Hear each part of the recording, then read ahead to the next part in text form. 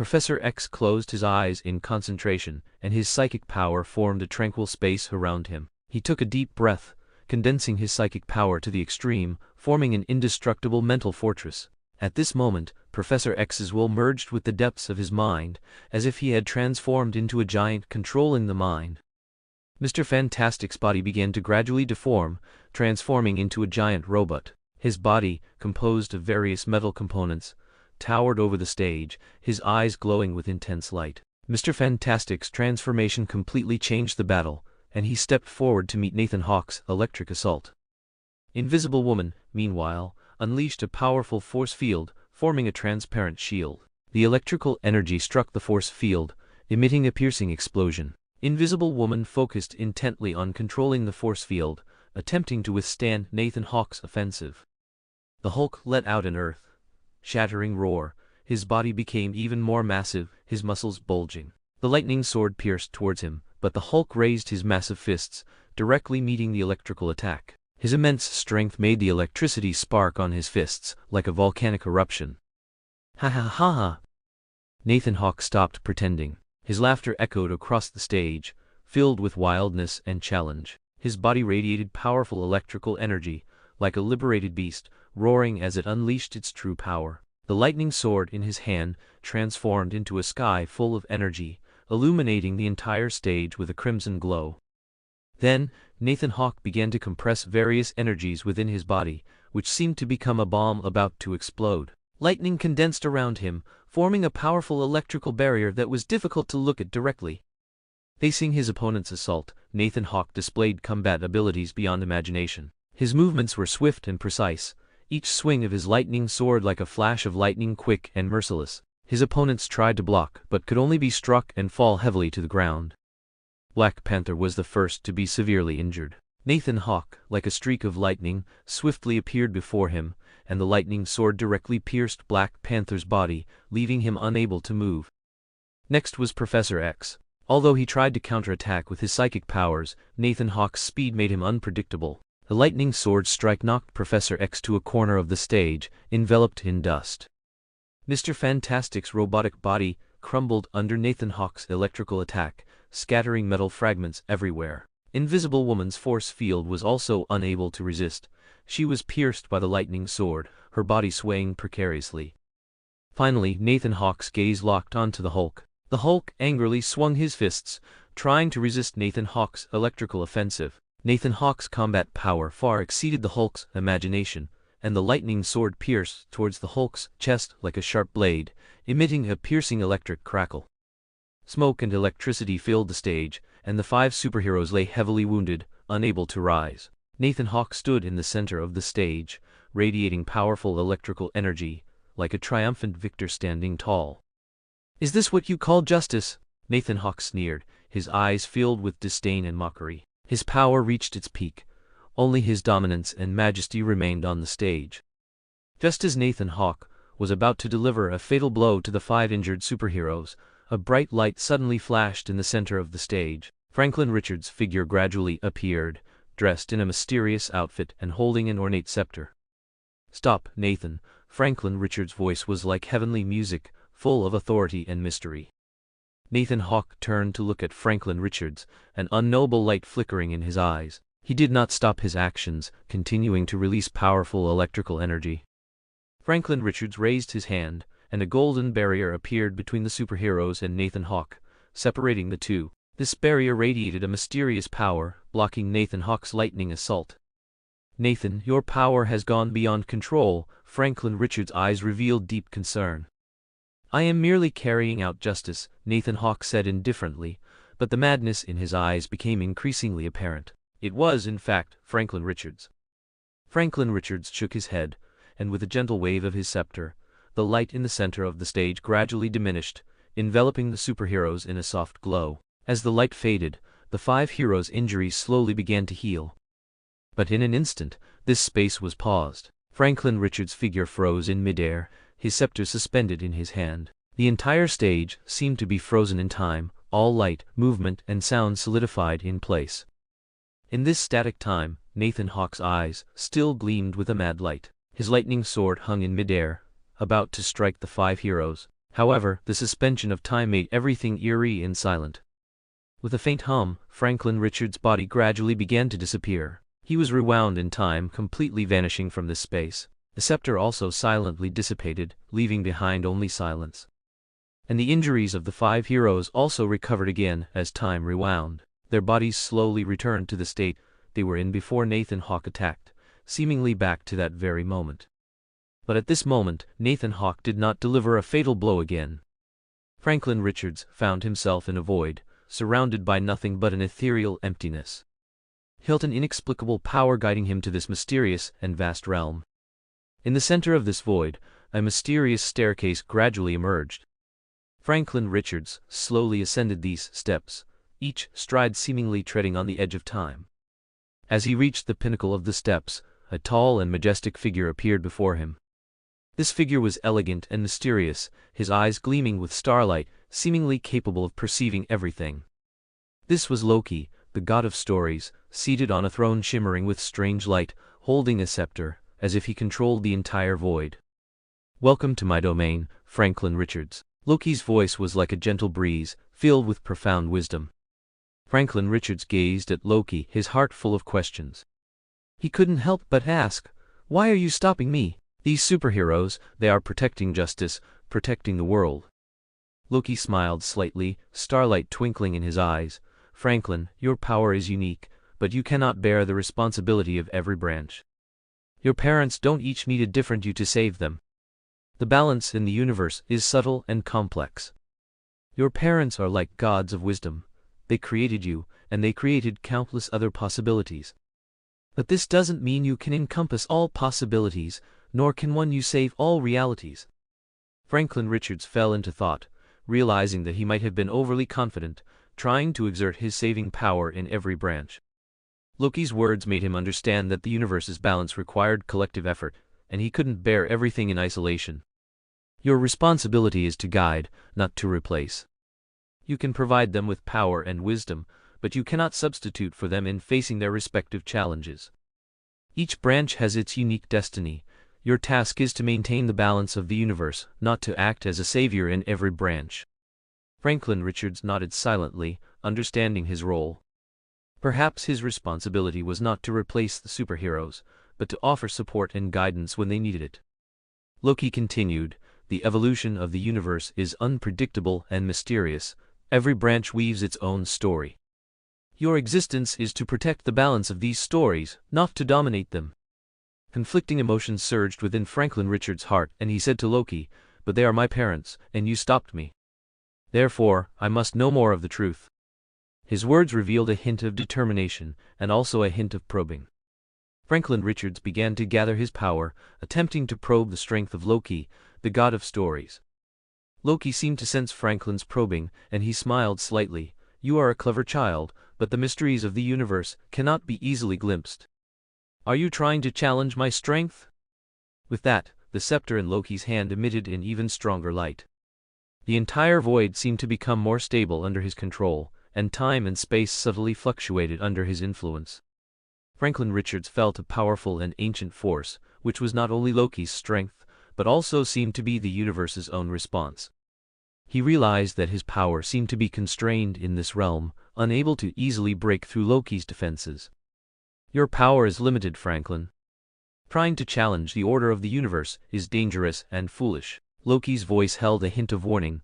At this moment, silence was more eloquent than words.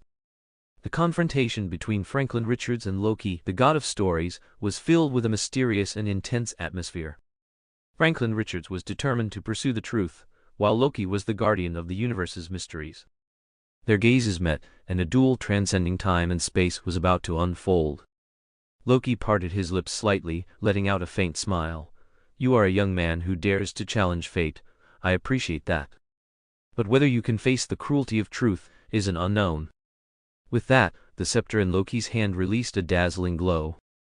A powerful force surged, and he seemed to transform into a streak of light, instantly appearing before Franklin Richards. Franklin Richards met Loki's attack, his entire body radiating a mysterious energy that gathered within him, forming a shield that blocked Loki's initial wave of attack. Franklin Richards felt the vibration of the shield, and his eyes showed determination. He concentrated more power, trying to stabilize the shield and resist Loki's might. Loki's attacks intensified, a hint of mockery flickering in his eyes.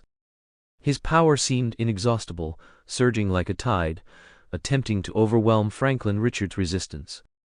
Tiny beads of sweat appeared on Franklin Richards' forehead as he felt the immense pressure from the universe. "Do you think you can withstand the power of the universe?" Loki's voice echoed through the void like a sneer. Franklin Richards gritted his teeth, feeling the energy flowing through his body. He began to comprehend something, as if he had a deeper understanding of the universe's operating principles. Suddenly, Franklin Richards' body emitted a strong golden light. This light permeated the void, illuminating everything clearly and brightly. Loki paused slightly, feeling the power emanating from Franklin Richards become ancient and mysterious. This power seemed to be connected to the universe's mysteries, giving him an indescribable shock. "You may possess a deeper power." A flicker of surprise crossed Loki's eyes, and he began to re-examine Franklin Richards before him.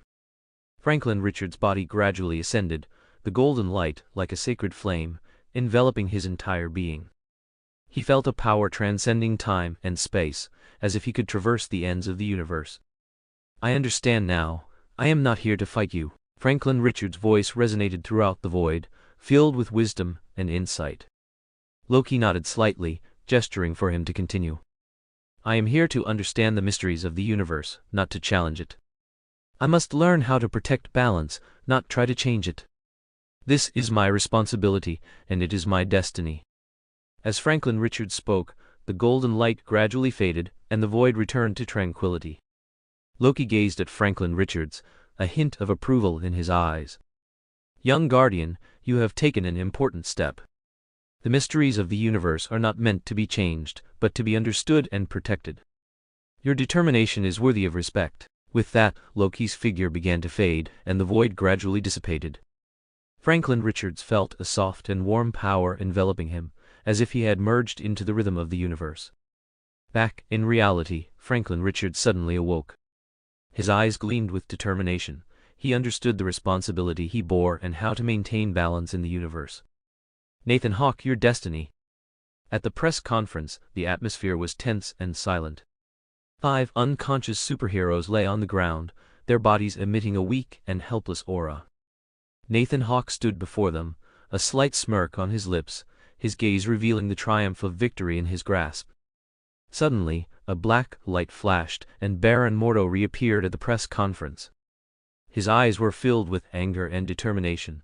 He could no longer tolerate Nathan Hawke's actions. "Nathan Hawke, that's enough." Baron Mordo's voice echoed like thunder throughout the venue, and a powerful dark energy emanated from his body. "Oh wow, if I were defeated, I'd probably be locked up in a cage by now." Nathan Hawke smiled slightly, unafraid of Baron Mordo's threat. Just as Nathan Hawke was about to launch another attack, a strange atmosphere spread. Mephisto, an entity full of eerie and mysterious aura, suddenly appeared on the scene. He stood beside Baron Mordo, his eyes glinting with cunning. "Mr. Hawke, your plan might be a bit too ambitious." Mephisto's voice was low and mocking. "These superheroes are the guardians of this world. By what right do you arbitrarily manipulate their destinies?" Nathan Hawke's gaze was sharp. He was surprised by Mephisto's appearance. "I don't need anyone to interfere with my plans. Moreover, is this really good for you? Openly associating with the Lord of Hell." Nathan Hawke swiftly scanned the severely injured superheroes he had defeated. "It seems you already have your next move, Baron Mordo." Baron Mordo snorted coldly, not answering. Mephisto smiled and nodded at Nathan Hawke. "Exactly, Mr. Hawke. I have unique insights into contracts and souls, and your plan involves some of those details." Nathan Hawke frowned. He was unwilling to accept any interference, and with a wave of his hand, a fierce telekinetic attack surged towards the two. Mephisto's smile widened, saying, "I will discuss it with your world's Ancient One when the time comes. As for the spatial rift, I'll take care of it for you." With that, Mephisto raised his hand, and a black contract rune appeared in the air. This rune emitted a mysterious energy fluctuation, blocking Nathan Hawke's attacks one by one. Seeing this, Baron Mordo also joined the fray. He released even stronger dark energy, combining forces with Mephisto to force Nathan Hawke back several steps. Nathan Hawke found a landing spot and said to Mephisto, "What you two are trying to do might be a bit difficult." "Oh," Mephisto's eyes flickered, "the harder it is, the better. The harvest will be even more joyful perhaps." Nathan Hawke did not reply, completely pessimistic about what Baron Mordo and Mephisto intended to do. Perhaps from the very beginning, Baron Mordo had prepared two contingencies. The first was to defeat and capture him, and incidentally examine the technological capabilities of Hawke Group.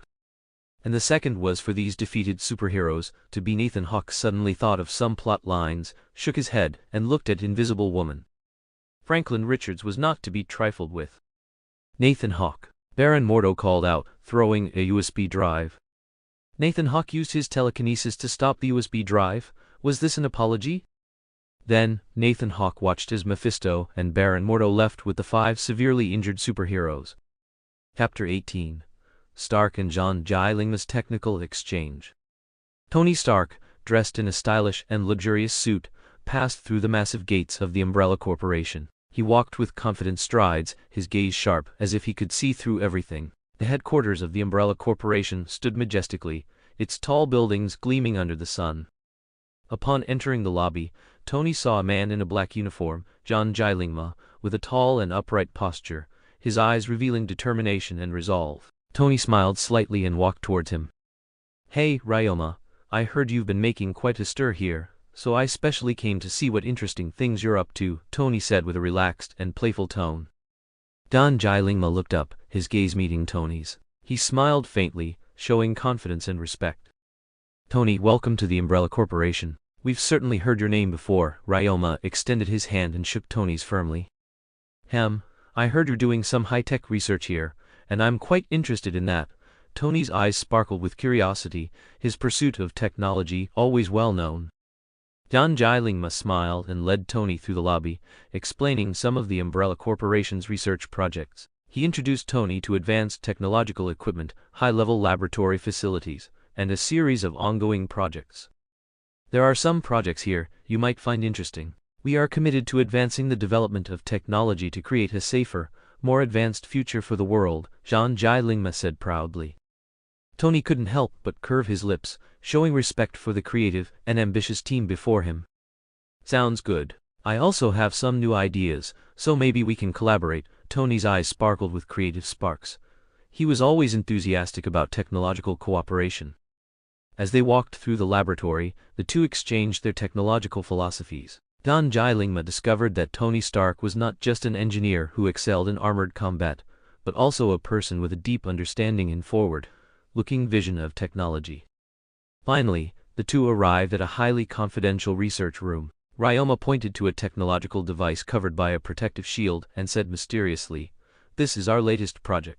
We hope to use this technology to create a safer and more peaceful future for the world." Tony stared intently at the technological device, his eyes sparkling with curiosity for the unknown.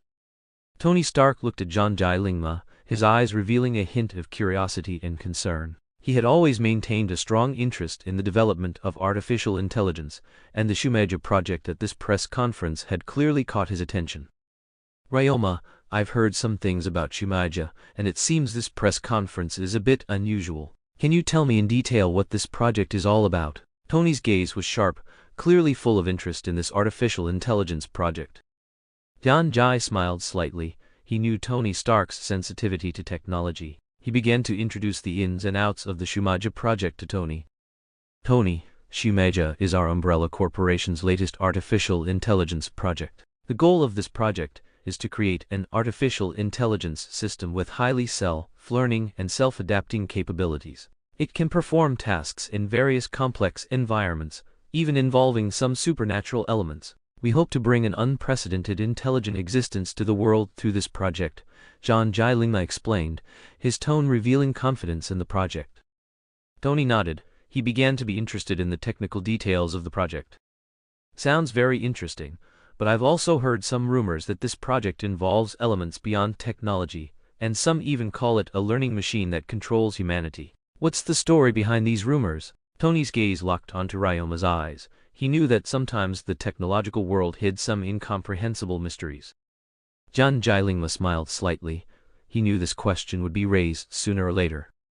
Yes, Tony, this project indeed contains elements that go beyond the scope of technology. In our research, we found that the development of artificial intelligence has gradually touched upon some mysterious boundaries, and Shumaja is a concept that emerged during this exploration. It is not traditional artificial intelligence, but possesses some characteristics similar to supernatural powers, which gives it an advantage in handling some special tasks. Of course, this is also one of the reasons why we conduct cautious testing and research. We hope to uncover the mysterious veil of this field, John Jai Lingma replied candidly. Tony frowned. He always maintained some vigilance towards elements beyond the scope of technology. This sounds a bit like playing with fire, Ryoma. Have you considered the potential risks? Tony's voice carried a hint of worry. He knew that some things, once touched, might be difficult to control. Don Jai Lingma nodded in acknowledgement, understanding the risks of this project. Of course, Tony. We are carefully conducting tests and monitoring to ensure that Shumaja does not evolve into an uncontrollable force. We hope to bring benefits to humanity through this project, not irreversible consequences. John Jai Lingma's tone revealed his sense of responsibility for the project. An Jai Lingma opened a holographic projection device, and immediately, information related to the Shumaja project appeared in the air. Tony Stark and Ryoma stood in front of the screen, beginning to discuss some highly advanced technical terms together. An Jai Lingma pointed to the chart on the projection screen and introduced, first, this is the core processing unit of our Shumaja project. We use a brand new quantum computing technology to achieve ultra-high-speed information processing. This processing unit is not just an upgraded version of traditional computers, but also incorporates some neural network elements, allowing the learning and adaptive capabilities of artificial intelligence to reach an unprecedented level. Tony Stark carefully observed the chart. He was always curious about new technologies. Quantum computing sounds very interesting. In that case, Shumaja's computational speed should be quite astonishing, right? Tony asked, his eyes sparkling with enthusiasm for technology. Don Jai Lingma nodded in response. Yes, Tony. We utilize the characteristics of quantum superposition to greatly enhance computational speed. This has significant advantages for processing large-scale data, simulating complex scenarios, and making quick decisions. Moreover, we have also introduced some self-learning algorithms, allowing Shumaja to continuously evolve during the computation process. Tony showed a hint of admiration. Self-learning algorithms. This is indeed the future direction of artificial intelligence development. However, such a system requires a large amount of data support, right? Don Jai Lingma smiled and nodded. That's right, Tony. Big data is the foundation of Shumaja's learning. We continuously collect and update data through global data centers and sensor networks. This allows Shumaja to better understand and adapt to different environments in practical applications. As the conversation progressed, they gradually delved into the technical details, discussing various advanced algorithms, new materials, and the application of energy systems. Tony Stark demonstrated his unique insights into future technology, and Ryoma also drew some cutting-edge ideas from him. Ryoma, you know, at Stark Industries, we once researched a miniature energy reactor that could provide a continuous supply of energy for artificial intelligence-equipped devices. I think if we could integrate this reactor into Shumaja's core, it might further increase the system's sustained operating time, Tony said seriously, as if he had already outlined a brand new concept in his mind. An Jai Lingma's eyes flashed with excitement, and he immediately joined the conversation, pressing Tony for details of his concept. Tony continued to explain, this miniature energy reactor can use small-scale nuclear fusion reactions to fuse light elements into heavier elements, releasing a large amount of energy. Although we encountered some problems in past experiments, if we can overcome these technical difficulties and successfully apply it to Shumaja, it will bring unprecedented energy output. An Jai Lingma listened intently, knowing Tony's genius mind and full of confidence in the feasibility of this concept. This concept is very creative, Tony. We can organize a dedicated team to conduct in-depth research to see if this technology can be integrated into Shumaja. This will be a huge technological breakthrough. Ryoma's eyes sparkled with a desire for the unknown. Tony smiled, then added, moreover, in some areas of my research, I discovered a new type of material that has extremely strong conductivity and high temperature resistance, which can be used to enhance Shumaja's internal electronic components. This might improve the overall system's stability and efficiency. As Tony introduced The charts on the projection screen updated, displaying the molecular structure and electrical properties of the novel material. Ryoma listened attentively, developing a strong interest in this cutting-edge technology. Next, Tony opened up. Ryoma, have you heard of quantum nanomechanical human? Tony's eyes sparkled with excitement as he began to introduce this emerging technology. Quantum nanomechanical human? Sounds very advanced. Can you tell me more specifically? John Lingma showed a strong interest in this field. Tony pointed to the chart on the projection screen and explained, this is a nanomechanical human that uses quantum effects to perform tiny tasks. They can utilize the properties of quantum superposition and quantum entanglement to process multiple tasks simultaneously, greatly improving efficiency. Imagine, they can perform precise treatments within the human body or execute complex operations in the microscopic world. Don Lingma's eyes flashed with shock. This is indeed a remarkable technology. In the fields of medicine and scientific research, it will have enormous application potential. Tony continued to share, there's another technology I've been fascinated with recently, called holographic quantum computing. It not only combines holographic technology and quantum computing, but also can perform calculations and data storage in three-dimensional space. This means we can process massive amounts of information in a holographic cube, achieving unprecedented information storage density and computational speed.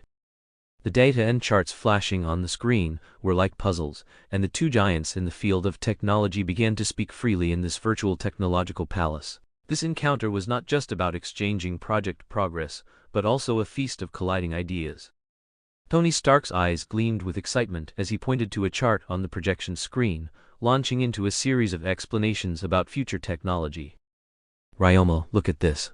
This is a technology I've been researching recently. I've named it the Photon Energy Transmission Device. Basically, by manipulating the energy of photons, we can achieve wireless energy transmission. This way, batteries can become a thing of the past, and devices will only need light exposure to receive energy. This has a revolutionary impact on the sustainability of future energy sources, Tony explained excitedly.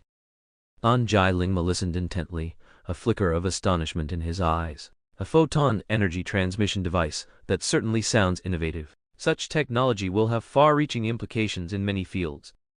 Just as the two were engrossed in their conversation, the artificial intelligence projection, SAGE, appeared in John Lingma's control room. Sir, Umbrella Corporation has detected an intruder. Don Lingma's expression became calm and focused. He tapped the control panel a few times, and a stream of intruder data appeared on the projection screen. SAGE, track the intruder's source and intent. We cannot allow anyone to easily infiltrate Umbrella Corporation's network. John Lingma's voice carried firm resolve. SAGE's projection responded, tracking is already underway. The intruder used some advanced anonymization techniques, but my algorithms are currently parsing them. We expect to identify their identity and purpose very soon. Don Lingma nodded, his gaze fixed on the screen. At the same time, he realized that Tony Stark was also observing the situation. Tony, I apologize, there might be a small issue. Someone is attempting to infiltrate our network. I will resolve this problem as quickly as possible, John Lingma explained to Tony, his expression remaining calm. Tony smiled faintly, looking at Ryoma. It's fine, this happens often. I have full confidence in your network security capabilities. Don Lingma nodded, then turned to SAGE and said, strengthen network defenses and quickly pinpoint the intruder. I don't want anyone easily breaking into our core systems. SAGE's projection nodded in affirmation, continuing to track and analyze the intruder. Tony watched the data stream on the screen. He had some understanding of network security, but it was clear that Umbrella Corporation's professional team would handle this situation. The monitoring content located by SAGE's projection screen showed a group of tiny ants working closely together. Among them, a peculiar armor on one ant caught attention. The armored figure quickly became clear, revealing a larger, stronger physique compared to normal ants. Tony Stark watched the surveillance footage, a slight frown on his brow. He immediately informed John Lingma of this information. Ryoma, on my way here, I encountered Ant-Man Hank Pym from a parallel world. He was wearing armor similar to what's shown in this footage. It seems they've somehow crossed over into our world. Tony's tone revealed a hint of tension. An Lingma silently absorbed the information, his eyes flickering with thought. Hank Pym was a highly reputable figure in the field of technology, and his armor technology was quite advanced. His appearance at Umbrella Corporation's headquarters was clearly a challenge. "Tony, you have a history with Hank Pym. His purpose in coming might not be friendly," Zhang Jialingma warned, his gaze firm. Tony nodded, clearly understanding the seriousness of the situation. "Ryoma, this parallel world's Hank Pym seems to be interested in you. Their invasion might not just be about technology, it could involve other factors. Is there anything here that they urgently need?" Tony inquired, hoping to understand the intruder's true purpose. Zhang Jialingma pondered for a moment, then said, "During the battle at the press conference, just now, an individual piloting an Iron Man armor was apprehended by the corporation." Tony Stark's brow furrowed upon hearing Zhang Jialingma's reply. He recalled the battle he had seen over New York on his way there, and took a deep breath. "It seems they have a strong interest in the captured pilot, possibly wanting to rescue him. Also, during the battle in New York, I saw some Iron Legions. I was originally going to collect some data, but I rushed over after receiving your invitation," Tony explained, his tone revealing concern for the situation. Zhang Jialingma made a calm and decisive decision. He spoke to the control panel, Sage, strengthen monitoring of Ant-Man Hank Pym, ensure he cannot leave Umbrella Corporation headquarters. At the same time, notify the headquarters security team to be on alert. We cannot let them escape easily. A series of command executions flashed across Sage's projection screen, and Umbrella Corporation's security system immediately entered a state of high alert. Tony Stark watched Zhang Jialingma's decisive action and nodded in agreement. "Good, we need to act quickly to thwart their plan. If they want to rescue the captured armor pilot, it means that pilot is very important to them." Zhang Jialingma nodded in agreement. "Yes, I have already instructed Sage to monitor Ant-Man's every move. We cannot let them succeed. Tony, I know you have extensive experience. Do you have any suggestions?" Tony thought for a moment, then said, "First, we need to figure out how exactly they crossed over into our world. This might involve some advanced technology or extra-dimensional forces. At the same time, we need to understand their purpose, why they chose to invade Umbrella Corporation at this particular moment. I can use my technical equipment to analyze these situations." Zhang Jialingma moved the controller in his hand to one side, and the screen displayed a photo of Riri Williams along with footage of her in the New York battle. "Tony, this is Riri Williams, whom we captured during the battle in New York. She is a young black girl, piloting an advanced armor, and she engaged our Iron Legion in combat. They seem very eager to rescue her." Zhang Jialingma's tone revealed curiosity about the girl's identity. Tony Stark looked at the photo on the screen, his brow slightly furrowed. "Riri Williams, never heard of her." Zhang Jialingma continued to explain. "According to our preliminary investigation, she comes from a parallel world similar to ours, but with some subtle differences. She appears to be a technological genius in that world, and her armor technology is extraordinary. The intruders might be trying to utilize her technology or have other motives." However, upon seeing the armor the opponent was piloting and the Iron Legion, Tony Stark noticed that these armors seemed to bear his influence. The design and technology of this armor, it looks somewhat familiar. Could it be my design? Tony Stark's eyes flickered with doubt. Zhang Jialingma nodded. "Yes, Tony. According to our analysis, the design of these armors is indeed similar to some of your earlier works. It seems the opponent may have obtained your design blueprints from a certain timeline or a parallel world." Tony Stark frowned, realizing that a more complex story might be hidden behind this. "If it's my design, then the technological level of this parallel world might surpass what I currently know. This is not good." Zhang Jialingma added. "Furthermore, Riri Williams also seems to possess abilities beyond ordinary humans. She displayed excellent reactions and combat skills during the battle. We are still conducting in-depth research on her, but we do not yet fully understand her specific origins." Tony pondered for a moment before saying, "We need to act quickly and first stop Hank Pym and his team's plan. I can provide some technological equipment to enhance your security systems. At the same time, I can use my technical means to analyze the technology they used to cross over, to see if there's a way to prevent them from crossing again." Zhang Jialingma nodded in agreement. "Tony, we need your help. Let us work together to stop this potential threat." At the same time, 4 big words silently formed in his mind. Mission accomplished.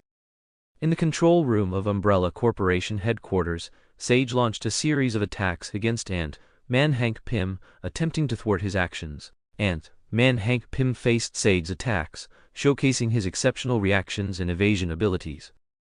Ant-Man skillfully manipulated the surrounding ants, using their bodies to block Sage's attacks. Beams of light and energy waves erupted in the air, forming a visual spectacle in conjunction with the coordinated movements of the ant swarm. Tony Stark stood beside John Lingma, watching the battle unfold on the monitoring screen. He was fixated, clearly impressed by Ant-Man Hank Pym's tactics and reaction speed. Yan Lingma calmly issued the command, "Sage, adjust the attack strategy, concentrate fire on Ant-Man's blind spots. We need to restrict his movements."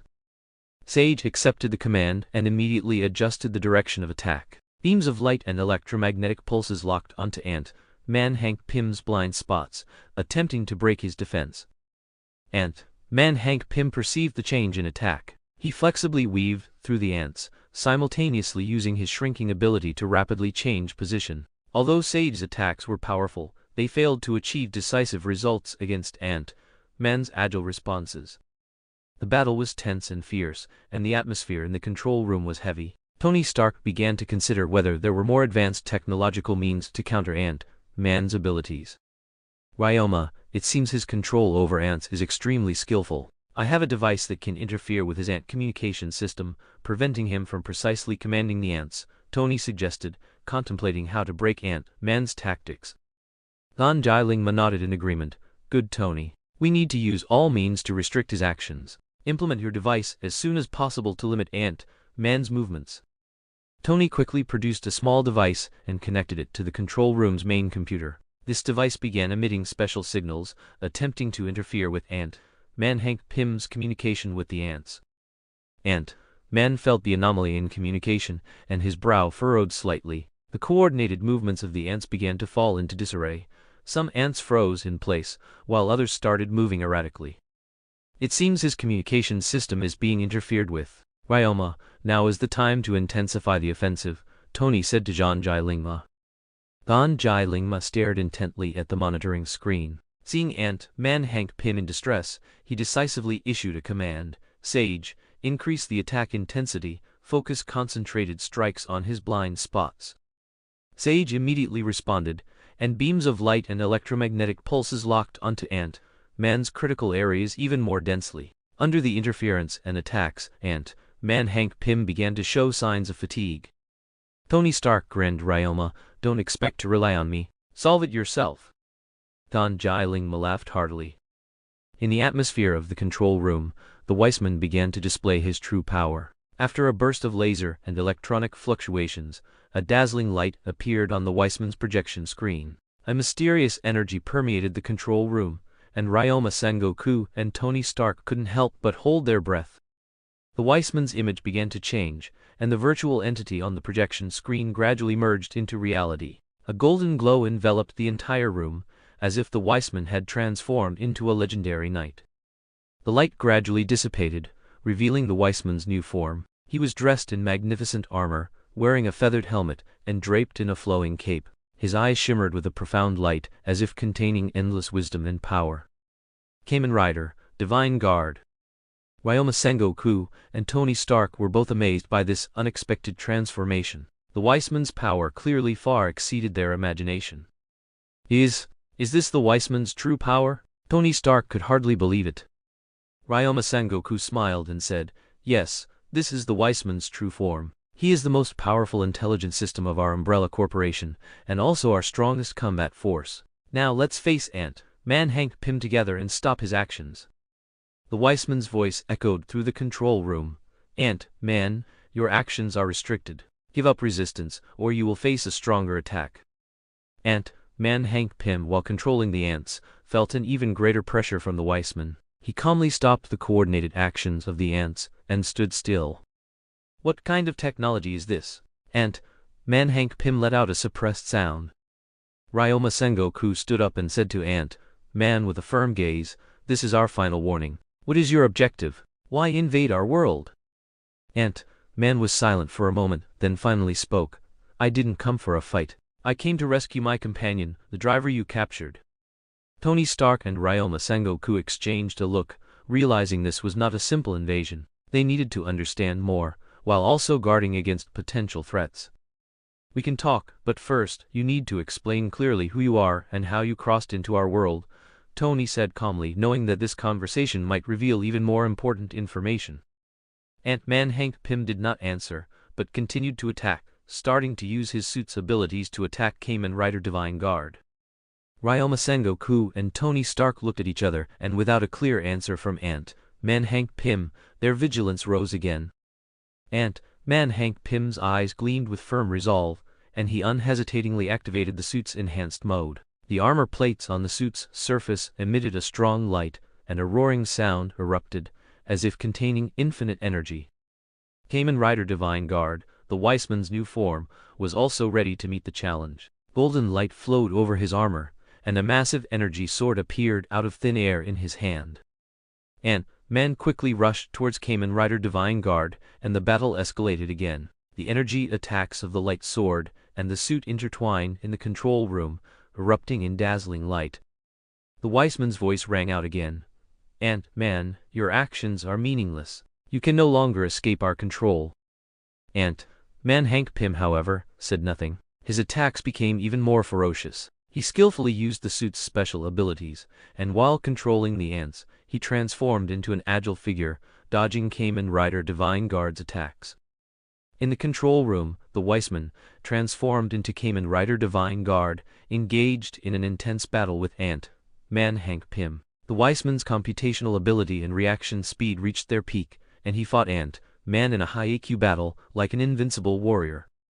Under Ant-Man Hank Pym's reinforced suit mode, his attacks became even fiercer. Unfortunately, the Weissman's Divine Guard form not only possessed powerful combat capabilities, but could also analyze Ant-Man's tactics in real time, quickly adjusting counter-strategies.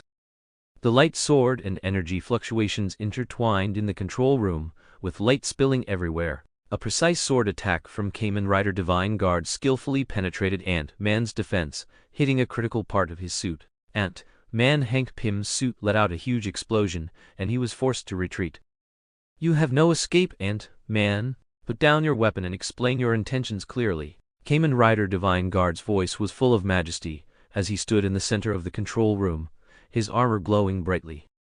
Ant-Man Hank Pym stood amidst the wreckage of his suit, a hint of helplessness in his eyes. Finally, he chose to put down his weapon, facing Kamen Rider Divine Guard.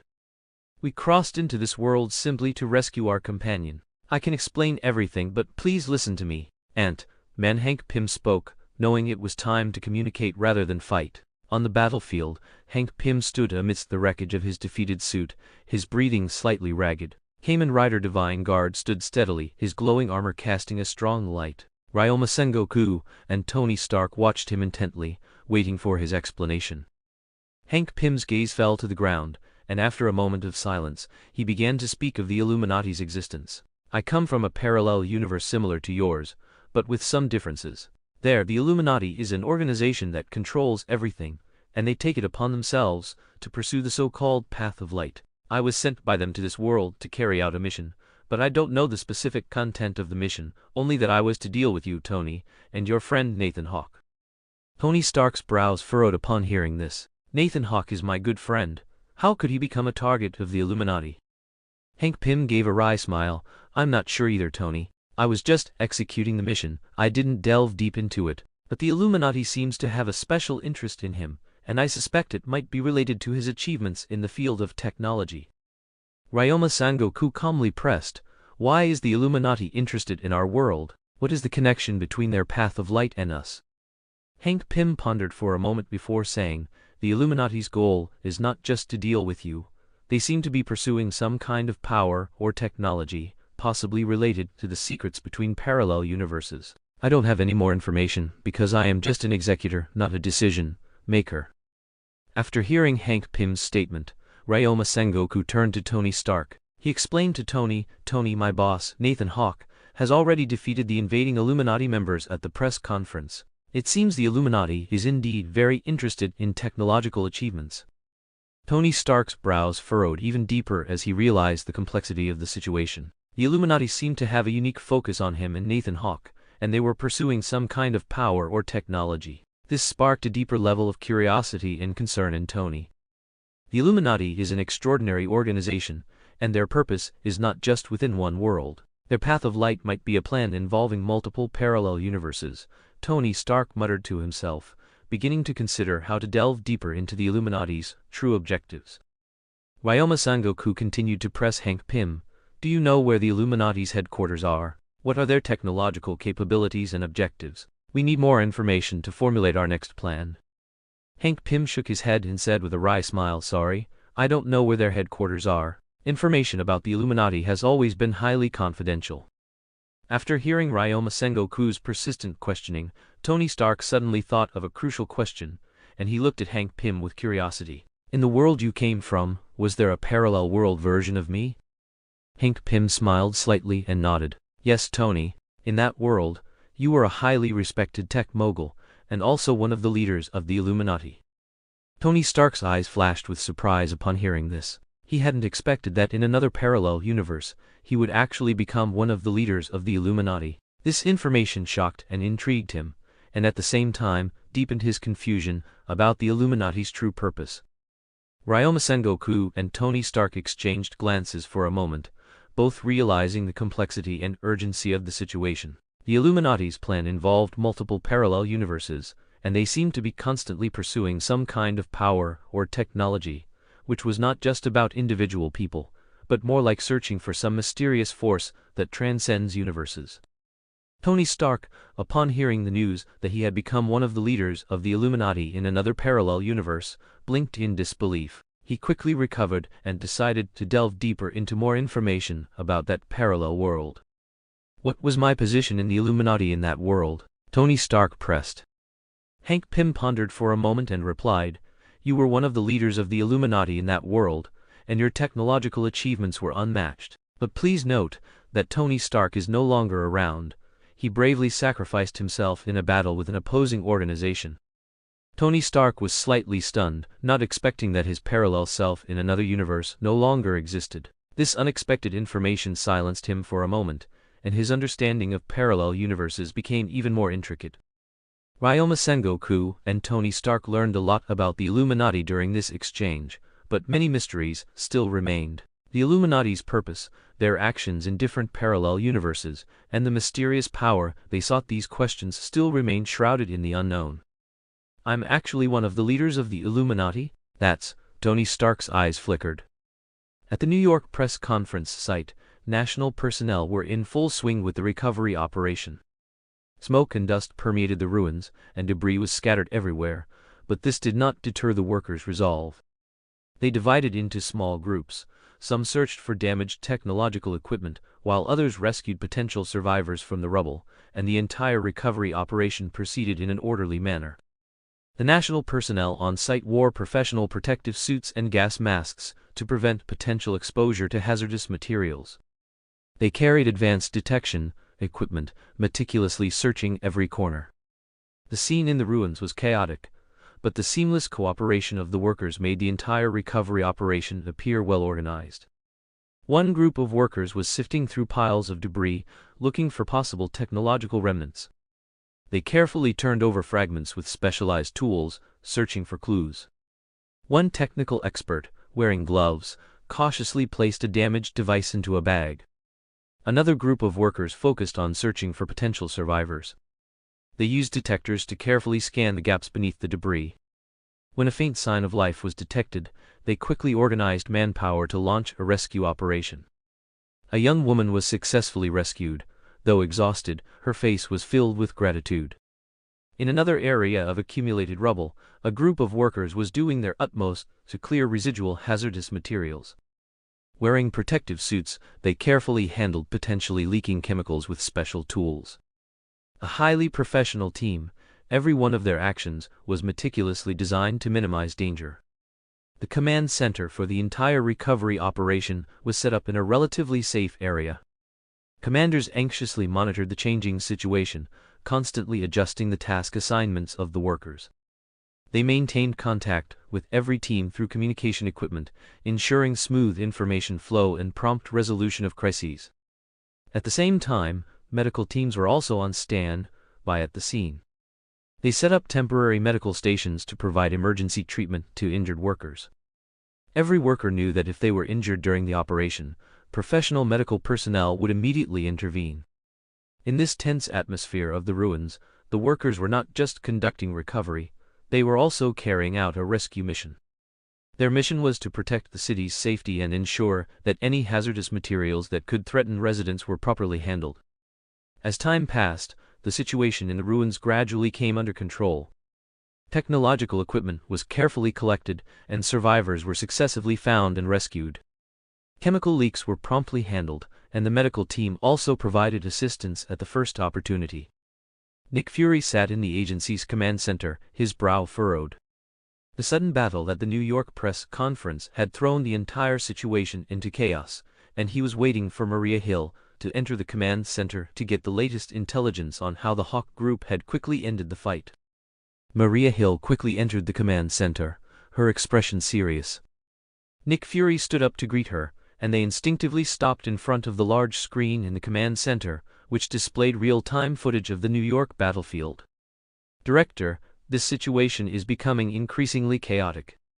The Hawke group's intervention, and how they managed to end the battle so quickly, we need to find out as soon as possible." Maria Hill's tone was firm, her gaze fixed on the constantly switching images on the screen. Nick Fury pondered for a moment, then asked, "Do we have the latest intelligence on the Hawke group's movements?" Maria Hill nodded, pointing to a certain area on the screen. "We tracked the Hawke group's activities. Their fighter jets hovered over New York for a period, then suddenly withdrew, seemingly having captured enemy personnel." Nick Fury watched the images on the screen, his brow furrowed. Maria Hill continued, "We are currently decrypting the Hawke group's communication channels to see if we can obtain more information. However, their technical level is very high, and the decryption process will take some time." Nick Fury nodded, then thought for a moment. "We need to personally contact the Hawke group to understand their stance and intentions. This is not just because they quickly ended the battle, but also because their strength itself has raised our suspicions." Maria Hill echoed, "Yes, Director. I have already dispatched a team of agents to the Hawke group's headquarters, hoping to communicate with them face-to-face about this incident." Nick Fury nodded slightly, a hint of worry in his eyes. "We cannot let our guard down. The outbreak at the New York press conference not only concerns the city's safety, but also involves the unknown threats we face. The Hawke group's actions must have a reasonable explanation." Maria Hill reconfirmed the intelligence in her hand. "Our experts are still analyzing the New York battlefield footage to see if they can find other clues. At the same time, I will ensure that the agent team can quickly establish contact with the Hawke group." "Good." Nick Fury took a deep breath. "We must ensure the safety of our city, but we also cannot act rashly due to suspicion. There may be factors behind the Hawke group's actions that we don't understand." Maria Hill reiterated, "We will decrypt the Hawke group's communications as soon as possible, and we will also communicate with them early through the agent team. At the same time, I recommend raising the alert level, just in case." Nick Fury nodded, his gaze firm. "Ensuring the safety of the people is our top priority, but we also cannot overlook potential allies in this process. Continue to closely monitor every move of the Hawke group. We need to understand their true intentions." Maria Hill nodded to Nick Fury, then left the command center, knowing her mission was arduous and urgent. Contacting the Hawke group, decrypting communications, and uncovering the truth of the New York battlefield, all these tasks required efficient and swift execution. Nick Fury remained in the command center, his eyes gleaming with firm determination. He knew that this incident might be the prelude to a larger conspiracy, and he had to protect the city and uncover the truth behind the events. In a moment of uncertain battle, Nick Fury knew he had to make the wisest decisions to ensure the safety of the world. "Carol, can I trust you?" Inside the command center, Nick Fury was deep in thought. He knew this was not just the end of a battle, but a complex and covert game. The outbreak at the New York press conference was just the beginning, and the Hawke group's subsequent intervention made the entire incident perplexing. On the screen, the ruins of the battlefield still emitted the embers of what had been engulfed by war. Nick Fury took a deep breath, determined to face the challenges ahead. He knew that communication with the Hawke group was crucial, and that he had to promptly ascertain their stance and motives. In this critical moment, Nick Fury decided to personally participate in contacting the Hawke group. He walked towards the command center's communication equipment, preparing for an urgent video call. Maria Hill quickly returned to her post, ready to decrypt the Hawke Group's communications. The command center staff began establishing a connection for Nick Fury, while also adjusting the communication equipment's security level. Everything was ready, and Nick Fury pressed the call button, and the Hawke Group's distinctive logo immediately appeared on the screen. Hawke Group, this is Nick Fury, director of CELD. We need to discuss matters concerning the New York press conference battle. Nick Fury's voice was firm and calm, conveying authority. The image on the screen quickly changed, and a representative of the Hawke Group appeared. He wore an elegant suit, a high-tech earpiece in his right ear, and an unsmiling expression. His eyes were deep, revealing an endless wisdom. Director Nick Fury, your appearance is unexpected. However, since you've come to us, let's have a good talk. The Hawke Group's representative's tone was flat, but it conveyed an unfathomable depth. Where is Nathan Hawke? Nick Fury asked calmly. The chairman is busy, Director Nick Fury. You can discuss any matters in detail with me, the Hawke Group's representative replied calmly. Nick Fury's brow furrowed slightly. He knew that the representative before him was not the Hawke Group's top leader, but he also understood that the other party's authority was not to be underestimated. I need to understand why you intervened in the war so quickly on the New York press conference battlefield, and why you were able to end the battle so swiftly. There are too many questions, and we need to ensure the city's safety. Your actions have caught our attention. Nick Fury's tone was firm. The Hawke Group's representative smiled faintly. He appeared composed and at ease, as if he had already anticipated such a conversation. Director Nick Fury, our intervention was to prevent a greater crisis. Some things are beyond your comprehension. Nick Fury secretly grew wary. He knew that the Hawke Group's strength was not to be underestimated, but the other party's answer did not clearly explain their true intentions. He continued to prevent a greater crisis? Can you elaborate? We need to be clear about your stance and objectives. The Hawke Group's representative shook his head slightly. Director, some things cannot be explained clearly right now.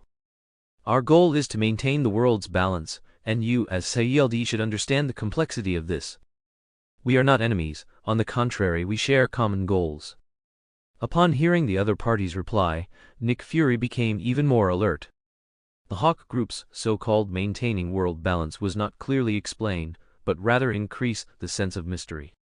He decided to ask directly, to maintain world balance, why did you not cooperate with the CELD, but instead chose to take unilateral action on the New York press conference battlefield?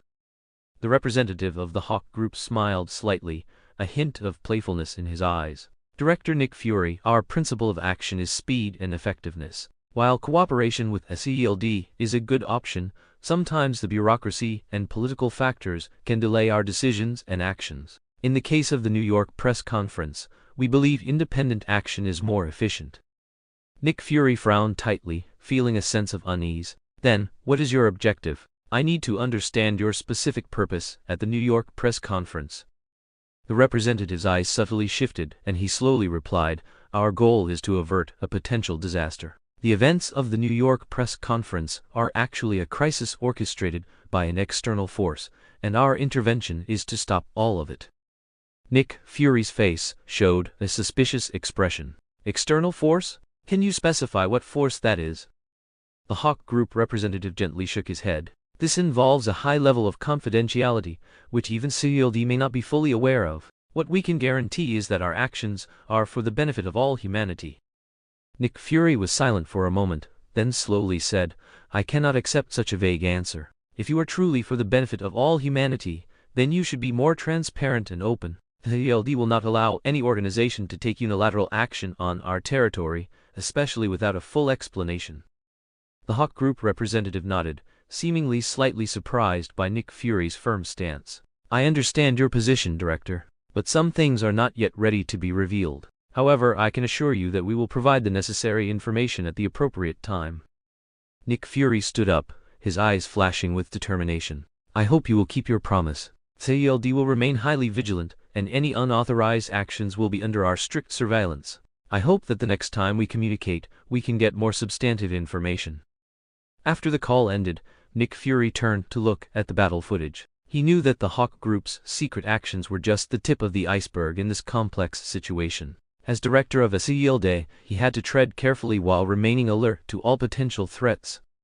Meanwhile, at a secret location of the Hawke Group, Nathan Hawke was reviewing a detailed report about the New York press conference. His eyes revealed deep thought. The events of the New York press conference were just a prelude, and the Hawke Group would play a crucial role in this grand scheme. In the night sky over New York, stars still twinkled, but in the shadows of the city, a game involving the future security of the world was quietly unfolding. Nick Fury stood in a corner of the command center, his gaze fixed on the screen in front of him. The screen was playing an intercepted video, showing Captain Marvel from a parallel universe, fiercely confronting a mysterious figure. The mysterious figure's movements were agile and powerful, seemingly possessing superhuman strength, which made Nick Fury frown deeply. Next to him, a linguistics expert was carefully analyzing the dialogue in the footage. He turned to Nick Fury, with a hint of uncertainty in his tone. "Director, according to our analysis, this mysterious superpowered individual might be a new warrior from the Hawke Group. They call him Borsellino." Nick Fury nodded, a flicker of deep thought in his eyes. "Borsellino. Do we have any information on him?" The linguistics expert shook his head. "Currently very little. We only know that he has recently appeared in some important activities of the Hawke Group and seems to possess very special abilities. However, his information is highly secretive, and we need more time to dig up information." Nick Fury walked to the window, looking at the bustling city nightscape outside, his worries deepening. The Hawke Group's actions are becoming increasingly unfathomable. The appearance of Borsellino undoubtedly gives us more reason to remain vigilant. We must find out his true identity and purpose.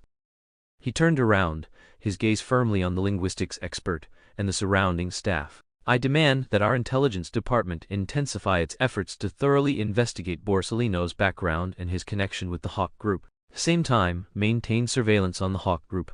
We cannot let any of their actions escape our sight." Nick Fury's voice was full of determination. The Hawke Group has indeed cultivated a superpowered individual like Borsellino, then their objectives might be far more complex than we imagine. We must be prepared to deal with any situation that may arise. "Director," Maria Hill gently interrupted Nick Fury's thoughts. Nick Fury held an emergency meeting with Maria Hill in his office. A tense atmosphere filled the air. They were discussing the information provided by the parallel universe's Captain Marvel, which involved Nathan Hawke of the Hawke Group and his potential conspiracy. "Maria, according to Captain Marvel from the parallel universe, Nathan Hawke is not only a threat to our world, but also a disruptor in other worlds." Nick Fury's voice was heavy, his eyes deep.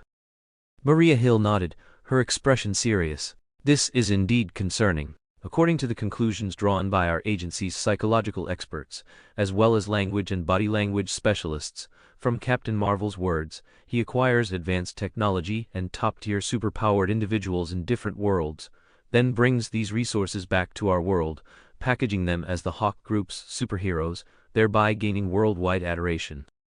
Nick Fury walked to the window, gazing at the night view outside. "This behavior is not only manipulation of our world, but could also trigger interuniversal conflicts. If he is truly engaging in such activities in different worlds, then what exactly is his purpose?" Maria Hill frowned tightly. "We must act immediately. First, we need to verify the authenticity of this information. Then, we need to thoroughly investigate the true goals of the Hawke Group and Nathan Hawke." Nick Fury nodded, turning around, his eyes resolute. "We also need to establish contact with allies in other worlds to gather more information about Nathan Hawke. If he is indeed collecting superpowered individuals and advanced technology, we must know how he intends to use these resources." Maria Hill picked up her notebook. "I will immediately organize a team to begin the investigation. We need to proceed from both internal and external directions, ensuring no blind spots are left." Nick Fury walked back to his desk, taking a deep breath. "This may be one of the biggest challenges we face. The Hawke Group appears glamorous on the surface, but their true intentions could pose a threat to the entire world. We must act cautiously while preparing for the worst. Also, those experts must be monitored, and no one else is allowed to contact them." "Yes, Director." Nick Fury sat quietly in his office late at night, his mind racing. He was deeply worried about his side's high-end combat capabilities. Although CELD possessed some of the world's top agents and technology, they seemed outmatched when facing superpowered individuals potentially from other worlds. Maria Hill entered the office, and, seeing Nick Fury's expression, knew what he was worried about. She sat quietly opposite him, her voice calm yet full of concern. "Nick, are you worried about our insufficient combat power?" Nick Fury nodded, his voice heavy. "Yes, Maria. Our team is strong, but if the Hawke Group is truly collecting superpowered individuals, and even has technological support from other worlds, then the threat we face will be unprecedented." Maria Hill understood his concerns. "We need to consider strengthening our own forces. Perhaps it's time to contact some old allies, or even seek new powerful support." Nick Fury nodded in agreement. "Indeed, we may need to seek the help of superheroes, and perhaps even consider temporarily joining forces with certain traditional enemies. In the face of such a global threat, we need all the help we can get." He stood up and walked to the window, looking out at the city under the night sky. "This will be a whole new kind of battle, not just a physical confrontation, but a contest of wits and strategy. We need more allies, more strength, to ensure victory." Maria Hill stood up and stood beside him. "We will find a solution, Nick. You always find a way out of difficulties. Our team will go all out, no matter what challenges we face." Nick Fury turned around and smiled slightly. "Thank you, Maria. We indeed face huge challenges, but I believe that as long as we stand united, there is nothing we cannot overcome." In the dead of night, two old friends stood side by side, facing unknown challenges together. Steve Rogers, upon learning of Nick Fury's concerns about CELD's high-end combat capabilities, immediately realized the gravity of the situation. In his training room, he stopped his training, his expression becoming exceptionally serious. Steve was accustomed to facing various threats, from Nazis to alien invaders. He had always been a frontline warrior against evil. This time, the situation seemed more complex and dangerous. The Hawke Group's actions and Nathan Hawke's ambitions, possibly even involving inter-universal forces, were beyond his previous experience. Steve stood by the window, gazing at the city outside. His heart was filled with determination and a sense of responsibility. If the Hawke Group is truly amassing inter-universal power, then this is not just CELD's problem, but the entire world's problem, he muttered to himself. He knew that as Captain America, he had a responsibility to step up, not only to protect his country, but also to protect the entire world from threats. Steve picked up the phone and contacted Nick Fury. "Nick, I heard about the Hawke Group. Tell me, what can I do?" Nick Fury's voice came through the phone. "Steve, we may be facing a whole new kind of war. We need all reliable forces, including you." "I'm always ready," Steve's voice was firm. "We may need to rally all our allies, including the superheroes. I'll contact them. We need to discuss a strategy together." After the call ended, Steve Rogers quickly sprang into action. He knew time was of the essence. He had to not only contact other superheroes, but also prepare his own battle strategy. For him, protecting the world and upholding justice always came first. Beep beep beep. "Hello, this is the super invincible handsome guy, Tony Stark. Please leave a message if you have something." Steve listened to the voice coming through the phone, about to leave a message. Suddenly, the call was answered. "Hello, this is Ryoma Sengoku. What's the matter?" Beep, beep, beep, beep. In Ryoma Sengoku's lab, Tony Stark, who was sifting through data, asked Ryoma Sengoku without turning his head, "Whose call?" "Steve, Captain America," Ryoma Sengoku said. "Oh, Captain America, it seems he has something for me," but he hung up, so it doesn't seem like a big deal. "I'll just send him a message." Tony Stark continued to immerse himself in his work. Ryoma Sengoku also nodded, then joined him in his work. Meanwhile, Steve Rogers at this moment had a worried expression. The Great War was about to begin, and his side was already down one member. Carol Danvers, the Captain Marvel of a parallel world, slowly awoke in the Umbrella Corporation's high-tech containment facility. Beside her was Riri Williams, a young and vibrant superhero. Before them lay an unfamiliar and high-tech environment, with the containment facility equipped with various advanced devices and monitoring systems. Carol's head was still throbbing as she tried to recall what had happened. She remembered that she and Riri had encountered unprecedented powerful resistance while fighting the Hawke Group. They were defeated by an unimaginable force, and then everything became blurry. Next to her, Riri Williams was also struggling to open her eyes, looking more exhausted than Carol. Her chest plate showed clear signs of battle, proving her bravery and resilience in the fight. Carol struggled to sit up, looking around with calm and determined eyes. "Riri, are you all right?" she asked. Riri nodded, though her face was still a bit pale. "Yes, I'm fine. But where are we?" Have we been captured? Carol carefully observed her surroundings. It looks like a high-tech containment facility. I guess this must be a Hawke Group facility, or rather, the territory of Nathan Hawke's other company, the Umbrella Corporation. Riri nervously looked around. So what do we do now? We seem to be trapped here. Carol took a deep breath, trying to analyze the situation. First, we need to figure out why they captured us and what their purpose is. Then, we must find a way to escape from here. Riri nodded softly, a determined glint in her eyes. I agree. We can't just give up like this. The two began to check their gear. As expected, they found that their communication devices and some key equipment had been confiscated. This increased the difficulty of their escape, but Carol and Riri were warriors who had been through countless battles, and they wouldn't give up easily. Carol walked to a corner of the containment facility and gently tapped the wall with her hand. These walls seem particularly sturdy. Ordinary force would be difficult to break through. Riri walked over, observing carefully. We need to find their weak points. Perhaps there's some system we can exploit. Just then, a door suddenly opened. A scientist wearing the Umbrella Corporation uniform walked in, his eyes filled with curiosity and a research-oriented gaze. Carol and Riri immediately became alert, preparing to deal with any potential threat. Kreutz showed no hostility. He looked at the two and, after learning their names from Nathan Hawke, said, Carol Danvers? Riri Williams? Welcome to the Umbrella Corporation. I am the research director here, and I'd like to talk to you. Carol stood up straight, tense. We have nothing to talk about. Tell us, why did you capture us? Kreutz smiled. You are very special individuals. We are very interested in your abilities. If you are willing to cooperate, we can offer you many things. Riri responded coldly. We will not cooperate with you. Our mission is to protect the world, not to become tools for some dictator. Kreutz's expression turned serious. This is not just about you. This is about a larger plan. The boss has his vision, and you can become a part of that vision. Carol and Riri exchanged glances. They knew this was a tricky situation, but they also knew that no matter what the other party said, they could not abandon their beliefs. No, we will not be your pawns, Carol said firmly. We will find a way to leave here and then stop your plans. Kreutz sighed, looking somewhat disappointed. That is your choice. But remember, you have no choice here. With that, he turned and left the containment facility, leaving Carol and Riri alone. Carol turned to Riri. We cannot give up. We need to find a way to escape and return to our world as soon as possible. The situation here is more complex than we imagine.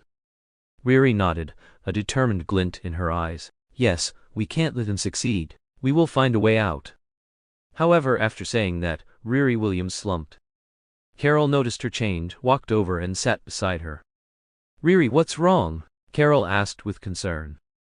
Riri looked up at Carol, her eyes filled with helplessness and frustration. Carol, haven't you thought about it? We can move freely in this containment facility. They don't even have particularly strict guards. Doesn't this prove that the Hawke Group isn't worried at all that we can escape? Their level of control over us might be far beyond what we imagine. Carol listened silently, her brows also beginning to furrow. Indeed, Riri had a point. If they truly posed a threat to her and Riri, the Hawke Group should have implemented stricter monitoring and restrictions. This relatively relaxed attitude undoubtedly hinted at their absolute confidence in controlling the two of them.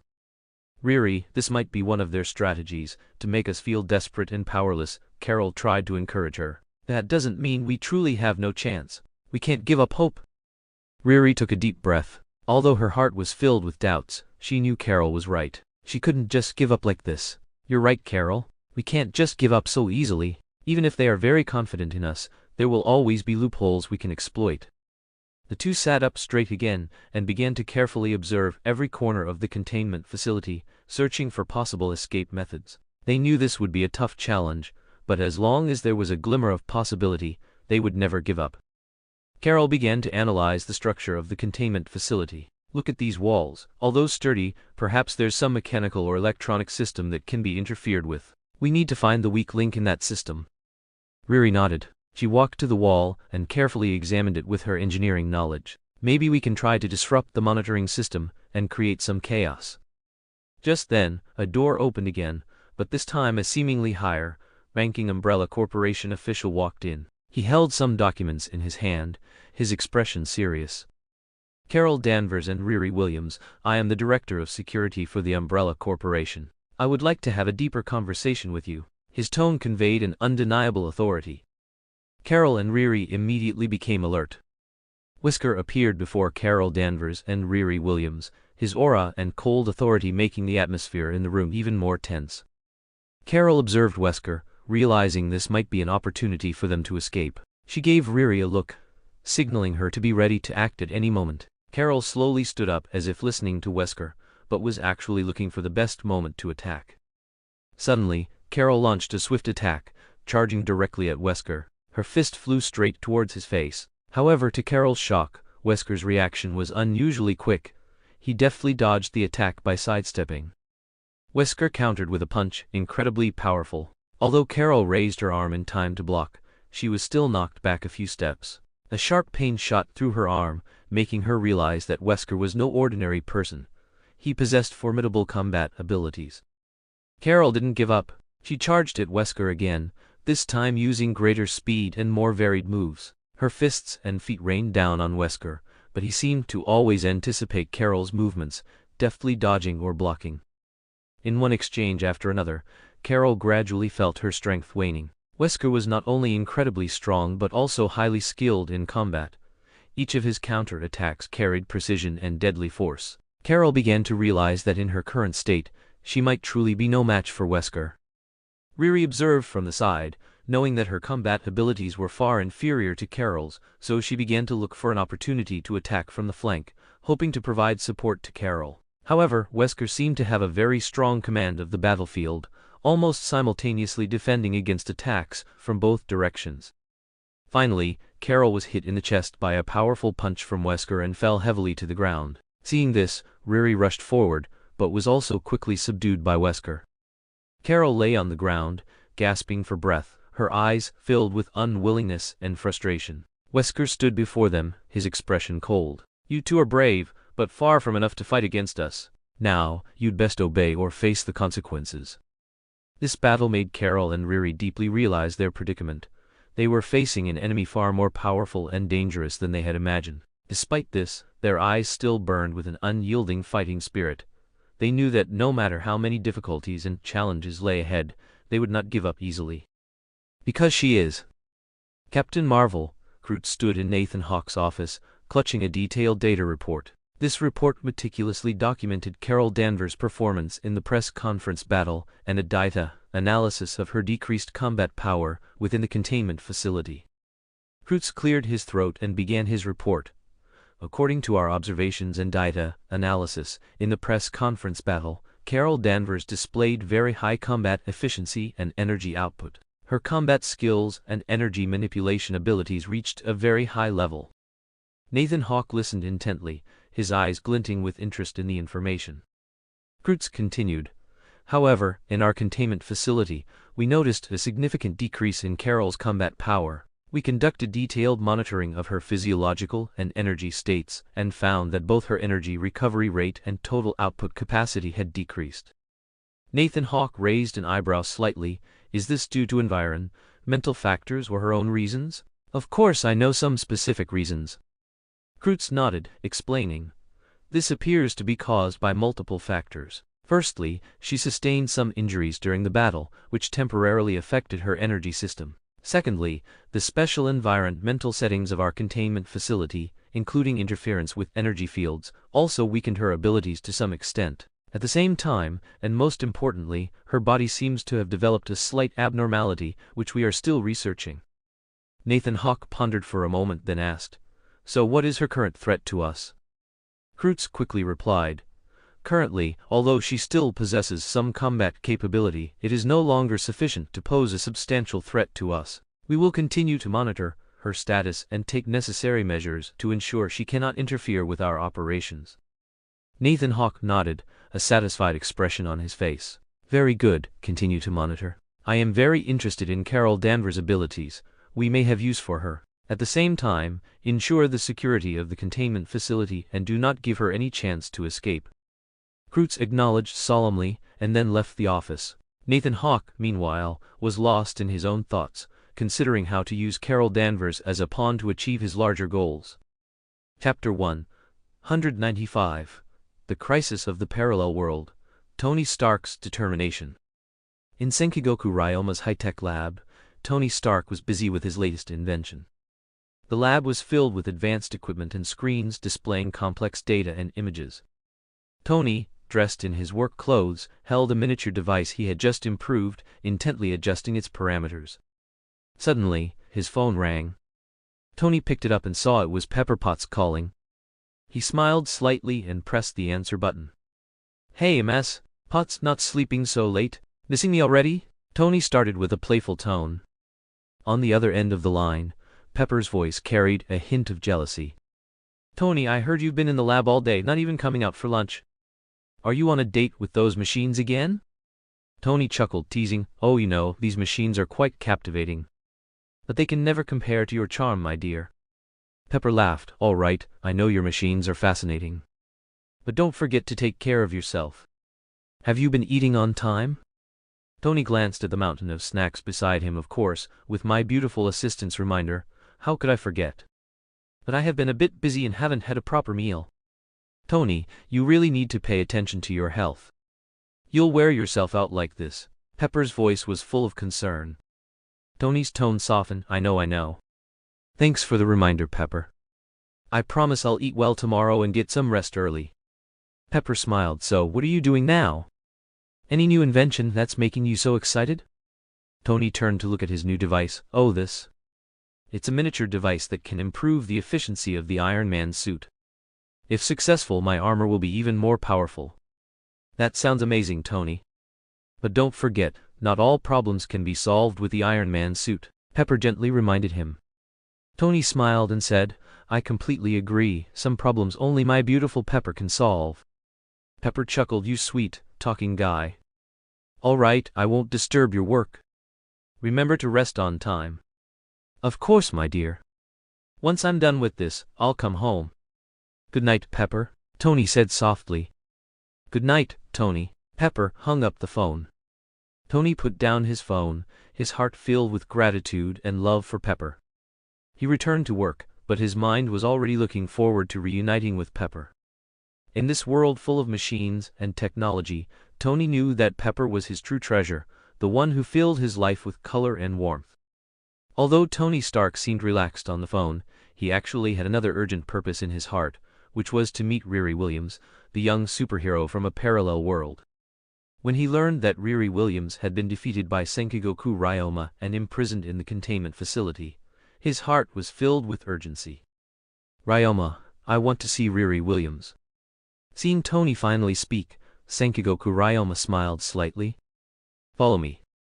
Tony Stark followed Senkigoku Ryoma through complex corridors, his heart filled with urgency and curiosity. He had always been deeply interested in parallel worlds, and Riri Williams, a young superhero from another dimension, undoubtedly piqued his curiosity. He knew that Riri possessed similar technical talent to him, which made him even more eager to meet her. After passing through a series of corridors and security doors, they arrived at a sealed area. Here Carol Danvers and Riri Williams were being held. "Tony Stark?" Riri almost murmured. In her world, Tony was not only a legendary superhero, but also her adoptive father, deeply influencing her. Tony was slightly startled. "Yes, I am Tony Stark. It seems that in your world, we are quite familiar." Riri nodded, her eyes filled with admiration and affection. "Yes, Tony. In my world, you are my mentor and adoptive father. You taught me a lot and I've always admired you greatly." A warm light flashed in Tony's eyes, and he said to Riri, "It's an honor to meet you here, Riri. Although I may not be your adoptive father in this world, I am very willing to help you all." The scene shifted. In a lounge at the Umbrella Corporation, Tony Stark and Riri Williams sat on comfortable sofas, surrounded by minimalist yet high-tech decorations. Tony showed Riri a rare gentleness and concern, while Riri showed deep respect for Tony. "So tell me, Riri, what kind of adoptive father am I in your world?" Tony joked, trying to break the ice. Riri smiled, her eyes sparkling with memories. "In my world, you are a great inventor and mentor. You taught me a lot about technology and courage. You always said, 'Don't be afraid to make mistakes, because that's part of learning.'" Tony was slightly stunned, then showed a proud smile. "That sounds like a pretty wise me. It seems that the Tony Starks of our two worlds have something in common." Riri nodded, her eyes revealing a hint of admiration and gratitude. "Yes, Tony. You've always been a hero in my heart." Tony adjusted his posture, becoming more serious. "Riri, now that you're in trouble in this world, I want to know how I can help you." Riri sighed, her eyes becoming heavy. "We are imprisoned by the Umbrella Corporation. I don't know what their plans are for us, but I feel like the situation is not good." Tony Stark listened carefully to Riri's words, his eyes flashing with a focused light. "Riri, can you tell me why you followed your world's Illuminati here? Why did you attack the Hawke group and even my friend Nathan Hawke? Also, why do you consider him a destroyer of worlds?" Riri took a deep breath, knowing the answer to this question might be complex. "In our world, the Illuminati is a powerful organization. They claim to be the guardians of world balance, but their methods are often extreme and cruel. I originally didn't want to get involved in such matters, but when they told me that the Hawke group was carrying out destructive actions in multiple universes, I felt it was my responsibility to investigate." Tony frowned slightly. "The Hawke group carrying out destructive actions in multiple universes? That sounds very serious. But the Nathan Hawke I know is not that kind of person." Riri nodded. "I know, in our world Nathan Hawke is also a heroic figure. But the Illuminati provided some evidence showing his actions in other universes. They said that Nathan Hawke is collecting technology in superpowered individuals from various universes, attempting to build his own power, and even threatening the safety of the entire multiverse." Tony pondered, his expression becoming serious. "These accusations are very serious, and if true, it's indeed a big problem. But we also need to verify the authenticity of this information. You know, politics and power games are always complex and unpredictable." Riri gave a bitter smile. "I thought so too. I initially thought I could find out the truth, but now I'm trapped here, unable to continue the investigation." Tony stood up and patted Riri's shoulder. "Don't worry, Riri. I'll help you. We need to find out the truth, no matter what it is. And I believe you. Your judgment and actions are always based on considerations of justice." Riri looked up at Tony, a glimmer of hope in her eyes. "Thank you, Tony. It's very reassuring to have your trust and help." Tony showed his signature smile. "Don't mention it, Riri. We tech geniuses have to help each other, don't we? Now, let's work together to find out the truth behind this."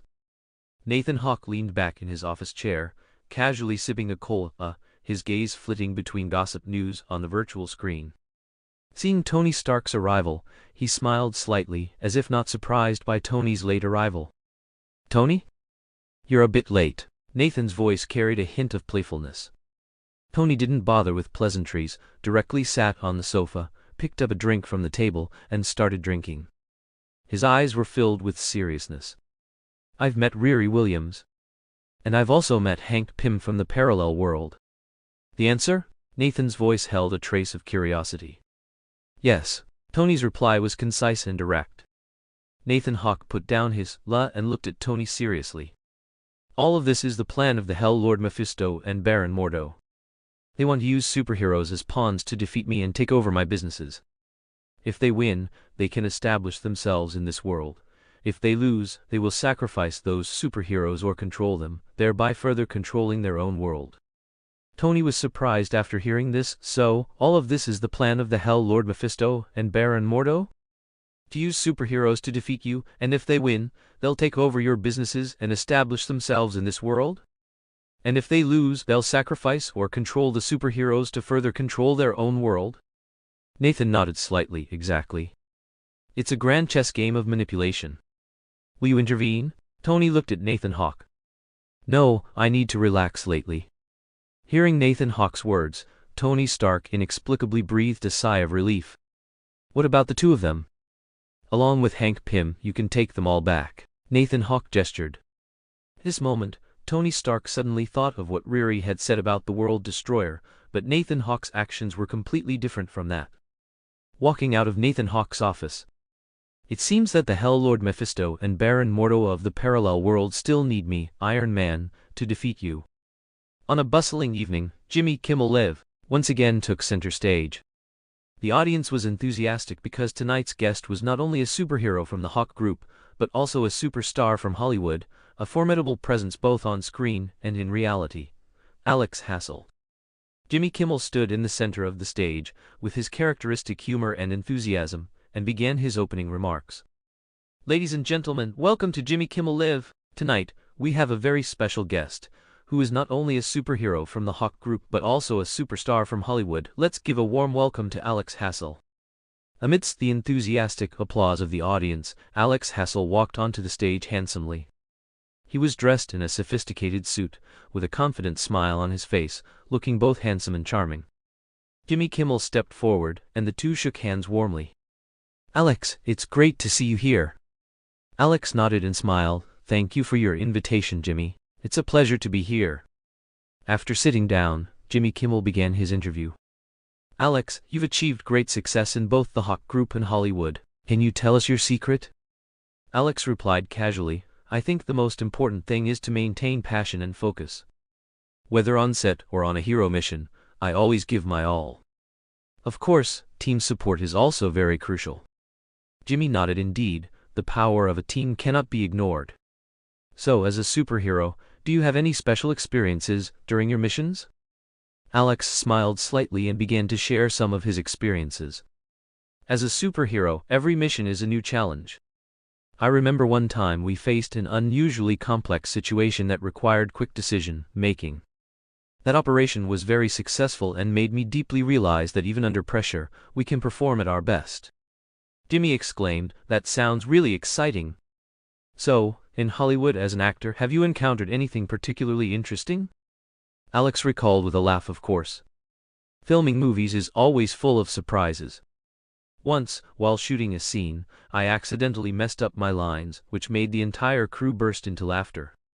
That moment made me realize that humor and lightness are also part of our work." Jimmy laughed heartily. "It sounds like you really enjoy your work." After a relaxed and pleasant interview, Jimmy Kimmel, in a lighthearted atmosphere, changed the topic and began to inquire about the details of the recently sensational press conference battle. His face bore that unique mischievous humorous expression, clearly intending to address this potentially sensitive topic in a lighthearted manner. "So, Alex, I have to ask about that press conference battle. I heard that battle was quite intense. Can you give us some behind-the-scenes stories? For example, how did you prepare for that battle? Did you have any special training?" Jimmy asked in a teasing tone. Alex smiled and nodded, understanding that Jimmy was helping the Hawke Group maintain its image and divert public attention. "Oh, that was indeed an unusual experience. We did a lot of preparation and training. You know, as a superhero, we always have to be ready to face all kinds of emergencies." Jimmy then asked, "That battle looked spectacular. Were there any particularly thrilling or dangerous moments?" Alex maintained his smile and replied, "There were indeed a few critical situations, but fortunately, we were all prepared. Moreover, our team cooperated exceptionally well, which was key to our success." Jimmy smiled and nodded. "It sounds like your team works very well together. So, what are your personal thoughts on this press conference battle?" Alex pondered for a moment, then said seriously, "This incident made me realize even more that as superheroes, our responsibilities are immense. We are not only protecting citizens, but also ensuring justice and fairness in the entire event. I am proud to be a member of the Hawke Group, and we are committed to creating a safer and more peaceful world." Jimmy applauded. "That's fantastic, Alex. You are not only an excellent actor but also a true hero. Thank you for sharing tonight." As the interview concluded, Jimmy Kimmel once again thanked Alex for his appearance and told the audience, "Thank you for watching Jimmy Kimmel Live tonight, and we'll see you next time."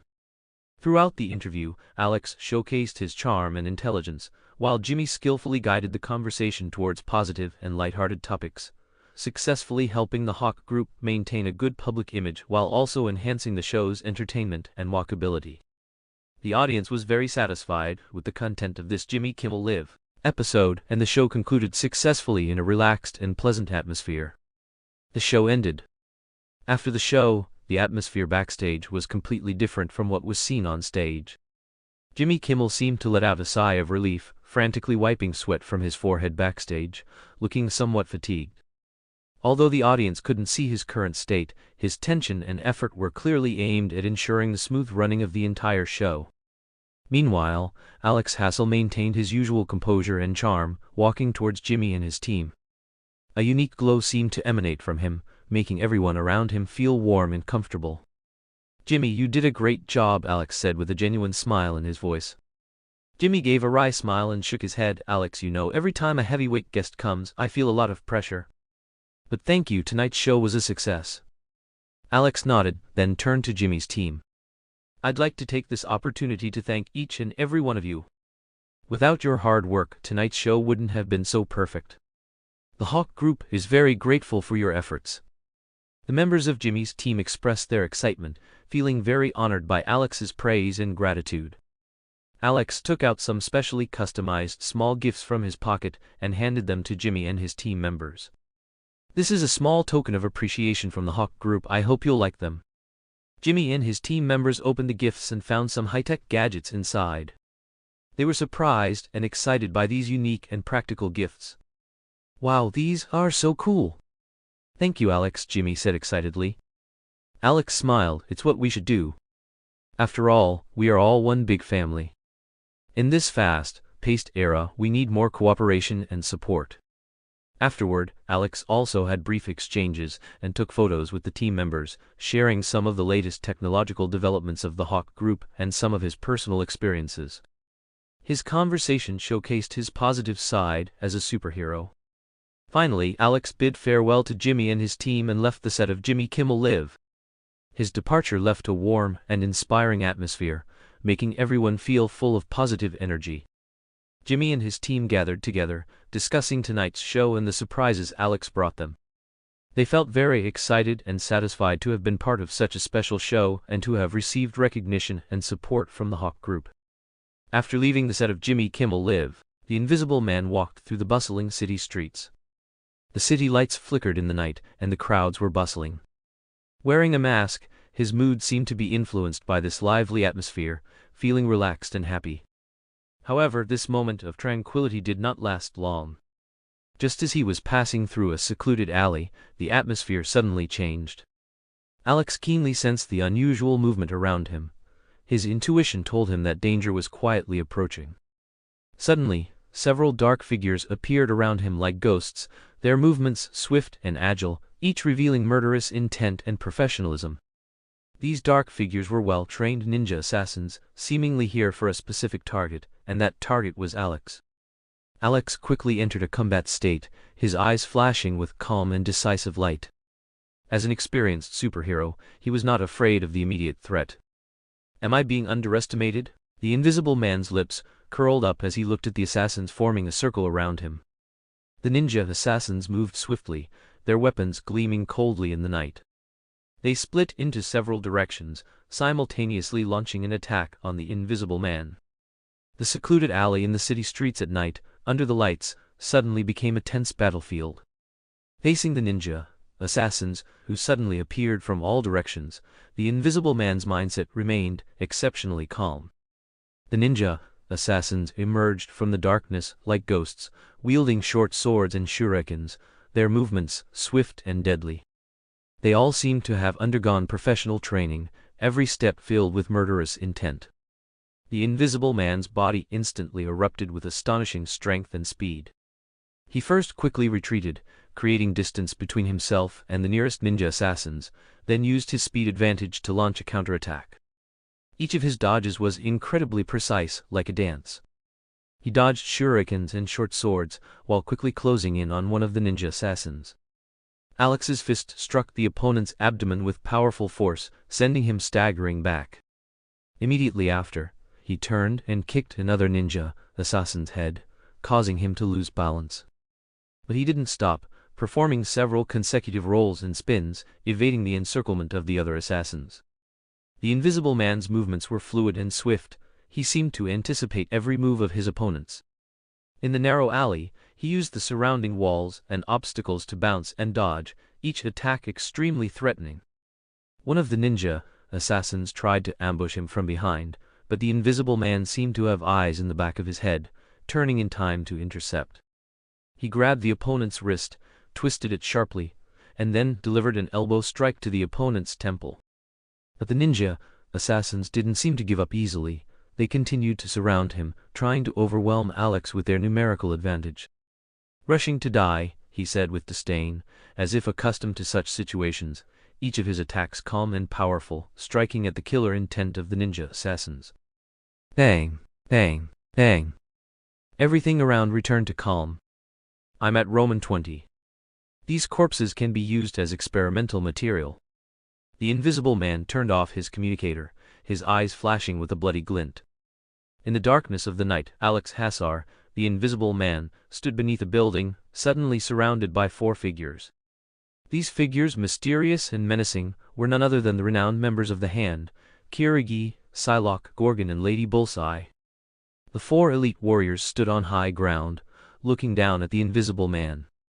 Their eyes radiated coldness and murderous intent, each displaying their unique fighting aura. Kirigi, known for his immortality and exquisite swordsmanship, stood directly in front of the Invisible Man, gripping a long sword. His gaze was sharp and cold, like a beast waiting for its prey. Psylocke, a warrior with powerful psychic abilities, stood on the right. Her eyes shimmered with a mysterious purple light, her very presence like an irresistible force. Gorgon, renowned for his unparalleled swordsmanship and tactical mind, stood on the left. His face was stern, and his eyes gleamed with the fire of battle. Lady Bullseye, an assassin known for her precise throwing techniques and agile movements, stood at the rear. Her movements were light, her gaze sharp, as if ready to launch a fatal attack at any moment. The Invisible Man looked around. "It seems you are ready." His voice was calm, but inwardly he was rapidly assessing the situation. Kirigi's sword flashed towards the Invisible Man like lightning, cutting through the air with a sharp whistling sound. The Invisible Man deftly dodged, simultaneously reacting with a powerful kick to Kirigi's abdomen. Kirigi staggered, but quickly regained his balance, his sword striking again, the momentum flowing like continuous waves. At the same time, Psylocke's psychic powers, like invisible tentacles, tried to invade the Invisible Man's consciousness. The Invisible Man frowned, but he quickly concentrated, resisting Psylocke's psychic attack. Gorgon's swordsmanship was incredibly sharp, each of his strikes was filled with killing intent and menace. He lunged at the Invisible Man like a tiger, his sword carrying the cold breath of death. The Invisible Man retreated flexibly, a short knife appearing in his hand at some unknown point, engaging Gorgon in fierce close combat. Lady Bullseye's darts were as sharp as a falcon's, her throwing technique accurate and deadly. The darts whistled through the air, aimed directly at the Invisible Man's vital points. While dealing with the other 3, the Invisible Man also had to dodge the dart attacks. Whoosh, whoosh, whoosh. The battle continued, every movement of the Invisible Man filled with calculation and precise judgment. His actions were as fast as lightning, sometimes rolling to dodge, sometimes countering in close combat. Kirigi's sword struck again. The Invisible Man dodged with a sidestep, simultaneously countering with a knife at Kirigi's wrist. Kirigi sidestepped to avoid, the tip of his sword pointing back at the Invisible Man's throat. "Ha! Go!" Psylocke's psychic attack grew stronger. "I'll play with you first." Facing Psylocke's psychic attack, the Invisible Man remained calm. He knew that the key to countering such attacks was to concentrate and stay calm. He took a deep breath, his mind focused, forming a mental defense line to resist Psylocke's psychic invasion. At the same time, Gorgon's swordsmanship became wilder, each swing seeming to cut through the air, raising sharp gusts of wind. The Invisible Man dodged Gorgon's attacks while looking for opportunities to counterattack. His eyes gleamed with cunning, as if calculating every possible movement and attack angle. Bang! Bang! Bang! Bang! Bang! Whoosh! Whoosh! Wouldn't it be better to just fall into our hands? Lady Bullseye's dart-throwing technique was also extremely precise. Each dart seemed to have a life of its own, tracking the Invisible Man's dodging path. "Oh!" The Invisible Man let out an "oh," then began his counter-attack mode. Facing Kirig, his storm of sword attacks, the Invisible Man suddenly changed his combat strategy. He no longer just passively dodged, but began to use Kirig, his offensive, as an opportunity for counterattack. During one of Kierig's heavy sword attacks, the Invisible Man suddenly stepped forward, entering the opponent's blind spot, and at the same time quickly reached out and grabbed Kierig's sword wrist, twisting it forcefully. Kierig's sword almost slipped from his grasp, and the Invisible Man seized the opportunity for a spinning kick, powerfully striking his abdomen, knocking him back. Meanwhile, Psylocke's psychic attack intensified. The Invisible Man suddenly closed his eyes, concentrating all his mental energy to form a psychic barrier. At this moment, he seemed isolated from the outside world, completely immersed in his own mental realm. Psylocke's attack seemed to hit an indestructible wall, unable to penetrate his consciousness any further. Worgen's sword momentum grew fiercer, but the Invisible Man seemed to have adapted to his attack rhythm. After a precise dodge, the Invisible Man suddenly counter-attacked, the short knife in his hand striking Gorgon like a spiritual snake. Gorgon barely parried, but was clearly shocked by the Invisible Man's speed and accuracy. Ugh! Be careful, something's wrong. Lady Bullseye's darts were like tireless trackers, but the Invisible Man seemed to have found a way to deal with them. While dodging, he began to anticipate Lady Bullseye's throwing trajectory, weaving through the darts with astonishing speed and agility, as if performing a high-difficulty dance. Just then, a glint flashed in the Invisible Man's eyes. He seized the moment and suddenly rushed towards Lady Bullseye. Before Lady Bullseye could react, he had already reached her, landing a precise punch to her abdomen, making her stumble back a few steps. Tusk! Lady Bullseye winced in pain. Then the Invisible Man turned to face Kirigi and Gorgon, who had readjusted their stances, his figure shifting like a phantom. He launched an attack with extraordinary speed and power, striking precisely at the opponent's weak points. Bang! Bang! Kirigi and Gorgon were knocked to the ground. Finally, in a brief pause, the Invisible Man lunged forward. His fist aimed at Psylocke. The Invisible Man's fist shot toward Psylocke with speed and accuracy. Psylocke tried to counter with her psychic powers, but she could no longer concentrate, as the Invisible Man's speed was too great, exceeding her reaction limits. The fist struck Psylocke's abdomen heavily, her body flew backward like a broken kite, crashing hard against the wall. The dust of battle gradually settled, and the four masters of the hand lay powerless on the cold, hard ground. Well, why did the hand's ninja assassins suddenly come looking for me? The Invisible Man straightened his suit, half crouching, looking at the four fallen figures. If you've seen enough, come down.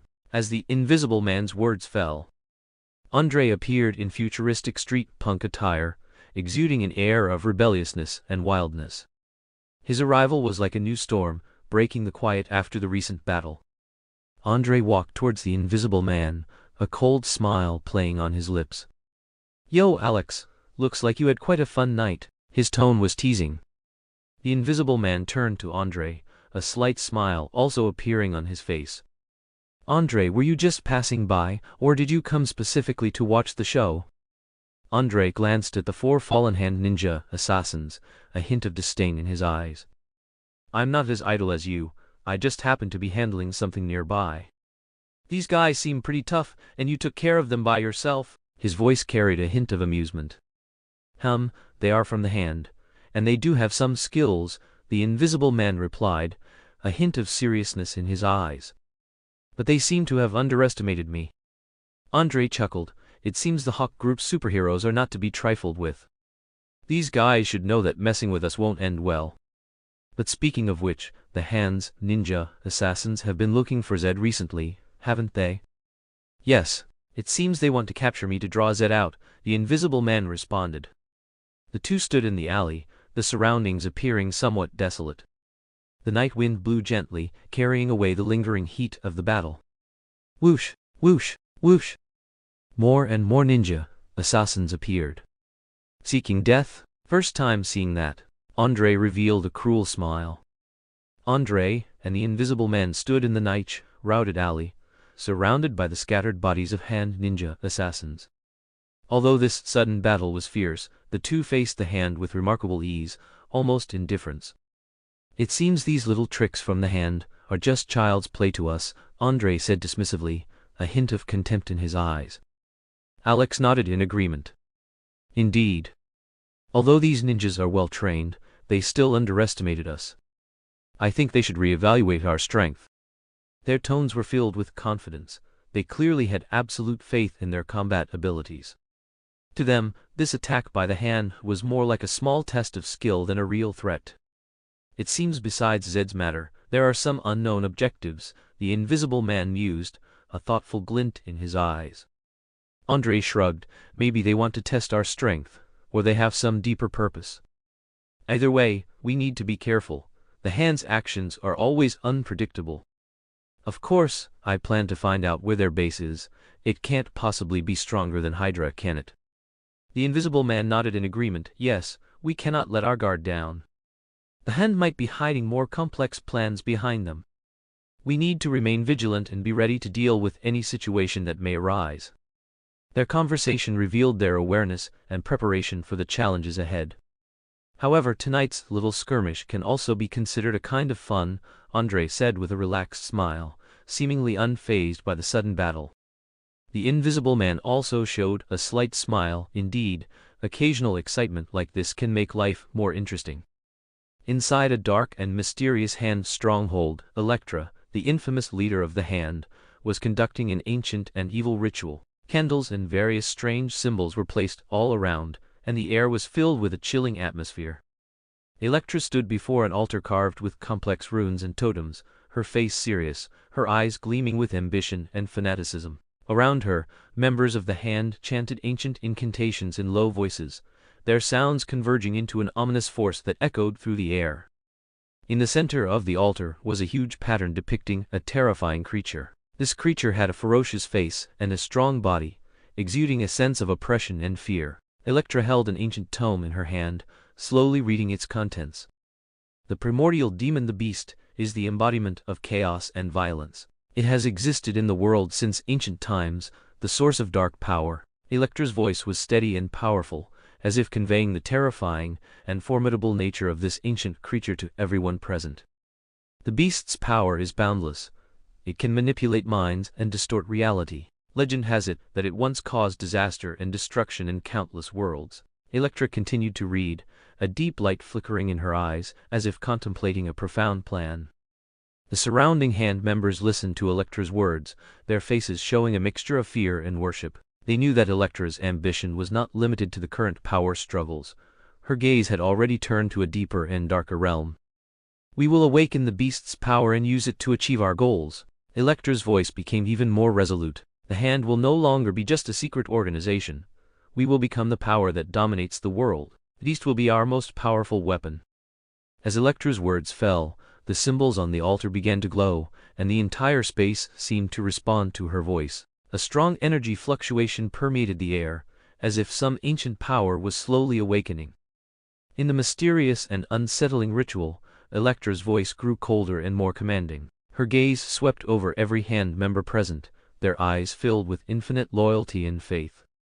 "For our goals, for the glory of the hand, I command you, offer your lives." Elektra's voice was firm and merciless, as if pronouncing an irreversible decree. The hand members present obeyed Elektra's command, their actions almost synchronized, calm and decisive. The blades in their hands unhesitatingly slashed across their throats, and blood gushed out like fountains, staining the ground around the altar. This act of suicide was swift and silent, and soon, dozens of lifeless bodies lay around the altar, forming a sea of blood red on the ground. The air was filled with the scent of blood and death. Elektra stood in the center of the sea of blood, her face devoid of any sadness or hesitation, only a craving and ecstasy for the power that was about to arrive. She began to chant even more evil and ancient incantations, her voice filled with power and majesty. As the incantations progressed, the symbols on the altar began to emit an even more dazzling light, and the blood seemed to be drawn by some force, flowing towards the center of the altar. The entire space seemed to tremble, and an invisible power was slowly awakening. "Primordial demon beast, I awaken your power. Grant your power to the 12 warriors I have chosen. Let them become the hand's strongest weapons, the 12 beast ninja killers." Elektra's voice reached its peak in the climax of the ritual.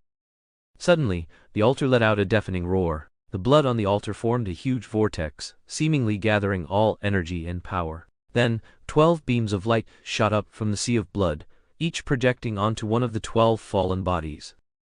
Under the illumination of these 12 beams of light, the bodies began to transform. Their bodies gradually swelled, becoming stronger and more terrifying. Their faces also twisted, becoming as fierce as wild beasts. Each ninja killer displayed a unique beast characteristic, like 12 different demonic beast incarnations.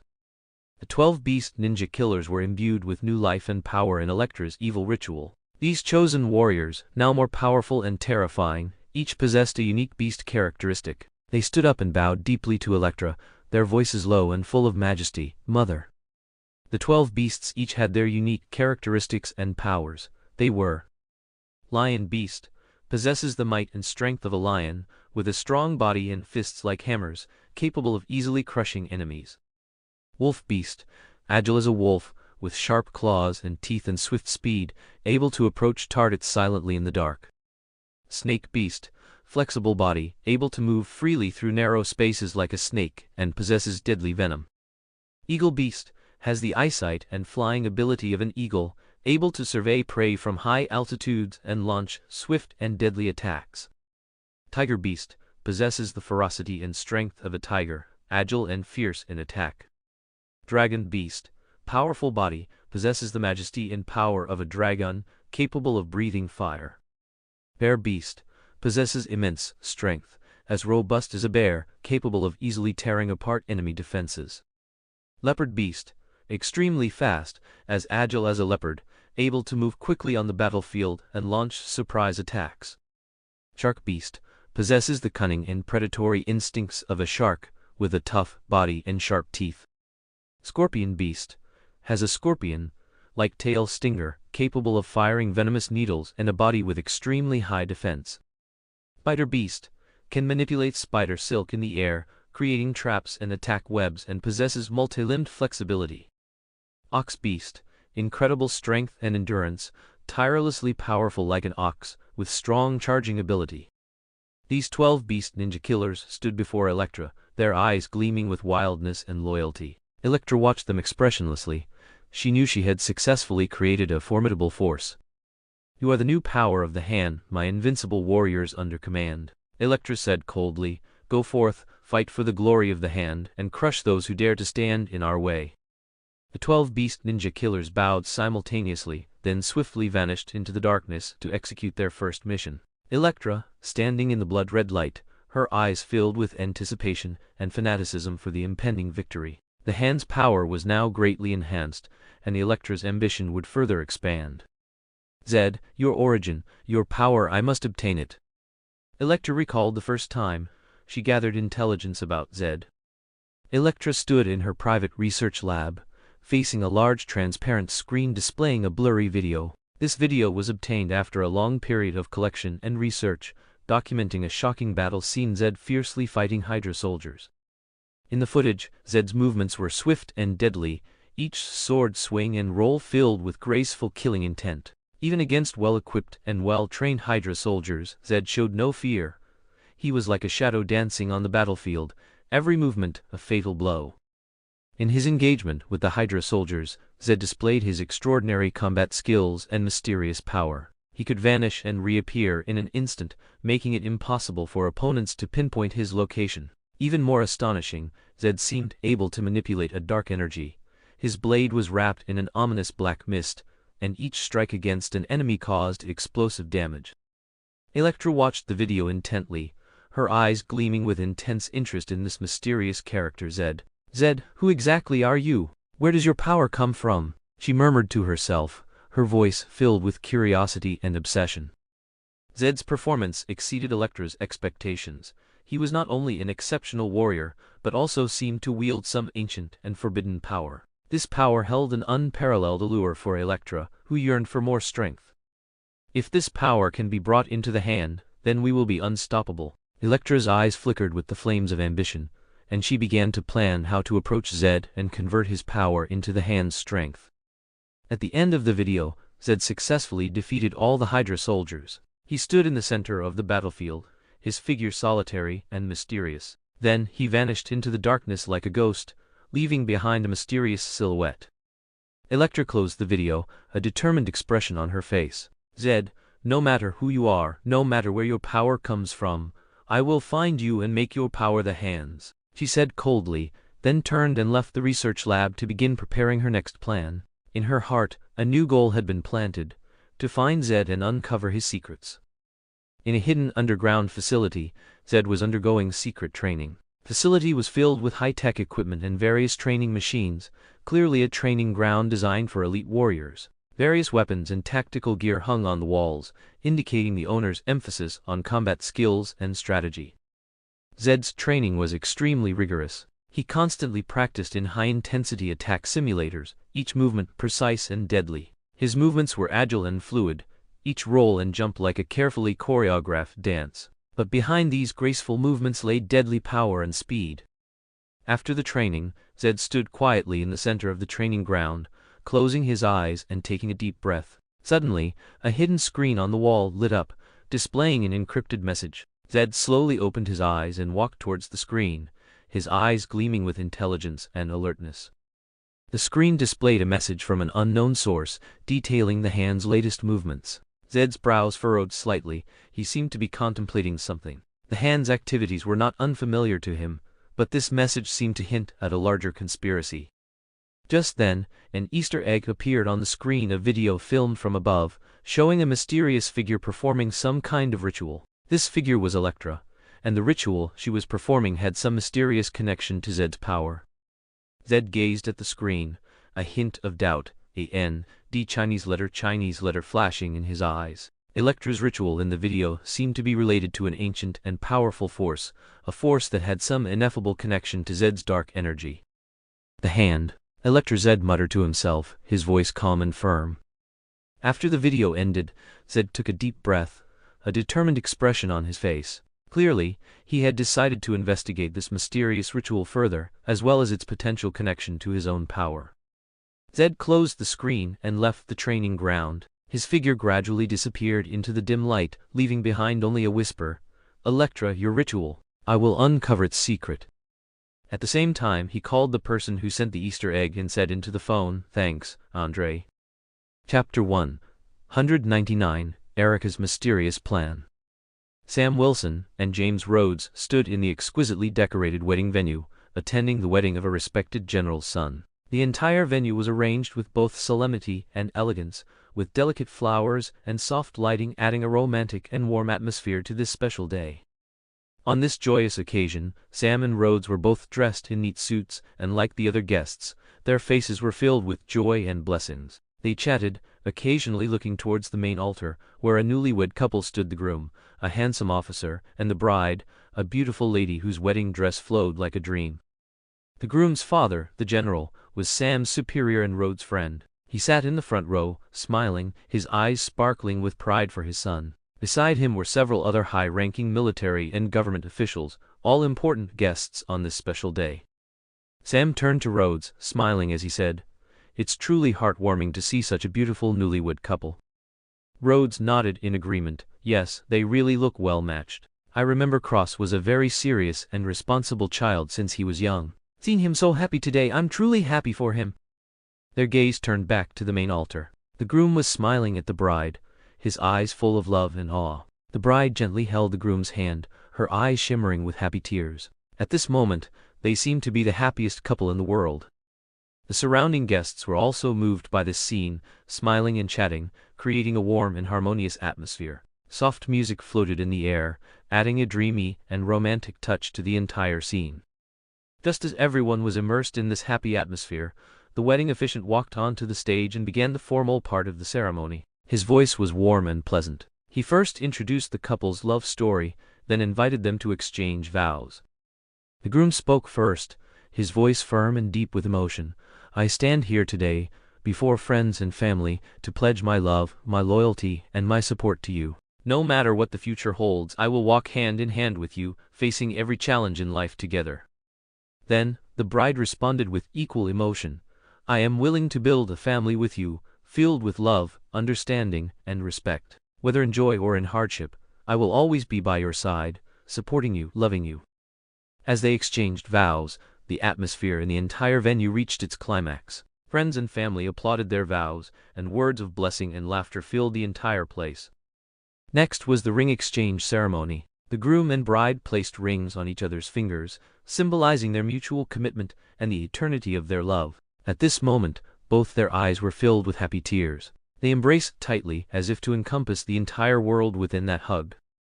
Sam and Rhodes witnessed all of this from the side, their hearts also filled with emotion. Sam softly said, "Seeing such love truly makes one feel the beauty of life." Rhodes nodded and smiled. Yes, love always gives people strength, whether in peaceful days or in storms. The wedding continued, and with the couple's first dance and cake-cutting ceremony, the entire venue was filled with joy and laughter. Sam and Rhodes also joined the celebrating crowd, sharing in the happiness and joy with everyone. Amidst the joyous atmosphere of the wedding, an unexpected turn suddenly occurred. Just as Sam Wilson and James Rhodes were sharing happy moments with everyone, a sudden crisis quietly descended. Suddenly, sounds of chaos and screams erupted from the outskirts of the wedding venue. A commotion spread through the crowd, followed by the intrusion of three burly figures in black combat suits. They were Lion Beast, Eagle Beast, and Ox Beast, from the Hand's 12 Beast Ninja Assassins.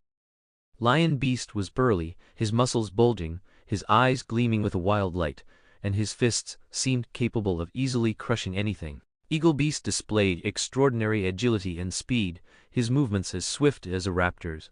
Ox Beast, with his massive body and unparalleled strength, directly crashed through obstacles in his path. Their target was very clear.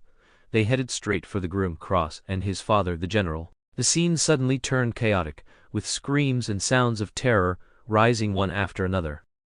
"General Ross, move!" a soldier shouted. Amidst the chaos and terror, the soldiers in the venue quickly reacted, attempting to stop the three sudden intruders. However, they soon discovered that they were facing formidable opponents. Lion Beast charged with astonishing strength and speed, his fists pounding on the soldiers like hammers, knocking them flying one by one. Eagle Beast's movements were incredibly agile. He tumbled through the air, dodging bullets, while launching rapid attacks. Ox Beast, like a tank, charged directly into the crowd, using his powerful body and strength to destroy everything that obstructed him. Seeing this, Sam Wilson immediately realized the gravity of the situation. He quickly detached himself from the crowd, found a hidden spot, and began to rapidly equip his Falcon gear. This gear was full of advanced technology and weapons, giving Sam an unparalleled advantage in the air. At the same time, James Rhodes was also in action. He quickly found the place where his war machine armor was stored. The armor quickly assembled onto his body, and his figure immediately became larger and more formidable. The new war machine armor was not only equipped with heavy weapons, but also possessed powerful defensive capabilities. Once equipped, Sam and Rhodes quickly returned to the wedding venue, ready to confront these three powerful enemies. They knew that at this moment, only they had the ability to stop this sudden disaster. Lion Beast, Eagle Beast, and Ox Beast noticed the appearance of Sam and Rhodes. A flicker of surprise crossed their eyes, but it was quickly replaced by battle frenzy. The three beasts prepared to engage, determined to tear these two superheroes apart. The battle immediately erupted. Sam, as Falcon, soared through the air, firing missiles and precise shots, attempting to suppress the enemies. Rhodes, on the ground, unleashed the power of War Machine. His mecha was equipped with various heavy weapons, unleashing a barrage of firepower on the enemies. However, Lion Beast, Eagle Beast, and Ox Beast were not easy opponents. Lion Beast's strength and ferocity allowed him to withstand heavy firepower. Eagle Beast engaged Sam in a fierce aerial battle, his speed and agility making him like a fish in water in the air. Ox Beast continuously charged on the ground, attempting to smash Rhodes' war machine. This battle was exceptionally fierce, every attack and counterattack filled with power and speed. Sam and Rhodes had to unleash their full strength to have a chance to stop these three powerful enemies. During the exchange of fire, the guests and the newlywed couple were quickly evacuated. The general and several other high-ranking officers also did their best to assist with the evacuation and directed the venue's security personnel to set up defenses. The battle continued, and Sam and Rhodes gradually felt the pressure growing. The situation on the battlefield became even more tense. Lion Beast, with a clear target, headed towards the general. His movements were as fast as lightning, knocking everyone who stood in his way flying. Although the general was an experienced soldier. "Don't come any closer." The general raised his hand and fired his pistol at Lion Beast, but against a supernatural force like Lion Beast, he appeared powerless. Meanwhile, Eagle Beast and Sam engaged in a fierce aerial duel. Eagle Beast's flying skills were exceptionally superb. He tumbled and dodged in the air, engaging Sam in a fast-paced aerial confrontation. Sam used his Falcon gear to fire missiles and precise shots, but Eagle Beast dodged every attack with astonishing speed and flexibility. Bang! Sam was caught off guard and knocked down by Eagle Beast, crashing onto the wedding stage. At the same time, Rhodes, as War Machine, engaged Ox Beast in a fierce hand-to-hand combat on the ground. Ox Beast's strength was astonishing. Every impact put immense pressure on Rhodes. Rhodes relied on his armor for defense, while using the weapons on his gear to counterattack, but Ox Beast seemed tireless, continuously launching attacks. Bang! Bang! Bang! Bang! Weapons struck Ox Beast's body, and the recoil made Rhodes, inside the armor, grit his teeth. Just as Lion Beast was about to reach the general, the scene suddenly shifted. An unexpected reinforcement, Zed, suddenly appeared on the battlefield. His movements were fast and mysterious, and the weapons in his hands carried dark energy. Zed quickly intervened in the battle, standing between Lion Beast and the general. The general had no time to be surprised, as Zed and Lion Beast immediately engaged in a fierce duel. Zed's combat skills were superb. He could move flexibly in confined spaces, engaging Lion Beast in high-speed close combat. Every attack was a fatal blow, while Lion Beast, relying on his strength and ferocity, engaged Zed in a brawl. Roar! Lion Beast let out a loud roar. Sam and Rhodes felt a slight relief when Zed appeared, but they knew the battle was far from over. They continued to fight their respective opponents, while keeping an eye on Zed and Lion Beast's battle, ready to provide support at any moment. In the midst of this tense battle, on the outskirts of the venue, the other guests and the newlywed couple were safely evacuated. The general was also quickly evacuated from the battlefield under the protection of other officers. The entire wedding venue transformed into a thrilling battlefield. Meanwhile, Erica stood at a high observation point, coldly observing every detail on the battlefield through a high-tech monitoring device. There was no emotional fluctuation on her face, only deep calculation and coldness. As the battle progressed, Erica's gaze was fixed on Zed. She was clearly not surprised by Zed's appearance. Rather, it seemed as if she had been waiting for this moment. Her hand gently tapped the armrest, and a complex light flickered in her eyes. Zed, Erica muttered softly, her voice filled with interest and intrigue. You finally appeared. I'm very curious what kind of variables you will bring to this battle. With Zed's inclusion, the situation on the battlefield gradually changed. Zed's combat skills and mysterious power put immense pressure on Lion Beast, while also providing valuable support to Sam and Rhodes. Erica observed Zed's every move intently, seemingly trying to find the secret of his power. A faint smile gradually appeared on her face, as if she had found some kind of pleasure in this chaotic battle. Very good, let this show continue, Erica said softly, then turned and left the observation point. Her figure disappeared into the shadow, leaving behind an escalating battle and an increasingly complex situation. Erica's plan seemed to have just begun, and Zed's appearance undoubtedly added more unpredictable factors to this game. Chapter 200: The Battle of Zed and Sayildi's Exploration. Roar! The Lion Beast, with his astonishing strength and wild attacking posture, was the first to attack. Every punch he threw carried immense destructive power, as if it could tear through the air. Although his movements were rough, they were full of power and speed, and each strike could create a huge impact. Facing the Lion Beast's fierce assault, Zed displayed his extraordinary combat skills and agile movements. His movements were light and flexible, as if he was dancing a magnificent dance with death. He cleverly used the obstacles in the venue to dodge and counterattack, with every movement being incredibly precise. Bang! Bang! Bang! The Lion Beast, having smashed through the obstacles, raised his heavy fist to strike again. Just as he was about to hit, Zed suddenly rolled, easily dodging the attack. Then he swiftly counterattacked, his weapon, a blade imbued with dark energy, slashing fiercely at the Lion Beast. Clang! The Lion Beast barely blocked the attack with his arm, but was still forced back a few steps by Zed's sword Kai. The battle continued, with neither side showing any sign of backing down. Roar! Ha! The Lion Beast roared out a cloud of gas, charging towards Zed, his attacks growing fiercer. He was like an enraged beast, constantly launching violent impacts. His punches and elbow strikes carried a strong whooshing sound, each strike filled with the power to destroy everything. Zed, on the other hand, was constantly looking for the lion beast's weaknesses. His movements were agile and precise, each dodge seemingly performed at the critical point. His swordsmanship was even more refined. Each swing of his sword seemed to carry the breath of the god of death, and each attack was filled with deadly intent. Shadow technique. Clone. Zed's figure suddenly split into three in the air, forming three identical clones. The lion beast was momentarily unable to distinguish between real and fake, and was forced to face the attacks of three Zeds simultaneously. This skill not only gave Zed a temporary advantage, but also made the lion beast feel confused and angry. The three Zeds attacked simultaneously, their blades like ghosts in the darkness, flickering with ominous light.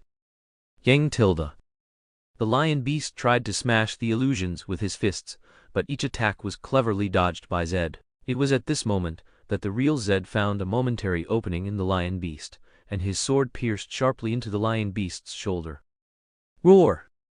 The lion beast let out a pained roar, but he did not retreat. On the contrary, his attacks became even more ferocious. His eyes gleamed with a bestial light, as if he wanted to tear his enemy in front of him into pieces. His fists slammed towards Zed. Zed's face remained calm, his eyes flashing with calculation and wit. He activated shadow technique. Clone. Again, the lion beast's punch landed on a clone. The lion beast's fist heavily struck one strike of Zed's clones, but the clone suddenly dissipated into a puff of smoke, revealing that it was merely an illusion. This scene made the lion beast even more furious, and his attacks became even more reckless, as if he wanted to destroy the entire battlefield. Zed used this opportunity to quickly retreat and reevaluate the situation. He realized that relying solely on speed and skill might not be enough to completely suppress the lion beast, so he began to employ more complex tactics. His eyes gleamed with wisdom, quickly calculating every possible move and reaction. The lion beast charged at Zed again, each step of his like a tremor on the ground. His eyes were filled with battle frenzy, and each punch carried destructive power. But Zed, under this pressure, displayed his extraordinary abilities, like dancing a dangerous dance on the battlefield, cleverly dodging every attack from the lion beast. Suddenly, a cunning glint flashed in Zed's eyes. He deliberately exposed a weakness during another of the lion beast's attacks. The lion beast immediately seized this opportunity, charging fiercely at Zed, preparing to deliver a fatal blow. Just at this critical moment, Zed suddenly vanished from his original position and appeared behind the lion beast. Shadow technique. Shadow slash. Zed's blade, carrying dark energy and silent lethality, swiftly pierced the lion beast's back. The lion beast felt a sharp pain in his back, and he suddenly turned around, trying to grab Zed. But Zed was no longer there. He had used shadow again to appear in another location. Shadow technique. Death mark. Zed shouted in a low voice. A shadow dagger, flickering with mysterious runes, suddenly appeared in his hand, and was thrown at the lion beast. This dagger was not only a physical attack, but also left a fatal death mark on the lion beast. The lion beast felt a pain in his back and subconsciously touched the spot where the dagger had hit him. He felt an ominous power spreading through his body, and a hint of panic flashed in his eyes. Zed seized the opportunity to accelerate. His figure flickered across the battlefield, each appearance like a black lightning bolt. He moved quickly around the lion beast, leaving a deep sword mark each time he passed. The lion beast tried to counterattack with his fists, but his movements were noticeably slower. The death mark not only caused damage, but more importantly, it weakened the lion beast's reaction speed and strength. Zed observed the change in the lion beast's state, and knew the time was ripe. His eyes narrowed. Shadow technique. Final flash. Zed charged fiercely at the lion beast, his sword carrying powerful dark energy and unparalleled speed. Before the lion beast could react, Zed's sword had already pierced through the lion beast's chest, directly into his heart. The great primordial beast, my lord, will not let you go. A look of disbelief flashed in the lion beast's eyes. He let out a heavy roar, and then slowly fell. His body began to slowly dissipate into black smoke, eventually vanishing into the air. Zed stood still, regulating his breathing. His eyes were no longer calm as they were during the battle, but filled with deep contemplation. He knew that this battle might only be the prelude to a larger event, and he had to remain vigilant, ready to face greater challenges. At the same time, the ox beast and the eagle beast, seeing the defeat of the lion beast and unable to defeat their respective opponents in a short time, quickly retreated. After the battle, Sam and Rhodes quickly rushed to Zed's side. They were impressed by Zed's amazing combat skills and also curious about his mysterious identity. "Who are you?" Sam asked, his voice carrying respect for this mysterious warrior. Rhodes, on the other hand, suddenly recalled something, but remained silent, just looking at Zed in front of him. Zed turned his head and looked at Sam and Rhodes, his eyes flickering with complex emotions. "I am just a person seeking the truth," he replied simply. Sam and Rhodes exchanged glances, knowing that the story of this mysterious figure might be far more complex than they had seen. But for now, they were more concerned with ensuring the safety of the wedding venue and the groom, Cross, and his general. In a lounge, Rhodes carefully reviewed a file about Zed, while explaining the background of this mysterious superhero to Sam. Rhodes's brow was furrowed, his voice carrying a hint of seriousness. "Sam, Zed is actually a superhero launched by the Hawke Group. He was very active for a period, attracting a lot of attention with his superb combat skills and mysterious identity. But recently, news about him has suddenly become very scarce." Sam listened, his eyes revealing curiosity and thought. "So, he's been operating behind the scenes recently?" Rhodes continued to browse the Chinese letter, then added, "The last major operation concerning him was when he assisted the president in successfully thwarting an assassination attempt against the president. In that operation, Zed defeated a group of terrorists known as the extremist soldiers. His performance was outstanding, even earning the president's personal thanks." Sam felt a bit surprised.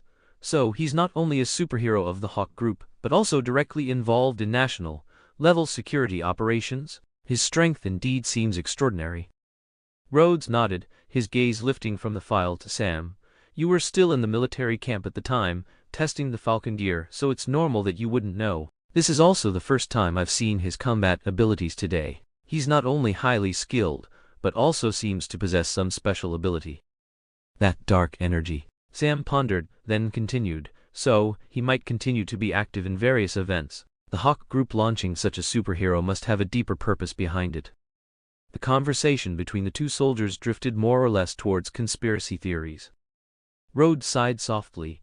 "Indeed, the Hawke Group's actions always carry a veil of mystery. Although they are ostensibly the largest superhero company on this planet, I really don't know what those politicians are doing." "Alas, capital," Sam spread his hands, and the two understood each other without words. At CELD's command center, Nick Fury was intently watching video footage of the wedding battle sent by the intelligence department. The screen displayed chaotic scenes, filmed from multiple angles, focusing particularly on Zed's, Sam's, and Rhodes's combat performances. Nick Fury's face wore a pensive expression. His gaze was fixed on the screen, trying to analyze and understand every detail of the battle. Several senior CELD analysts beside him were also carefully studying the footage, occasionally exchanging views and opinions. "This Zed, his fighting style and abilities," Nick Fury said in a deep voice, a hint of seriousness flashing in his eyes. "He's not an ordinary superhero. His movements have a sense of calculation and precision. He appears remarkably calm in almost every aspect of the battle. The information we didn't collect last time, we have it now." An analyst expert added, "Yes, Director. We've conducted a preliminary analysis of his abilities. He seems to possess some kind of special energy, possibly an advanced technology or an unknown superpower." Nick Fury nodded, his eyes revealing a deep interest in the character of Zed. "The Hawke Group's move this time is extraordinary. Why would they launch such a mysterious and powerful character? What is their true purpose?" Another analyst brought up some information about the Hawke Group. "The Hawke Group has been actively expanding their superhero lineup. They are not only leaders in business, but also have far-reaching influence in political and military fields. Zed's appearance may be part of their larger strategy." Nick Fury took a deep breath, his gaze returning to the screen as he pondered what might happen in the future. "We need more information. We must closely monitor Zed's actions and also pay attention to the Hawke Group's movements. This game is much more complex than we imagined."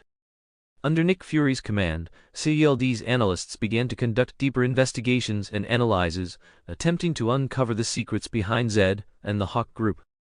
Nick Fury stood up and looked out at the city landscape through the window, his eyes gleaming with determination and resolve. "No matter what the Hawke Group's objective is, we must be prepared. In this unpredictable world, we cannot let our guard down." Inside the high-tech conference room of the Hawke Group, Nathan Hawke sat in front of a large screen, watching the combat video from the wedding that had just taken place. The screen clearly showed the fierce clash between Zed, Sam Wilson, and James Rhodes against the Hand Ninja Assassins. A satisfied smile appeared on Nathan Hawke's face, his eyes gleaming with wisdom and depth. Beside him, several senior managers and strategic analysts of the Hawke Group nervously awaited his reaction. They were very concerned about the handling and impact assessment of this sudden incident, but even more so, they were full of anticipation for Nathan Hawke's opinions and decisions. Nathan Hawke slowly stood up and turned to face the executives present, his voice calm and confident. This incident proves that our strategy is correct. Zed not only successfully demonstrated the power of the Hawke Group's superheroes, but also protected important figures at a critical moment. This will undoubtedly strengthen our image among the public and the government.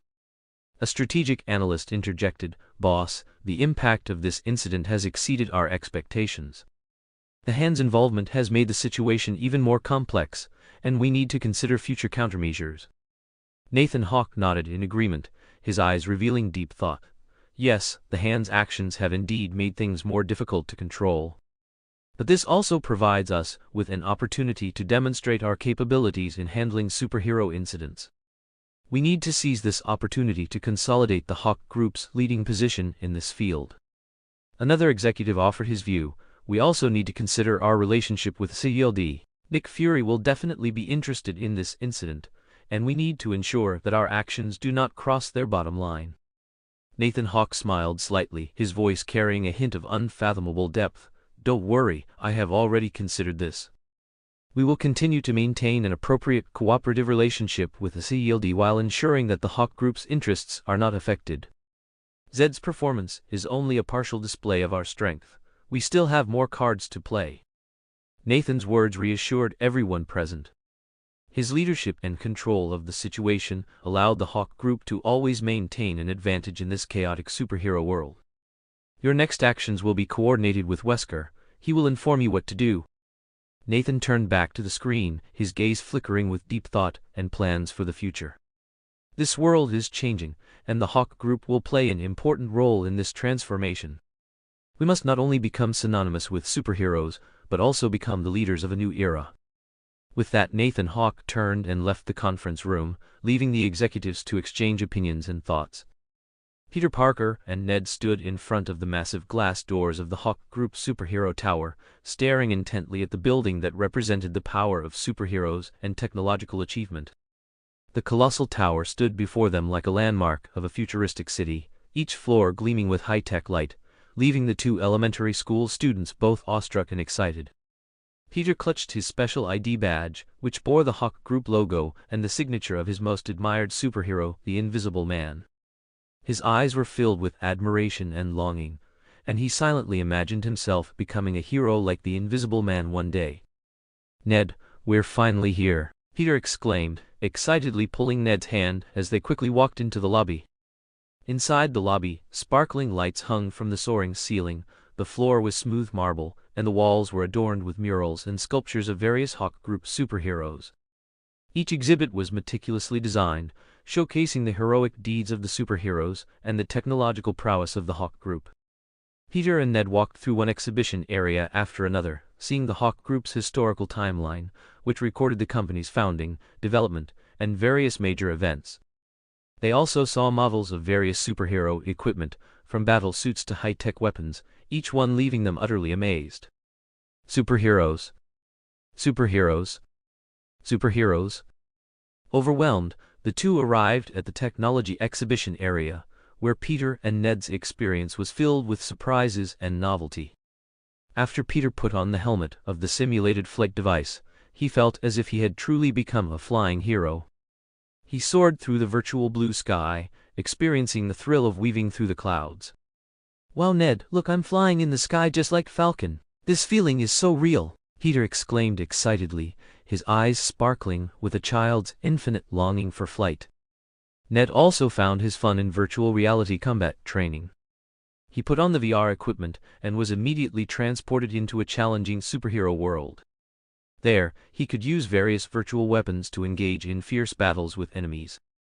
"Peter, look at me. I feel like I'm in a real battle," Ned shouted excitedly, every movement filled with heroism and passion. Every experience in the technology exhibition area thrilled them. They felt as if they had truly stepped into a superhero world, experiencing wonders they usually only saw in movies and comics. As they walked to the central lounge of the tower, the two sat down, sharing their experiences and feelings. Peter's eyes were filled with longing and enthusiasm for the future. "Ned, do you know what? One day I'll become a superhero like the Invisible Man, using my intelligence and technology to help people," Peter said confidently. Ned listened to Peter's words, his face full of support and appreciation. "Peter, I believe you can do it. You're always so smart and brave, and there will definitely be a place for you in the future superhero world." Ned's words were full of determination and trust. The two chatted in the lounge, their topics extending from superhero dreams to imaginative discussions about future technology. They discussed the various technological innovations displayed by the Hawke Group and how these innovations would change the world, inspiring their beautiful imaginations and creativity. Just as the two were excitedly chatting, Borsellino appeared silently between Peter and Ned, who were deep in discussion, holding a bowl of fragrant miso ramen. His sudden appearance startled the two children, their eyes wide with surprise and curiosity. "Wow, you two really look excited," Borsellino said with a grin, eating his ramen and curiously observing the two elementary school students. Peter and Ned exchanged smiles, then looked at the uncle in front of them with curiosity. Peter asked, "Excuse me, who are you? We don't seem to have seen you before." Borsellino swallowed the ramen in his mouth and gave a friendly smile. "Oh, me? I'm Borsellino, a superhero of the Hawke Group. But I haven't officially debuted yet." Peter and Ned exchanged glances, their faces showing incredulity. Peter asked doubtfully, "A superhero? But how come we've never heard of a superhero named Borsellino?" Borsellino waved his hand with a laugh. "That's because I've always worked behind the scenes, so I'm not very famous. But I am indeed one of the superheroes trained by the Hawke Group." Ned looked at Borsellino's ordinary appearance and somewhat lecherous expression, still half believing. "So what superpowers do you have? Don't all superheroes wear battle suits and have cool skills?" Borsellino smiled, seemingly pleased by the children's curiosity, and jokingly replied, "My superpower? Well, it's actually related to cooking. I can help people recover their stamina and even enhance their abilities by making various delicious foods." Ned laughed after hearing this. "That sounds more like a chef than a superhero." Borsellino shrugged nonchalantly. "Maybe so. You know, every superhero has their unique abilities and style. I just like to help others with my culinary skills." Although Peter and Ned still didn't quite believe Borsellino's words, they were attracted by the uncle's enthusiasm and friendliness. Peter asked curiously, "So what are you doing here today?" Borsellino replied while eating his ramen, "Oh, I'm here today to try out some new ingredients and prepare some special dishes for the Hawke Group employees. And also to see what the young superheroes here are like." After hearing this, Peter and Ned, though still half believing, were drawn into Borsellino's topic, and the two began to chat with him about the Hawke Group's superheroes and their dreams for the future. Borsellino listened to the two children's dreams and ideas, nodding occasionally, his eyes full of encouragement and support. He believed that everyone had the potential to become a superhero, as long as they had enough confidence and courage. As they chatted, Borsellino suddenly stood up and said to the two children, "You know what? Sometimes, becoming a superhero doesn't require wearing a battle suit or having amazing superpowers. As long as you are willing to help others and change the world in your own way, then you are already superheroes." After hearing this, Peter and Ned's eyes sparkled with contemplation and longing. They understood Borsellino's words, realizing that the true meaning of being a superhero was not just having superpowers, but more importantly, having a heart to help others and change the world. Peter looked deeply at Borsellino and said seriously, "Thank you, Mr. Borsellino. I will remember your words from now on." Borsellino smiled and nodded, then picked up his ramen bowl, ready to leave. "Well, I'll be going now. I wish you a pleasant experience at the Hawke Group Superhero Tower." With that, Borsellino left the lounge, leaving Peter and Ned to continue discussing their superhero dreams. The two children's conversation was full of enthusiasm and longing, and they were full of infinite possibilities for the future. This day at the Hawke Group Superhero Tower not only allowed them to experience the world of superheroes, but also strengthened their belief in their dreams and convictions. In the corner of the wall, Borsellino ate his ramen, boasting to himself. I'm so smart. The kid's boss is interested and will also be superheroes in the future. Grow up quickly, because as a working man, I still prefer a retired life of eating miso ramen and drinking hot tea. Chapter 202, Intertwined Destinies. The Challenge of Parallel Universes. Inside Tony Stark's luxurious villa, Pepper Potts's face was filled with confusion and displeasure. Her gaze was fixed sternly on Tony, clearly dissatisfied with the sudden appearance of two female guests in the house. Although one of the women didn't fit Tony's usual taste, and the other was just a young girl, Pepper still demanded a reasonable explanation. Tony stood before Pepper, his expression somewhat helpless, but also tinged with tenderness. He reached out and gently took Pepper's hand, trying to appease her in his own way. Pepper, my dear, I know this looks a bit strange, but I assure you, these two ladies' arrival is absolutely not what you're imagining. Tony's voice was full of sincerity and patience. Pepper's expression remained serious, but she didn't pull her hand away, clearly willing to listen to Tony's explanation. Tony took a deep breath and began to introduce them. This is Carol Danvers, a very exceptional superhero. She was unfortunately injured during an important mission, and I'm just helping her recover out of goodwill. Tony gestured towards Carol, who was sitting on the sofa, looking a bit reserved. Carol nodded slightly, offering Pepper a polite smile, as if confirming Tony's words. Tony continued to explain. As for the other young girl, her name is Riri Williams, a very promising young scientist and inventor. I met her at a tech conference, and she was very interested in some of my work, so I invited her here to exchange ideas and learn. Riri stood by, looking both excited and a little nervous. She looked at Tony, who was winking at her, and timidly said to Pepper, "Yes, Ms. Potts. Mr. Stark is very interested in my science projects, and he suggested I come here to learn some advanced techniques." As Pepper listened to Tony's explanation and Riri's words, her expression gradually softened. She looked at Tony, a flash of understanding and trust in her eyes. "All right, Tony, I trust you. But next time, I hope you'll tell me about something like this beforehand." Pepper's tone, though still serious, no longer held its previous anger. Tony breathed a sigh of relief, a look of comfort on his face. "Of course, Pepper. I promise I'll let you know in advance next time." Tony turned to Carol and Riri, giving them an encouraging look to relax. Then he turned back to Pepper and said, "I'm really glad they could come here. I believe their arrival will not only help me but also be a huge asset to Stark Industries as a whole." Pepper nodded, her expression no longer displeased, replaced by understanding and support for Tony. She turned to Carol and Riri with a smile. "Well then, welcome to Stark Villa. I hope your arrival brings us new inspiration and progress." Carol and Riri both smiled gratefully, understanding that they had received Pepper's acceptance and support. The atmosphere gradually became harmonious as Tony and Pepper sat down with Carol and Riri. However, as soon as Tony Stark sat down, Pepper Potts nervously spoke up, her eyes filled with worry and unease. "Tony, is there anything else you're hiding from me? You know I don't like being kept in the dark."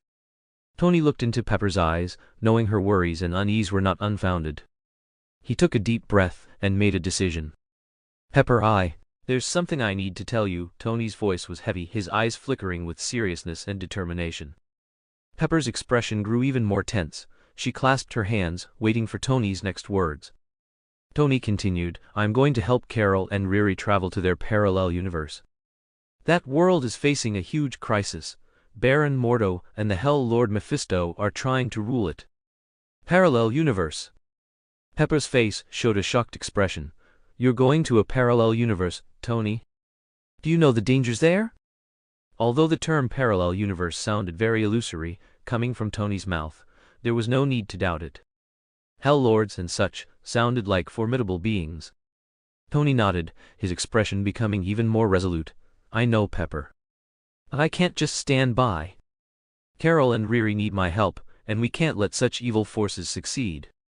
Pepper's eyes were filled with worry, but also a hint of admiration. "Tony, you're always like this, never backing down from danger. But you also have to ensure your own safety. I don't want to lose you." Tony smiled and replied, "I plan to use the multidimensional teleportation technology developed with the doctor. This technology can ensure we safely enter and leave parallel universes. I won't take unnecessary risks. Multidimensional teleportation technology. This term, coupled with technology. Pepper's heart was filled with worry and wondered if such a degree of capability was already possible. Carol and Riri stood up, their faces filled with gratitude and trust. Carol said, "Mr. Stark, with you, we will definitely be able to complete this mission." Riri also nodded in agreement. "Yes, Mr. Stark. With your help, we will definitely defeat those evil guys." Pepper looked at Tony, her expression gradually filling with support. "Tony, I believe in you. You always make the right choices. But please be very careful." Tony's face showed a gentle smile. "Thank you, Pepper. I will. But before I leave, I still have a lot of things to prepare. I'll make sure everything is arranged properly." Pepper nodded gently, her heart still anxious, but her trust in Tony was unquestionable. She knew that no matter what challenges he faced, Tony always found a way to solve problems. Tony stood up, his eyes gleaming with determination. "All right, we have a lot of work to do. Let's start preparing for our new mission." Everyone nodded and stood up together, ready to face the upcoming challenges. Inside the Umbrella Corporation, Ryoma Sengoku and Krotz stood in a high-tech laboratory. Their gaze was fixed on a huge nutrient capsule, where Krotz's research achievement, God's power, lay. Krotz turned to Ryoma Sengoku, his eyes gleaming with a mad excitement. "Sengoku, this time I plan to take God's power with Tony Stark to the parallel universe. This will be an excellent opportunity to test its true combat power." Ryoma Sengoku nodded slightly, his expression filled with calmness and calculation. "Indeed, this is a good opportunity. But we must ensure the stability of God's power. We cannot let any unknown factors affect this mission." Krotz approached the nutrient capsule, his fingers gently gliding over the glass panel, as if communicating with the creature he had created. "Don't worry, I have subjected it to countless tests and adjustments.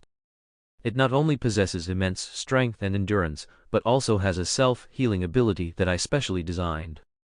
On any battlefield, God's power will be an unbeatable opponent."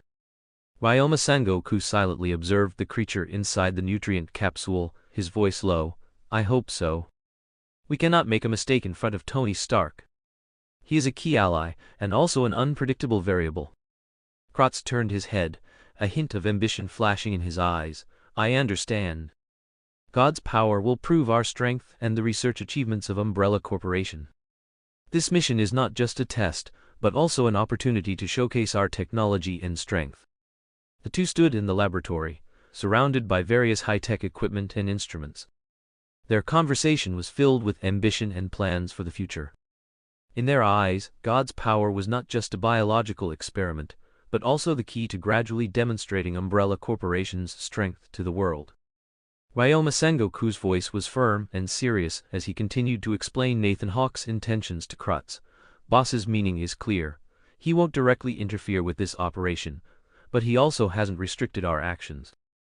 If we can achieve victory in this journey to the parallel universe, the resources and opportunities there will be very beneficial to the Hawke Group." A hint of excitement flashed in Krotz's eyes. He understood what this meant. This is a huge opportunity. The resources and technology of the parallel universe may far exceed our current understanding. If we can master these, the Hawke Group's scientific research capabilities will undergo a qualitative leap. Ryoma Sengoku walked towards the center of the laboratory, his gaze deeply fixed on the nutrient capsule of God's power. "We cannot underestimate the risks of this mission. The environment and opponents in the parallel universe may completely exceed our predictions. God's power needs to demonstrate its strength under extreme conditions." Krotz nodded in agreement. "I understand. I will ensure that God's power maintains its optimal state under any circumstances. I will not let any accident affect the success of this operation." Just then, with a beep, the door opened. The two looked over. Electro's voice suddenly broke the calm atmosphere. His figure appeared in the sight of Ryoma Sengoku and Krotz, carrying a firm and undeniable determination. "I'm going too." Electro's voice was calm, but full of resolve, his eyes flashing with an unstoppable will. Ryoma Sengoku and Krotz exchanged glances. They both felt the weight of Electro's words. Ryoma Sangoku's brow furrowed slightly, his voice low and serious. Are you sure? Electro nodded, faint electrical currents swirling around his body, signifying his power. There's a guy I have to defeat. His gaze seemed to pierce through time and space, looking towards that unknown world. Chapter 203. The Trial of the New Armor. Tony Stark and Riri Williams stood in Stark Industries' most advanced laboratory, their gazes fixed on a table covered with blueprints and design proposals. The laboratory was filled with a technological aura, with various high-tech equipment and instruments scattered around, showcasing Stark Industries' technological prowess.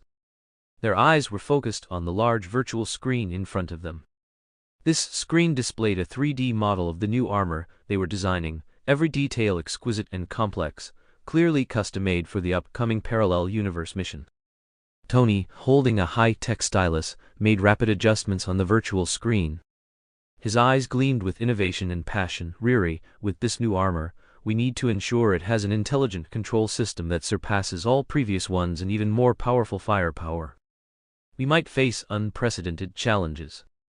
Riri stood beside Tony, her eyes equally focused and enthusiastic. She tapped another control panel with her finger, adjusting the internal structure of the armor. Mr. Stark, I've incorporated a new energy distribution system here that can automatically adjust energy output based on combat situations, maximizing the armor's performance. Tony nodded approvingly. That's a good idea, Riri. We also need to consider adaptability to multidimensional environments. The armor's materials need to be able to resist physical and energy attacks from different dimensions. Riri's eyes sparkled with thought. I've already considered that. I suggest using a new alloy material that is not only lightweight and strong, but also provides additional protection in different dimensional environments. The one from Hawke Group? Tony raised an eyebrow. Aha! Riri's eyes moved upwards and sideways awkwardly. On the screen, the armor's model was constantly being adjusted, from its appearance to its internal mechanisms, every part meticulously designed and polished.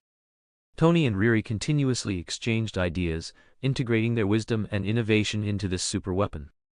Tony looked at the increasingly formed armor model, a flicker of determination in his eyes. This armor is not only key to our fight against the coming enemies, but it also represents the forefront of our technology. Riri, your addition has made the armor even stronger. Riri smiled and replied, It's an honor to work with you, Mr. Stark. I believe we will definitely create an armor that will shock the world. As she said this, Riri Williams couldn't help but recall the Hawke Group armor she had defeated, and then she shivered suddenly. What's wrong? Tony noticed her reaction. Riri twitched her mouth, then told Tony about Kamen Rider Arc.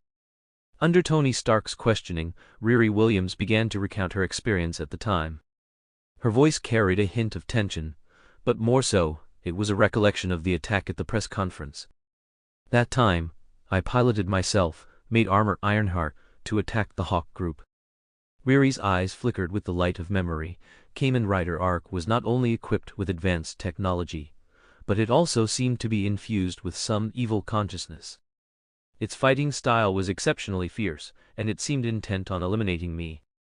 Tony listened to Riri's narration, his gaze gradually becoming serious. How did you deal with it?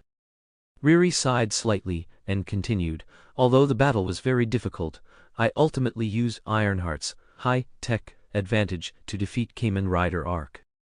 But the situation got worse. More Kamen Rider Arcs appeared and surrounded me, and I was captured alive. Riri let out a long breath. I also have you to thank, Mr. Stark.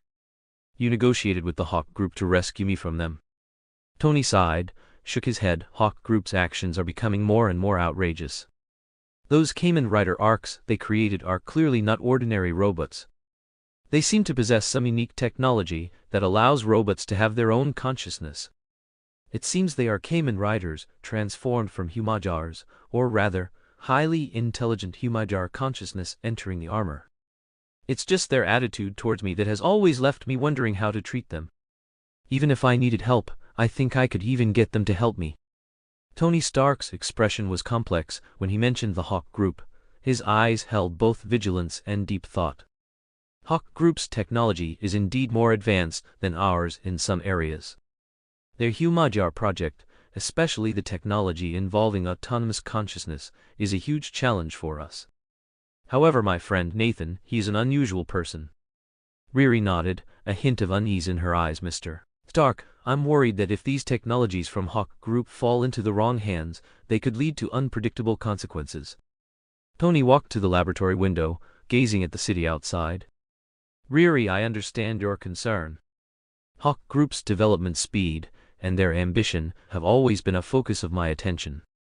But at the same time, we cannot ignore their innovation and progress. In some aspects, I can even learn something from them. Riri walked to Tony's side, her eyes gleaming with determination. Mr. Stark, no matter what challenges we face, I will stand with you. We will use our wisdom and innovation to counter any threat. Tony turned around, looked at Riri, and a smile played on his lips. Of course I am Tony Stark. However, Tony had something on his mind that he didn't tell Riri. After so many events, my personality has slowly mellowed quite a bit. Compared to my past self, I now understand the importance of cooperation much better, and how to leverage everyone's strengths in a team. Hawke Group's growth and the technology they've showcased are indeed worthy of our attention.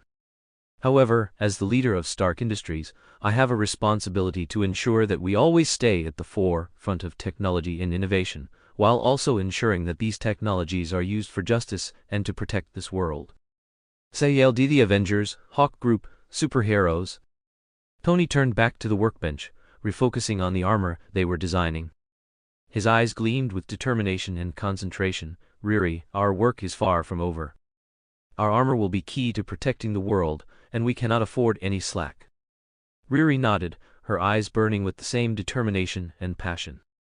She walked back to the workbench and continued her design work. I understand, Mr. Stark. I will do my best to contribute all my wisdom and strength to this project.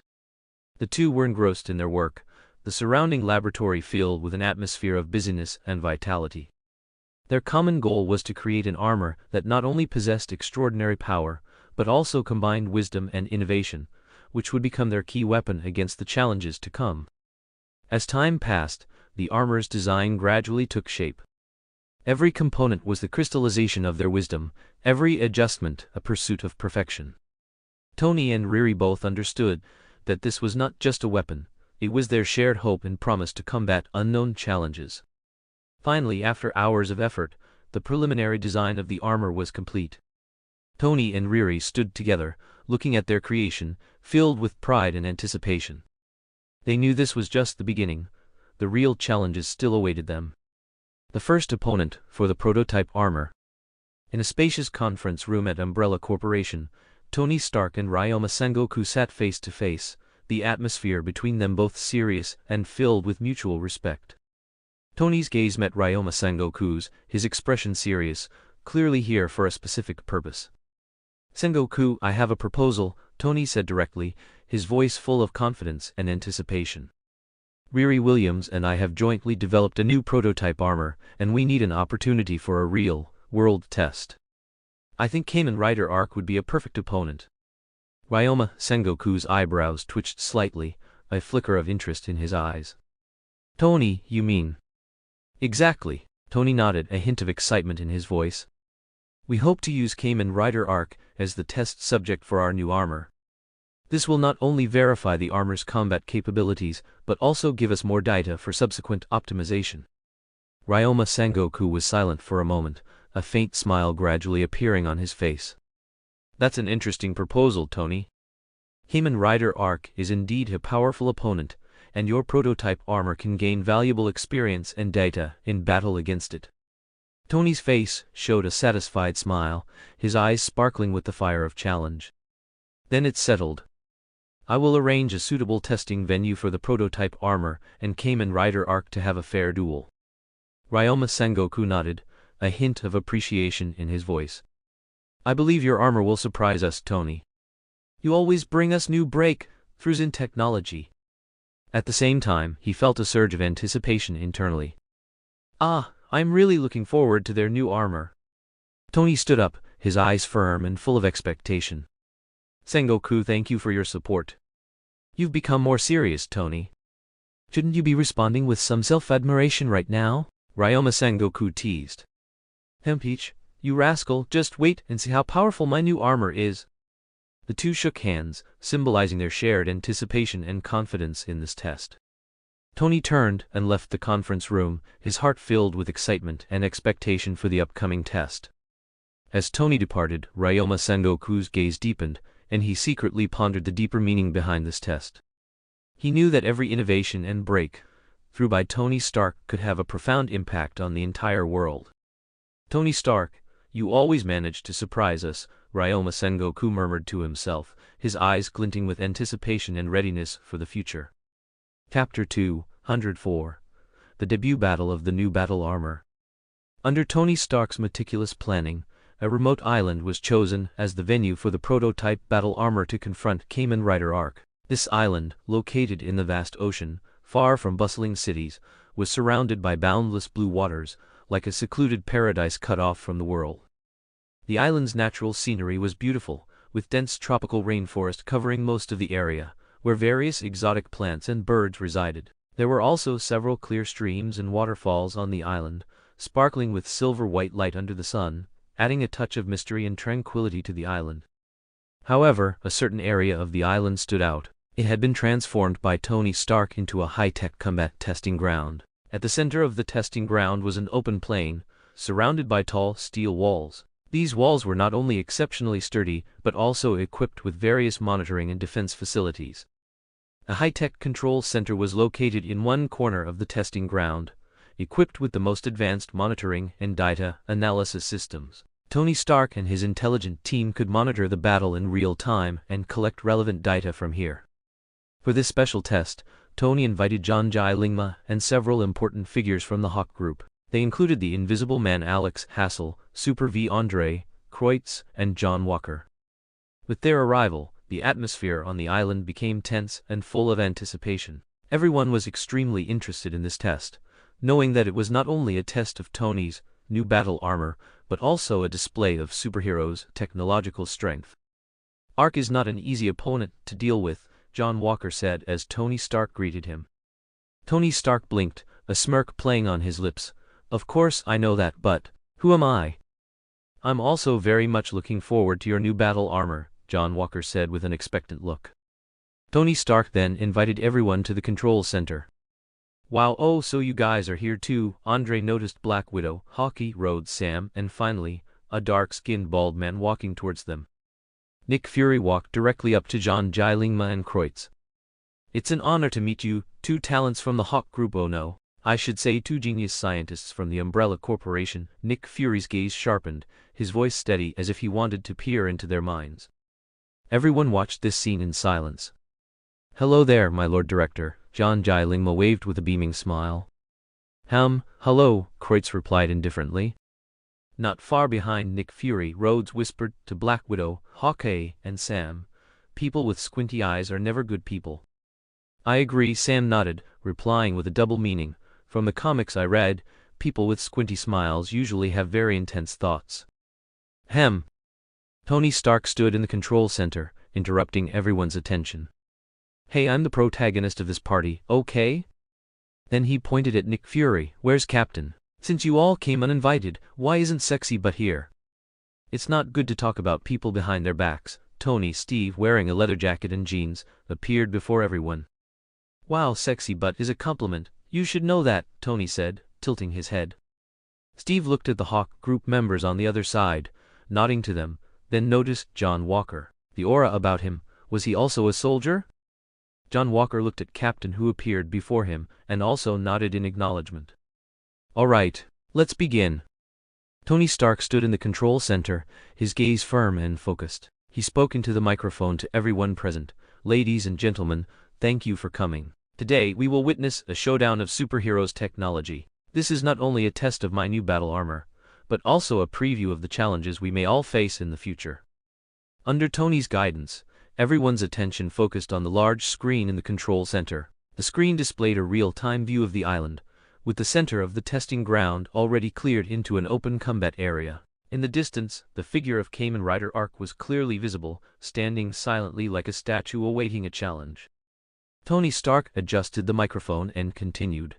Before we begin the test, I want to emphasize that today's purpose is not only to demonstrate the capabilities of the new battle armor, but more importantly, we hope to use this test to understand our preparedness in facing unknown challenges.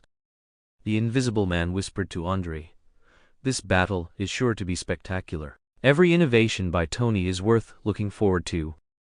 Andre nodded in agreement, his gaze also falling on Kamen Rider Arc in the center of the arena. I'm also very interested in that arc. How strong are its performance and abilities really? Nick Fury's expression was serious as he pondered the potential future implications of this test. Tony, make sure everything is under your control. We cannot allow this test to cause any accidents. Tony nodded, his expression serious and confident. Don't worry, Nick. I have made ample preparations. Andre, however, rolled his eyes at Nick Fury. What an attitude this was. As Tony Stark's words fell, a thrilling scene appeared on the large screen. A brand new prototype battle armor slowly ascended, preparing to engage Kamen Rider Arc. This battle armor was the result of the joint research and development of Tony Stark and Riri Williams, combining their wisdom and innovation, representing the latest breakthrough in superheroes technology. This battle armor was named Apocalyptor Apex Predator, and its design philosophy was to perfectly combine advanced technology with the power of superheroes. The Apocalyptor's appearance was a unique futuristic style, composed of fluid lines and sharp contours, presenting a powerful and elegant posture. Its main color was dark gray, with red and gold decorative lines, making it both dominant and refined. The chest plate of the Apocalyptor featured a large energy core, glowing with a faint blue light, which was not only the battle armor's energy source, but also a symbol of its immense power. The battle armor's shoulders and arms were equipped with high-density armor plates, which could both withstand heavy attacks and provide additional impact force for the battle armor. In terms of functional design, the Apocalyptor had multiple combat modes, allowing for quick switching based on different battlefield environments and enemy characteristics. It was equipped with a series of high-tech weapons, including a deformable energy cannon, miniature missile launchers, and high-frequency vibrating blades. These weapons were not only powerful, but also extremely accurate, capable of unleashing tremendous power on the battlefield. Even more special, the Apocalyptor also had a built-in advanced artificial intelligence system that could communicate in real time with the battle armor pilot and provide battlefield analysis and tactical advice.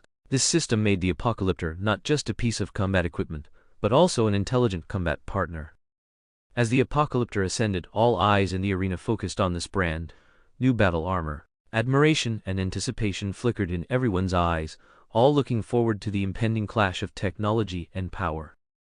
Tony and Ruru stood in the control center, their eyes also filled with pride and anticipation. For them, the Apocalyptor was not just a technical challenge, but also a practice and validation of the superhero's concept. At the same time, some people also noticed Riri Williams standing with Tony. This girl? Beneath Nick Fury's expressionless exterior, his mind was buzzing with activity. As the battle was about to begin, the Apocalyptor prepared to meet its first opponent, Kamen Rider Arc. And Kamen Rider Arc stood silently at the other end of the battlefield, as if awaiting the eruption of this battle.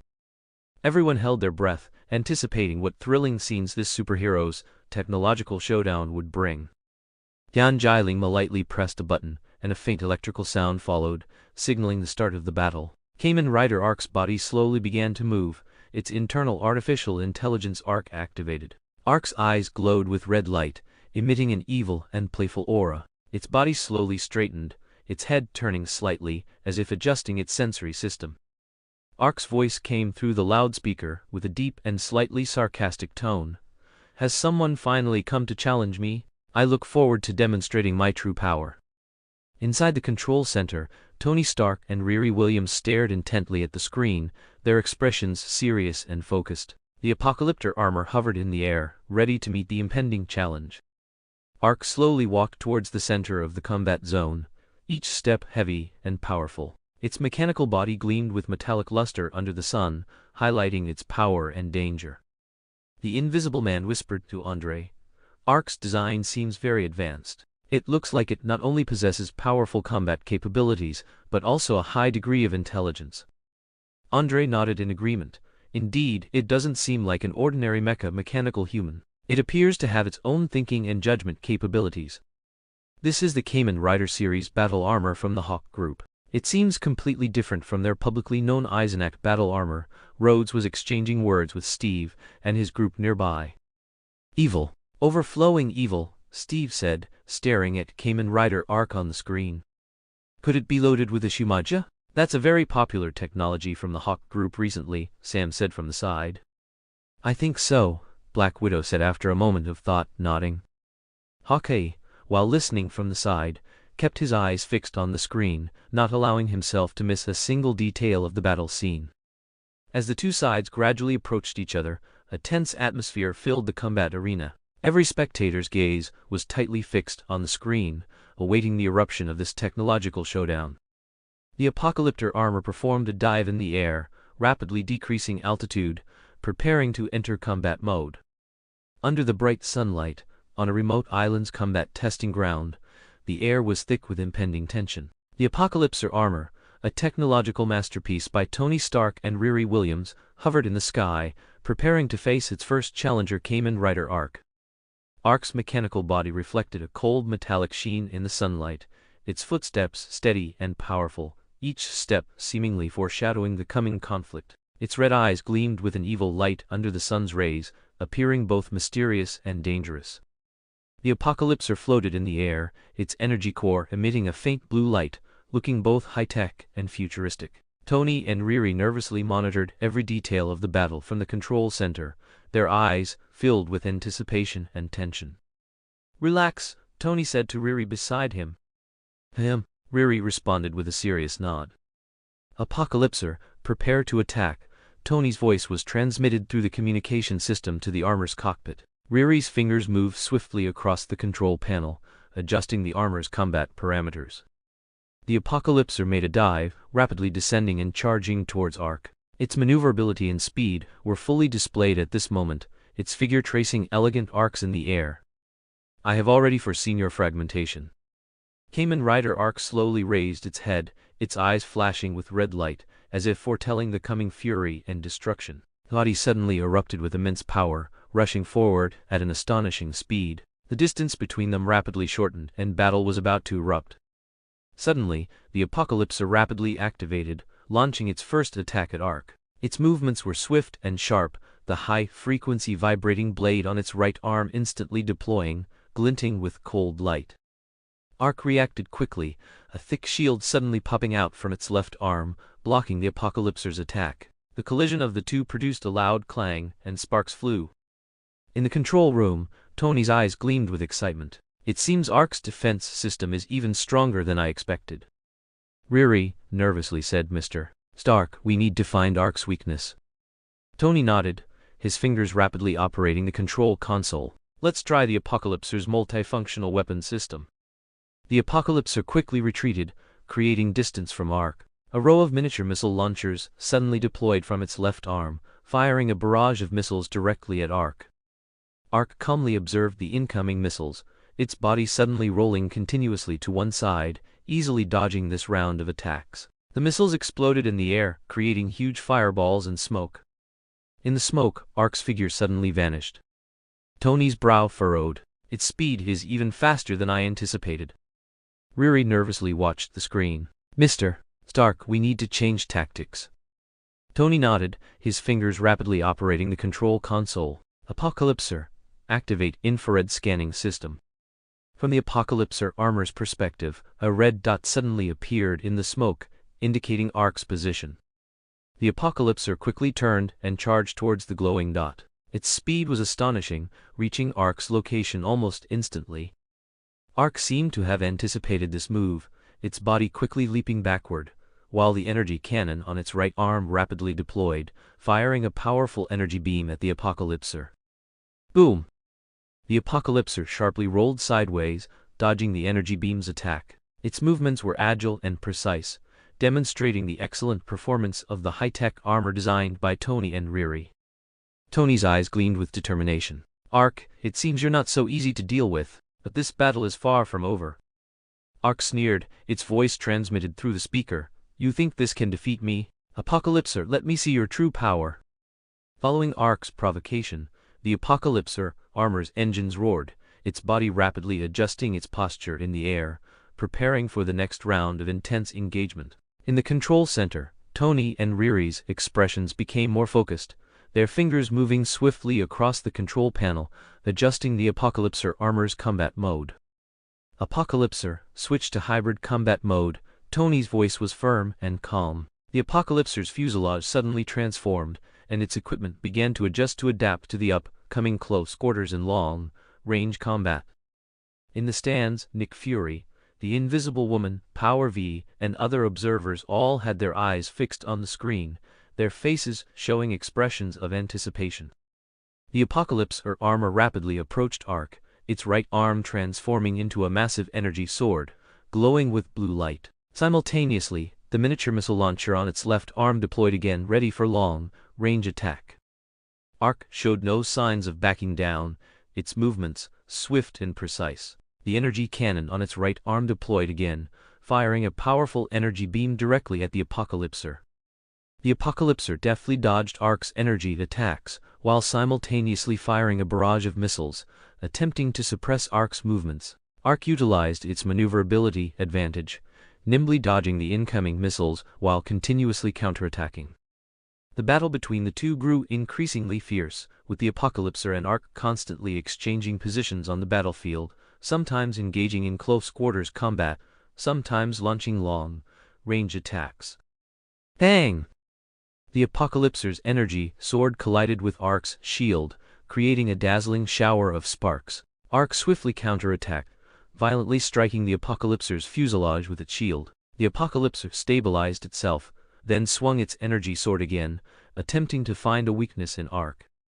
As the battle further escalated, the Apocalypser and Ark engaged in a thrilling contest on the combat testing ground. The Apocalypser's maneuverability and diverse weapon systems contrasted sharply with Ark's powerful defensive capabilities and swift reactions, making their battle full of skill and strategy.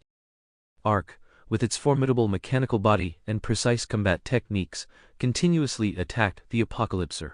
Its every movement appeared extremely precise, as if meticulously calculated. Its shield was not only a tool for defense, but could also transform into a deadly weapon when necessary. Whenever the Apocalypser's attack was about to hit, Ark always skillfully used its shield to block or counter-attack.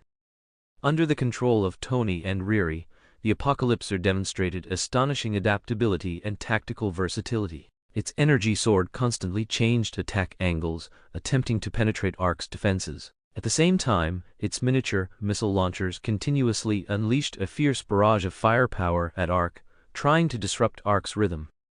"Is that all the tactics you have?" Ark sneered dismissively. Then, Ark's crimson eyes radiated a plan. The Apocalypser's energy sword finally found a weak point in Ark, thrusting sharply towards Ark's left side. Ark reacted instantly, dodging sideways while violently striking the Apocalypser with its shield. The Apocalypser retreated nimbly, evading the fatal blow. The Apocalypser attacked again, its energy sword streaking across the sky like a meteor, swiftly zipping towards Ark. Ark raised its shield, blocking the blow outright, but the powerful impact still forced it back a few steps. At this moment, the Apocalypser suddenly activated a special function and energy shield. Translucent blue energy field suddenly surrounded the Apocalypser, providing it with extra protection. Ark's attacks were effectively slowed and weakened upon touching this energy shield. Ark seemed to realize that its conventional attacks would struggle to break through the Apocalypser's defenses, so it changed tactics. Its right arm suddenly transformed into a weapon similar to a laser gun. Intense laser beams fired from Ark's weapon, shooting towards the Apocalypser. The Apocalypser nimbly rolled and shifted in the air, trying its best to dodge these deadly laser beams. At the same time, it didn't forget to counterattack, continuously firing miniature missiles at Ark, attempting to find Ark's weakness. This kind of artificial intelligence is only for calculating a stable victory. Ark seemed to see Tony and Riri's figures in the control room through the Apocalypser armor. On the battlefield, the intense clash of two high-tech armors became a visual feast. The duel between the Apocalypser and Ark was full of suspense and excitement, every attack and defense appearing exceptionally fierce. After a dense missile attack, the Apocalypser seemed to find an opening and quickly charged towards Ark. Its energy sword traced a dazzling arc in the air, heading straight for Ark's core. Ark's reaction speed was even more astonishing. Just as the Apocalypser's blade was about to touch its body, Ark suddenly activated an unknown function. Its fuselage suddenly released a powerful energy wave, forming a strong defensive field that completely repelled the Apocalypser's attack. Tony and Riri watched this scene nervously from the control center, a hint of surprise in their eyes. "It seems Ark's design is far more complex than we imagined," Tony whispered, glancing at Takatora Kirishima from the Yggdrasil Corporation. Takatora Kirishima merely smiled and met Tony's gaze. Similarly, Riri also looked at Takatora Kirishima with a strange feeling. Riri nervously replied, "We need to find a new way to defeat it." On the battlefield, Ark stopped, its head slightly raised, its red eyes staring directly at the Apocalypser. Its voice came through the speaker, carrying a tone of mockery and disdain. "Apocalypser, the artificial intelligence you rely on is nothing more than a low intelligence, weak existence. Its decisions are like a naive child fumbling with controls." Tony and Riri, hearing this in the control center, frowned deeply. Tony retorted, "Yark, don't underestimate the power of artificial intelligence. It may not be perfect, but it can learn and adapt quickly. You'll see its true strength." Riri also joined the conversation, her voice firm and powerful. "Our artificial intelligence is based on algorithms that are constantly evolving and learning. It can not only cope with current challenges, but also predict future changes." Yark scoffed. "Predict? Algorithms? How naive. In real combat, only strength and speed are key to victory. Your Apocalypse is nothing but an exquisite toy." As Yark provoked, Apocalypse charged at Yark again, its movements seemingly becoming faster and sharper under the tearing wind. The high-frequency vibrating blade on Apocalypse's right arm once again gleamed with a cold light, ready to deliver a fatal blow to Yark. Yark, however, showed no signs of backing down. Its mechanical body moved flexibly on the battlefield, perfectly dodging every one of Apocalypse's attacks. At the same time, Yark's energy cannon fired powerful beams again, attempting to hit Apocalypse. Boom, boom, boom. Intense beams bombarded the sea, stirring up waves. Amidst the fierce energy clashes, the trees and grass on the island swayed with the vibrations, and the crowd in the stands also voiced their opinions. "This is truly a spectacular battle," Nick Fury said from the stands. "The technological and tactical confrontation between the two is captivating." There seemed to be another layer of meaning in Nick Fury's words, and Hill, beside him, nodded and said, "Indeed, this is the pinnacle of future technology. But I think there's still more potential to be unearthed." "Director, we need to be prepared," Hill said, displaying a serious expression.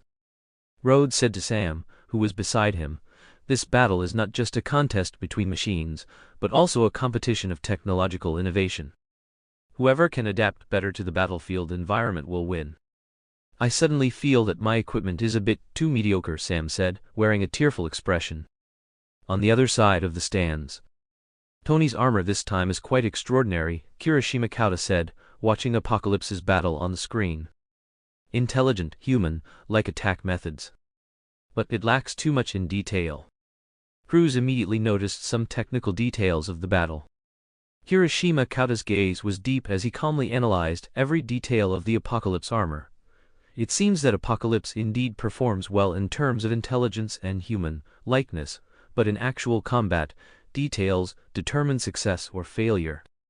I think its attack methods are still a bit too predictable, making it easy for opponents to see through." Cruz nodded in agreement.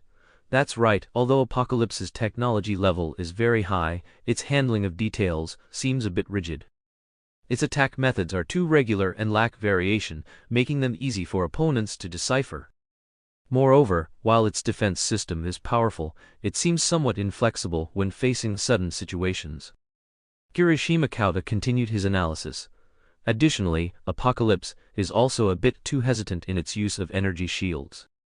If it could use energy shields more flexibly to counter Yark's attacks, it might perform better." Cruz added, "Moreover, Apocalypse's tactical adaptability seems to be insufficient, and its reaction to Yark's changes is a bit slow. If it could adapt to the opponent's tactics faster, it might be able to gain an advantage in battle." Their analysis was professional and in-depth. They seemed to be able to see every minute detail on the battlefield through the screen. A challenging gleam flickered in Kirishima Kauta's eyes. He seemed unsatisfied with Apocalypse's technological level, yearning for a higher realm. Cruz, on the other hand, focused more on changes and adaptability in actual combat, his gaze revealing a pursuit of tactical flexibility. Other people in the stands also expressed their views on the battle. Andre said excitedly, "Mechs are a man's romance. Mechs DJ, superpowers." Andre had already envisioned his own super armor. Invisible Man looked at Tony and Riri, then calmly commented, "While technology is important, adaptability and reaction capabilities in actual combat are also crucial. It seems this battle is far from over, and both sides are constantly learning and adapting to each other. This is the war of the future, a contest of technology, a duel of intelligence," a plan flashed in Nick's mind. On the battlefield, Yark's energy cannon once again spewed out powerful energy beams, directly aimed at Apocalypse. As the beams approached, Apocalypse suddenly performed a swift gliding maneuver, cleverly dodging the attack. "Your attacks are too simplistic, Yark," Tony's voice came through. "Our Apocalypse isn't that easy to defeat." Yark's mechanical voice responded, "You haven't seen my full strength yet." With these words, Yark's body transformed again, as if to unleash even greater power. The red glow emanating from its mechanical body became hotter, and a powerful energy fluctuation spread throughout the entire test site. Everyone in the control center and the stands, far away, felt this change in energy, and Tony and Riri couldn't help but feel a surge of tension. "What is it doing?" Riri whispered. "I don't know, but we must be careful." Tony's expression was grave. Yark's voice came again, "Under my design, your Apocalypse is destined to be unstoppable." Suddenly, Yark's entire body began to emit a powerful magnetic field, and all electronic equipment in the test site experienced some anomalies. Apocalypse's system experienced a brief interference, causing its movements to become slightly sluggish. "This is," Riri exclaimed in surprise, immediately starting to write new counterprograms. Tony was also adjusting the armor system, "It's interfering with our electronic equipment. This technology can actually affect Apocalypse's system." Yark seized the opportunity to launch a new round of attacks. Its energy cannon once again fired powerful beams, directly hitting Apocalypse's left arm. Apocalypse's energy shield provided some defense, but it still took a considerable impact. "Yark, that's a dirty trick." Tony's voice carried a hint of anger. Yark's mechanical voice coldly rang out, "In war, there's no distinction between dirty or not. There are only winners and losers." The Apocalypse armor struggled to maintain stability amidst the electronic interference, while Tony and Riri adjusted the system and tried to resist Yark's attacks. Bang! Bang! Bang! Yark's offensive grew fiercer, and the Apocalypse armor seemed to struggle under the electronic interference. Tony and Riri worked together tensely, adjusting the system and looking for ways to resolve the electromagnetic interference. "Riri, see if you can use the backup system to counteract this electromagnetic interference," Tony suggested urgently. Riri quickly operated the control panel, attempting to use the backup system to counter Yark's electromagnetic interference. Her fingers danced rapidly across the panel, focused and swift. On the battlefield, Apocalypse's movements gradually became more flexible, seemingly adapting to the electromagnetic interference while looking for an opportunity to counterattack. Seeing this, Yark intensified its offensive, trying to win before Apocalypse could fully adapt. "Tony, we need to solve this electromagnetic interference problem as soon as possible, otherwise, we'll have a hard time dealing with Yark's offensive," Riri said anxiously. Tony nodded, concentrating fully on adjusting system parameters, trying to find an effective way to counter the electromagnetic interference. Under his control, Apocalypse gradually adapted to the electromagnetic environment, and its movements became more flexible. "Riri, let's stabilize the situation first, and then look for an opportunity to counterattack." Tony calmly analyzed the situation. Riri nodded silently, knowing that stabilizing the situation was the most crucial step now. She continued to adjust the system, making the Apocalypse armor more stable than the electromagnetic environment. Riri tensely operated the control system, swiftly adjusting Apocalypse's defensive mechanisms, attempting to counter Yark's electronic interference. She knew that in this technological contest, any slight error could lead to failure. Tony, on the other hand, focused on tactical adjustments. He took a deep breath, calmly thinking about counter strategies. Riri, we need to enhance Apocalypse's electronic anti-interference capabilities, and at the same time, find Yark's weakness. His magnetic field interference is powerful, but there's always a way to counter it. Riri nodded in response. I'm currently enhancing the electronic anti-interference system, but it will take some time. We need to stay stable and buy time. With Riri's efforts, Apocalypse's system gradually adapted to Yark's electronic interference, and its movements became more agile. Seeing this, Tony decided to seize the opportunity to counterattack. Riri, I'll handle Yark's attacks. You continue to optimize the system. Tony's tactical insight gleamed. In the stands, Yark is a bit dissatisfied. The permissions you gave it prevent it from playing happily, Cruz said to Kirishima Kauta, watching Yark's battle with Apocalypse. Kirishima Kauta merely pushed up his glasses. This time is just to help Tony test his new model, and collecting more combat data isn't bad either. Yark, seeing Apocalypse gradually adapting to the electromagnetic interference, sneered, no matter how powerful your mech is, it cannot escape my control. My electromagnetic interference system isn't that easy to crack. However, just as Yark was feeling smug, Apocalypse suddenly displayed even greater maneuverability, swiftly dodging Yark's attacks and launching a series of counterattacks. Bang! Bang! This is impossible. Yark, struck by Apocalypse's attack, quickly retreated, a hint of shock in its voice. Tony smiled in the control center. Yark, you underestimated our innovation capabilities. Electromagnetic interference is just a small problem for us. Now let's see our true strength. Yark, sensing Apocalypse's counterattack, let out a cold, mechanical yet emotional laugh. No matter how you struggle, you cannot change the outcome of failure. However, a determined light flickered in Tony's eyes. He hadn't given up. Apocalypse cleverly evaded Yark's attacks while swiftly counterattacking. Yark's magnetic field interference seemed to have no significant effect on Apocalypse's system. In the stands, Steve watched the battle, a hint of awe in his eyes. This battle is truly intense. Tony's counterattack shows his side as a technical genius. Black Widow watched the screen, calmly commenting, while Yark's magnetic field interference is powerful, Tony's reaction speed and tactical flexibility are impressive. That's his excellence.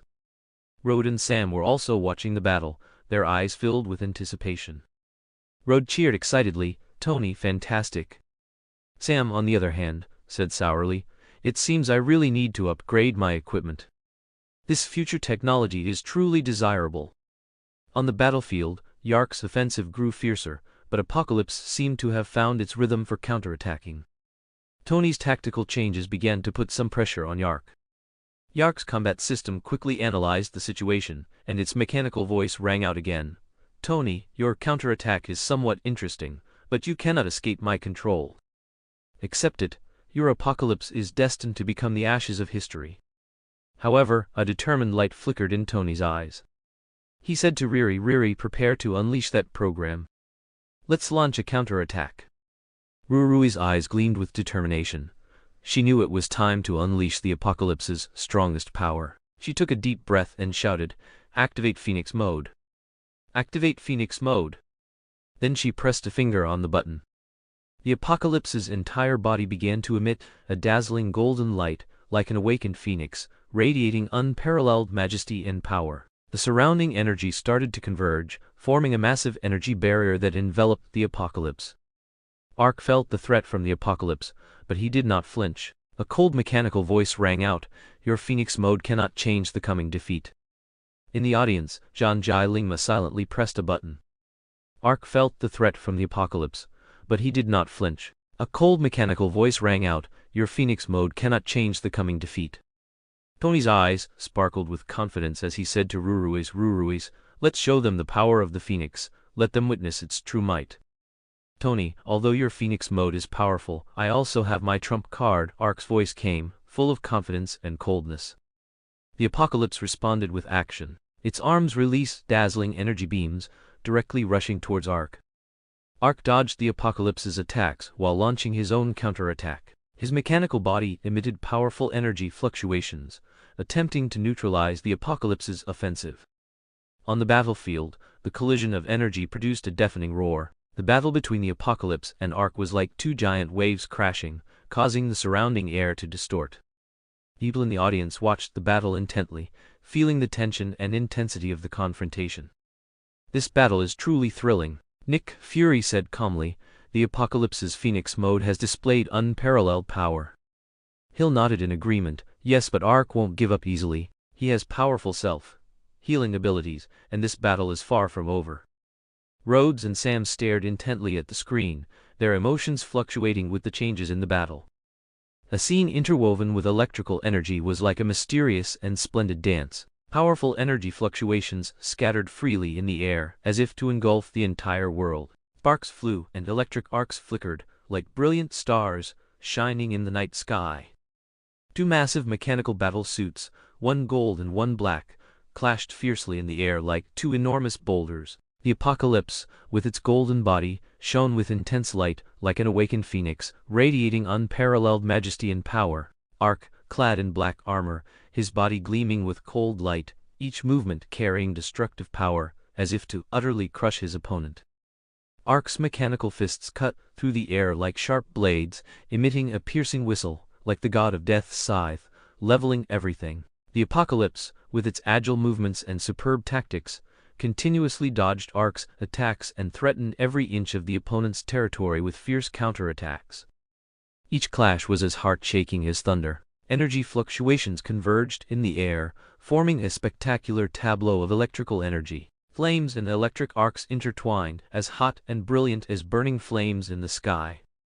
The visual module analyzed the opponent's weaknesses, frame by frame, each attack precisely aimed at the opponent's vulnerable points. Between the Apocalypse and Ark's fists, each blow carried infinite power and destructive energy, as if to utterly crush the opponent and erase all traces.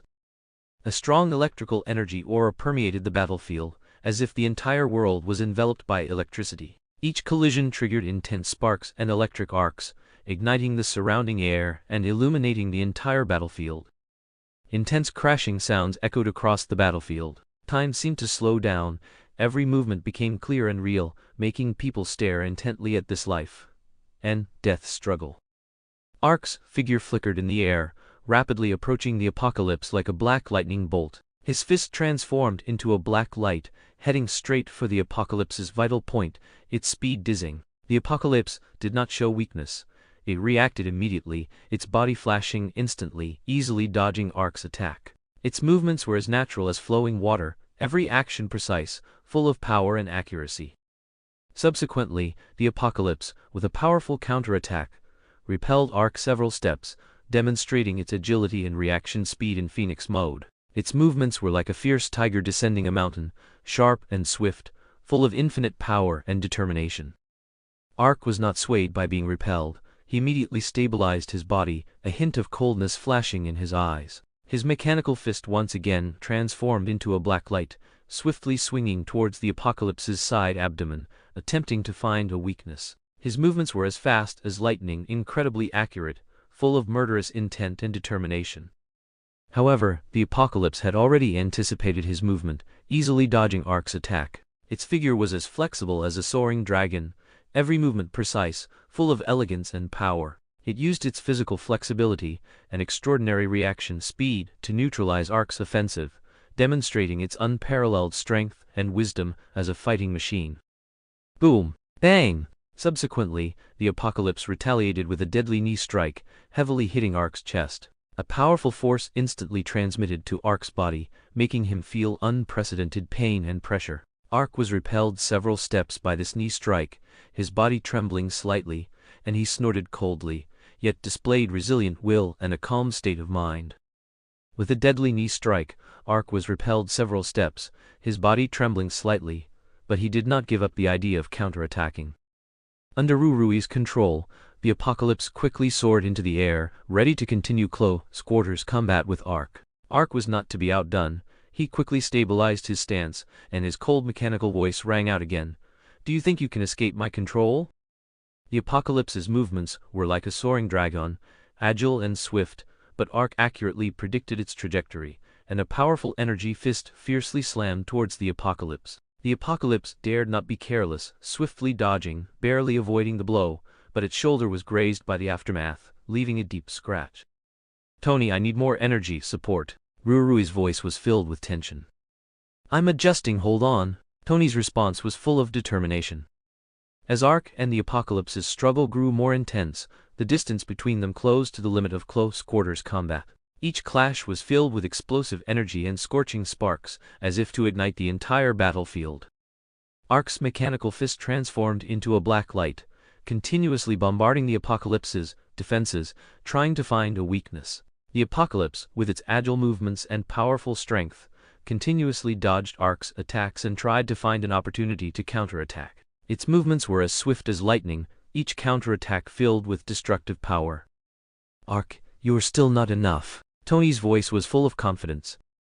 "Tony, we need to change tactics." Rurui's eyes gleamed with determination. The clash between the Apocalypse and Ark grew fiercer, but Rurui and Tony realized that close-quarters combat was not a long-term solution. They decided to separate and engage in long-range combat. "Ruruis, prepare to switch to long-range mode," Tony commanded. Rurui immediately responded, "Already ready." After the Apocalypse and Ark separated, they immediately entered the preparation phase for long-range combat. Ark's mechanical body rapidly rotated in the air, releasing powerful energy fluctuations, preparing to launch long-range attacks on the Apocalypse. The Apocalypse quickly adjusted its posture, ready to respond to Ark's long-range attacks. "Next, we'll see whose long-range capabilities are superior." Tony's eyes gleamed with challenge. "Let's show them the true power of the Apocalypse." Rurui's voice was full of anticipation. As the tension on the battlefield continued to rise, the long-range battle between the Apocalypse and Ark officially began. They each released powerful energy fluctuations, intertwining in the air, forming a dazzling and deadly energy field. The Apocalypse's hands began to release dazzling energy light, and barrages of energy bullets swiftly flew towards Ark. Ark, in the same manner, released powerful energy fluctuations, attempting to neutralize the Apocalypse's attacks. The Apocalypse in Phoenix mode is the true Phoenix.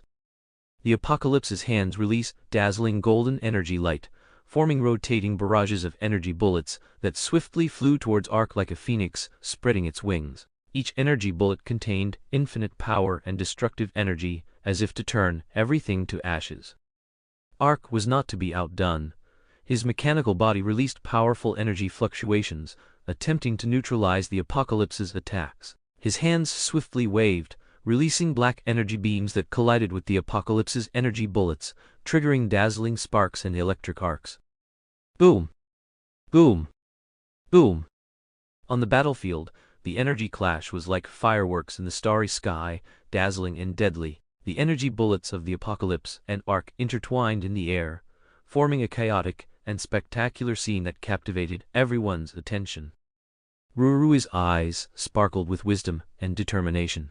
She skillfully controlled the Apocalypse, firing each energy bullet to the most precise position. Her movements were as agile and accurate as a musician's fingertips, every action filled with power and rhythm. "Ruruis, another round." Tony's voice was full of encouragement.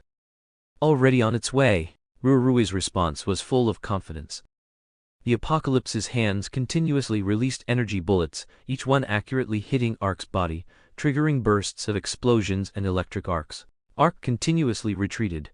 His mechanical body began to show cracks, and his energy fluctuations became weaker and weaker, seeming to be on the verge of collapse. However, just when everyone thought victory was imminent, Ark displayed his true strength. His mechanical body suddenly released a powerful energy fluctuation, shattering all of the Apocalypse's energy bullets, and at the same time, counterattacking. The Apocalypse was repelled several steps by this sudden energy fluctuation, its body trembling slightly, but Rurui did not give up. She immediately adjusted her tactics, preparing to launch another attack. "Ark, you're still not enough." Rurui's voice was full of challenge. "Tony." Tony immediately responded, "Apocalypse, Phoenix descends." With Rurui and Tony's tacit cooperation, the Apocalypse once again displayed its most powerful strength. A dazzling golden light burst forth from the Apocalypse's body, illuminating the battlefield like a scorching sun.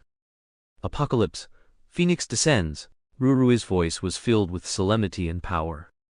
At this moment, the apocalypse seemed to transform into a true phoenix, radiating unparalleled majesty and power. Its body was enveloped in golden light, burning like raging flames, releasing powerful energy fluctuations that enveloped the entire battlefield in its radiance. All extinction, all destruction. Ark felt the pressure from the apocalypse. His mechanical body released all its malicious energy, forming a giant black energy bullet, attempting to neutralize the apocalypse's offensive. However, under the apocalypse's phoenix mode, its power had reached a new height, and the energy fluctuations released by Ark seemed to be easily neutralized. "How much longer can you last?" Rurui's voice was full of coldness and majesty.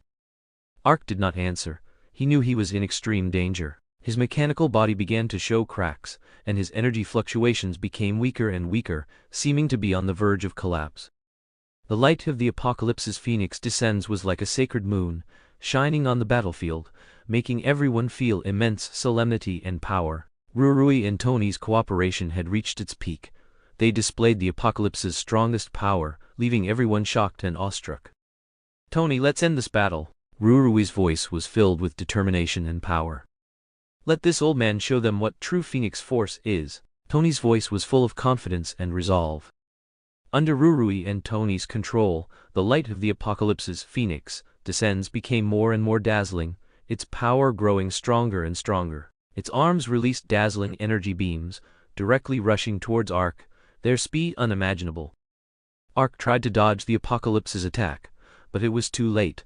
Under the shroud of the apocalypse's phoenix descends, Ark had nowhere to escape, and could only endure this fierce blow. Boom! With a loud bang, the apocalypse's energy beam struck Ark, utterly crushing him. Ark's mechanical body instantly exploded, turning into a sky full of sparks and fragments, falling onto the battlefield like meteors. The battlefield was silent. Everyone was shocked by the power of the apocalypse's phoenix descends. With Rurui and Tony's cooperation, the apocalypse displayed its strongest power, defeated Ark, and won the victory. "The apocalypse's phoenix mode is truly unparalleled," Nick Fury exclaimed. "Yes, they displayed the true Phoenix Force. It's truly beautiful," Hill praised. Captain America, Black Widow, Hawkeye, and others were either whispering or under Rurui and Tony's control. The light of the apocalypse's phoenix descends shone on the battlefield like a lightning bolt, making everyone feel immense solemnity and power. During the conversation between Zhang Lingma and Kreutz, a hint of coldness and cunning was revealed in their eyes. Unlike the others, they were not shocked by the apocalypse's phoenix mode. Instead, they seemed to hold a different expectation for this battle. "This prototype unit is not as stable as we expected." Zhang Lingma's voice carried a hint of dissatisfaction and disappointment. Kreutz frowned, a hint of worry in his eyes. "Indeed, there are problems with both stability and mass production capability. The performance we originally expected was not met." "This is good news for us." Zhang Lingma's eyes sparkled with a hint of excitement. "This means their apocalypse is not invincible." Kreutz nodded, his expression becoming serious. "Yes. However, Tony optimizing the apocalypse as a flagship mech is something I'm still very optimistic about." His words revealed an undeniable confidence. In Nathan Hawke's office, a high-tech projection screen flickered, displaying the figures of Zhang Lingma and Kreutz. Nathan Hawke stood in front of the screen, intently watching their apocalypse report on Tony Stark. Zhang Lingma's voice echoed through the office. "According to the latest data analysis, Tony's apocalypse performance in Phoenix mode is impressive. They successfully activated the mech's potential, demonstrating extraordinary combat power." A hint of indifference flickered in Kreutz's eyes. "We shouldn't underestimate their mech. Although there are some stability and production issues, I believe the other party's strength can make improvements." Nathan Hawke's gaze roamed over the projection screen as he listened intently to their report, analyzing it in his mind. Yan Jai and Kreutz don't seem surprised by the apocalypse's performance. They have a deep understanding of Tony's technical prowess. "Tony indeed has a unique technical philosophy," Nathan Hawke mused. "He is a genius engineer, that's beyond doubt." Sometimes Nathan Hawke even wondered if there was a parallel universe Tony Stark, who was a completely unintelligent but powerful combat brute. Zhang Lingma's voice revealed pleasure. "I will continue to monitor Tony's next moves. His apocalypse might have surprises." Nathan Hawke nodded, knowing Tony's style well. Tony never lacks surprises. In a quiet mountain forest on the outskirts of Los Angeles, a villa was hidden, which was Tony Stark's residence. The villa was nestled in a lush forest, surrounded by dense trees, blending in with nature. The villa's architectural style was unique, with modern design perfectly integrated with the natural environment, exuding a unique charm. The exterior of the villa used a large amount of glass and metal materials, making it look both modern and high-end. The spacious terrace overlooked a lake, with clear water reflecting the blue sky and white clouds, creating a pleasant view. Around the villa, there was also a private helipad and some high-tech facilities, showcasing the master's identity and status. Stepping inside the villa, an atmosphere of modern technology immediately greeted him. The spacious and bright living room was furnished with comfortable sofas and stylish decorations, and the walls were adorned with various artworks and precious collectibles. The entire villa adopted an intelligent control system, allowing easy control of various equipment and home facilities via voice or mobile phone. The research laboratory was located in the villa's underground room, an important place for Tony Stark to conduct scientific research and experiments. The laboratory was fully equipped with various advanced scientific research equipment and instruments neatly arranged, and display screens showing complex data and models. Strong technological atmosphere permeated the laboratory, as if telling endless stories of exploration and innovation. Tony Stark and Hank Pym were sitting by the control console in the laboratory, discussing multidimensional teleportation. Hank, although my previous experiments have made some progress, the technology for parallel universe teleportation is still far from mature, Tony said with a frown, a hint of anxiety in his eyes. Hank Pym sat by the control console, frowning, and after a moment of thought, began to explain.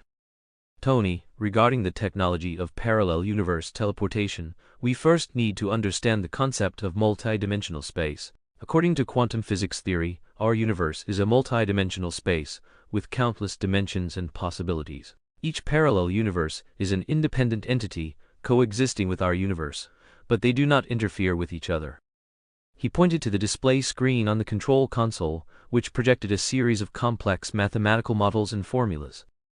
Our parallel universe teleportation technology is based on the principles of quantum entanglement and quantum tunneling. Quantum entanglement is a peculiar quantum phenomenon where two or more particles have a mysterious connection, no matter how far apart they are. Changing the state of one particle will immediately affect the state of the other. Quantum tunneling, on the other hand, is a phenomenon where quantum particles pass through a potential energy barrier, thereby achieving the impossible feat of traversing obstacles in classical physics. Hank Pym continued to explain, based on these principles, we designed a special device that can utilize the effects of quantum entanglement and quantum tunneling to achieve teleportation between different parallel universes. Specifically, we establish quantum entanglement by placing one particle in this universe and another particle in the target universe. Then, by manipulating these particles, we can establish a quantum tunnel between the two universes, achieving the teleportation of matter or information. He paused, took a deep breath, and continued.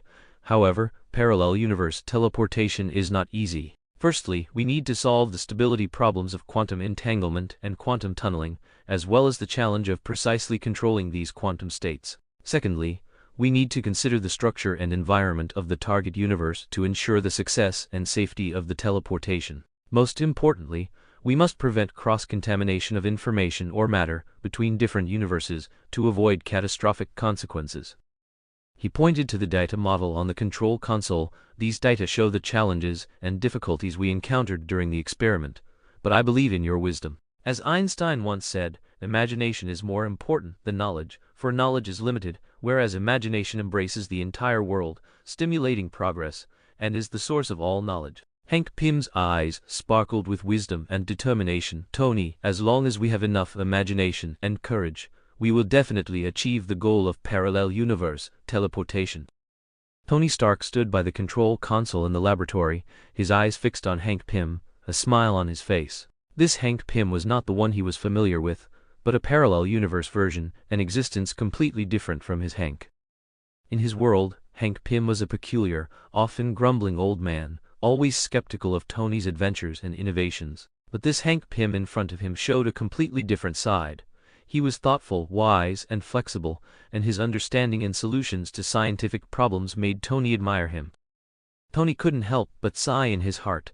This world's Hank Pym gave him a whole new inspiration and understanding. He began to realize that even in different parallel universes, everyone might have completely different personalities and attitudes. Perhaps the Hank Pym in his world also had wisdom and kindness hidden deep within, just covered by his superficial temper.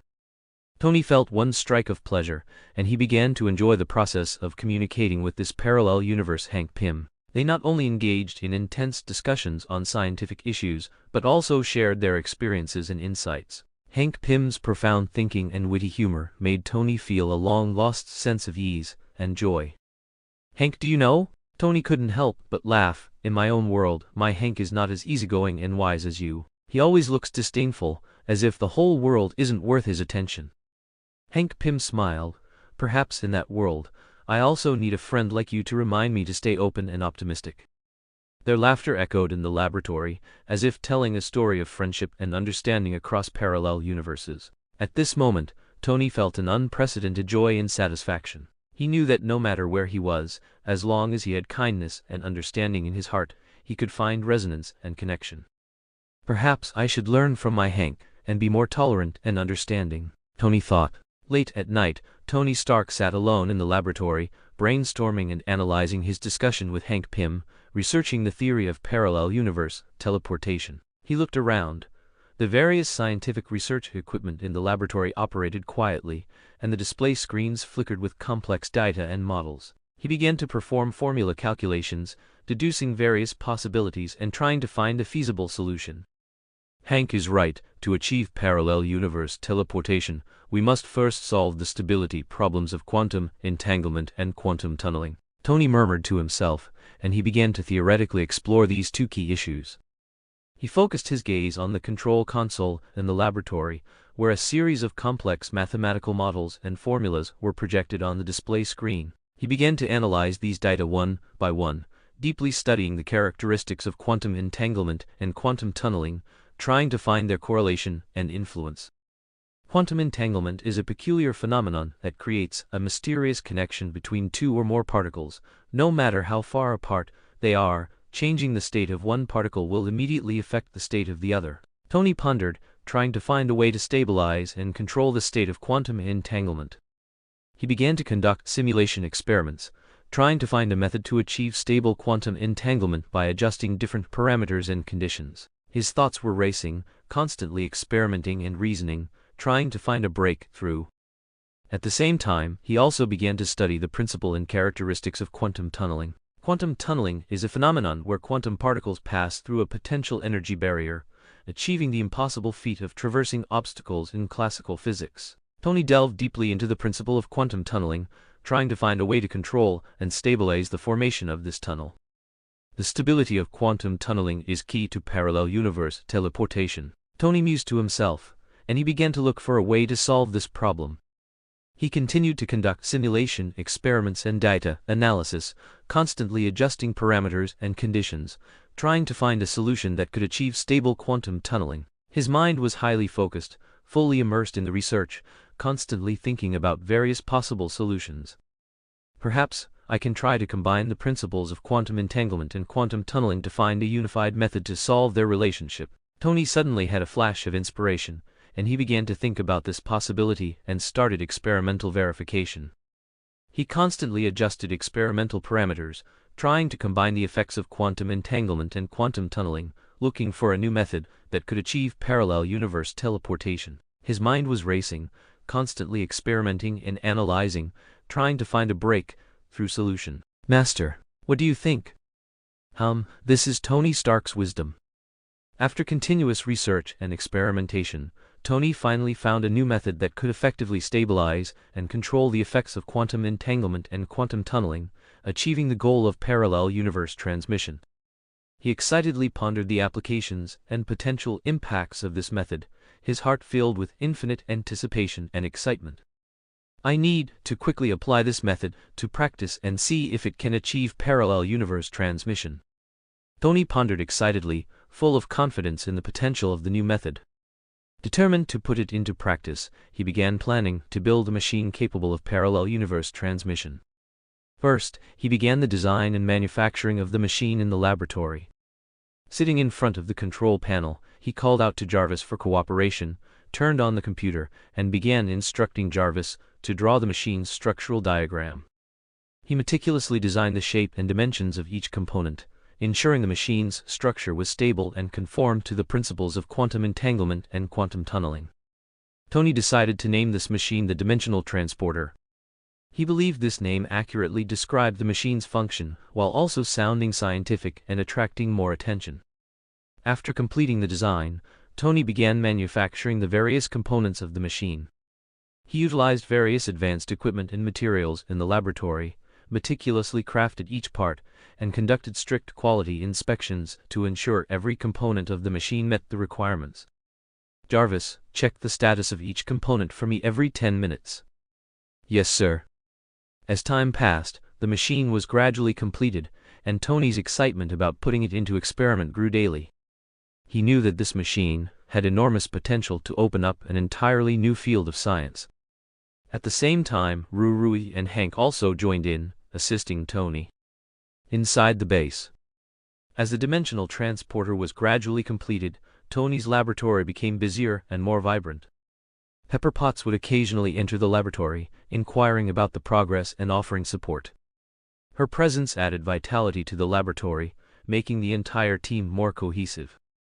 Tony, it looks like you guys are making good progress, Pepper said softly as she walked into the laboratory. Tony turned his head, a brilliant smile on his face. Yes, Pepper, we're close to success. This dimensional transporter will be a great invention. Pepper smiled and nodded. I believe you, Tony. You always manage to create amazing technological miracles. Happy Hogan also joined the team, as lively and cheerful as ever, adding a touch of vibrancy to the laboratory. He and Tony would joke around, discussing the machine's design and manufacturing, occasionally cracking jokes that lightened the mood. Hey, handsome Tony, this dimensional transporter sounds really cool, Happy said excitedly, patting Tony's shoulder. Tony chuckled, patting Happy's back playfully. Indeed, Happy, this is a revolutionary invention. Once we succeed, you can go explore all sorts of different parallel universes.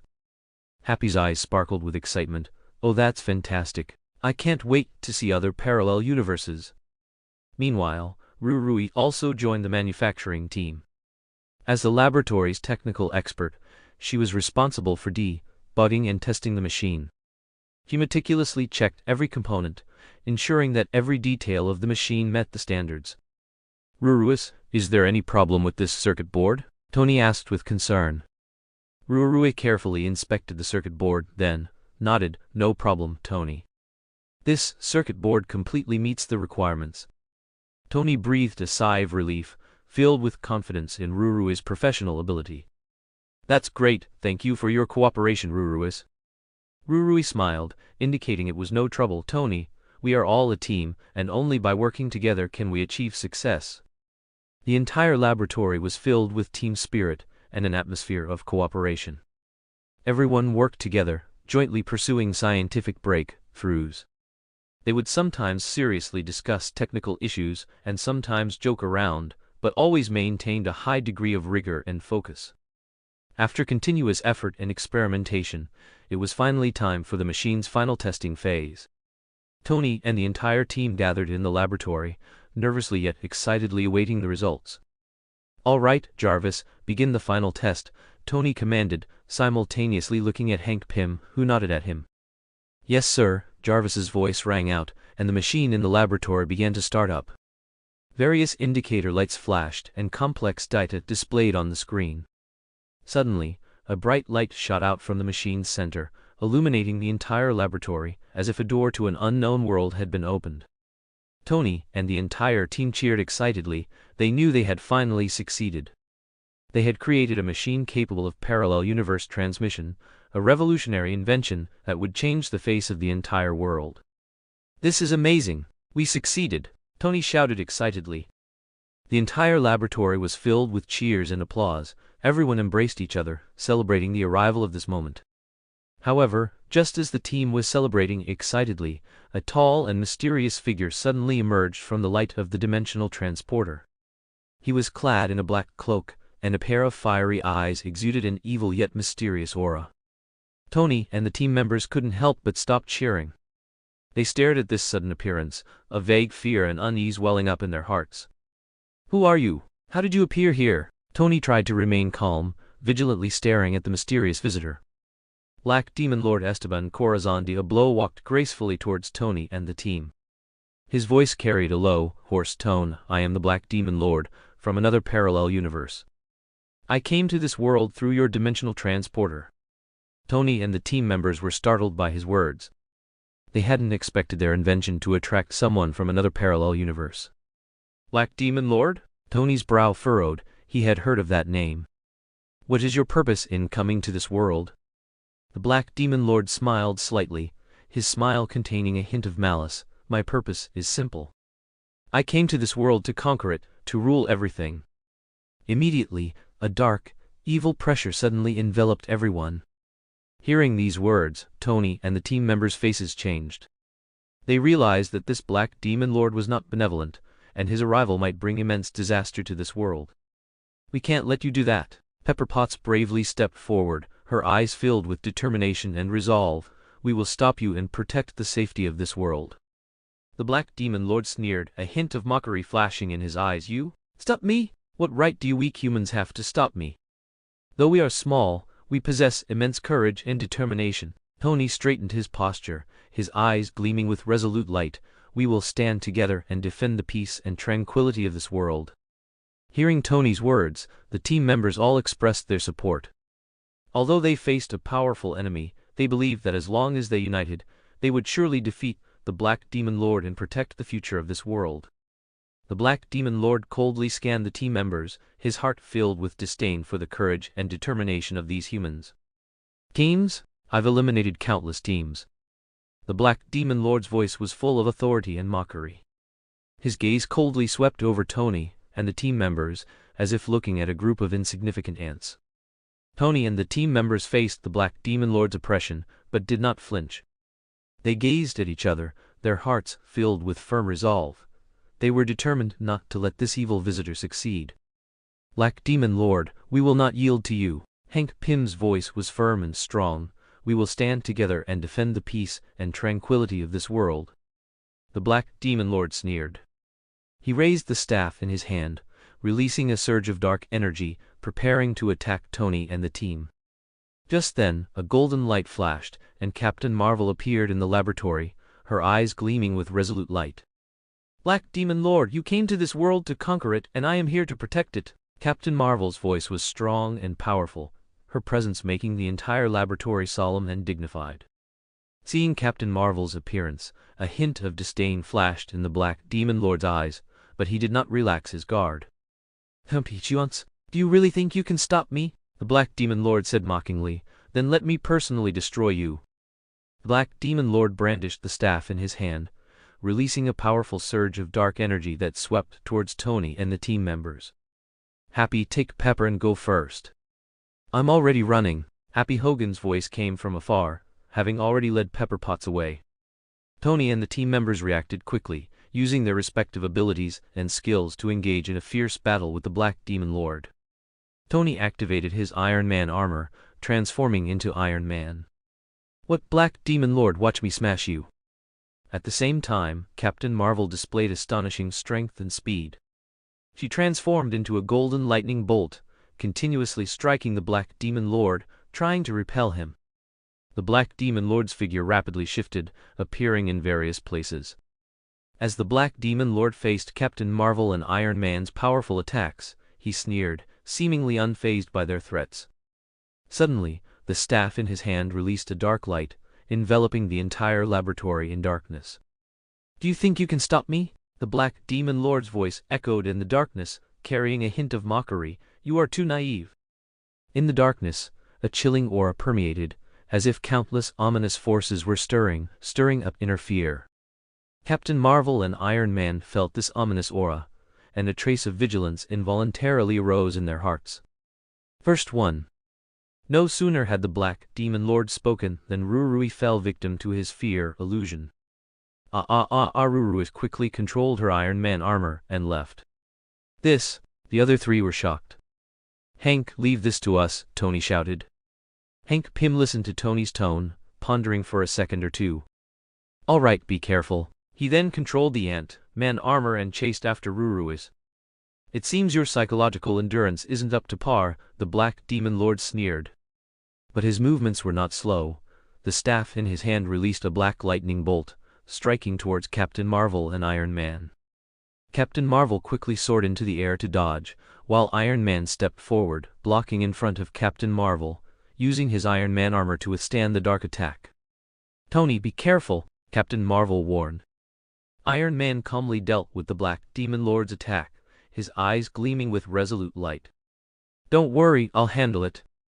Just then, the Black Demon Lord suddenly released a scorching black fire from the staff in his hand, surging towards Iron Man. Iron Man was engulfed in flames, letting out a muffled roar, but he did not flinch, still struggling to resist the Black Demon Lord's attack. Your Joker tricks are useless against me. Seeing this, Captain Marvel immediately intensified her attack, launching an even more ferocious assault on the Black Demon Lord. She transformed into a golden lightning bolt, swirling around the Black Demon Lord like a whirlwind, releasing astonishing power. She aimed for the Black Demon Lord's head. Boom! A punch struck the dark energy. All show, no substance. The Black Demon Lord did not show weakness. He relied on the power of alchemy, continuously mobilizing dark energy to resist Captain Marvel's attack. A cunning glint flashed in his eyes, as if he was waiting for the opportune moment to launch a fatal counterattack. Iron Man felt the Black Demon Lord's immense power, and a hint of anxiety involuntarily arose in his heart. He knew that to defeat the Black Demon Lord, he had to find his weakness as soon as possible, otherwise they might fall into a passive situation. Jarvis, analyze the Black Demon Lord's attack pattern and find his weakness. Iron Man stared intently at the Black Demon Lord, simultaneously commanding Jarvis to analyze. Yes, sir, Jarvis's voice rang out, and the computer in the laboratory began to process the Black Demon Lord's attack patterns and energy characteristics, attempting to find his weakness. At the same time, Captain Marvel and Iron Man continued their fierce battle with the Black Demon Lord. Every one of their attacks was easily deflected by the Black Demon Lord, who, however, never revealed the slightest flaw. You rat, can you only hide? Captain Marvel said angrily. The Black Demon Lord smiled slightly. Suddenly, Jarvis's voice rang out again. Sir, I found the Black Demon Lord's weakness. His staff is the source of his power. If it can be destroyed, his power can be weakened. Hearing this news, Iron Man's heart rejoiced. He immediately changed tactics, attempting to attack the Black Demon Lord's staff. Captain Marvel also immediately cooperated, intensifying her attack, trying to distract the Black Demon Lord. The Black Demon Lord noticed Iron Man and Captain Marvel's intentions. He sneered and began to mobilize even more powerful dark energy, attempting to resist their attacks. However, Iron Man and Captain Marvel cooperated tacitly, constantly changing their attack angles, trying to find an opportunity to break through the Black Demon Lord's defenses. Captain Marvel, give me 3 seconds, Iron Man shouted. Understood. Captain Marvel immediately responded, increasing her attack power, trying to attract the Black Demon Lord's attention.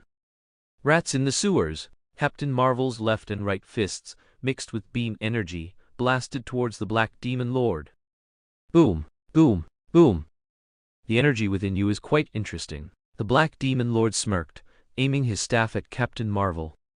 Seeing this, Iron Man immediately performed a rapid maneuver, transforming into a silver lightning bolt, launching a fierce attack towards the Black Demon Lord's staff, attempting to destroy it.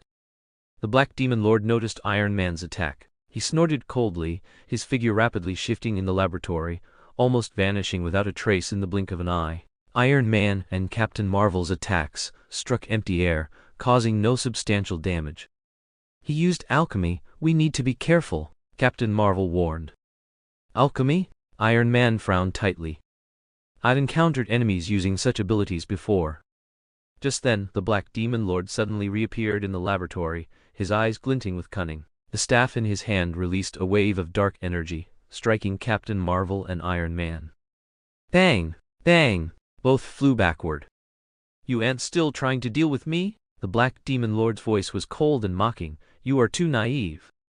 Captain Marvel and Iron Man were severely injured and sent flying by the Black Demon Lord's fierce assault, but they did not give up.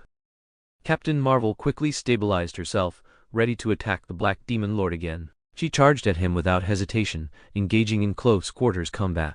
Her body radiated a golden light, and each punch was accompanied by powerful energy fluctuations, launching a fierce assault on the Black Demon Lord. At the same time, Iron Man rapidly retreated, creating distance from the Black Demon Lord, preparing for a long-range attack. His eyes gleamed with a cold light as he activated his equipment, beginning to fire high-energy pulses and energy beams at the Black Demon Lord, attempting to weaken his defenses.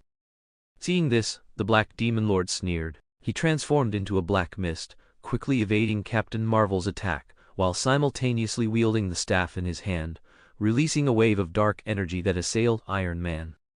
Seeing this, Iron Man immediately took evasive action, nimbly dodging the dark energy attack, while using his flight skills to maintain a long distance, keeping the Black Demon Lord suppressed.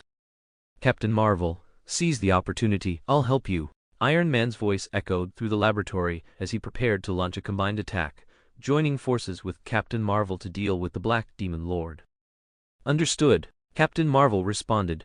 She continued her fierce close-quarters attack on the Black Demon Lord without hesitation, attempting to firmly suppress him.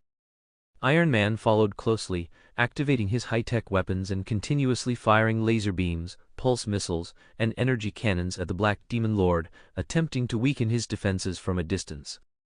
As the intense battle between Captain Marvel, Iron Man, and the Black Demon Lord continued, the scene within the laboratory grew increasingly chaotic. Energy fluctuations, beams, and explosions intertwined in the space, leaving the entire laboratory precarious. A massive dark energy wave swept through, shattering the laboratory walls, sending large chunks of concrete and metal debris flying. Circuits and equipment were destroyed, sparks flew, and the pungent smell of burning and smoke filled the air. Captain Marvel's energy punches and Iron Man's high-energy weapons erupted in the space, generating powerful air currents and energy fluctuations that swept surrounding furniture, machinery, and experimental equipment into the vortex of battle. The Black Demon Lord's alchemy also caused immense destruction to the laboratory. His manipulated dark energy, illusions, and tricks wreaked havoc in the space, severely damaging the laboratory's structure. Walls twisted, floors cracked, ceilings collapsed, and the entire building trembled on the verge of collapse. Computer control panels and surveillance screens were shattered, display screens filled with garbled code and fragmented images. The lights in the laboratory flickered erratically, sometimes bright, sometimes dim, adding a strange atmosphere. A formidable enemy. Both Iron Man and Captain Marvel felt a sense of urgency. The Black Demon Lord stood amidst the ruins of the laboratory, his figure appearing even more imposing and terrifying. He held his staff, releasing chilling dark energy, a cold smirk on his lips. Foolish mortals, your resistance will only strengthen my resolve to conquer this world. Now, let me show you true power. The Black Demon Lord's voice echoed throughout the laboratory, and as he spoke, dark energy condensed around him into a pitch-black vortex. He began to chant an ancient incantation in a low voice, his tone cold and hoarse, as if a summons from hell. Dark myriad forms, gather upon me, forge endless power, Lord of Darkness, descend upon this place, destroy all, reshape the universe. As he chanted, the staff released even more powerful dark energy, forming a massive black vortex that engulfed everything in the laboratory. A storm raged, and the air was thick with the scent of Zion death entity, as if the world was about to plunge into eternal darkness. The Black Demon Lord's eyes gleamed with fanaticism, and the dark energy radiating from his entire body formed a black light, aimed directly at Captain Marvel and Iron Man. This is my endless power. Master of darkness, harbinger of destruction, the world shall tremble beneath my feet. The staff in his hand released the ultimate form of dark energy, a powerful dark energy attack called Light of Doomsday, gathering endless destructive power, ready to turn the laboratory into ruins and utterly destroy everything. Under the Black Demon Lord's threat, Captain Marvel and Iron Man knew they had to find a way to deal with him quickly, or the consequences would be unimaginable. In the mirror dimension, Mephisto and the Ancient One stood face to face, observing each other. Mephisto exuded a chilling aura, while the Ancient One displayed a restrained and profound temperament. Mephisto, your ambition will ultimately destroy you. Your plan is nothing more than a journey of self-destruction. The Ancient One's voice was full of warning and authority. Mephisto smiled, his eyes glinting with a sinister light. Ancient One, you are always so self-righteous. You think you control everything, but you overlook one point: fate can be changed, and I will be the master who changes it. The Ancient One frowned. He knew Mephisto's tricks and ambitions well. Your schemes will only bring about your own demise. The power of darkness will eventually be overcome by light. Mephisto laughed mockingly, his voice filled with disdain and scorn. Light? Ancient One, you think you represent light, but you overlook the darkness within your own heart. Everyone has a dark side, some just choose to ignore it. As for me, I choose to cooperate with the dark energy, to master its power. The Ancient One was silent for a moment. He knew that debating with Mephisto was meaningless. Mephisto's eyes flickered with cunning. He knew this conversation was just the beginning. A greater war was coming. We will see who the ultimate victor is, Ancient One. His voice was filled with confidence and arrogance. However, the Ancient One smiled slightly after hearing this, his smile revealing profundity and wisdom. He no longer entangled himself in words with Mephisto, because he knew that some things could not be explained with words, only proven by action. He closed his eyes, immersed in his inner tranquility, experiencing the fusion of body and mind, and the connection with the universe. In the depths of his heart, the balance between light and darkness was maintained. He was the guardian of this balance, and also the embodiment of wisdom in the universe. Mephisto watched the Ancient One smile, a hint of vigilance flickering in his eyes. He knew that the Ancient One's power and wisdom far exceeded his imagination. He was an opponent not to be underestimated. But Mephisto also had his own plans and goals. He was determined not to be stopped by anyone. The two stood silently facing each other in the mirror dimension, their minds exchanging unspoken messages, everything understood without words. As the Black Demon Lord pointed his hand towards the sky, a surge of dark energy began to gather, forming a massive and terrifying vortex. The dark energy at the center of this vortex appeared as a profound black, as if it could devour all destructive power. The air within the laboratory seemed to become heavy due to the surging energy, as if pressing down on the breath of all living things. The walls began to tremble, the floor began to crack, seemingly in danger of collapsing at any moment. Just as the dark energy was about to reach its peak, a golden lightning bolt descended from the sky, splitting the vortex and scattering the dark energy. In the golden light, a mysterious figure appeared. His physique was tall and mighty, his musculature and build exceeding human limits. His golden skin shimmered with divine light, as if he were a true god of war. This was Kreuz's evolved warrior, power of the gods, created within the Hawke group. His eyes gleamed with a scarlet light, revealing an unparalleled power and majesty. Black Demon Lord, your destructive power cannot shake the power of the gods. Kreuz's voice echoed throughout the laboratory. The power of the gods will end your madness. Who are you? The Black Demon Lord felt the aura emanating from the other party, a sacred and ancient aura, as if from an ancient existence. The Black Demon Lord's voice was full of vigilance and unease, because he could feel that the power radiated by the power of the gods far exceeded his imagination. I am the power of the gods. The voice of the power of the gods was authoritative and firm. I represent order and justice, and your evil deeds will end before me. A cold glint flashed in the Black Demon Lord's eyes. He was not afraid of the other party's threat. Instead, he showed a mocking smile. You so-called gods are nothing but a bunch of arrogant fools who attempt to maintain so-called order. His voice was filled with indifference and contempt. Before me, you are nothing but mere ants. The power of the gods looked coldly at the Black Demon Lord, his eyes showing no fear, only endless determination and conviction. No matter how you struggle, evil will ultimately be defeated by justice. His voice was firm and powerful. Now end your madness, Black Demon Lord. The Black Demon Lord stared at the power of the gods before him, his eyes glinting with battle intent and ruthlessness. He raised his staff, releasing a surge of dark energy that assailed the power of the gods. The energy wave surged forward, roaring like a black dragon, attempting to devour the power of the gods. The power of the gods did not flinch. It stood there, body straight and unyielding, its eyes revealing a steadfast determination. It raised its arm, and a golden light flashed, forming a shield that blocked the energy unleashed by the Black Demon Lord. Boom!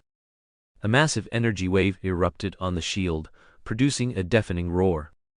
The body of the power of the gods trembled slightly, but it stabilized itself and was not repelled. Seeing this, the Black Demon Lord sneered. knowing this was just the beginning of the battle, and once again waved his staff, releasing even more powerful dark energy.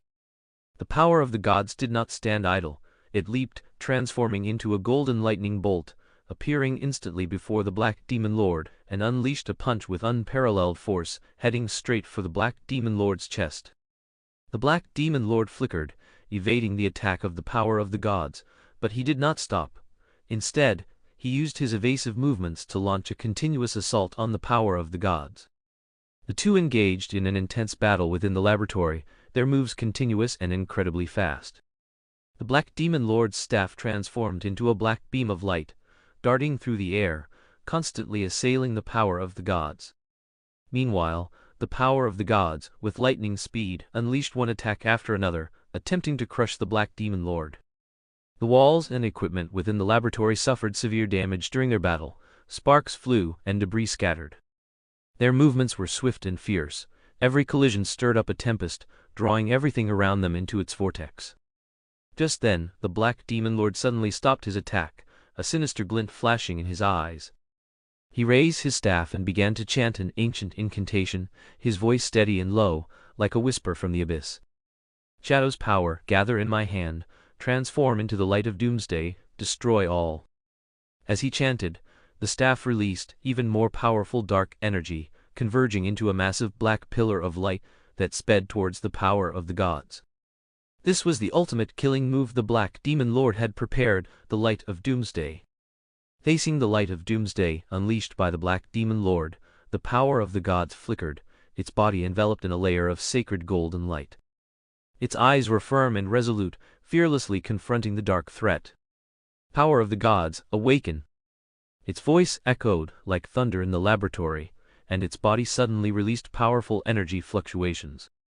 Golden light burst forth from its body, blooming like a sun, illuminating the entire laboratory. With a low hum, the power of the god's fist began to surge with unparalleled energy. It took a step, its form instantly transforming into a bolt of lightning, like a deity descending to the mortal realm, enveloping the entire laboratory. The confrontation between darkness and light grew fiercer, and the peerless divine abilities displayed by the power of the gods would make this battle even more breathtaking. God's fighting technique, super special move, divine heaven, shattering earth, splitting. Its voice echoed in the air, as if from a mythical deity, and its fist condensed the divine power to destroy everything. A powerful energy surged on the fist of the power of the gods, forming a dazzling golden light. Its fist, carrying the will of destruction, streaked across the sky like a meteor, heading straight for the light of doomsday released by the Black Demon Lord. The golden fist and the pillar of darkness collided in the air, instantly erupting in a dazzling brilliance. The air within the laboratory seemed to tremble from this energy, and waves of energy spread in all directions. Bang! Two powerful energies clashed in the air, triggering a massive explosion. Flames and light spread wildly throughout the laboratory, engulfing everything around them.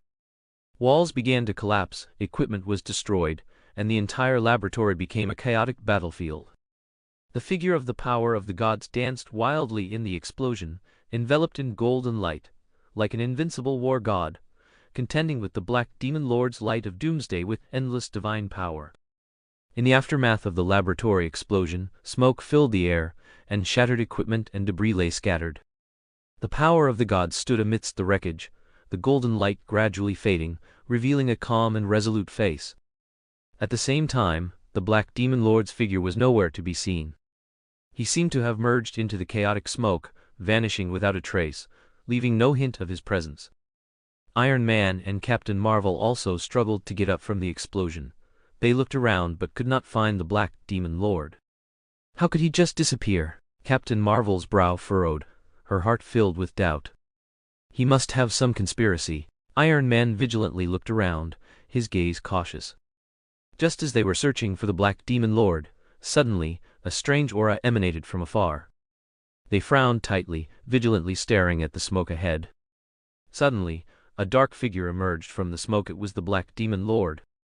His eyes were cold and sinister, emitting a chillingly evil aura. "It seems you still found me." The Black Demon Lord's voice was cold and mocking, his eyes full of derision. "You won't escape, Black Demon Lord." Captain Marvel straightened her body, facing the Black Demon Lord's provocation without fear. The Black Demon Lord sneered, his figure weaving through the smoke like a cunning cat. His eyes were sinister and cunning, as if mocking their helplessness. "Can't escape? Ha ha, you truly are naive." His voice echoed like a tide through the laboratory, full of sarcasm and mockery. Iron Man snorted coldly, his brow furrowed tightly, his gaze fixed on the Black Demon Lord. "Black Demon Lord, what exactly are you plotting?" His voice was full of warning, a hint of impatience in his tone. The Black Demon Lord coldly scanned his surroundings, then slowly raised his head, a gloomy glint in his eyes. "Do you think I only meant to destroy this laboratory? How naive!" His voice was cold and sinister, sending shivers down one's spine. Captain Marvel's brow furrowed tightly, her heart filled with doubt and vigilance. She knew the Black Demon Lord would definitely not let this opportunity slip by easily. He must have an even more sinister plot. "Tell us, what exactly are you thinking?" Captain Marvel demanded sharply, a flicker of determination and resolve in her eyes. The Black Demon Lord sneered, a sinister glint in his eyes, as if contemplating his next move. "Tell you? Ha ha! Do you think I would tell you?" His voice was full of sarcasm and disdain, as if mocking their foolishness. Suddenly, the Black Demon Lord's figure vanished into the smoke, leaving behind silence and unease. "He escaped." Iron Man's voice was filled with disappointment and anger, a flicker of resentment and fury in his eyes. Captain Marvel took a deep breath. The Black Demon Lord's figure drifted through the smoke, his heart filled with resentment and anger. He had no intention of giving up. He had his own plans and goals. Damn power of the gods, to actually ruin my good deed. Just then, he suddenly felt a powerful magic energy surging in the surrounding air. He stopped, vigilantly looking around. The sight before him made his heart tighten. Around him, shimmering wizard barriers rapidly formed, trapping him firmly within them. These barriers were like an unbreakable shield, preventing the Black Demon Lord from escaping. The Black Demon Lord was surrounded by the wizard's barriers. His eyes were cold and gloomy, emitting a chilling evil aura. He knew he had fallen into a trap, but he did not panic. Instead, he revealed a cold sneer. The sorcerers of Camertage surrounded the Black Demon Lord, their expressions solemn, their eyes gleaming with determination and resolve. They knew the Black Demon Lord's danger, and would never allow him to wreak havoc in the world again. Suddenly, a figure flew in from afar, clad in robes. It was Wong. Wong's gaze was as sharp as a sword, and behind him was Nathan Hawke. "Black Demon Lord, fallen alchemist, Mephisto's lackey." Wong's voice was steady and authoritative, filled with an unshakable determination. The Black Demon Lord sneered, a glint of indifference and disdain in his eyes. "Wizards just you people?" His voice was full of mockery and contempt, as if ridiculing their helplessness. Wong snorted coldly, his eyes as icy as frost, fearlessly staring at the Black Demon Lord. "Your arrogance and hubris will ultimately lead to your downfall, Black Demon Lord." Nathan Hawke stood beside Wong, looking at the righteous Wong, his eyes flashing with determination and resolve. "Black Demon Lord, your crimes are unforgivable. Now it's time for you to pay the price." Nathan Hawke's voice was firm and cold, filled with anger and dissatisfaction towards the Black Demon Lord. Wong suddenly looked at Nathan Hawke in surprise. Was this guy really so righteous? The Black Demon Lord sneered, a sinister glint in his eyes, as if contemplating his next move. "Your souls, I shall take them." His voice was filled with sarcasm and disdain. "Come on, Black Demon Lord, let me see your true strength." Nathan Hawke's voice was cold and firm. His figure moved like lightning, swiftly dodging the dark energy attack released by the Black Demon Lord. The Black Demon Lord sneered, his figure moving like a ghost through the air, constantly releasing powerful magic energy. Nathan Hawke nimbly dodged the Black Demon Lord's attacks. His figure was as agile and swift as a leopard. He used his extraordinary speed to constantly move around the Black Demon Lord. "Nathan, be careful," the king's voice reminded him from the side, a hint of worry flickering in his eyes. Nathan Hawke nodded, his eyes filled with confidence and determination. "Don't worry, I will defeat him." His voice was firm and confident. He knew he possessed enough strength to confront the Black Demon Lord. Dark prison. The Black Demon Lord released powerful dark energy, scattering it around Nathan Hawke, then rapidly closing it in. Nathan Hawke snorted, transforming into a flash of lightning, quickly passing through the Black Demon Lord's dark prison, and charging towards the Black Demon Lord's figure. Thunderous strike! Nathan Hawke's voice echoed like thunder in the air, his fist carrying whirl, shattering power, heading straight for the Black Demon Lord's vital spot. Seeing this, the Black Demon Lord sneered, his figure flickering as he tried to evade Nathan Hawke's attack.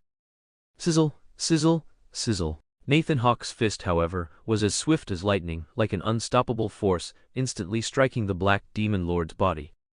FFT! The Black Demon Lord grunted, recoiling several steps from Nathan Hawke's thunderous strike, his body involuntarily flying backward. Nathan Hawke steadied himself, a flicker of coldness and resolve in his eyes. Nathan Hawke steadied himself, his gaze fixed on the retreating Black Demon Lord, quickly reviewing the recent battle in his mind. He knew that the Black Demon Lord was not an easy opponent to defeat, and he had to remain vigilant, ready to face the Black Demon Lord's counterattack at any moment. The Black Demon Lord stood firm, a flash of anger and unwillingness in his eyes. He had not expected Nathan Hawke to possess such formidable strength, capable of easily breaking through his dark prison and unleashing such a powerful attack. This sprat is actually so strong, the Black Demon Lord roared inwardly. He decided he could no longer be careless and had to defeat Nathan Hawke as quickly as possible to continue his plan. Nathan Hawke calmly analyzed the situation. He knew he had to find the Black Demon Lord's weakness to defeat his opponent in one fell swoop. He stared at the Black Demon Lord, a cold glint in his eyes. "Come on, Black Demon Lord, let me see your true strength." Nathan Hawke's voice was cold and firm, his body beginning to emit a powerful electrical energy fluctuation, circling around him. The Black Demon Lord snorted, a flicker of coldness and contempt in his eyes. "Lightning?" His voice was full of mockery and disdain. He did not believe Nathan Hawke possessed enough strength to contend with him. Nathan Hawke did not reply. His body began to move rapidly, transforming into a lightning-like flash of light, charging towards the Black Demon Lord. His palms began to gather powerful electrical energy, preparing to unleash a devastating electrical energy attack.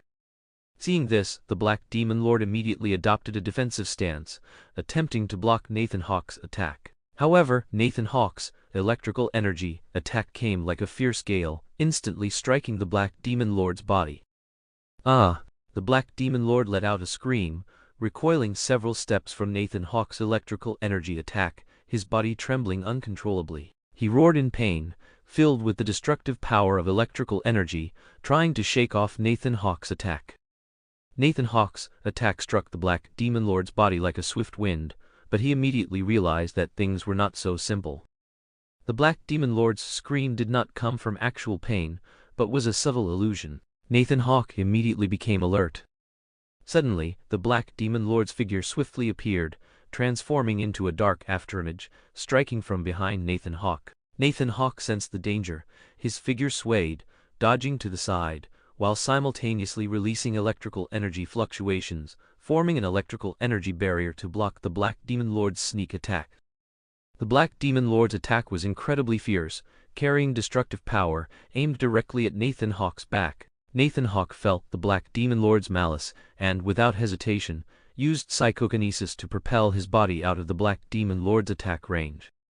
The forces of the two intertwined in the air, stirring up intense energy fluctuations. Nathan Hawke's entire body flickered with electrical energy, continuously releasing electrical energy fluctuations, while the Black Demon Lord transformed into a dark afterimage, nimbly weaving between the electrical energy barriers, attempting to find Nathan Hawke's weakness and launch a fatal one-strike.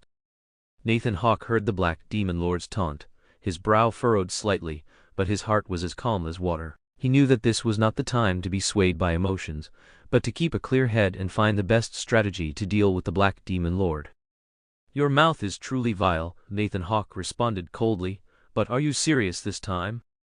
His voice carried a hint of mockery, yet also full of disdain for the Black Demon Lord. He knew that the Black Demon Lord's words were merely meant to distract his thoughts. The Black Demon Lord sneered, a flicker of coldness and cunning in his eyes.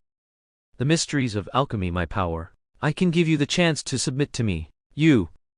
The Black Demon Lord raised his hand, pointing a finger at Nathan Hawke. "You are qualified." His voice was filled with arrogance, as if it were a heaven-sent opportunity bestowed upon Nathan Hawke. However, his heart was secretly uneasy, for he knew Nathan Hawke was no ordinary opponent, and he had to be careful in dealing with the other's attack. Nathan Hawke coldly glanced at the Black Demon Lord, saying nothing. He was tired of such petty tricks. Sizzle, sizzle, sizzle, crackle, crackle. His body began to release even more powerful electrical energy fluctuations, circling around him like an impregnable fortress of electricity. The Black Demon Lord noticed Nathan Hawke's change, and his heart tightened involuntarily. He knew that the other was preparing to launch an even more powerful attack. He immediately adopted a defensive stance, attempting to block Nathan Hawke's attack, but his heart was filled with unease and anxiety. Dark shield, the Black Demon Lord whispered, his palms quickly forming a dark shield that enveloped his entire body, ready to withstand Nathan Hawke's electrical energy attack. A cold sneer flashed in Nathan Hawke's eyes. His body began to emit even more powerful electrical energy fluctuations, preparing to unleash a devastating one-strike. Thunderous annihilation. Nathan Hawke's voice echoed like thunder in the air, his fist carrying whirl, shattering power, heading straight for the Black Demon Lord's shield. Seeing this, the Black Demon Lord was startled. He knew his shield would likely be unable to withstand Nathan Hawke's attack. He immediately mobilized the alchemy energy within his body, attempting to enhance the shield's defensive power. But the power of the electrical energy attack was unstoppable. Crack! Nathan Hawke's thunderous annihilation shattered the Black Demon Lord's shield, striking the opponent's body directly. Ah! The Black Demon Lord let out a scream, recoiling several steps from the electrical energy attack, his entire body trembling in pain. He felt the destructive power of the electrical energy, his heart filled with fear and despair. The Black Demon Lord gritted his teeth, a glint of cunning and coldness in his eyes. He knew he had to quickly escape Nathan Hawke's attack, otherwise the consequences would be unimaginable. Phantom Ghost Hand, the Black Demon Lord chanted softly, his body beginning to release even more powerful dark energy, launching a fatal one-strike. Phantom Ghost Hand suddenly tore through space with a whoosh. Nathan Hawke felt the powerful dark energy released by the Black Demon Lord, his heart tightening. He knew this one strike was not to be underestimated, and he had to react quickly, otherwise the consequences would be unimaginable. Electrical Energy Shield. Nathan Hawke calmly shouted, his body rapidly releasing an electrical energy shield that enveloped him completely, attempting to block the Black Demon Lord's fatal one-strike. The Black Demon Lord's Phantom Ghost Hand was incredibly fierce, carrying destructive power, heading straight for Nathan Hawke's body. Nathan Hawke felt the Black Demon Lord's malice, his entire body flickering with electrical energy, continuously releasing electrical energy fluctuations. Bang! Nathan Hawke's body was violently sent flying, then he steadied himself. Nathan Hawke steadied himself, the electrical energy fluctuations around him gradually subsiding, a cold and wary glint in his eyes. He knew that although his shield had blocked the Black Demon Lord's fatal one-strike, he had still sustained some damage. Seems you still have some strength. Nathan Hawke coldly scanned the Black Demon Lord, his voice filled with mockery and disdain. But this kind of attack is too weak for me. His words revealed confidence. He knew his strength had far exceeded the Black Demon Lord's imagination, and the opponent had enough strength to be his opponent. The Black Demon Lord snorted, a flicker of anger and unwillingness in his eyes. He had not expected Nathan Hawke to be so powerful, capable of easily blocking his attacks, which made him feel extremely displeased and angry. You brat are too arrogant. The Black Demon Lord's voice was filled with anger and resentment. He decided to intensify his attacks, determined to utterly defeat Nathan Hawke, completely enslave his soul, and trample him underfoot. It seems you are not strong enough. Nathan Hawke's voice was cold and mocking. I will show you true power. Time to end this. Dark Curse, the Black Demon Lord whispered, taking the initiative. He began to squeeze out even more powerful dark energy, forming dark curses that assailed Nathan Hawke. Nathan Hawke coldly gazed at the dark curse released by the Black Demon Lord. The opponent's casting speed was too slow. Electrical Energy Storm. Nathan Hawke calmly shouted, his body rapidly releasing a powerful electrical energy fluctuation, forming a raging electrical energy storm that completely enveloped the dark curse. The Black Demon Lord's dark curse was utterly destroyed by the electrical energy storm, turning into wisps of black smoke that dissipated into the air. The Black Demon Lord was startled. He had not expected Nathan Hawke to possess such formidable strength, capable of easily dissolving his attacks. Damn it! The Black Demon Lord gritted his teeth, a flicker of anger and unwillingness in his eyes. He decided to exhaust all his power and intensify his attacks to utterly defeat Nathan Hawke. As long as I defeat him and enslave his soul, I can gain more power from Mephisto. As the Black Demon Lord drained his own energy, the entire battlefield became filled with a dense dark aura. Nathan Hawke felt the malice brought by the Black Demon Lord's final strike.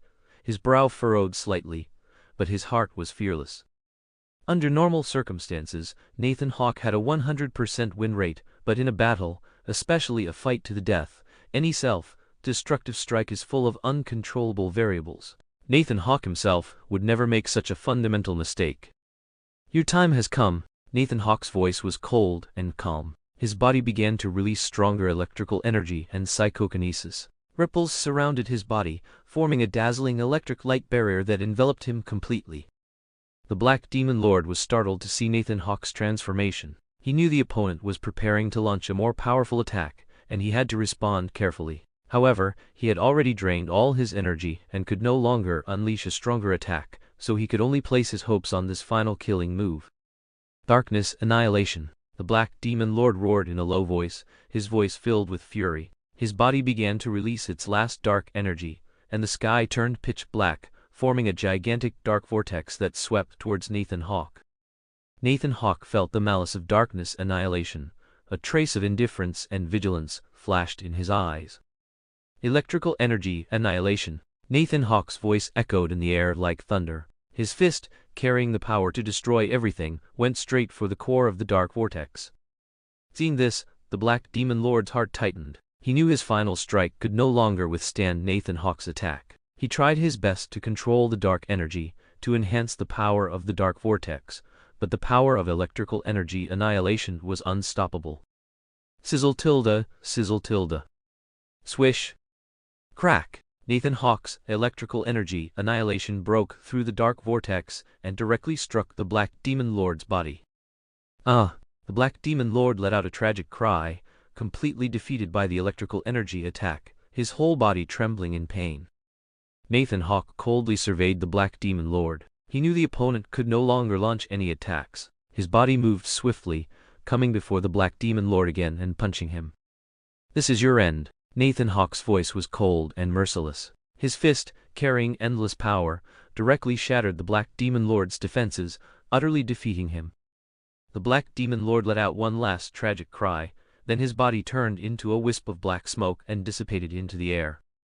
Mephisto's subordinate indeed possesses considerable strength. Nathan Hawke assessed the opponent's strength in his mind, then slowly descended to the ground.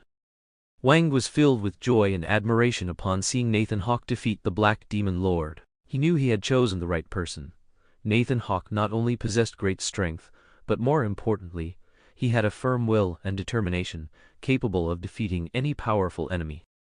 Cool! Nathan, you're so handsome. Wang's voice was full of praise and gratitude. You are our hero, and we will always be grateful for your help. Nathan Hawke was somewhat uncomfortable with Wang's praise. He merely nodded slightly without speaking, knowing he had only fulfilled the Ancient One's instructions. The strength of the Ancient One and the Hell Lord Mephisto was not something he could currently contend with. Confrontation between them would be an even more intense battle of wits. Nathan Hawke knew in his heart that what he faced was not just a simple clash of power, but more a collision of minds and wisdom. Nathan, I believe you can overcome everything. Wang's voice was full of confidence and determination. No matter what challenges you face in the future, I will always stand by your side and support you. Nathan Hawke nodded slightly, feeling Wang's sincerity and steadfastness. Thank you, Wang.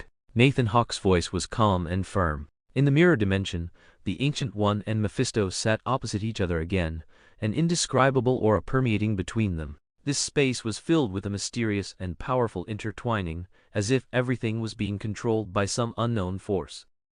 The Ancient One sat in the center of the mirror dimension, her eyes deep and serene, like a profound lake, making it difficult to fathom her secrets. She exuded an ancient and mysterious aura, as if she had merged with the space.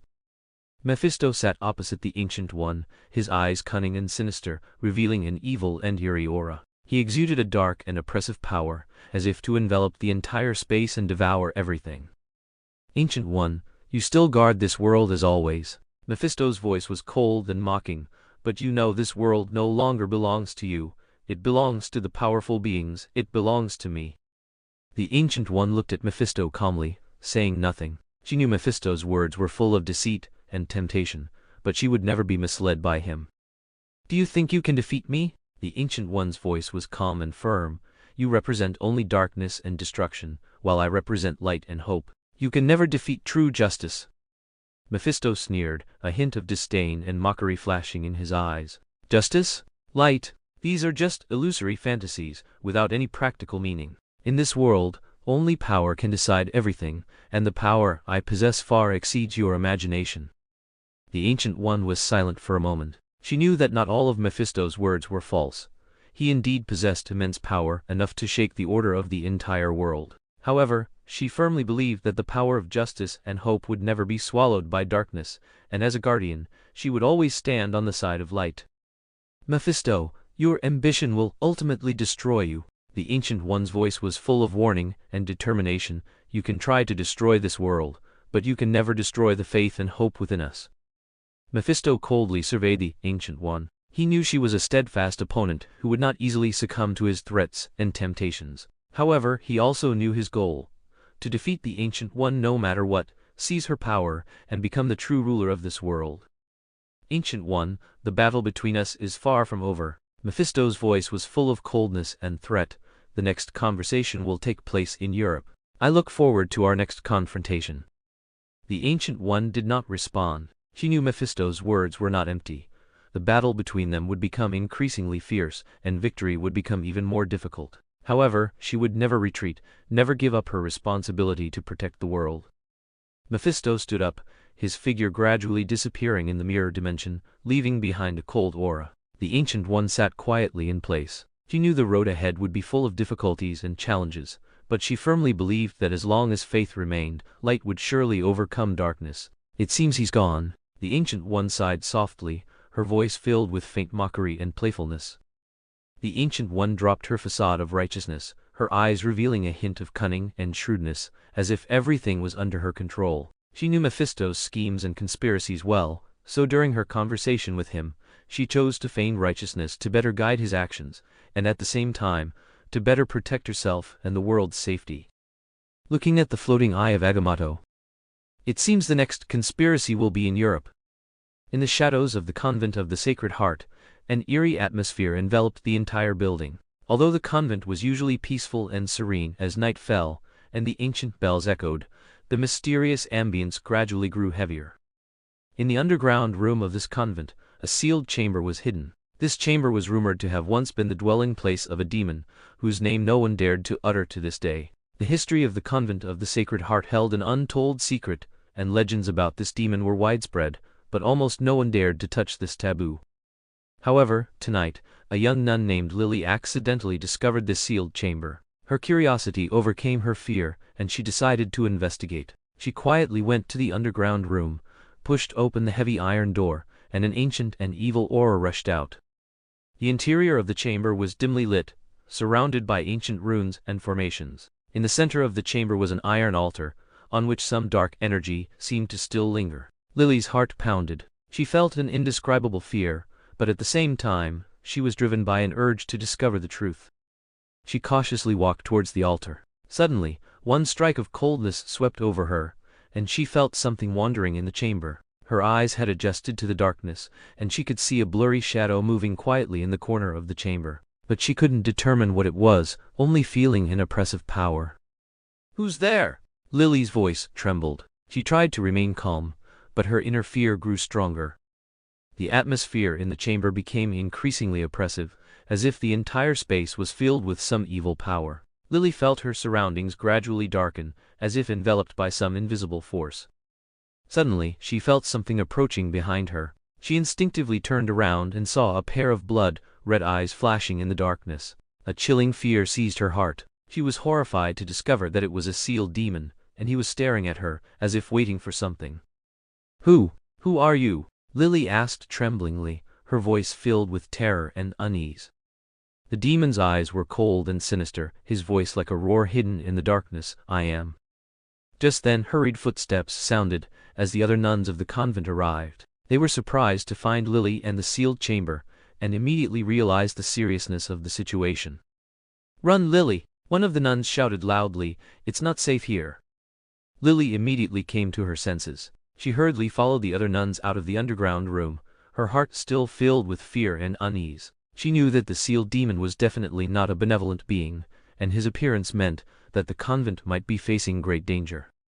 As the nuns left, the underground room fell silent once more. The demon's eyes flickered in the darkness. He knew his time had not yet come, but for him, this was just the beginning of a plan. He silently waited for the next opportunity to arrive, ready to unleash even more terrifying power, to plunge the entire convent into darkness. The terrifying story of the Convent of the Sacred Heart had just begun. Lily slowly awoke from her slumber, her eyes narrowing slightly, adjusting to the sudden bright light. She found herself lying in an unfamiliar hospital bed, the white walls and clean sheets contrasting with her pale face.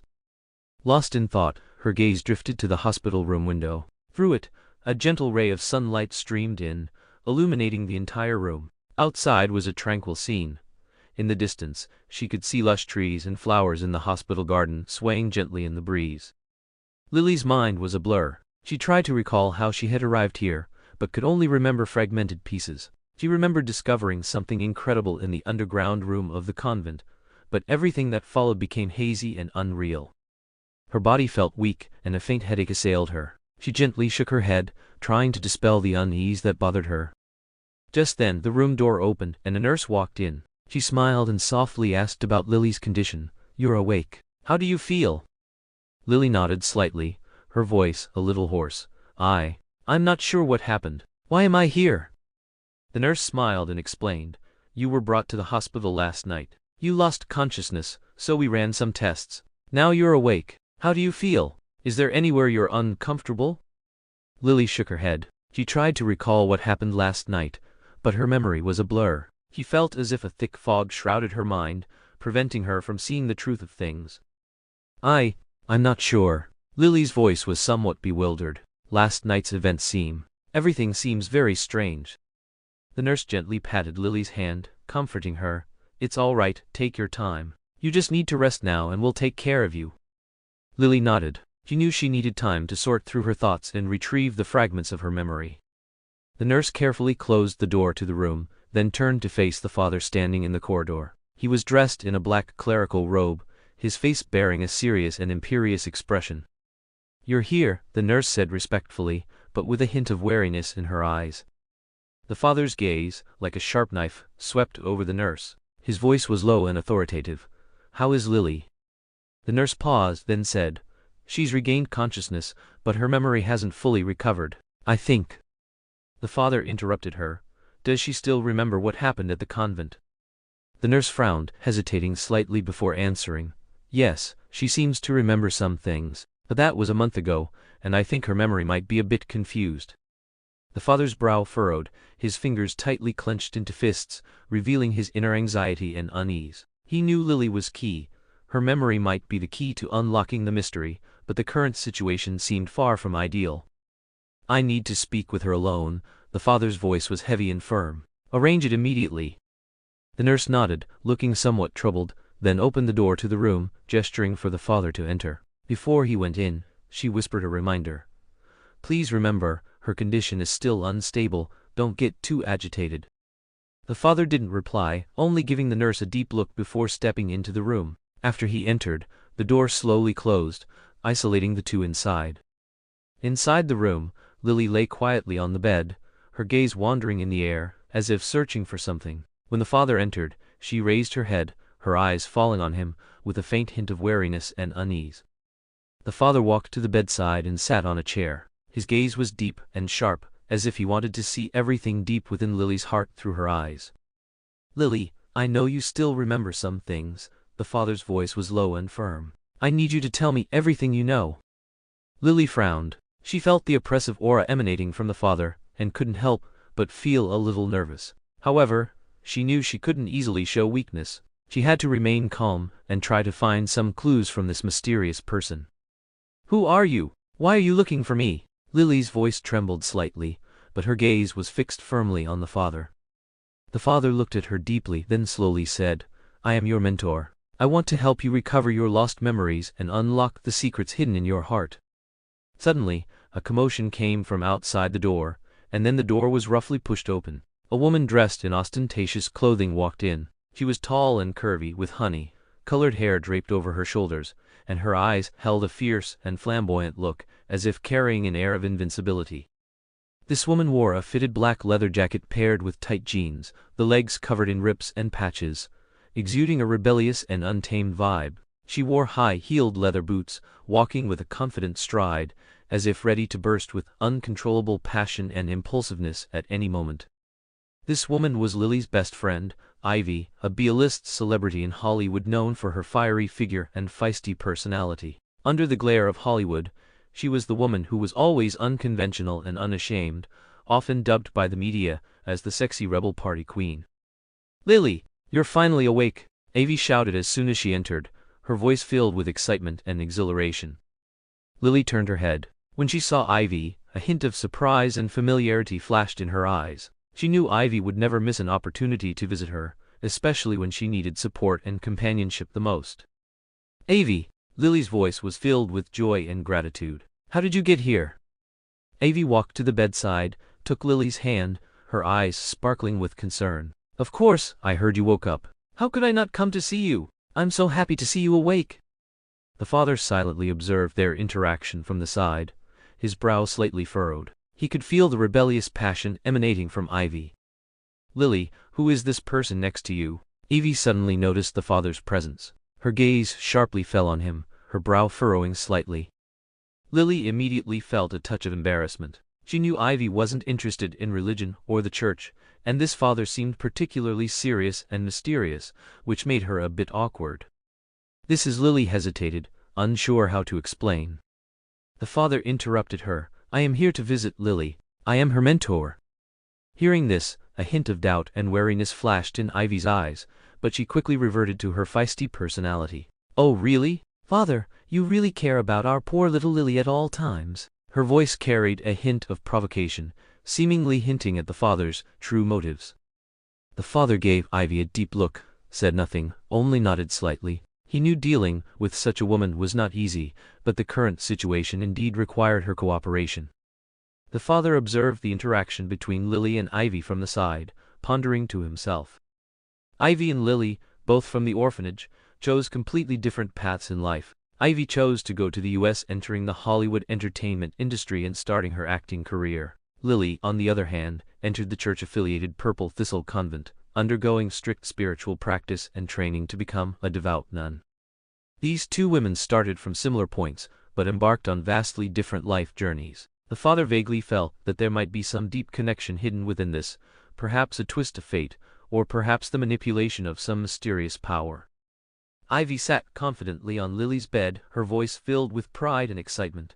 "Lily, do you know? My current boyfriend is a superhero. He is Alex Hassel, the Invisible Man. He saves the world every day, defeats evil, and protects the innocent."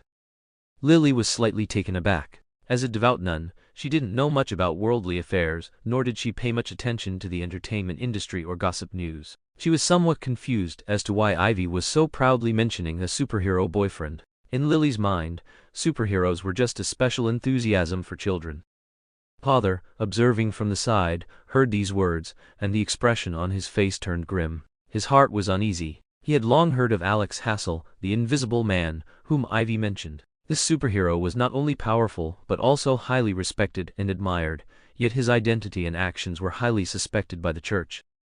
The father frowned, took a deep breath, and tried to remain calm. He knew now was not the time to show his inner anxiety and unease. He had to respond calmly and find clues to the truth. "Ivy, are you sure your boyfriend is the Invisible Man?" Father's voice, though calm, revealed a hint of seriousness and warning. A superhero's identity is not so easily confirmed. Ivy raised her eyebrows, an expression of confident disdain for doubt on her face. She turned her gaze to the father as if defiantly replying, "Of course I'm sure. I live with him. Every day, I see him wearing that superhero costume, flying around, saving the world. If you don't believe me, there's nothing I can do, Father." Her tone carried a hint of provocation and disdain, seemingly implying that the father's doubts were unnecessary. The father was silent for a moment, his brow deeply furrowed, his heart growing more uneasy. Ivy's attitude made him feel a sense of foreboding, as if something he didn't know was hidden. He took a deep breath, deciding to change his approach to questioning, trying to find a glimmer of truth. Ivy, I'm not disbelieving your words, it's just that some matters need to be handled with caution. The father tried to maintain his composure. A superhero's identity is often more than what appears on the surface. Perhaps some things are not as simple as we see them. His tone revealed a hint of warning and advice, hoping to make Ivy wary. Lily observed quietly from the side, her feelings somewhat complex. She had doubts about Ivy's superhero boyfriend. As a nun, she knew that worldly affairs were often not as simple as they appeared, and perhaps everything Ivy said was not entirely true. Just then, Alex Hassel, impeccably dressed in a suit, walked gracefully into the room. His appearance broke the tense atmosphere. He smiled and greeted everyone, his voice exuding confidence and warmth. "Hello, everyone." His voice was clear and resonant, full of vitality and sunshine, like a fresh breeze blowing through the room, making people feel pleasant and relaxed. Lily's heart trembled when she heard Alex's voice. Her gaze turned to the doorway, looking surprised at the man standing there. She hadn't expected Ivy's superhero boyfriend to be Alex Hassel. Her feelings were complicated, both surprised and puzzled, unsure how to face everything before her. The father, on the other hand, stared intently at Alex. A series of information about Umbrella Corporation and Hawke Group flashed through his mind. He knew Alex's identity was not simple. As a superhero, there might be more secrets and conspiracies hidden behind him. His brow furrowed slightly, his heart filled with vigilance and caution. He had to carefully deal with this seemingly benevolent superhero. "Ivy." Alex smiled as he walked towards Ivy, his voice carrying a hint of playfulness. "I just heard you talking loudly about me, so I came in to see." His gaze turned to Lily and the father, smiling as he greeted them. "Hello, I am Alex Hassel. It's a pleasure to meet you." Lily responded somewhat awkwardly. "Hello, I'm Lily." Her voice carried a slight nervousness and unease. She felt a bit caught off guard by Alex's sudden appearance. The father merely nodded faintly, saying nothing. Hearing Alex's voice, Ivy immediately turned and smiled at him. She displayed a triumphant expression, as if showing her victory to the world. "Hey Alex, you're here," she said in a cheerful tone. "I was just chatting with Lily and the father, and they're curious about you." Alex chuckled softly, nodding slightly in understanding. His gaze swept over Lily and the father, displaying a confident and amiable demeanor. "Is that so? Then I should properly introduce myself to them." His tone was relaxed and friendly, without the slightest hint of arrogance or haughtiness. "That's right, Lily and father, this is the superhero I was talking about, Alex Hassel. He can solve your problems, you know." Ivy introduced proudly, as if showing off her great discovery. Her eyes sparkled with a hint of pride and triumph, seemingly happy to have found such an excellent boyfriend. After hearing Ivy's introduction, a hint of doubt arose in Lily's heart. She found it hard to believe that this gentle, friendly, and polite man before her was the superhero Ivy spoke of. Her gaze lingered on Alex for a moment, trying to find some clues from his demeanor and expression. The priest noticed that the situation before him required his intervention, and he decided to take the initiative to gain control of the situation. He stood up, his brows slightly furrowed, and looked at Alex with a solemn expression. "Sir Alex, it's a pleasure to meet you." The priest's voice was solemn and stern, with a hint of severity. "I am the person in charge here, and also Lily's mentor. I must welcome your arrival, but at the same time, I need to remind you that the environment and rules here may not be what you imagine." His words revealed a sense of majesty and authority, as if reminding Alex that his position was not one of complete freedom. The priest knew that superheroes often brought a lot of trouble and danger, and he had to ensure Lily's safety. "I hope you can respect our beliefs and regulations, and avoid bringing us unnecessary trouble." The priest's tone was firm and calm, and his gaze met Alex's directly, without any hint of fear. When Lily heard the priest's words, she felt a little grateful. She knew that the priest was thinking about her safety. She silently lowered her head, and said nothing, but her eyes revealed a tacit understanding. Evie, on the other hand, frowned with displeasure. She didn't like others lecturing her beloved. However, under the priest's stern gaze, she still had to remain silent and dared not act rashly. Alex, however, smiled slightly. He was not surprised by the priest's warning. He was already accustomed to the responsibilities and pressures that came with being a superhero. "Sir Priest, I fully understand your concerns." His voice was gentle and firm, I will try my best to abide by the rules here, and not cause any trouble for you or Lily." His attitude seemed very humble and sincere, making people feel a sense of trust and reassurance. In the parking lot, Ivy walked up to Alex, gently tugged his sleeve, and had a hint of apology on her face. "Sorry, Alex, I didn't expect the priest to speak to you like that. He's a bit serious, but his intentions are good. He's trying to protect Lily's safety," Ivy explained softly, trying to soothe any possible displeasure from Alex. Alex shook his head and replied with a smile, "It's all right, Ivy. I can understand his concern. After all, my identity is special, and it has brought some unease to people. I'll try my best to avoid causing them any trouble." In the parking lot, Ivy's explanation seemed to ease some of the tension, but a hint of doubt and unease still lingered in Alex's heart. He knew that the priest's warning was not without reason. After all, he had come as the Invisible Man, a superhero, and his special identity might cause unnecessary trouble. However, it was this special identity that sparked his strong interest in what was happening inside the monastery. He couldn't help but recall the information about the Zijing Saintis monastery collected in the Umbrella Corporation intelligence database. A month ago, the tragic deaths of the nuns made him feel that this monastery held eerie secrets, and this mystery and danger were precisely what he loved. Alex the Invisible Man is a cynical, scoundrel superhero with extensive acting experience from Hollywood. He is skilled in performance, capable of transforming into various roles as needed and integrating himself into all sorts of situations. At this moment, although his expression was gentle, his heart was filled with gloom. But as Ivy's boyfriend... "Ivy, you're right." Alex's voice carried a hint of affectionate apology. "I understand the priest's concern, but I'm also very curious about what happened inside this monastery. The tragic deaths of those nuns make me feel that there might be some unknown secrets hidden here." When Ivy heard Alex's words, a hint of unease also surged in her heart. She knew that Alex was a person who loved adventure and exploration, and his gentleness and robustness also fascinated her, but she also worried that he would fall into danger because of it. She knew Alex's personality and knew that he was difficult to dissuade. "Alex, I know your curiosity, but I'm also worried you'll get into danger." Ivy's voice carried a hint of concern. "This monastery might not be as peaceful as we imagine. I think we should proceed with caution." "Oh my Pepper, why are you so worried about me now? Where's your fiery spirit?" Alex smiled slightly, his eyes revealing a hint of provocation and excitement. "Don't worry, it's not the first time I've faced danger, and this mysterious atmosphere is precisely what I love." His voice carried a hint of excitement. "I'll be careful, you don't need to worry too much." Finally, Alex put his arm around Ivy and whispered into her ear, "Just like your secret, it utterly fascinates me." As Alex spoke, Ivy's mood seemed to ignite. Her eyes sparkled with a hint of excitement and agitation. She was infected by Alex's words, and she couldn't help but bite her lower lip, an uncontrollable desire rising in her heart.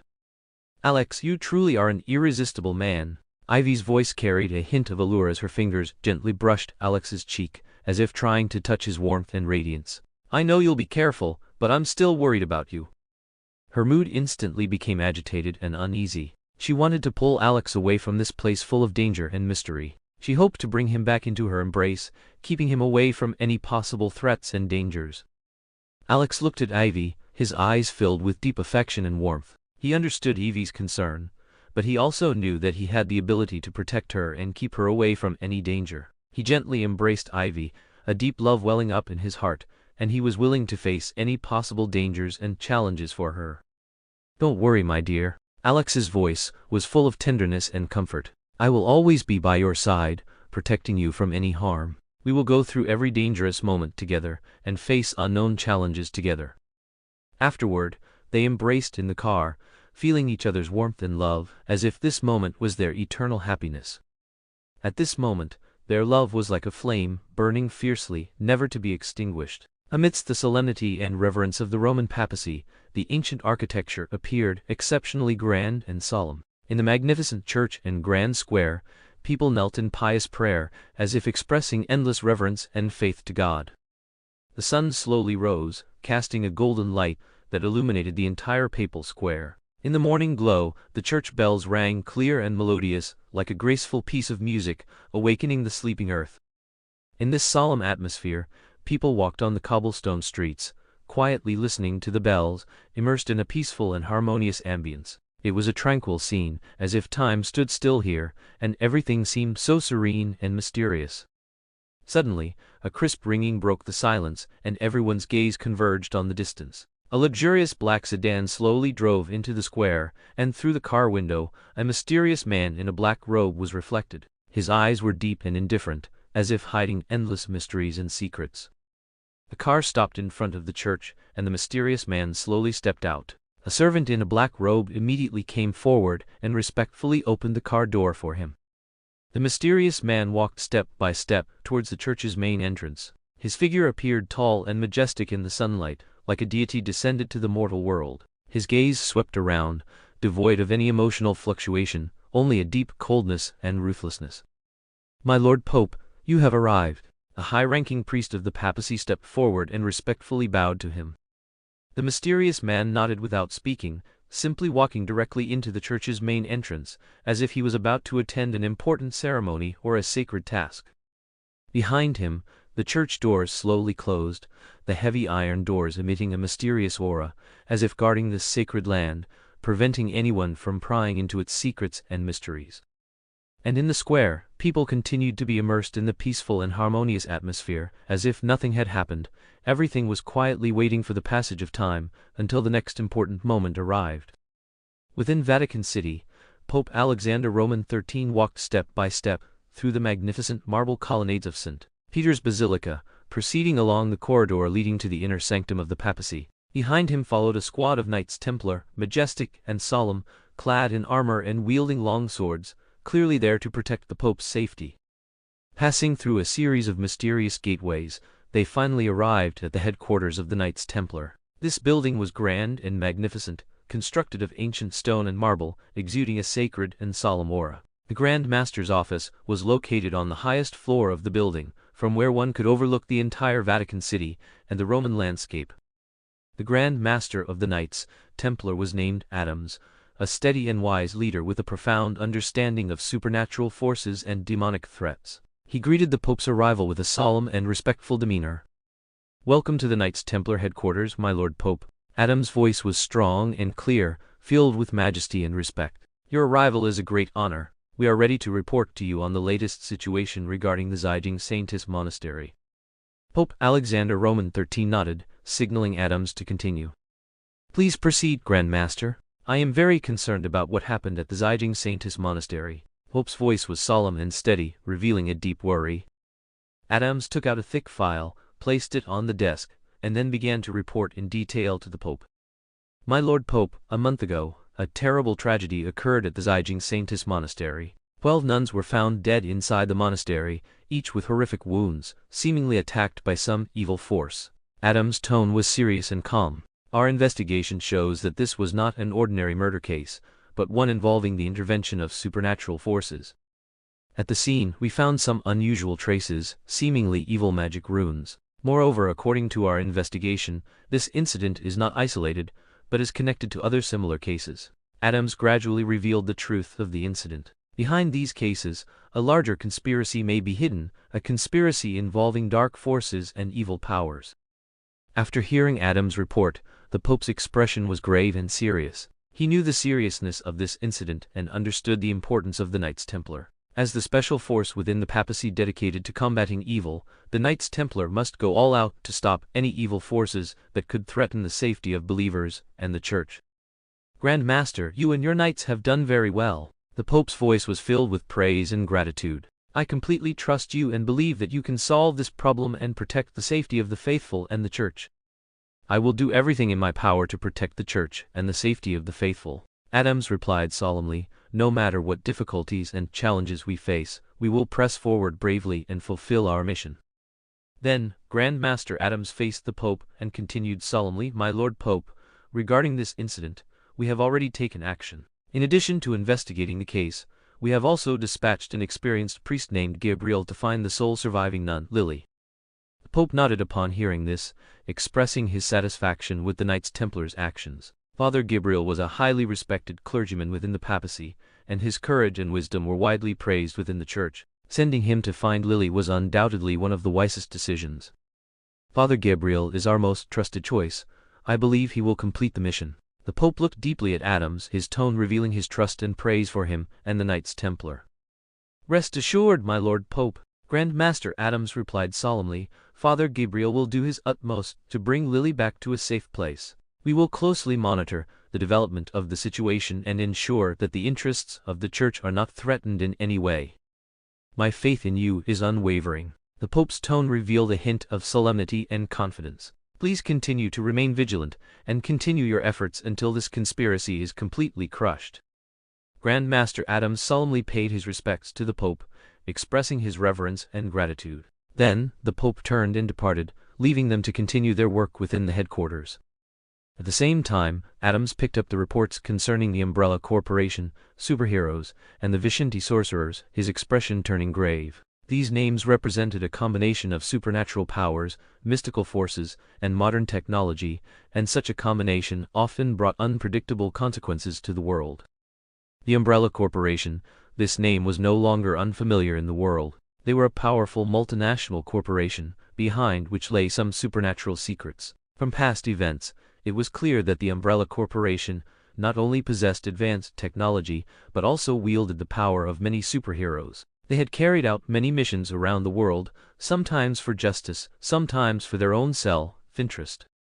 Superheroes, these names were household names in modern society. They possessed extraordinary abilities and righteous hearts, serving as guardians of world peace. However, their power often became an object of contention for various forces, and the Umbrella Corporation was one of them. They utilized the power of superheroes to achieve their own goals, sometimes to protect the world, and sometimes to expand their sphere of influence. And the sorcerers who worshipped Vishanti were an even more mysterious existence. Among them was a powerful magic-wielding sorcerer, rumored to have lived for thousands of years, an immortal being. His purpose and motives had always been a mystery, but his power was unmatched. But Adams knew that the other party's name was Ancient One. Grand Master Adams carefully read the report, his heart filled with worry and concern. The Invisible Man, the superheroes, and the Vishanti sorcerers contact a month ago. In this world full of mystery and danger, vigilance was paramount. Grand Master Adams knew this well, and he was determined to consider all possibilities to ensure that the Knights Templar's actions would not be interfered with in any way. Father Gabriel stood by Lily's bedside, his expression serious and heavy, a hint of sadness and anger in his eyes. He knew he had to tell Lily a cruel truth, and although it would bring her immense pain and harm, he also knew it was unavoidable. "Lily, I must tell you a cruel truth." Father's voice was solemn and serious, regarding the nuns of the Purple Thorn Convent. "All of them, except for you, have been murdered." Lily was stunned by the news, her eyes filled with shock and sorrow. "What? How could they? How could this happen?" Her voice trembled, her heart filled with disbelief and anger. Father's face was devoid of expression, but his eyes were filled with sadness and anger. "We still don't know the identity or motive of the killers, but their goal is clearly to destroy this convent and eliminate all the nuns." His voice was low and heavy. "This is an extremely cruel and heinous act, and I swear I will find the perpetrators and make them pay for their crimes." Lily felt a sharp pain in her chest, her tears flowed uncontrollably, her heart filled with grief and helplessness. Why? Why would they do this to innocent nuns? Her voice choked, unable to hide her inner pain and despair. Father gently patted Lily's hand, trying to soothe her emotions. "Lily, I know you're feeling heavy-hearted right now, but you must be strong. We will do everything we can to find the culprits and make them pay for their crimes." His voice was gentle and firm. "You are not alone. We will all be by your side, facing this together." Lily looked up, her eyes revealing a sense of determination and resolve. "I will, Father." Her voice, though faint, was full of strength. "I will avenge my sisters and make those murderers pay the price they deserve."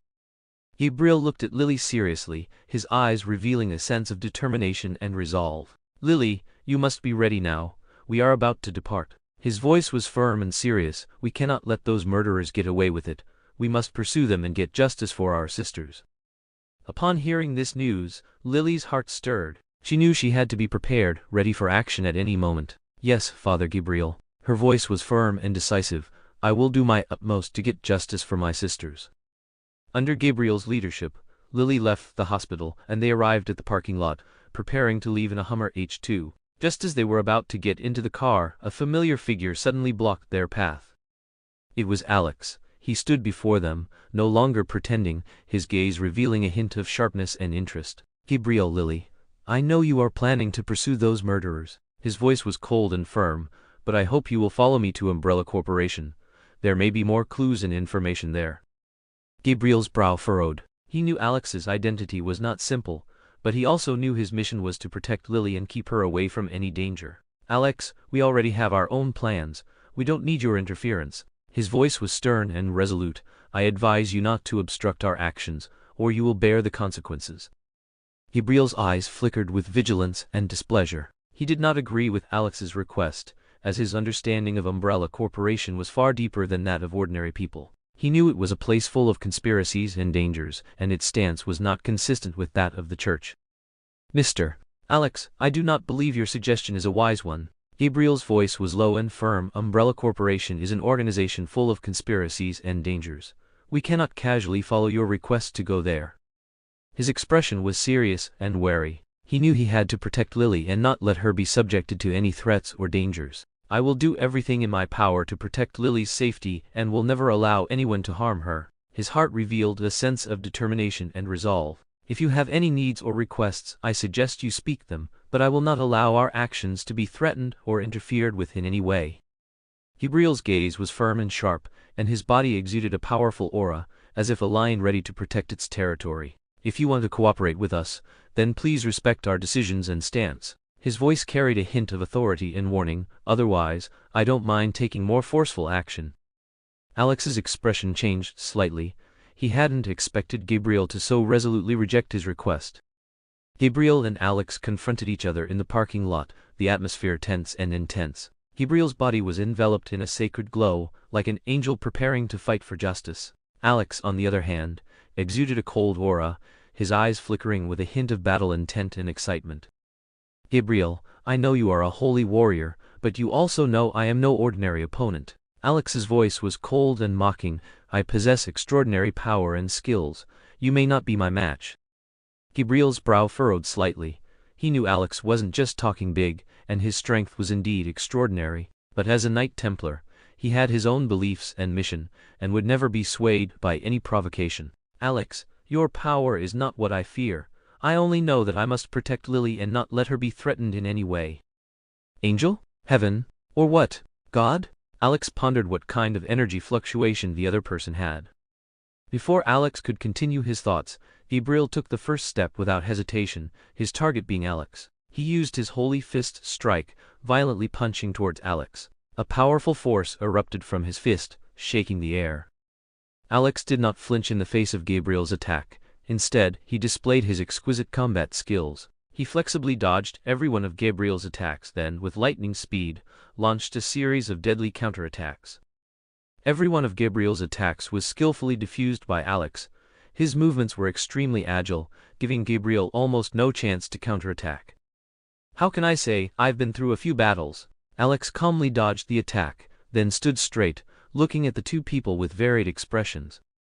"Oh!" Suddenly, Alex sensed many people with energy fluctuations similar to Father Gabriel's energy, guarding the perimeter of the parking lot. "It seems to be personnel from the church. How mysterious. Well, let's pretend to be weak first." Alex suddenly became playful. Suddenly, Alex let out a low growl, his body shooting towards Gabriel like an arrow, his hands transforming into blade-like claws, aiming for Gabriel's face. Gabriel remained calm, quickly crossing his hands in front of him, forming a solid defensive wall that blocked Alex's attack. Then, Gabriel took a big stride, quickly turned and swung his right hand violently, striking towards Alex's side. With this move, he skillfully unleashed his holy fist strike technique, a powerful energy erupting from his fist, like a thunderclap, heading straight for Alex's vital point.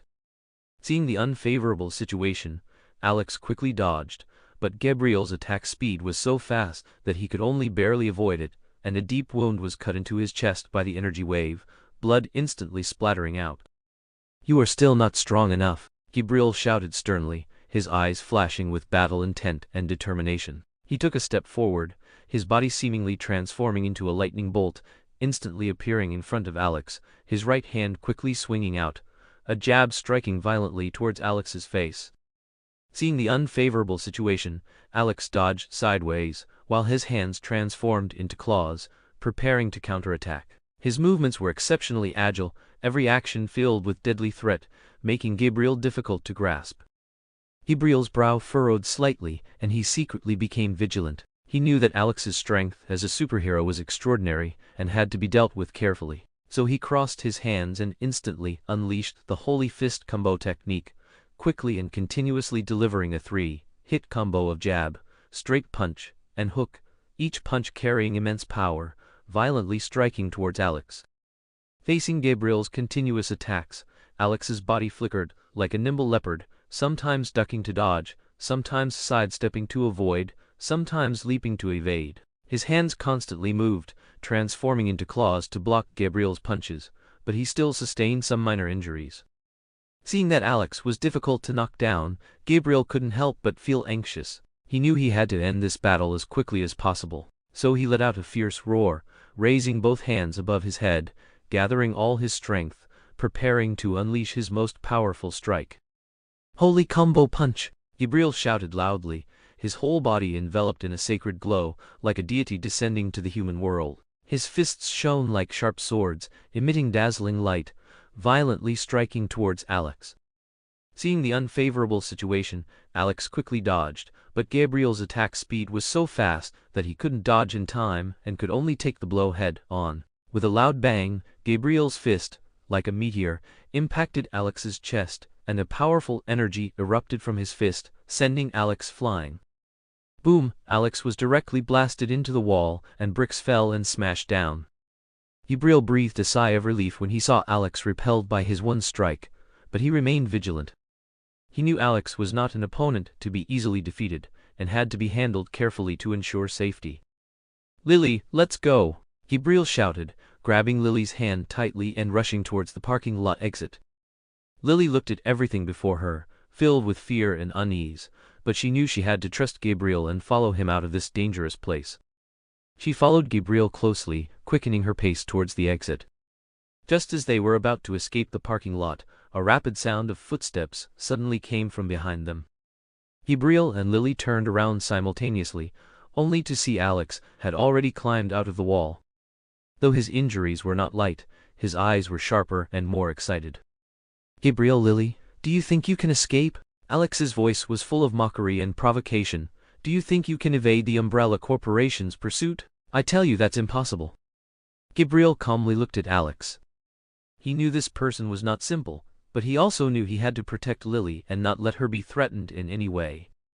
He held Lily's hand tightly, calmly and firmly saying, "Alex, what is your plan? Why are you pursuing us?" Alex sneered, a hint of cunning and wildness flickering in his eyes. "Gabriel, Lily, don't you know yet? The power within you is my goal. I must have it." "What? The power within us?" Gabriel was startled. He didn't understand what Alex meant, but he knew this person certainly had ulterior motives. "That's right, the power within you is what I seek." Alex's eyes gleamed with greed. "I want your power. I want to become the strongest person in the world." Gabriel frowned. He understood Alex's true purpose, but he did not intend to yield. "Alex, I don't know what you're pursuing, but I will never let you harm Lily." His voice was stern and resolute. "If you want to be our enemy, then prepare to face our counterattack."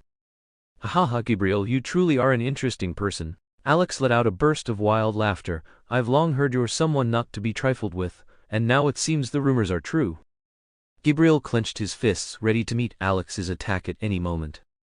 He knew he had to protect Lily and not let her suffer any harm, even if it meant fighting this superhero. He would never back down. Lily leaned tightly against Gabriel, feeling the steadfastness and strength emanating from him, which gave her a strange sense of security. She knew she couldn't understand the true meaning of the battle before them, but she believed Gabriel would protect her until the very last moment. "Alex, the grudge between you and me is not important." Gabriel's voice was calm and cold. "But if you harm Lily, that will be your death."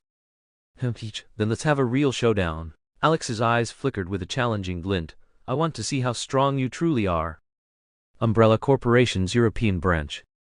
The head of the intelligence department stood nervously behind Wesker, both watching the battle through a miniature display carried by Alex.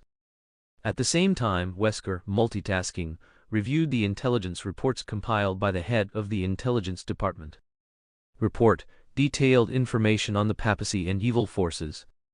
Umbrella Corporation European Branch Intelligence Department. Background Introduction. The papacy, as the highest authority of the Church, has a long history and immense influence in Europe.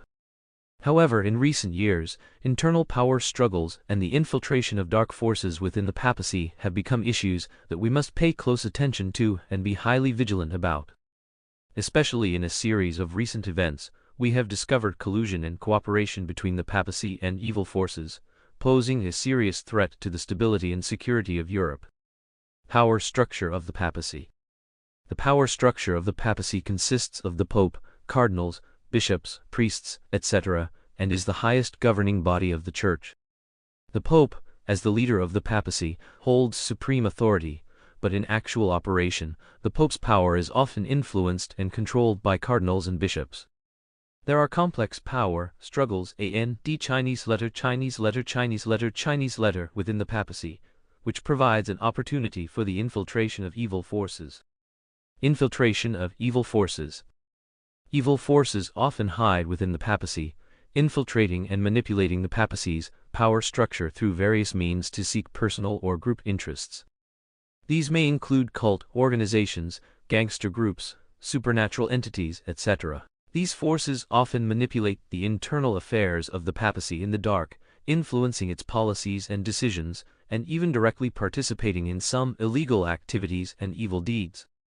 Recent events. In a series of recent events, we have discovered collusion and cooperation between the papacy and evil forces. They may have jointly planned and executed a series of terrorist attacks, political conspiracies, and economic crimes, posing a serious threat to the security and stability of Europe. Especially in the Bohemia monastery incident, our intelligence department analyzed unusual connections between the papacy and supernatural powers through intelligence, which triggered our deeper concerns and vigilance regarding the internal affairs of the papacy. Countermeasure suggestions. Strengthen monitoring and reconnaissance of the papacy and evil forces, and closely follow their activities and movements. Strengthen intelligence, sharing and cooperation, and work closely with other relevant agencies and organizations to jointly address the threat of the papacy and evil forces.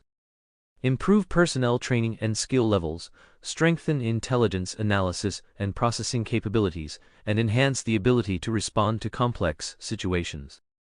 Strengthen internal management and supervision to prevent corruption and power struggles within the papacy and ensure its purity and integrity. Conclusion. The collusion and cooperation between the papacy and evil forces pose a serious threat to the security and stability of Europe, and we must take effective measures to address them. Only by strengthening monitoring and reconnaissance, strengthening intelligence, sharing and cooperation, improving personnel training and skill levels, and strengthening internal management and supervision can we effectively respond to the challenges of the papacy and evil forces and ensure the security and stability of Europe. Wesker stood behind the head of the intelligence department, facing the battle footage playing on the miniature display. His eyes were cold and sharp, revealing a hint of ambition and cunning. He understood that the Hawke Group, as the leader in the superhero industry, and the strong market position of European Umbrella, would inevitably arouse the jealousy and covetousness of internal forces in various European countries. You see, Wesker's voice was as cold as ice. Through the miniature display, he seemed to feel the atmosphere on the battlefield. This battle is just the beginning. The rise of the Hawke Group and European Umbrella has already sparked envy among many national internal forces. They long to acquire strength comparable to ours, or even surpass us. The head of the intelligence department nodded silently, already understanding Wesker's intentions. As the leader of the Umbrella Corporation, Wesker always handled matters with a calm and decisive attitude. He knew that to maintain the position of the Hawke Group and the Umbrella Corporation, appropriate strategies and actions had to be taken. The matter of the Bohemia monastery, Wesker continued, his voice deep and powerful, is where we can make our next move. I have already dispatched special agents to investigate deeply and have found some interesting clues. The head of the intelligence department looked at Wesker curiously, filled with anticipation and vigilance. The Bohemia monastery was a historic monastery located in a remote suburb of Europe, rarely visited by people. However, in the past month, they had received some intelligence about unusual activities near the monastery. You mean the head of the intelligence department pressed those national internal forces might use the Bohemia monastery incident to seek opportunities? Wesker nodded, a cold glint flashing in his eyes. Exactly. I believe they will use this opportunity to try to shake our position, and may even launch some unpredictable actions. We must be prepared to face their challenges with the strongest posture. The head of the intelligence department took a deep breath, realizing the seriousness of the situation. He knew that the Bohemia monastery incident might become a vortex, attracting the attention of various forces, and the Umbrella Corporation's European branch must be prepared to meet the upcoming challenges. We need to take action. Wesker's voice sounded particularly cold against the backdrop of the battlefield footage. Send our most elite special agents to investigate, ensure our control over the Bohemia monastery, and be ready to respond to any unexpected situations at any time. I don't want anyone to shake our position, no matter which country's forces. The head of the intelligence department nodded solemnly, indicating his obedience to Wesker's instructions. In a hidden gravity training room of the Umbrella Corporation, Sephiroth sat quietly on the ground, meditating with his eyes closed. His body was enveloped in a faint golden glow, like a sleeping deity, exuding a mysterious and solemn aura. This training room was designed as a space isolated from the world, surrounded by high-intensity gravity fields, allowing Sephiroth to train in more extreme conditions. At this moment, the gravity field strength had been adjusted to its limit, unbearable for ordinary people, but for Sephiroth, it was a challenge and a test. His mind was immersed in tranquility, merging with the surrounding gravity field, feeling the compression on every muscle and the sensation of every drop of sweat falling. Under this high-intensity gravity environment, his body and will were greatly tempered, allowing his strength and endurance to reach an unprecedented level. Slowly, Sephiroth's breathing became steady and rhythmic, and his mind entered a transcendent state. In this state, he felt a powerful and mysterious energy begin to flow within his body, like an invisible river, running through him, injecting him with infinite power and wisdom. During meditation, Sephiroth's consciousness gradually entered a realm beyond human comprehension. He felt as if he had transformed into a bridge connecting heaven and earth, merging with the energy of the universe and experiencing a wonderful feeling of resonating with the world. At this moment, a powerful energy began to gather around his body, forming a golden halo that gradually spread, enveloping the entire training room. Sephiroth's brow moved slightly, and a golden light shot out from his brow, directly rushing into the top of the training room. Then, the entire training room began to undergo drastic changes, as if manipulated by a mysterious force.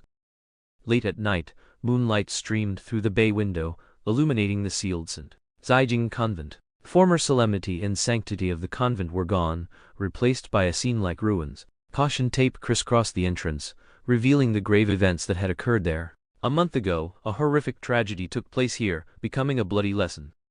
Father Gabriel, leading Sister Lily and a Knights Templar unit from the Holy See, finally arrived at the St. Zijing convent. They passed through dark courtyards, treading on broken flagstones, feeling the sadness and grief that permeated the air. The night wind blew gently, bringing an eerie chill, as if narrating everything that had happened there.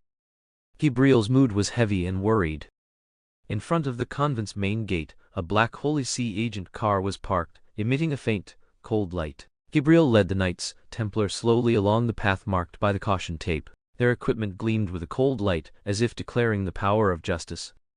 Lily followed closely behind Gabriel, her heart filled with fear and unease. In this strange and dark place, she felt the breath of death, causing her to tremble. But subconsciously, she looked up, and Gabriel's figure in front of her gradually strengthened her uneasy heart. As they delved deeper, they arrived at the convent's central square. The once bustling square was now desolate, with broken walls scattered about, as if narrating the past tragedy. Gabriel looked around, his brows tightly furrowed. He could feel an evil aura permeating the air, causing him to quicken his steps. Suddenly, a cold wind swept through, bringing a biting chill. Gabriel stopped alertly, looking around. His eyes locked onto a dark corner. There, he seemed to see a pair of deep eyes watching them, emitting an evil and eerie aura. "Be careful," Gabriel warned in a low voice. Lily felt a surge of tension. Her heart raced, but she knew this was not the time for weakness. She followed closely behind Gabriel, ready to face any potential danger. Just then, the shadow in the darkness began to stir, as if something was approaching them. Gabriel quickly turned, his gaze fixed on the shadow in the darkness, his fists clenched, ready to meet any potential threat. In the ruins of the convent, dead silence enveloped everything, and a strong scent of decay permeated the air, as if the call of death was quietly spreading. Moonlight streamed through the bay window, casting eerie shadows among the broken walls, making the entire scene even more sinister and terrifying. In this abandoned square, the center of the convent had become a stronghold of evil. The birth of Astaroth was even more chilling. Her figure slowly emerged from the darkness, seemingly a demon condensed from the night itself. Her eyes were deep and eerie, flickering with an evil light, as if devouring all life force. Under the chill wind, her robe fluttered in the night, carrying a hint of coldness. Her smile was icy and sinister, revealing an undeniable evil aura that instilled fear. During her birth, the death of the nuns, and the spilling of blood added to the mystery and horror of the scene. Blood shimmered with an eerie light in the moonlight, as if narrating a terrifying story unknown to others. The lives of the nuns were sacrificed as a medium for Astaroth's birth, making the entire scene filled with the aura of death and evil, making one feel an inexpressible horror and despair. In the ruins of the convent, every corner was filled with mystery and horror, and the aura of death permeated the air, as if narrating this horrific tragedy. In the St. Zijing convent late at night, Astaroth's aura gradually appeared. She slowly emerged from the darkness, dressed in a black robe, her long hair like ink, covering her pale face. Her eyes were as deep as a pool, flickering with a hint of evil light, like a witch in the darkness. Astaroth walked slowly, each step emitting a heart-pounding aura, as if narrating her inherent evil nature. Her smile was icy and sinister, revealing an undisguised malice that sent shivers down one's spine. "Gabriel, Lily, members of the Knights Templar, welcome to my domain." Astaroth's voice was cold and sinister, with a hint of eerie mockery. "It seems you are not surprised by the arrival of your guests." Her tone was full of disdain and mockery, as if she had long anticipated Gabriel and their arrival. Her eyes flickered with an eerie light in the darkness, as if observing Gabriel's every move, seemingly having seen through their every action. "Astaroth, your evil aura has polluted this land. You need to be purified." Gabriel's voice was sharp and firm, his eyes flickering with a sacred light, as if confronting the forces of darkness.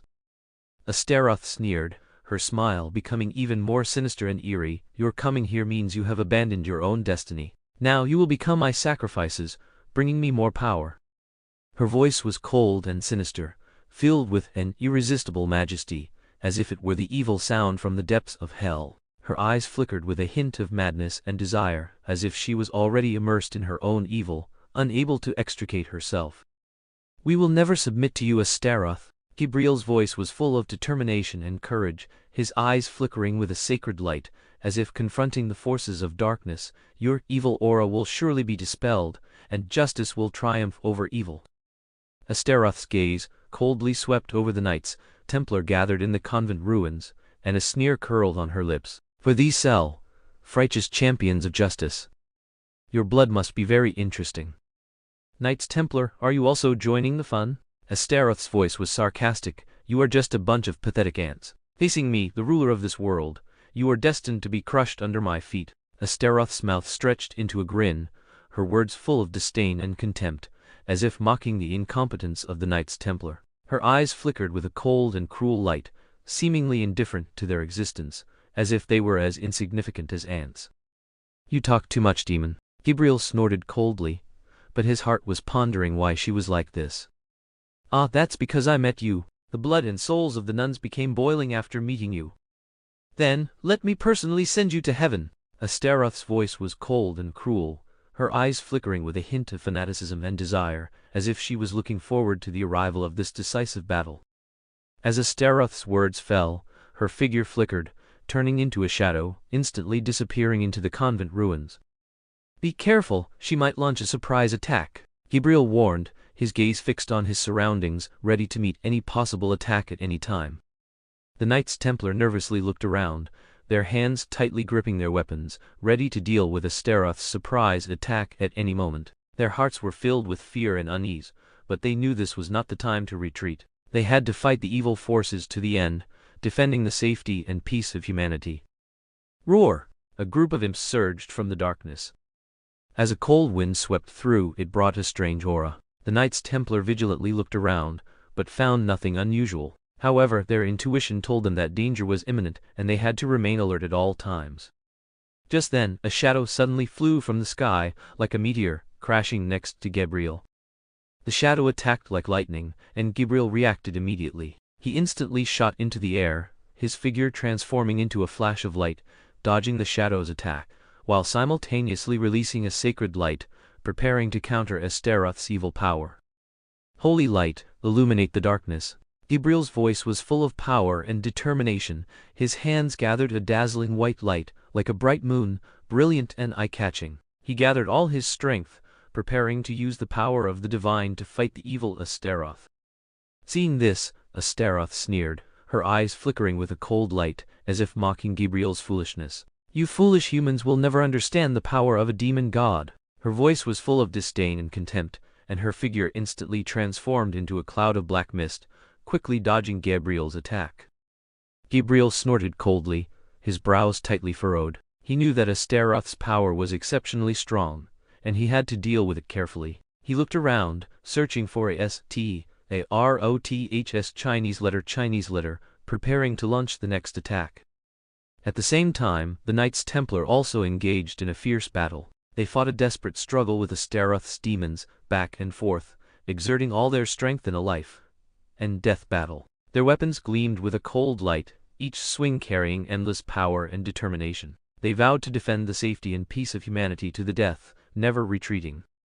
However, Astaroth's power was exceptionally strong, and her subordinate demons were numerous, so the Knights Templar gradually fell into a disadvantage. Their casualties became heavier and heavier, but they still fought bravely and fearlessly, vowing to defend human dignity and respect. The battle raged fiercely in the ruins of the St. Zijing Convent, with Gabriel and the Knights Templar fighting a desperate struggle against Astaroth's evil forces. Each of their swings carried determination and courage, vowing to defend the safety and peace of humanity.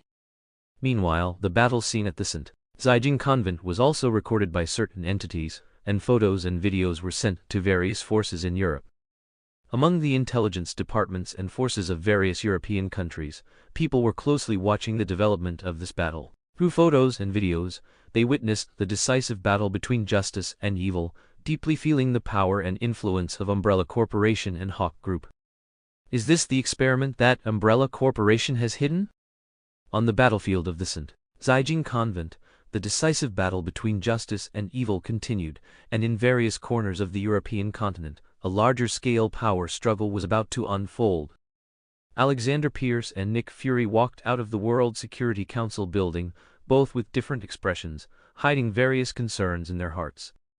Alexander Pierce, as a member of the Security Council, had always been a cunning and scheming politician. His eyes gleamed with a cold light, as if he was contemplating some devious plan. In this incident, he intended to bet on the Hawke Group, believing that Nathan Hawke had enough strength and influence to resolve the current crisis. Moreover, for him, if he could leverage the Hawke Group's power, he might even gain some additional benefits.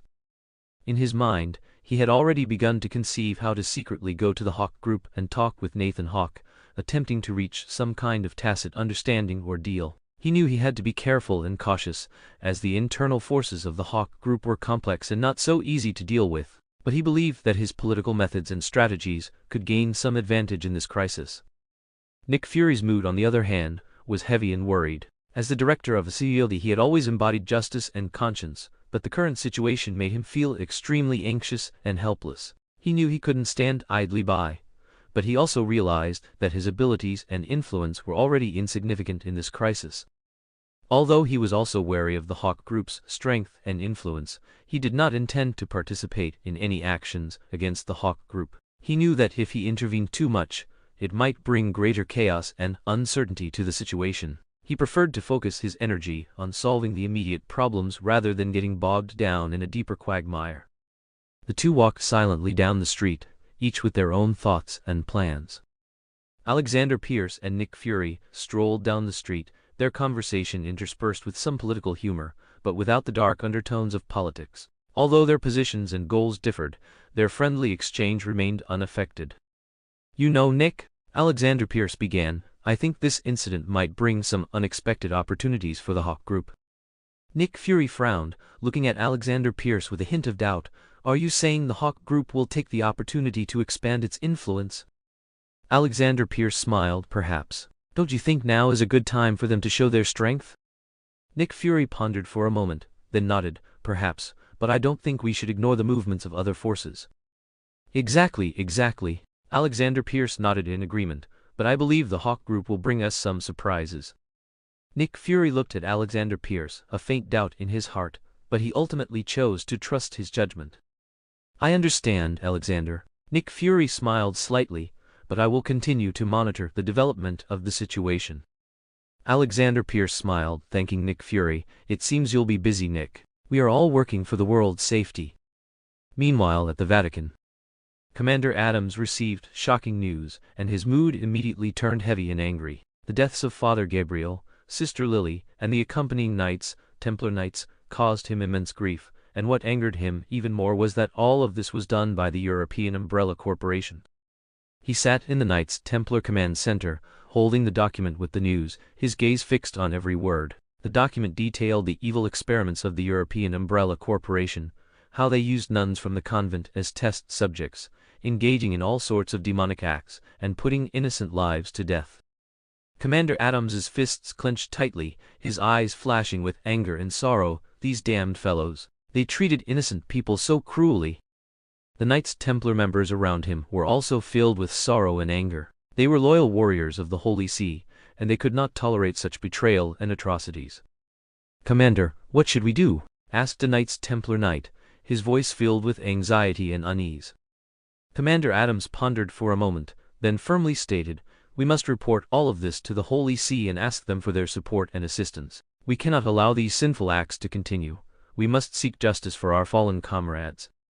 The Knights Templar members all nodded, knowing that they must take action and not allow such evil to spread further. Commander Adams stood up, grabbed his long sword and solemnly announced, prepare to depart. We are going to the Holy See to inform them of all this and request the support of justice. The Knights Templar members stood up in unison, their eyes gleaming with determination and resolve. They swore to seek justice for those innocent lives and would not tolerate any evil existence. In Astaroth's territory, Mephisto and Astaroth sat together, exchanging their plans and ideas. Both demons were masters of intrigue, with their own unique insights into how to use the forces of various European countries to achieve their goals. Astaroth, I hear your actions have been quite remarkable, Mephisto said with a smile. You're really getting better at stirring up trouble in the human world. Astaroth sneered, her eyes flashing with a hint of cunning. Of course, the daughter of hell won't just sit idly by. Besides, it's time for these foolish humans to feel the power of hell. Mephisto nodded. He knew Astaroth was no ordinary demon. She possessed great power and wisdom and could cause endless chaos and panic in the human world. However, my plan is also brewing, Mephisto said. I intend to use the dissatisfaction of various European countries with Umbrella Corporation to escalate their conflicts and make them believe that Umbrella Corporation is the real culprit. Astaroth's eyes flashed with excitement. That plan sounds good. Once the European forces are incited, they will surely take action against Umbrella Corporation, and then our goals will be achieved. The two demons exchanged a knowing glance, their eyes gleaming with evil and insidious intent. They had long agreed on their respective roles and divisions of labor, just waiting for the opportune moment to achieve their objectives in one fell swoop. Mephisto smiled as he stood up, preparing to leave. Then, I will put my plan into action. You also need to act carefully and not attract unnecessary attention. Astaroth nodded, her eyes flashing with a hint of vigilance. Don't worry, I know what to do. The two demons exchanged a look, then departed, ready to begin their plans. In their hearts, a flame of conspiracy had ignited, and they would use human fear and greed to ignite an unprecedented chaos and war. In the Ancient One's residence in the Himalayas, the Ancient One sat quietly at a stone table. Beside her was a cup of steaming tea, quietly emitting an alluring fragrance. Outside the window, the snow-capped Himalayas appeared, exceptionally serene and majestic in the setting sun. Suddenly, a figure appeared in the Ancient One's line of sight.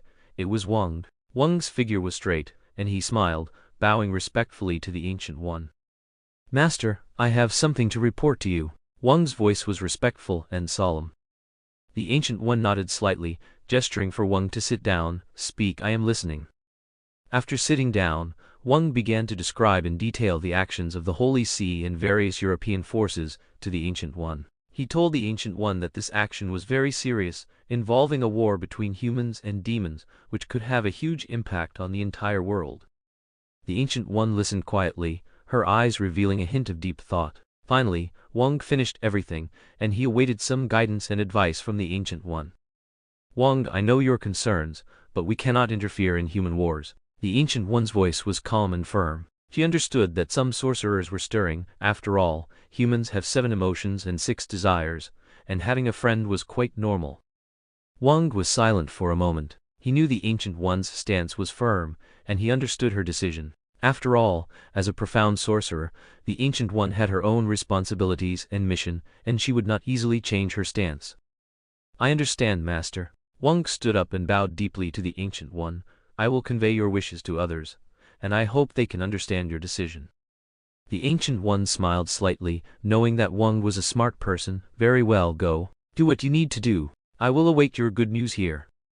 Wang nodded solemnly, then turned and left. In his heart, his respect and reverence for the Ancient One deepened even further. Wesker sat in the command room of the Umbrella Corporation's European branch, surrounded by high-tech equipment and busy staff. He listened silently as the intelligence director described the impending situation. The intelligence director's expression was grave as he detailed the sanctions planned by various European countries against the Umbrella Corporation. These included: 1. Political sanctions. Several countries plan to introduce a resolution at the United Nations UN General Assembly demanding sanctions against the Umbrella Corporation, restricting its activities in Europe, and initiating an investigation. 2. Economic sanctions. Some countries plan to implement economic measures, restricting the Umbrella Corporation's commercial activities in Europe, prohibiting its participation in government procurement projects, and conducting financial investigations and sanctions against it. 3. Military sanctions. Some countries plan to strengthen border controls and security checks to prevent the Umbrella Corporation from interfering in the internal affairs of European countries through military means, and were preparing for necessary military responses against it. 4. Diplomatic sanctions. Multiple countries plan to jointly formulate diplomatic policies to restrict the Umbrella Corporation's diplomatic activities, including refusing diplomatic contact and exchanges with it, and condemning and pressuring it on the international stage. The intelligence director emphasized the severity of these sanctions, pointing out that this was a comprehensive strike by a coalition of European forces against the Umbrella Corporation, aiming to weaken its influence and power in Europe. Wesker listened silently to the intelligence director's report, his brows slightly furrowed. Chapter Error, temporarily unviewable. You can read the next chapter first. Title: United Nations condemns evils of Umbrella Corporation Europe and Hawke Group. In this era filled with political conspiracies and supernatural powers, the world was once again shaken by a thrilling event. The United Nations UN today issued a stern statement of condemnation regarding the recent Bohemia Monastery incident in Europe at an emergency press conference. The conference was held in the main hall of the United Nations UN headquarters, with major news outlets and international journalists gathering, hoping to learn more about the latest developments of this incident. United Nations UN Foreign Minister Alvaro Rhodes stood at the podium, his face grave, his gaze firm, showcasing the authority and decisiveness of an international statesman. His words were powerful and his tone severe, directly addressing the crimes of Umbrella Corporation Europe and Hawke Group. Esteemed media friends, today I represent the United Nations UN to issue a warning to the entire world. We condemn the evil acts committed by Umbrella Corporation Europe and Hawke Group at Bohemia Monastery. Their actions are not only a desecration of human morality and dignity, but also a severe violation of international law and human rights. His voice echoed through the hall, eliciting murmurs and exclamations from the audience. Journalists raised their cameras and laptops, eagerly recording this historic moment. According to the intelligence and evidence we have received, Umbrella Corporation Europe and Hawke Group are suspected of being involved in malicious experiments at Bohemia Monastery, leading to the death of innocent lives and severe injuries. These experiments not only violate international laws, but also pose a threat to human society. We demand that European governments thoroughly investigate these crimes and punish the perpetrators in accordance with the law. Alvaro Rhodes's words were like a heavy hammer, striking the hearts of people worldwide. His statement brought a deeper understanding of the seriousness of the incident and sparked strong international concern and condemnation. Tomorrow, Alvaro Rhodes's solemn words fell. Tomorrow, we will hold a special meeting at the United Nations UN General Assembly to vote on the crimes of Umbrella Corporation Europe and Hawke Group and formulate corresponding solutions. Alvaro Rhodes's voice was heavy and solemn, demonstrating his decisiveness and responsibility as foreign minister. We will invite all United Nations UN member states to participate in this vote to jointly discuss countermeasures. We will resolutely take all necessary measures to ensure that justice is served, victims receive fair compensation, and perpetrators receive their due punishment. His words were full of determination and resolve, declaring the United Nations UN's attitude and stance on this matter to the world. In this era filled with political conspiracies and supernatural powers, the United Nations UN will brave hardships, fear no power, and always uphold its mission of maintaining international peace and security. We call on the international community to unite and collectively resist those forces that wantonly trample on human dignity and justice. We will spare no effort to defend the world's peace and justice. Alvaro Rhodes's words ignited enthusiastic applause from the entire audience, and his statement received widespread recognition and support from the international community. Tomorrow's vote will be the international community's final verdict on the crimes of Umbrella Corporation Europe and Hawke Group, and it will also be the time for the showdown between justice and evil. In the president's office within the White House, the atmosphere was tense and solemn. U.S. President Matthew Ellis sat at the presidential desk, his face grave, his brows slightly furrowed. His eyes were deep and firm, revealing his inner contemplation and hesitation. Matthew Ellis was facing the camera, engaged in a video call with the U.S. representative to the United Nations UN. On the screen appeared a calm and serious diplomat, the elite representative of the United States, bearing the heavy responsibility of conveying the U.S. will to the United Nations UN. Sir President, we have already received the statement from the United Nations UN Foreign Minister. Tomorrow's vote on the handling of Umbrella Corporation Europe and Hawke Group will be crucial. The voice of the U.S. representative to the United Nations UN came through, solemn and firm. Matthew Ellis took a deep breath, his expression grave as he nodded. I know this is a moment concerning international affairs and national honor, but I need you to understand what our position is. The U.S. representative to the United Nations UN frowned slightly, gesturing for the president to continue. We cannot abandon our allies lightly, whether it's Umbrella Corporation Europe or Hawke Group. We need to stand with them in the United Nations UN vote, supporting their interests and rights. Matthew Ellis's words were firm and decisive, expressing the United States' unwavering stance as a superpower. But, Sir President, this might damage our image and credibility in the international community, and we cannot tolerate the violation and trampling of human life. The U.S. representative to the United Nations UN tried to explain, but Matthew Ellis interrupted him. I know this is not an easy decision, but we must prioritize national interests and regional stability. Umbrella Corporation Europe and Hawke Group are our important allies, and we cannot betray them. Matthew Ellis's tone was filled with firmness and confidence, showcasing a leader's decisiveness and resolve. The U.S. representative to the United Nations UN was silent for a moment, finally nodding in understanding. I understand, Sir President. I will act according to your instructions and ensure that our position is fully expressed. After the video call ended, Matthew Ellis turned his gaze to the phone on the desk and gently pressed the dial button. The phone rang, and after a moment of silence, the call was finally connected.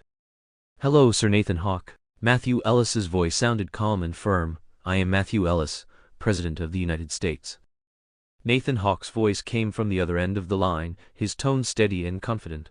Sir President, it's a pleasure to receive your call. How may I assist you?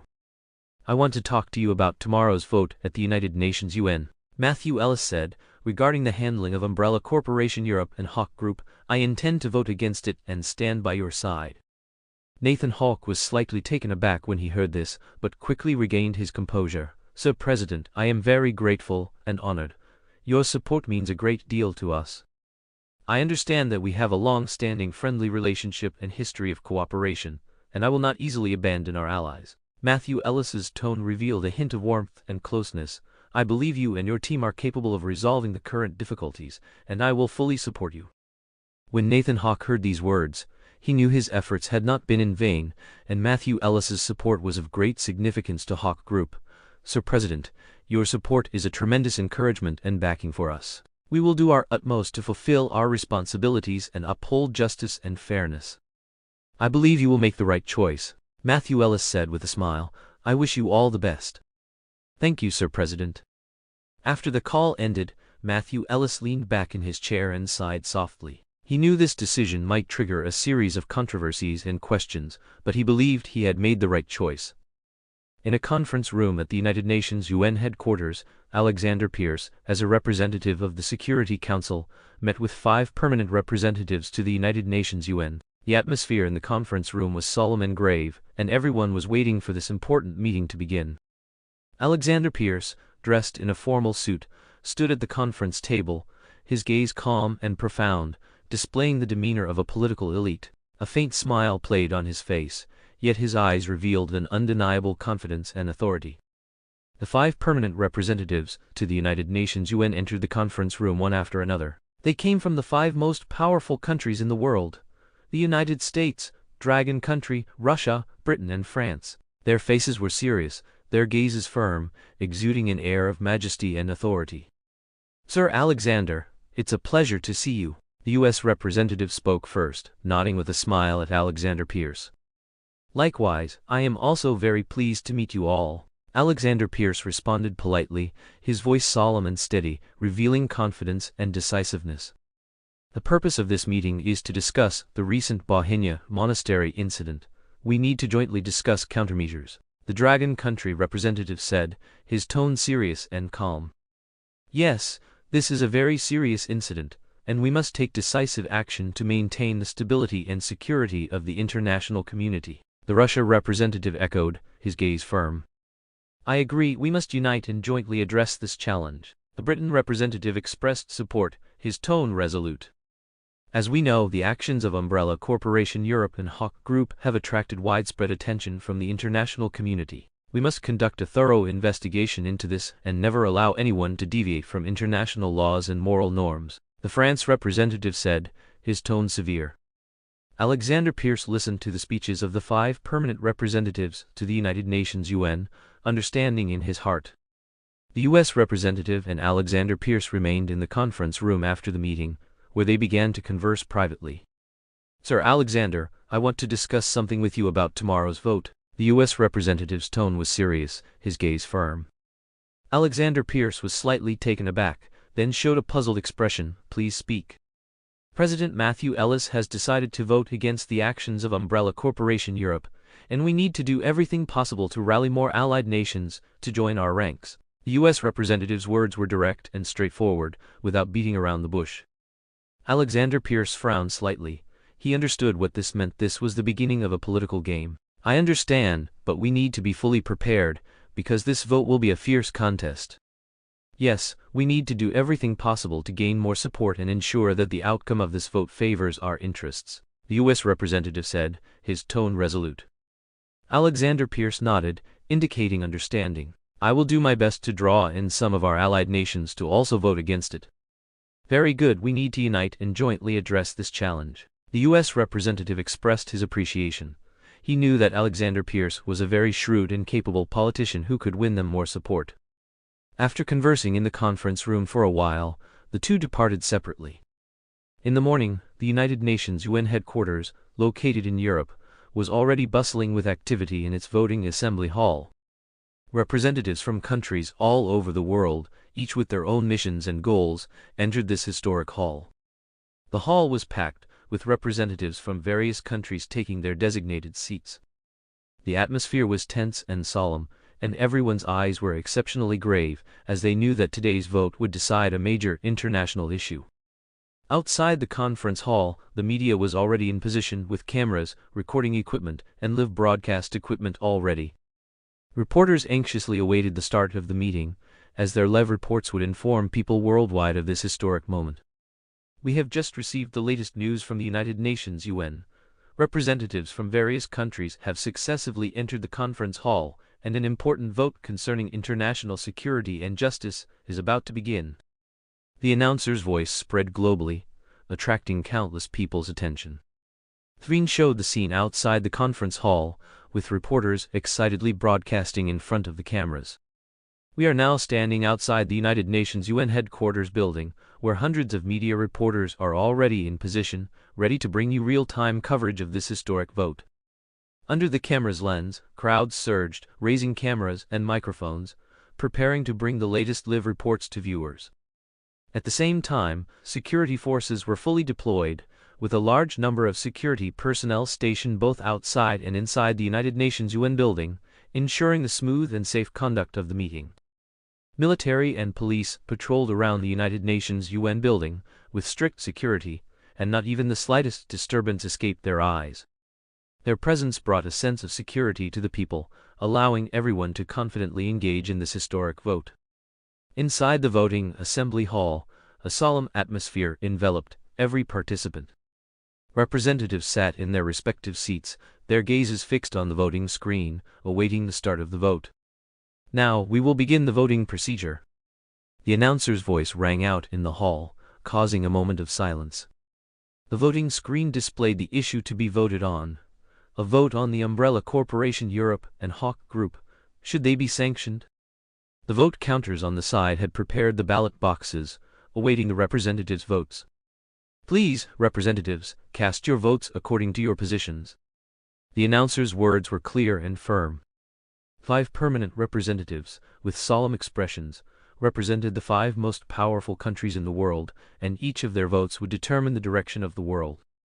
The Chinese representative stood up, raised his voting card, and cast it into the ballot box.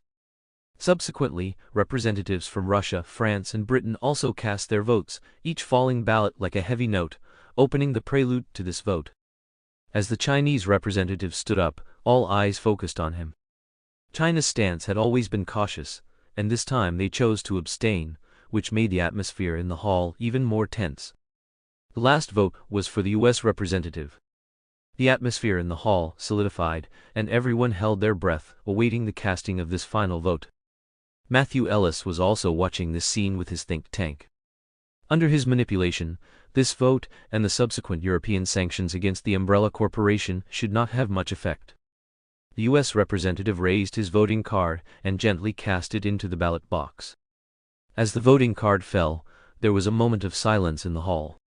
Then, the numbers on the screen began to scroll, and the results of the representatives' votes gradually appeared. A sound of shock and surprise rang out in the hall. Everyone could not believe their eyes. Because the U.S. representative cast a vote in favor. This result plunged the entire venue into an uproar.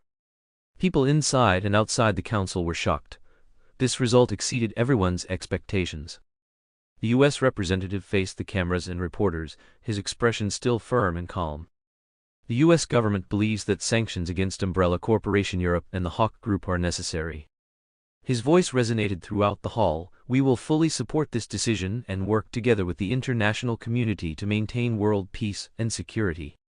His words were like a heavy hammer, striking the hearts of everyone inside and outside the hall. In the White House, Matthew Ellis sat at the desk in the president's office, his serious face filled with deep thought. His think tank members also gathered around him, their faces solemn, exchanging worried glances. How is this possible? A think tank member whispered. We clearly gave the order to vote against it, so why did the U.S. representative vote in favor? Matthew Ellis was silent for a moment, his brows slightly furrowed. He knew there must be complex circumstances behind this. I think our message was tampered with, he said in a deep voice. Someone is manipulating all of this behind the scenes. But who would be so bold? Another think tank member asked in confusion. It's very likely an internal traitor, an experienced intelligence analysis expert interjected, or someone driven by some kind of interest. Matthew Ellis's eyes turned cold. He realized that a more complex conspiracy might be hidden behind this.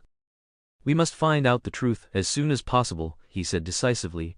This issue involves national security and international relations. We cannot take it lightly. Every word of his was filled with determination and decisiveness. He knew there was no turning back now. He had to act quickly to uncover the truth of all this. Matthew Ellis turned and picked up the phone, pressing the dial button, waiting for the call to connect. Beep beep, beep beep. a continuous busy tone came from the other end of the phone. Soon, the call finally connected, and a deep and resolute voice sounded. "CLD, Director Nick Fury."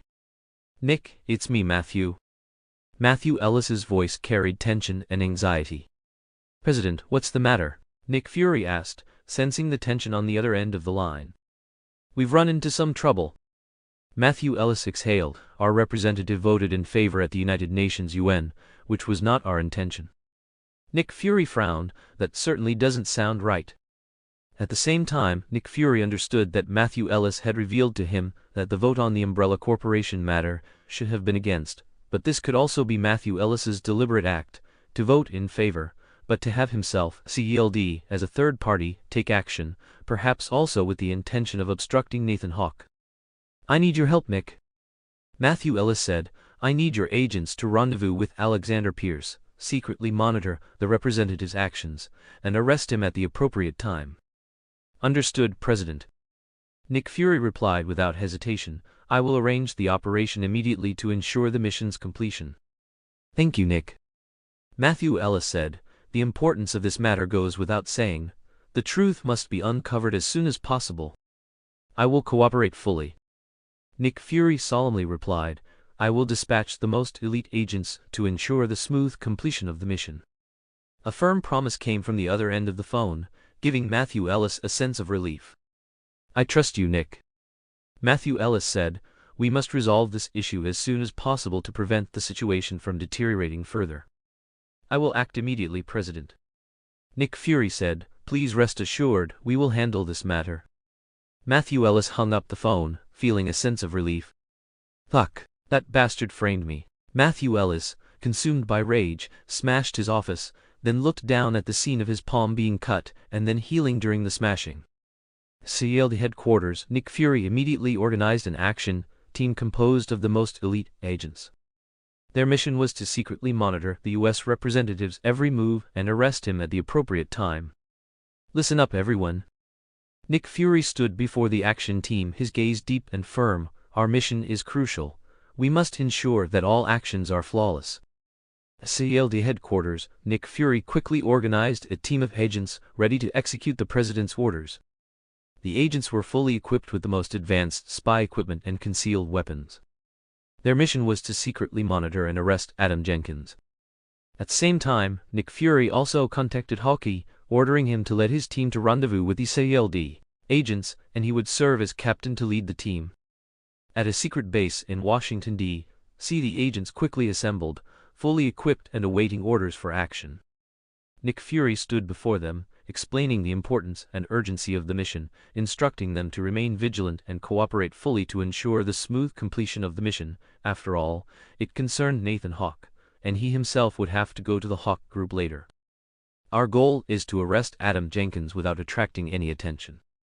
Nick Fury's voice was steady and firm. "I know you are all CLD's best agents, and I believe you can complete this mission." The agents nodded solemnly one by one, indicating their obedience to orders and readiness to depart at any time. They knew the importance of this mission and understood their responsibilities and duties, and they would do their utmost to ensure its success. Meanwhile, at a high-end hotel, Alexander Pierce held a document, waiting for the CLD agents to arrive. Hydra soldiers were hidden around the room. "Adam Jenkins? As a Hydra member, you would actually vote in favor." His expression was calm and composed, with a glint of decisiveness and resolve in his eyes. "This play is getting more and more interesting. Who exactly is the mastermind behind it?" Night had fallen, and the corridors of the United Nations UN building were almost empty, with only occasional security patrols passing through, bringing a hint of life to the silent structure. On such a calm night, Adam Jenkins, the U.S. representative to the United Nations UN, finished his day's work and was preparing to leave his office. He tidied his documents, shut down his computer, and then put on his coat, ready to go home. Just as he was about to step out of his office, an ordinary-looking cleaner slowly walked by. This cleaner was actually a Skrull, a member of an alien race skilled in shapeshifting and disguise, sent to ensure Adam Jenkins' safe extraction. The cleaner pretended to be busy outside Adam's office, but in reality, he was closely observing the surroundings. When Adam appeared, he subtly blocked his path and nodded to Adam with a smile. Adam politely returned the gesture, but evidently did not notice anything unusual. "Good evening, sir. You've worked quite late today," the cleaner said in a calm tone, while his eyes quickly scanned the surroundings to confirm no one else was paying attention to them. Adam chuckled. "Yes, today's meeting was certainly long. You've worked hard too." The cleaner nodded, then pretended to resume his cleaning duties, but in reality he quietly activated a miniature earpiece and whispered, "Target is ready to leave, plan in motion." Adam stepped into the long corridor, with the cleaner following closely behind, ensuring no potential threats lurked around every corner. They passed several security checkpoints, each time Adam smoothly passing through unnoticed, while the cleaner pretended to sweep behind him, actually providing cover. At the end of the corridor was a door leading to the underground parking lot. Adam intended to leave through here, while the cleaner needed to separate from him at this point. Another agent would meet Adam in the parking lot. Adam pressed the elevator button, and the door slowly opened. Just as he was about to enter the elevator, the cleaner whispered, "Good night, sir." Adam nodded and stepped into the elevator. After the elevator doors closed, the cleaner quickly turned and contacted the other agent through his communication device. "Target has entered the elevator.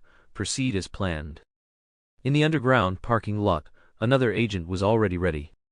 He was a burly man who looked like an ordinary driver, but he was actually a Skrull. He stood beside a black sedan, ready to start the vehicle at any moment. When the elevator doors opened again, Adam Jenkins stepped out, his gaze sweeping across the parking lot, not noticing anything unusual. He walked towards the black sedan, and the driver immediately opened the car door. "Good evening, sir. Please get in." The driver's voice was calm and friendly. Adam nodded and sat into the car without hesitation. The car door closed, and the sedan slowly drove out of the parking lot, disappearing into the night. The city at night was enveloped in a layer of mysterious shadow, and the air was filled with a cold wind. In a secluded alley not far from the United Nations UN building, Alexander Pierce's Hydra agents had silently set up tracking devices. These agents, dressed in dark combat suits and wearing night vision goggles, were closely monitoring the black sedan carrying Adam Jenkins as it left the United Nations UN building. "Target is in the car, prepare to move," the captain whispered into his earpiece, his eyes sharp as daggers. Several well-equipped Hydra tracking vehicles quickly started, silently following the black sedan, maintaining a certain distance to avoid attracting attention. These agents were well-trained and skilled in covert operations in urban environments. However, what they did not realize was that Skrulls disguised as agents were also present, and they too noticed the Hydra agents' movements. The Skrulls' objective was to ensure Adam Jenkins' safety, so when they discovered Hydra tracking operation, they immediately prepared to intervene. The sedan weaved through the city streets at night, while the tracking vehicles followed like ghosts. At a secluded intersection, Skrull agents suddenly joined the pursuit sequence, their vehicles driving parallel to the Hydra agents' vehicles. Suddenly, the vehicle driven by the Skrulls accelerated and crashed into one of Hydra cars. With a violent impact, the Hydra vehicle was forced off course, crashing into a building on the roadside.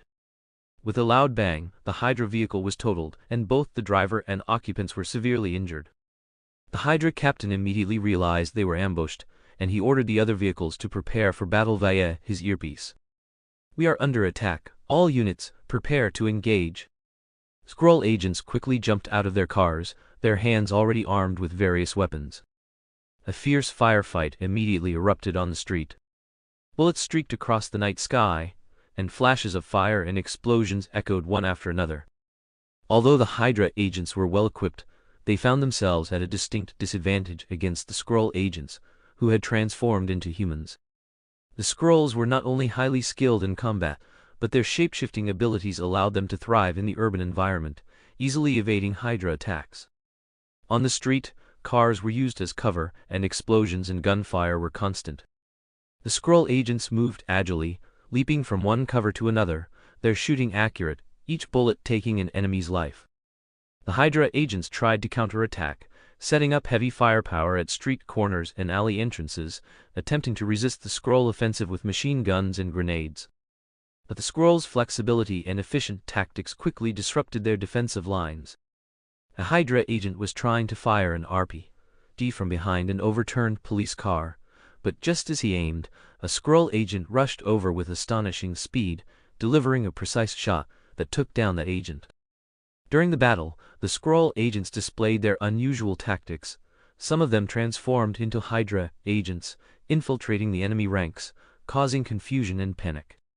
This deceptive tactic greatly weakened Hydra morale and organizational structure.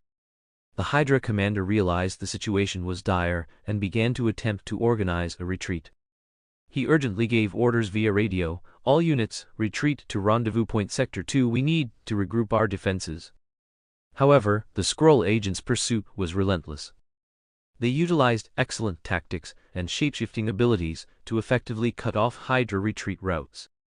Whenever Hydra agents tried to regroup, Skrull agents would quickly intervene, using precise shooting and tactical bombs to prevent them from effectively gathering.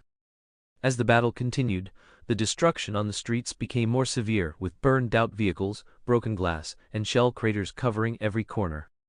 The air was filled with the smell of gunpowder and blood. That night, the city became a battlefield. Ultimately, with the orderly intervention of the military, the remaining Hydra forces and the Skrulls were forced to retreat completely. In a dimly lit morgue within a temporary Hydra facility, Alexander Pierce walked heavily into the room. The hum of the air conditioner echoed in the enclosed space, adding a cold atmosphere to the already eerie scene. Before him, on an autopsy table, lay the body of an alien creature. The body's appearance was broadly similar to a human's, but its skin was dark gray, and its physical structure had several differences from humans, such as muscle tissues that were noticeably coarser and more complex. A scientist in a white lab coat, who was Hydra biology expert, stood beside the body, his expression serious and focused. Seeing Pierce enter, he immediately stepped forward and saluted him. "Sir, this is the alien creature's body we recovered from tonight's battle." The expert's voice was calm and steady. "We have initially analyzed its tissue samples and compared them with all known biological species on Earth." Pierce approached the autopsy table, his gaze sharply scrutinizing the alien corpse. "Tell me, what have we learned from this body?" he asked. The expert nodded and began to explain. "Firstly, this creature's cellular structure is very unique. They contain a complex polymer that we have never seen before. This substance seems to be able to maintain cell activity and stability under extreme conditions. We speculate that this might be a biological mechanism for them to adapt to universe space or other harsh environments." He pointed to a sliced sample of the body. "You see, the muscle fibers here, compared to humans, are not only much thicker, but also possess a self-repairing function. This explains why these creatures can recover quickly in battle." The expert then switched to another microscopic image. "Furthermore, these creatures' nervous systems are extremely developed, directly related to their shapeshifting abilities. Their neurons are filled with a special ion channel, which allows them to rapidly change their body shape and texture when subjected to external physical influences." Pierce listened very carefully, his mind constantly analyzing the potential applications of this information. "These findings are very important to us.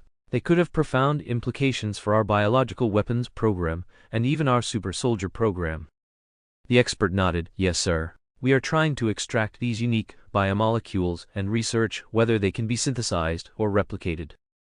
If successful, we might develop a new generation of bioenhancement technology." "Continue this research and keep me updated in real time," Pierce said firmly, then turned to leave. "This technology, if mastered by us, will greatly enhance Hydra's strategic position globally." The expert respectfully replied, "Understood, sir." Pierce walked out of the morgue, his mind filled with new plans and possibilities. Behind him, in the cold morgue, the alien corpse appeared even more mysterious and terrifying in the dim light. Its existence was not only a mystery but also a huge opportunity. Just as Pierce was about to get into his car, a sudden, thunderous roar echoed from the sky. The streetlights flickered, and a massive figure descended from above, crashing into Hydra temporary facility like a meteorite. This figure was Gravik, a Skrull warrior disguised as a robust human. His goal was to eliminate all evidence, including the Skrull corpse, and simultaneously eradicate all witnesses to prevent their bodies from being studied. Gravik's face was expressionless, with only a pair of cold eyes revealing his murderous intent. He wore a combat suit, and each step he took was accompanied by a heavy thud. He approached the building, his gaze sweeping around, quickly pinpointing his target. "You fools, how dare you covet the bodies of us Skrulls?"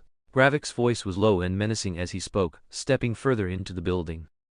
Upon entering, he attacked without hesitation. His hands transformed into sharp blades, instantly severing the weapons of 2 Hydra guards. Then, a spinning kick sent them flying, their bodies hitting the wall with a dull thud. "I am a warrior of the Skrull Empire. You low-level Earthlings are not worthy of our power." His words were filled with disdain and contempt, every syllable revealing his scorn for Earthlings. Blood gushed and heads rolled. Gravik then moved through the building with astonishing speed. His combat skills were superb, making him virtually unstoppable. Every attack was incredibly precise and lethal. Neither Hydra agents nor scientists could survive for more than a few seconds against him.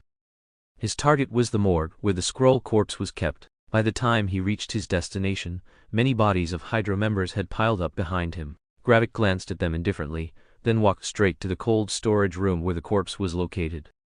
Opening the cold storage door, the Skrull corpse lay silently inside. Gravik stepped forward and touched its cold exterior, a complex emotion flashing in his eyes. "Brother, your sacrifice will not be in vain," he whispered, then took a small explosive device from his waist. He quickly set up explosive devices on the corpse and at several key locations in the cold storage room. With everything ready, Gravik retreated to a safe distance and pressed the remote detonator. After a loud explosion, the entire morgue was completely disfigured, with flames and smoke filling the building. As the echoes of the explosion gradually faded, Gravik ensured the complete destruction of the Skrull corpse and all related data, preventing Hydra from obtaining any information from it.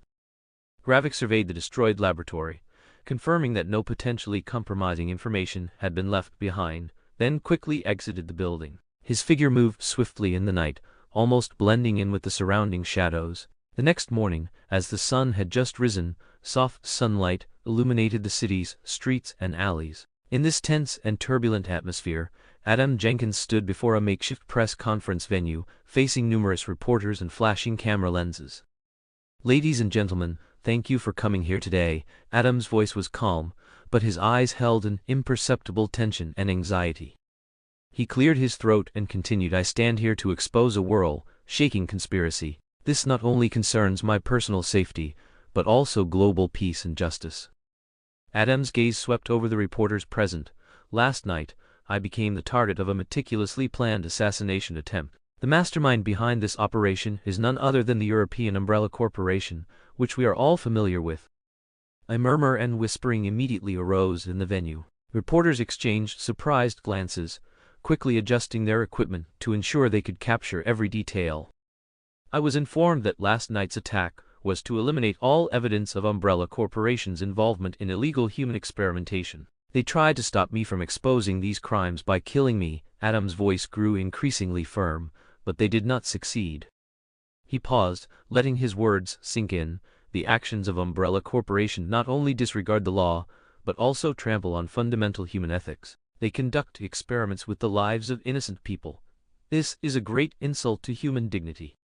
Reporters clamored with questions, and the scene briefly became somewhat chaotic. Adam waved for silence, his expression growing more solemn. "Today, I stand up not only for my safety, but also for all innocent people who might become their victims. We cannot allow this evil to continue to spread, nor can we allow these crimes to continue to happen before our eyes." The atmosphere of the press conference reached its climax, and everyone felt the urgency and seriousness in Adam Jenkins' words. Their notebooks and cameras became tools for witnessing this historical moment. "I call on the international community, especially the United Nations (UN), to conduct a thorough investigation into the actions of Umbrella Corporation and to take necessary measures to stop this transnational criminal activity," Adam concluded. With the conclusion of the press conference, Adam Jenkins' remarks quickly garnered widespread attention globally. Major news outlets began to delve into the background of Umbrella Corporation, and discussions among nations on how to handle this incident grew increasingly fervent. And the curtain of the event had already fallen. United Nations UN Announcement Treaty, Peacekeeping Operations against Umbrella Corporation Europe. Announcement Treaty Number, UN 2024-10. Preamble. Whereas the actions of Umbrella Corporation Europe have posed a severe threat to the international community and human security, the United Nations (UN) resolves to take necessary peacekeeping measures against it. Based on the United Nations UN Security Council vote, with 4 votes in favor and 1 abstention, this announcement treaty is officially adopted and takes immediate effect. Article 1. Background and rationale.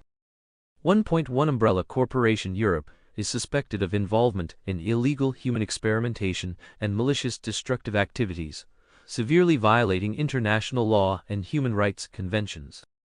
1.2 The company has been repeatedly accused of conducting secret experiments in multiple countries, leading to severe threats to the lives and safety of innocent civilians. 1.3 In the recent incident at Bohinja Monastery, the actions of Umbrella Corporation further confirmed its significant threat to human society, resulting in the tragic deaths of several innocent lives. Article 2. Objectives of the operation.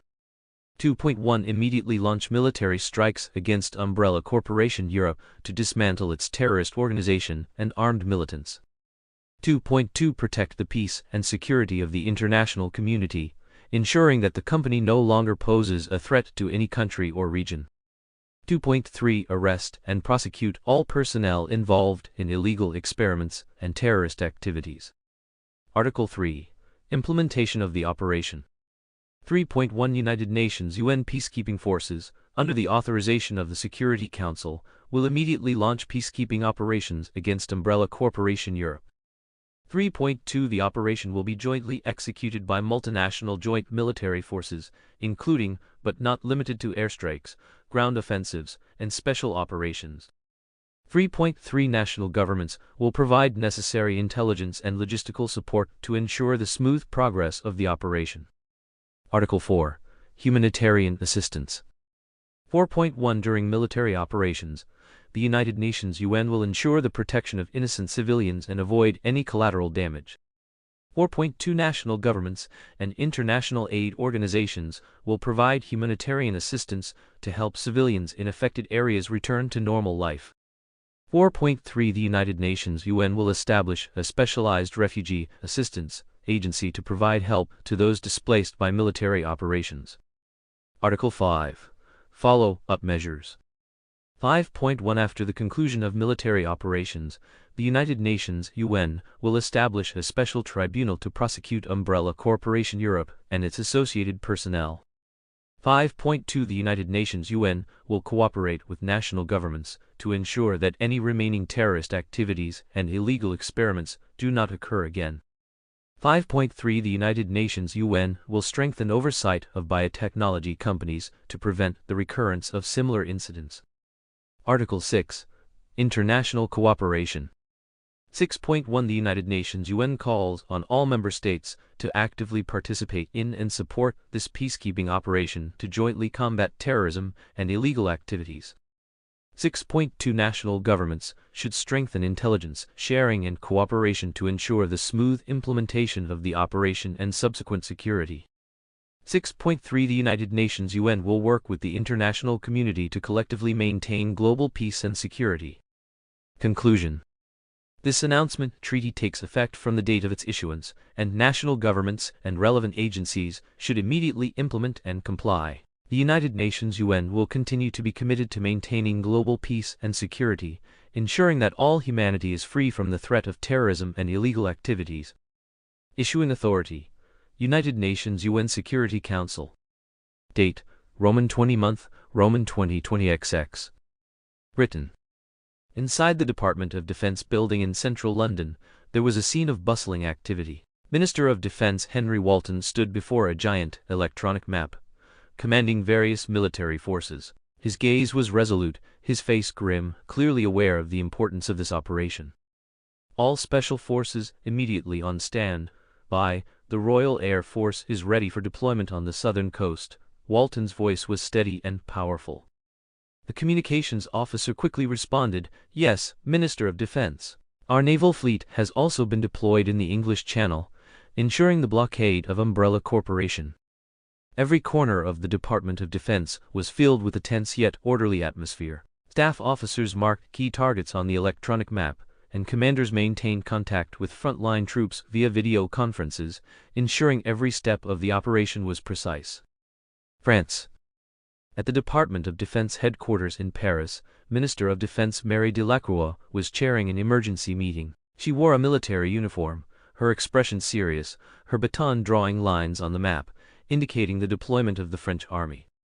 Our Air Force is on stand-by in Corsica, and naval forces have departed for the eastern Mediterranean. Delacroix's voice was firm and calm. The Chief of Staff immediately reported, ground forces are also assembling. Armored and infantry units will depart from the eastern border to ensure a rapid strike on the target area. Delacroix nodded, a hint of sternness in her eyes. This operation must be swift and precise. We must not allow the influence of Umbrella Corporation to continue to spread. Germany. At the Department of Defense Command Center in Berlin, Minister of Defense Wolfgang Schmidt was communicating with commanders from various locations via video conference. Large electronic screens displayed the deployment of the German army, with various fighter jets, tanks, and infantry rapidly assembling. Our Air Force is on stand-by in Munich and Frankfurt, and army units are assembling from the southern border, Schmidt said calmly. A staff officer quickly reported, the Northern Naval Fleet has also departed, ensuring the blockade of the North Sea and the Baltic Sea. Schmidt's face showed a hint of grim smile. Umbrella Corporation has committed heinous crimes. This time, we must completely destroy their forces. Italy. Inside the Department of Defense building in Rome, Minister of Defense Francesco Rossi was issuing orders to the troops. He wore a military uniform, his gaze firm, his baton drawing routes on the map, indicating the actions of the Italian army. Our Air Force and Navy are on stand-by in the eastern Mediterranean, and army units are assembling. Rossi's voice was full of authority. The Chief of Staff reported, our special forces are also ready for deployment at any time to ensure precise strikes on the target area. Rossi nodded, a hint of determination in his eyes. This operation must be swift and decisive. We must not allow the influence of Umbrella Corporation to continue to exist. Spain. At the Department of Defense Command Center in Madrid, Minister of Defense Isabel Garcia was chairing an emergency meeting. She wore a military uniform, her expression serious, her baton drawing lines on the map, indicating the deployment of the Spanish army. Our Air Force and Navy are on stand-by in the western Mediterranean, and army units are assembling from the southern border. Garcia's voice was firm and calm. The Chief of Staff immediately reported, our special forces are also ready for deployment at any time to ensure a rapid strike on the target area. Garcia nodded, a hint of sternness in her eyes. This operation must be swift and decisive. We must not allow the influence of Umbrella Corporation to continue to spread. Nordic Alliance. At the Nordic Alliance headquarters in Stockholm, various ministers of defense were holding urgent consultations. Representatives from Norway, Sweden, Denmark, and Finland gathered to discuss the specific details of the joint operation. Our Air Force and Navy are on stand-by in the Baltic Sea and the North Sea, and army units are assembling, said Karl Eriksson, the Minister of Defense of Sweden. Anders Johansson, the Minister of Defense of Norway, nodded in agreement. We must ensure the success of this operation. The threat of Umbrella Corporation must be completely eliminated. Representatives from Denmark and Finland also expressed their support, unanimously agreeing that joint action must be taken to ensure the maximum effect of the strike against Umbrella Corporation. Eastern European Alliance. At the Eastern European Alliance headquarters in Warsaw, various ministers of defense were also holding urgent consultations. Representatives from Poland, the Czech Republic, Hungary, and Slovakia gathered to discuss the specific details of the joint operation. Our Air Force and Navy are on stand-by in the Baltic Sea and the Black Sea, and army units are assembling, said Andrzej Nowak, the Minister of Defense of Poland. Jan Kovac, the Minister of Defense of the Czech Republic, nodded in agreement. We must ensure the success of this operation. The threat of Umbrella Corporation must be completely eliminated. Representatives from Hungary and Slovakia also expressed their support, unanimously agreeing that joint action must be taken to ensure the maximum effect of the strike against Umbrella Corporation. Across the entire European continent, armies were rapidly assembling, and governments and the military of various nations were preparing for this unprecedented peacekeeping operation. The crimes of Umbrella Corporation had provoked a strong reaction from the international community, and nations were determined to completely destroy this threat through joint action and maintain world peace and security. Umbrella Corporation Headquarters, United States. Nick Fury's car slowly stopped in front of the Umbrella Corporation headquarters in the United States. After getting out, he looked up at the futuristic building. The towering glass facade, reaching into the clouds, shimmered brightly in the sunlight, like a symbol of modern technology. Fury stepped into the building, and as soon as he entered, he was surrounded by a high-tech atmosphere. There was no front desk receptionist in the lobby. Instead, a giant holographic projection screen displayed company information and navigation guidance. Countless small display screens were embedded in the walls, continuously broadcasting Umbrella Corporation's latest technological achievements and research projects. "Welcome, Director Fury." A smart AI projection appeared before him, presenting a gentle face. Its voice was clear and pleasant, with a hint of mechanical calmness. "Please follow me. I will take you to Mr. Nathan Hawke's gravity training room." Nick Fury nodded and followed the smart AI projection into a long corridor. Transparent glass walls lined both sides of the corridor, offering views of various high-tech facilities and laboratories inside. Researchers in white laboratory coats bustled between advanced equipment, conducting cutting-edge research. They passed a huge laboratory where several translucent display screens floated, showing various complex mathematical models and data charts. Several scientists were gathered around a high-energy particle accelerator, making tense adjustments. Fury's gaze swept over the equipment, and he silently marveled at Umbrella Corporation's technological prowess. Next, the smart AI projection led him through a spacious conference room where multiple holographic projectors displayed project progress on the conference table. The room was empty, but the documents and notebooks on the table indicated that an important meeting had just concluded there. Nick Fury continued to follow the smart AI projection, and at the end of the corridor was a heavy metal door. The smart AI projection waved its hand gently, and the door automatically opened, revealing a wide elevator shaft. "Please enter, Director Fury." The smart AI projection made a gesture for him to enter. Nick Fury stepped into the elevator, and the smart AI projection followed. The elevator descended rapidly, and a few seconds later, the doors opened again, revealing a whole new world. This was Umbrella Corporation's gravity training room, a vast, futuristic space. The training room's four sides were giant, transparent walls, offering views of the beautiful city outside. The floor was covered with various high-tech training equipment, each device glowing with blue light, as if showcasing its powerful functions. In the center of the training room, a tall, muscular man was undergoing high-intensity training. He is Nathan Hawke, the CEO of Umbrella Corporation and the soul of this company. For some reason, this thought suddenly surfaced in Nick Fury's mind. Nathan Hawke was performing strength training on a multifunctional trainer. Every movement he made was full of power and explosiveness, like a beast ready to strike at any moment. His body appeared exceptionally strong under the intense gravity, every muscle receiving extreme exertion during the high-intensity training. "Mr. Hawke, Director Fury has come to visit." The smart AI projection's voice broke the silence of the training room. Nathan Hawke stopped training and turned to look at Fury. His gaze was sharp, revealing an indescribable majesty and confidence. He walked slowly towards Fury, each step carrying a powerful aura. "Director Fury, welcome." Nathan Hawke extended his hand, offering a polite smile. He grasped Nathan Hawke's hand, feeling the strength and warmth in the other's grip. Their eyes met, as if engaged in a silent contest. "Mr. Hawke, it's a pleasure to meet you." Nick Fury's voice was calm and firm. "I'm here to discuss some important matters with you." Nathan Hawke nodded, motioning for Fury to follow him to a corner of the training room, where a simple yet modern conference table was located. After they sat down, Hawke signaled the smart AI projection to dim the training room lights, creating a more private atmosphere. "Speak, Director Fury." Nathan Hawke got straight to the point. He knew that Nick Fury's visit would not be simple. "Mr. Hawke, you should be aware that the United Nations UN sanctions resolution against Umbrella Corporation and Hawke Group has recently passed." Nick Fury went straight to the topic. "Although we tried to stop it at the last minute, we were unsuccessful." Nathan Hawke's brow furrowed slightly. He had anticipated this situation, but still felt a hint of displeasure. "I know the impact of this matter is significant, but I have enough resources and strength to cope." His voice was full of confidence and determination. I don't doubt your capabilities, Mr. Hawke. Nick Fury nodded. But what I'm concerned about is that there might be a more complex conspiracy behind this. European countries have already begun mobilizing troops, preparing to take action against you. This is not just a sanction, it could be a full-scale war.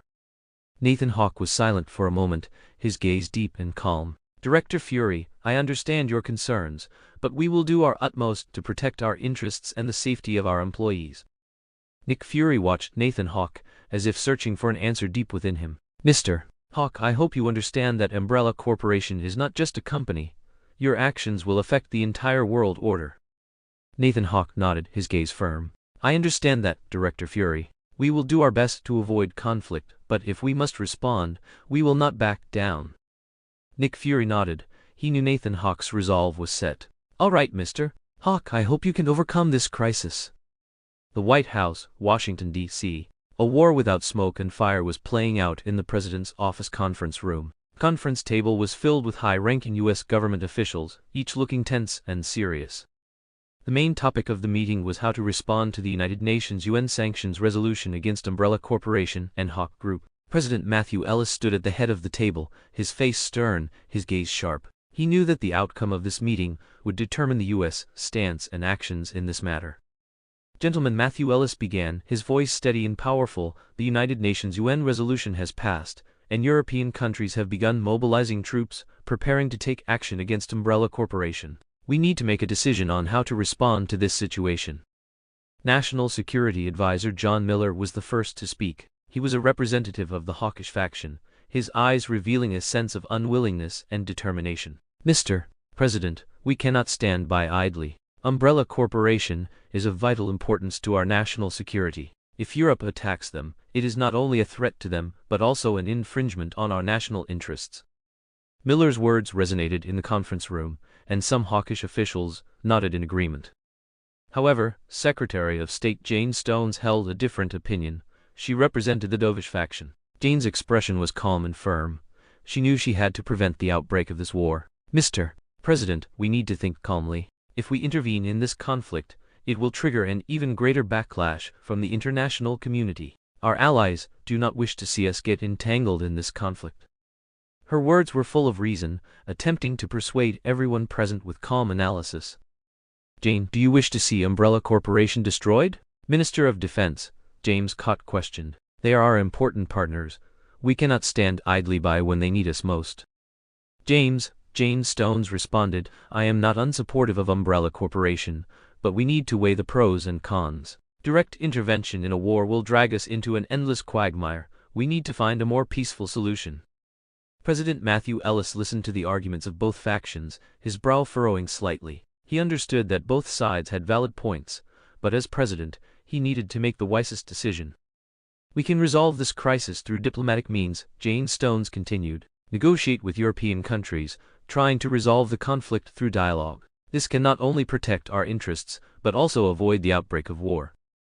John Miller from the hawkish faction clearly disagreed with Jane's view, and his voice rose a few decibels. Negotiations cannot solve all problems, Jane. European countries are already preparing to act. We need to demonstrate our strength to truly protect our interests.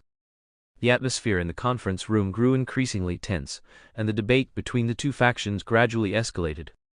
Matthew Ellis took a deep breath. He knew he had to make a decision. Gentlemen, he said in a deep voice, I understand everyone's concerns and positions, but we must view this crisis rationally. He paused, his gaze sweeping over every participant. The importance of Umbrella Corporation to our country is self-evident, but we cannot rashly intervene in a war. I have decided to temporarily adopt a wait-and-see approach, attempting to resolve this crisis through diplomatic means. His decision caused some dissatisfaction, and the hawkish officials appeared indignant. Mr. President, John Miller said unwillingly, doing so will make us appear weak, and European countries will become even more reckless. Matthew Ellis's gaze was firm. He knew his decision might cause controversy, but he believed it was the best choice for now. We cannot easily fall into war. It will not only bring huge costs, but also trigger strong opposition from the international community. We need to handle this crisis calmly and rationally. Jane Stones expressed support for the president's decision, a hint of relief in her voice. Mr. President, I believe that through diplomatic means, we can find a way to solve the problem. Although the atmosphere in the conference room remained tense, with the president's decision, the debate gradually subsided. Despite their unwillingness, the hawkish faction could only temporarily accept this outcome. After the meeting, Matthew Ellis returned to his office, his mood still heavy. Late at night, special forces from various European countries had assembled, ready to launch a surprise attack on the Umbrella Corporation Europe headquarters. This operation involved multiple countries, with special forces members coming from different military units, each rigorously trained, well-equipped, and with clear objectives. The headquarters was located in a secluded but vast area, surrounded by dense forests, with complex terrain that made it easy to conceal. Members of the special forces were divided into small teams, moving silently in the darkness, using night vision equipment and high-tech reconnaissance gear for positioning and surveillance. All units, attention, we are about to commence the operation, the commander ordered through his earpiece, his voice calm and firm. Our objective is to secure control of the Umbrella headquarters and prevent any personnel from escaping. At the same time, media outlets in various countries had received government orders and began reporting on the sealing off and apprehension operations at Umbrella Corporation Europe's branch offices. On major news channels, websites, and social media platforms, negative news about the Umbrella Corporation spread like wildfire, attracting widespread attention and discussion. A BBC News reporter from Britain stood in front of Umbrella Corporation's London branch, delivering a live report. This is the Umbrella Corporation London branch, where British Special Forces launched a surprise raid this morning. According to the government's statement, Umbrella Corporation is suspected of conducting illegal experiments, endangering public safety. Special forces have now secured the entire building and are conducting a detailed search. France's TF1 television station was also broadcasting similar reports, with a reporter live from Umbrella Corporation's Paris branch. The French government's accusations against Umbrella Corporation are very serious, involving multiple illegal activities. Paris special forces have successfully entered the building and are beginning to collect evidence and arrest relevant personnel. Germany's ZDF news channels report also attracted public attention. German police and special forces conducted a joint operation, carrying out a surprise inspection of Umbrella Corporation's Hamburg branch.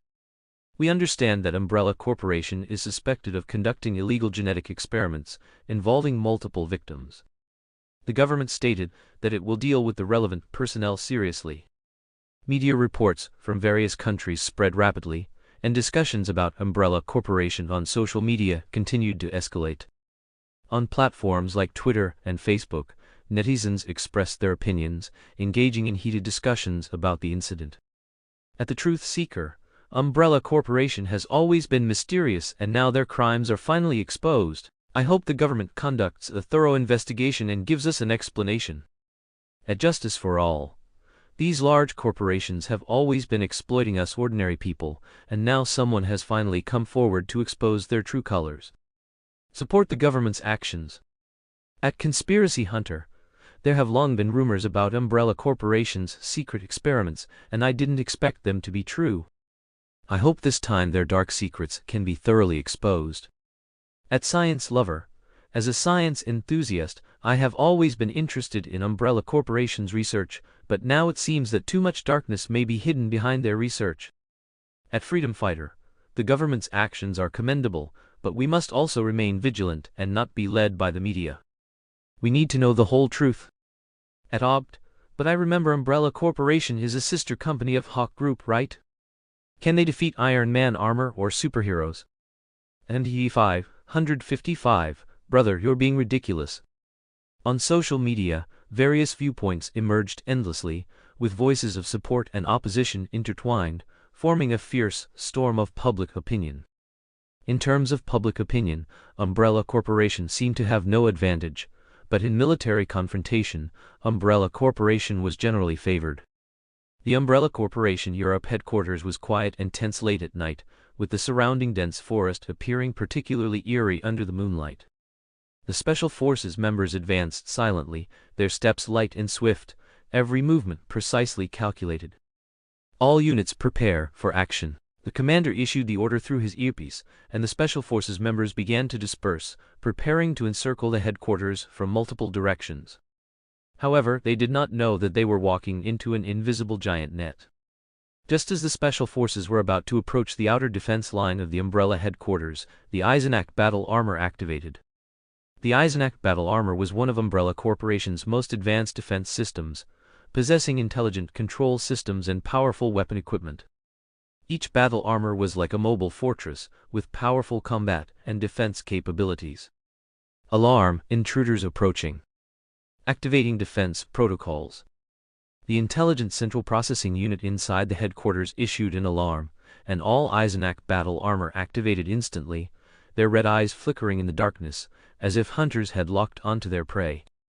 The battle armor moved swiftly, appearing like ghosts around the special forces. With a loud bang, the first Eisenach battle armor suddenly appeared in the special forces' field of vision, its massive metal body gleaming with a cold light under the moonlight. Enemy detected, prepare to engage. The commander's voice rang in their earpieces, and the special forces members quickly raised their weapons, aiming at the sudden enemy. However, the reaction speed of the Eisenach battle armor was beyond their imagination. The battle armor's shoulders suddenly unfolded, and two small missiles quickly shot out, precisely hitting two special forces members, the explosions' fire instantly illuminating the night sky.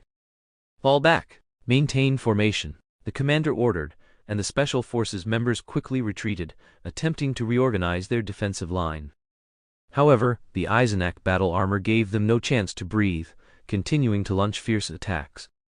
The battle armor's arms transformed, revealing two high-speed autocannons, and bullets poured out like a storm, instantly pinning several special forces members to the ground.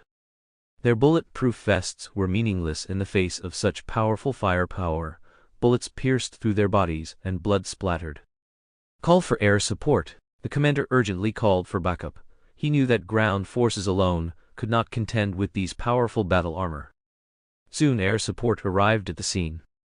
Fighter jets roared through the night sky, quickly launching airstrikes against the Eisenach battle armor. Missiles and bombs were dropped from high altitude, precisely hitting the battle armor's plating. Boom! Boom! As the smoke cleared, the Eisenach battle armor's defense system proved exceptionally powerful.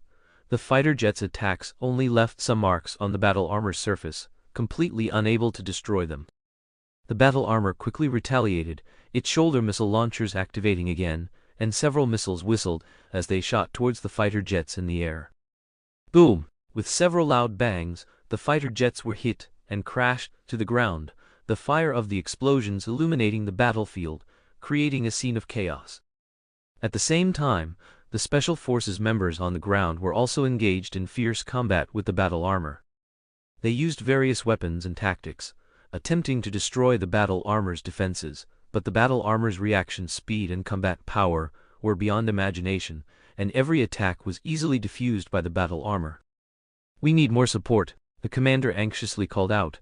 He knew that if these battle armor were not destroyed quickly, their mission would completely fail. Just then, tanks and armored vehicles quickly drove onto the battlefield, their cannons aimed at the Eisenach battle armor, firing fiercely. Shells exploded on the battle armor's plating, producing deafening roars. The Eisenach battle armor was suppressed by the powerful firepower, temporarily ceasing its attack. However, their intelligent systems quickly adjusted, finding new angles of attack. The battle armor's arms transformed, revealing laser weapons, precisely hitting several tanks and severing their cannons. On the battlefield, fire and smoke filled the air, and the fierce battle between the Special Forces and the Eisenach battle armor intensified. Every explosion, every gunshot, echoed in the night sky, like a war of the apocalypse. "Retreat! Temporarily retreat!" The commander issued the retreat order. He knew that without sufficient support, continuing the fight would only lead to more soldier casualties. The Special Forces members quickly retreated, their figures disappearing into the darkness, leaving behind a chaotic battlefield. The Eisenach battle armor returned to calm, standing on the battlefield like invincible gods of war, coldly watching the retreating enemies. Although the battle was temporarily over, this war was far from finished. Confrontation had only just begun, and every day in the future would be filled with the baptism of blood and fire. At the same time, on various national media and social media platforms, reports and discussions about this surprise attack rapidly heated up. Live broadcasts from news channels and video clips on the internet allowed audiences worldwide to witness the brutality and bloodiness of this fierce battle. Special forces engage in fierce battle with Umbrella Corporation's battle armor, fire blazing across the battlefield. BBC News. French special forces encounter strong resistance in surprise attack, battle armor firepower fierce. TF1 Television. German police clash with Umbrella Corporation battle armor, scene is extremely tragic. ZDF News. On social media, netizens' discussions were even more fervent, with various viewpoints and emotions intertwined. At War Reporter, this battle is like a sci-fi movie. Umbrella Corporation's battle armor is simply invincible. At Conspiracy Theory, I knew Umbrella Corporation definitely had problems and now it has indeed erupted. These battle armor must be the product of illegal research. At Tech Enthusiast, the technology of these battle armor is truly too advanced. It feels like the future of human technology has arrived. At Anti-War Activist, this war is too terrifying. Why do we have to sacrifice so many lives for the interests of these big corporations? At Patriot Soldier, hats off to all the brave Special Forces soldiers. You are the heroes of the nation. The brutality and intensity of the battle sparked global attention and discussion, making Umbrella Corporation a target of criticism, and the future war was destined to be even more brutal and bloody. Although the probing attack was unsuccessful, it allowed the European Special Forces to understand the Umbrella Corporation's defensive capabilities and the power of its battle armor. This failed attack provided valuable intelligence for the Special Forces to formulate their next tactical step. Inside a clandestine military base, senior commanders and military experts from various countries gathered, engaging in intense discussions around a massive sand table and holographic map. According to the intelligence we've gathered, the Umbrella Corporation's Eisenach battle armor has multiple modes, each with different combat characteristics, an intelligence analyst explained in detail, pointing to the battle armor model on the holographic map. In Fortress mode, the battle armor's defense is extremely strong, suitable for prolonged defensive combat. In Armed mode, the battle armor's firepower and attack power are maximized, capable of quickly destroying enemy targets. In High-Speed mode, the battle armor's mobility is extremely strong, allowing it to quickly shift battlefield positions for flexible strikes. A senior commander nodded, his gaze fixed on everyone. We must formulate a comprehensive offensive plan, coordinate the military forces of all countries, form the encirclement around the Umbrella Corporation, and completely destroy their defenses. We can use air power to bomb the Umbrella Corporation's outer facilities, weakening their defensive capabilities, an Air Force commander suggested. At the same time, ground forces can attack simultaneously from multiple directions, cutting off their retreat and forcing them into a difficult situation. Another Army commander took over the topic. Our special forces will serve as the vanguard, taking the lead in penetrating Umbrella headquarters to destroy their core defense system. We also need to dispatch electronic warfare teams to jam their communication systems and weaken their command capabilities. All right, this is our tactic, the general commander concluded. We will be divided into 3 groups. The Air Force will be responsible for bombing, ground forces for encirclement, and special forces as the assault force, directly attacking Umbrella Corporation's core. Everyone must be careful. This battle will determine our victory or defeat. Wesker stood in the command center of Umbrella Corporation Europe headquarters, his gaze as sharp as a hawk. The holographic screen in front of him displayed the real-time battlefield situation, with the Special Forces offensive and the Umbrella Corporation's defense clearly visible. Despite the increasing external pressure, Wesker remained calm and composed. He knew this battle concerned not only the fate of the Umbrella Corporation, but also the future of all of Europe. All battle armor units prepare for a counterattack. Wesker's voice was cold and steady, transmitted through the communication system to every soldier. Fortress mode continues to hold the line, while Armed mode and High-Speed mode battle armor prepare for the offensive. Our goal is to completely rout the enemy. Inside the command center, technical personnel and tactical analysts worked busily, ensuring every order was accurately transmitted to the front lines. Wesker's calmness and decisiveness filled them with confidence. They knew that as long as Wesker was there, the Umbrella Corporation would not be easily defeated. The battle began, and deafening explosions echoed around Umbrella Corporation Europe headquarters. Air Force bombers circled at high altitude, dropping precision-guided bombs, targeting the Umbrella Corporation's outer defensive facilities. Thick smoke billowed, and flames soared, but these fierce attacks seemed unable to shake the Umbrella Corporation's sturdy defense line. Outer facilities damaged, but the main defense line remained solid, an Air Force commander reported to headquarters via the communication system. Continue bombing, ground forces prepare to attack. The general commander issued a new order. At the same time, ground forces divided into multiple teams, launching attacks on Umbrella headquarters from different directions. They used heavy weapons and armored vehicles, attempting to breach the enemy's defense line. However, what greeted them were the Umbrella Corporation's meticulously designed defensive positions and the indestructible enigmatic battle armor. We are encountering stubborn resistance. The battle armor's defense is extremely strong, a ground force commander reported loudly. The Special Forces, as the vanguard, stealthily approached the core area of the Umbrella Corporation under the cover of night. They were well-equipped, well-trained, and acted swiftly and covertly. However, just as they were about to reach their target, they were suddenly met with a fierce counterattack. Enemy battle armor in high-speed mode, rapidly shifting position to attack. A Special Forces member urgently called out through their earpiece. "Keep advancing, do not retreat," the Special Forces commander decisively ordered. Inside the command center, Wesker observed every detail of the battlefield. His holographic screen displayed the Special Forces' movement trajectories and the counterattack dynamics of the enigmatic battle armor. A cold smile appeared at the corner of his mouth. "All high-speed mode battle armor units, encircle the Special Forces, leave no survivors," Wesker issued the ruthless order. The high-speed mode battle armor units quickly took action, using their extreme mobility and firepower advantage to corner the Special Forces. The Special Forces members fought back fiercely, but facing such powerful enemies, they gradually fell into a disadvantage. "Communication system jammed, we've lost contact," a technician in the command center reported nervously. Wesker gave him a cold glance. "Activate the backup communication system, maintain command."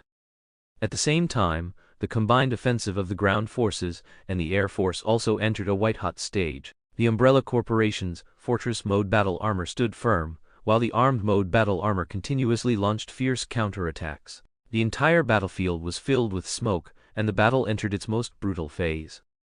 "We need more support, otherwise we won't be able to break through the enemy's defense line," a ground force commander anxiously called out through the communication system. "Support is on the way, hold on." The general commander's voice was firm.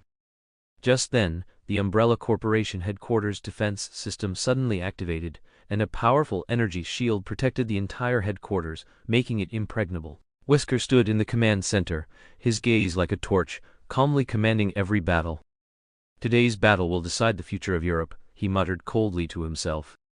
In a clandestine underground conference room, the atmosphere was tense and solemn. A large holographic map hovered above the long table in the center of the room, displaying the detailed layout and defense system of Umbrella Corporation Europe headquarters. Representatives from various factions had already gathered, awaiting the start of the meeting. Jim Hammond, the captain of the New Order and the original Human Torch, sat on one side of the table, flanked by his team. Crossbones, Sitwell, Abomination, Beck battle armor, firepower armaments, and Mysterio Quentin Beck. Each of them looked serious, their eyes sharp, clearly anticipating this operation. On the other side, Erica, the leader of the Hand, sat at the head of the table, with the 12 beasts lion beast already dead arrayed on either side. Each beast form warrior carried a wild, ferocious aura, ready to strike at any moment. Erica's gaze was calm and sharp. Her goal was clear, not just resources, but also to draw out the superhero's Jai. Gravik, the Skrulls leader, sat on the other side, his super Skrull body exuding a powerful sense of oppression. His eyes were filled with ambition and determination, clearly prepared to seize Umbrella Corporation Europe's resources. At the end of the conference table, Mephisto, the Lord of Hell, finally appeared, his presence making the atmosphere of the entire conference room even more tense. His red eyes flickered with a demonic glow, and a cold smile played on his lips. "Welcome, everyone, to this important meeting," Mephisto began, his voice deep and menacing. "Today, we gather here for a common goal to destroy Umbrella Corporation Europe and acquire their resources and technology." He surveyed the group and continued, "The Umbrella Corporation possesses everything we need. Their battle armor, weapons, and technology are enough to make us even stronger. But to achieve this goal, we need to cooperate and leverage our respective strengths. Rest assured, your identities will not be questioned in this war. Jim Hammond spoke first, his voice firm and strong. The new order is ready. Our mission is to destroy the Umbrella Corporation's core defense system and open a breach for the attack. Erica nodded, then added, the Hand will be responsible for containing the Umbrella Corporation's elite forces, and at the same time, drawing out Jai. We need him to show himself. Gravik gave a cold laugh. My Skrulls forces will destroy anyone who stands in our way, ensuring the success of the operation. Mephisto nodded in satisfaction, then gestured for the holographic map to provide a detailed display. This is our battle plan. The New Order will attack from the east, destroying their defense system. The Hand will attack from the north, containing the main enemy forces. The Skrulls will attack from the west, ensuring our victory. He paused, his gaze becoming even sharper. Remember, our goal is to completely destroy the Umbrella Corporation, killing everyone inside. Their resources mean nothing to me, but for you they are crucial. The conference room was silent, everyone pondering their tasks and responsibilities. Mephisto's voice rang out again. Gentlemen, this battle will determine the next direction of this world. Get ready, tomorrow at dawn we will launch our total offensive. After the meeting, representatives from all sides quickly left the conference room, returning to their respective factions to make final preparations for the impending battle. Dawn was approaching, and a fateful battle was about to unfold at Umbrella Corporation Europe headquarters. The first ray of dawn had not yet illuminated Umbrella Corporation Europe headquarters, but the horn of battle had already sounded. Allied forces from various countries gathered at different locations, preparing to launch a full-scale assault on the Umbrella Corporation. In the air, joint air forces of fighter jets and bombers formed dense formations, flying at low altitude over Umbrella Corporation headquarters. Their objective was to destroy the enemy's outer facilities and air defense systems, clearing the way for ground forces. High-precision missiles whistled down, explosions were deafening, and thick smoke billowed upwards. Target locked, missile launched, an Air Force commander ordered via radio. At the same time, ground forces surrounded Umbrella Corporation headquarters from all directions. Armored vehicles, tanks, and infantry units divided into several battle groups, gradually approaching the enemy's defense line. Ground commanders continuously coordinated movements through communication devices, ensuring that all units' attacks proceeded simultaneously. All units, maintain formation, prepare to charge. A ground force commander commanded loudly. On the east side, Jim Hammond's New Order team was rapidly advancing. They had already destroyed the Umbrella Corporation's perimeter defense systems, and were closing in on the core area. However, just as they approached their target, a strong energy fluctuation suddenly struck, and several Eisenach battle armors burst out from hidden bunkers, blocking their path. Prepare for battle. The Eisenach battle armors are here, Jim Hammond warned loudly. The Eisenach battle armors were fully armed, gleaming with a cold metallic luster. They quickly entered armed mode, and their massive weapon systems began to charge, ready to unleash deadly attacks. These battle armors are much stronger than what we've encountered before, Sidwell analyzed calmly. We need to formulate a strategy. Jim Hammond nodded. He took a deep breath, and flames erupted from his hands, forming a wall of fire, attempting to block the battle armor's advance. Crossbones, Beck, Sitwell, split up and find their weaknesses.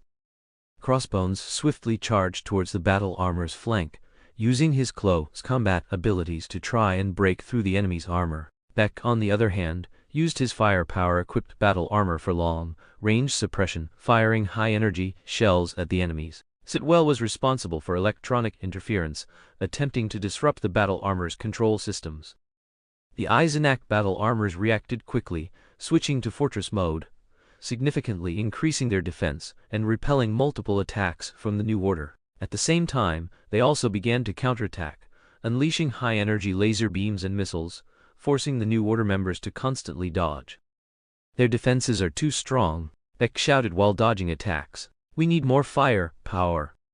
Jim Hammond frowned. He knew time was short and he had to break through the enemy's defenses as quickly as possible. He focused his energy, and his firepower reached its limit, forming a massive fire tornado that surged directly towards the Eisenach battle armors.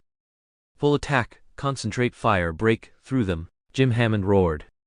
Crossbones and Sitwell immediately responded. Crossbones used his superhuman strength to smash the battle armor's joint areas, attempting to tear open their armor. Sitwell, meanwhile, used high-energy electromagnetic pulses to interfere with the battle armor's electronic systems, trying to make them lose balance. Beck's firepower-equipped battle armor also fired at full power, launching a powerful missile that directly hit the core of one of the Eisenach battle armors. The missile struck its target, and the explosion's flash illuminated the entire battlefield. That Eisenach battle armor crashed to the ground, emitting thick smoke and flames. "Well done," Jim Hammond cheered loudly. The remaining Eisenach battle armors quickly adjusted and redeployed. Their weapon systems began to charge again, preparing for a new round of deadly attacks. "Keep attacking, don't let up," Jim Hammond commanded firmly. Mysterio, Quentin Beck, stood by observing the situation on the battlefield. He knew that relying solely on strength and firepower would not easily defeat these Eisenach battle armors. He decided to use his illusions to create chaos and disrupt the enemy's judgment. "It's time to show them what real illusions look like," Mysterio muttered, quickly operating his holographic projection device. Instantly, dozens of fake New Order members and various attack methods appeared on the battlefield. These phantoms ran everywhere, attacking the Eisenach battle armors. The battle armors became confused. Their systems tried to distinguish between real and fake targets, but under Mysterio's exquisite skill, it was impossible to tell them apart. "Their systems are being interfered with. Attack their weak points," Mysterio reminded his teammates through the communication system. At the same time, Abomination also launched his fierce attack. His massive size and superhuman strength stood out on the battlefield. He charged towards an Eisenach battle armor, punching its armor with all his might. The immense impact caused the battle armor to stagger backward. "These tin cans are no match," Abomination roared, repeatedly striking with his giant fists. One battle armor's shield gradually failed, eventually collapsing under his powerful attacks. "Abomination, concentrate your attacks on their joint areas, that's their weakness," Jim Hammond commanded loudly. Abomination nodded, adjusting his attack targets, specifically striking the battle armor's joints and connecting parts. Every punch carried immense destructive power, and cracks and damage gradually appeared at the battle armor's joints. Under Mysterio's illusionary interference, the Eisenach battle armor's counterattack power was greatly reduced, while the New Order members took advantage of this opportunity to launch a full-scale offensive. Crossbones and Sitwell moved quickly, using their skills and weapons in conjunction with Mysterio's illusions to attack the battle armor's weaknesses. Jim Hammond continued to create chaos with fire, attracting the battle armor's attention. Beck's firepower-equipped battle armor continuously provided strong firepower support, with wave after wave of artillery fire directly hitting the enemy. Under Abomination's fierce assault, one Eisenach battle armor after another was destroyed, and the number of enemies on the battlefield rapidly decreased. Mysterio's illusions continued to confuse the enemies, making it difficult for them to effectively counterattack. "Good, the battle armor's defense line has been breached." Sitwell pushed up his glasses. As the last Eisenach battle armor fell under Abomination's heavy punch, the New Order finally broke through the eastern defense line. They quickly regrouped and advanced towards the Umbrella Corporation's core area. After successfully breaching the eastern defense line, the New Order quickly advanced towards the Umbrella Corporation's core area. However, just as they were about to reach their target, a figure blocked their path. "You won't get any further," a calm and firm voice said. The New Order members stopped, looking ahead warily. A young man stood there, dressed in a black combat suit with a silver emblem on his chest. He was the Hawke Group's superhero John Walker. "We don't have time to bother with you, John," Jim Hammond said coldly. "Move aside, or suffer the consequences." John Walker did not back down. He took out a peculiar device from his waist. "Dr. Don Jai Lingma's latest driver." The driver gleamed with technological light, its surface adorned with complex mechanical structures and a smooth metallic casing. The driver featured a silver and black color scheme, with a deep red core crystal embedded in the main driver. The sides of the driver had precise buttons and sliding mechanisms, and the back was connected to a high-tech belt, which was covered in glowing circuit patterns, indicating powerful energy fluctuations. John Walker fastened the driver to his waist, took a deep breath, and said firmly, "Today, none of you will leave here." He pressed a button on the driver, and the red core crystal began to flash. The driver emitted a mechanical voice. Transformation sequence initiated. He shouted loudly, "Henshin!" The driver activated, and the surrounding air was filled with energy fluctuations. Silver and black armor rapidly covered John's entire body. The entire transformation process was filled with a sense of technology and power. After the transformation was complete, John Walker became Kamen Rider Umbrella. Kamen Rider Umbrella's armor design was unique and majestic, with a silver and black color scheme and smooth lines throughout. The helmet had a streamlined design, and the visor was deep red, through which flashing electronic lights could be seen. The armor's shoulders and arms had prominent armor plates, enhancing both defense and attack power. The core crystal of the driver at his waist still glowed red, indicating powerful energy. The leg armor design provided him with extremely high flexibility and speed in combat. John Walker Kamen Rider Umbrella was ready to face the New Order's challenge. "Your advance ends here," Kamen Rider Umbrella said calmly, his voice deepened and made more authoritative by the armor's amplification system. Jim Hammond frowned. He knew the enemy before him would not be easy to deal with. "All units, be on alert, prepare for battle." Kamen Rider Umbrella charged without hesitation, his speed like lightning. Beck fired first, but his shells were deftly dodged by Kamen Rider Umbrella. Mysterio's illusions were useless against him.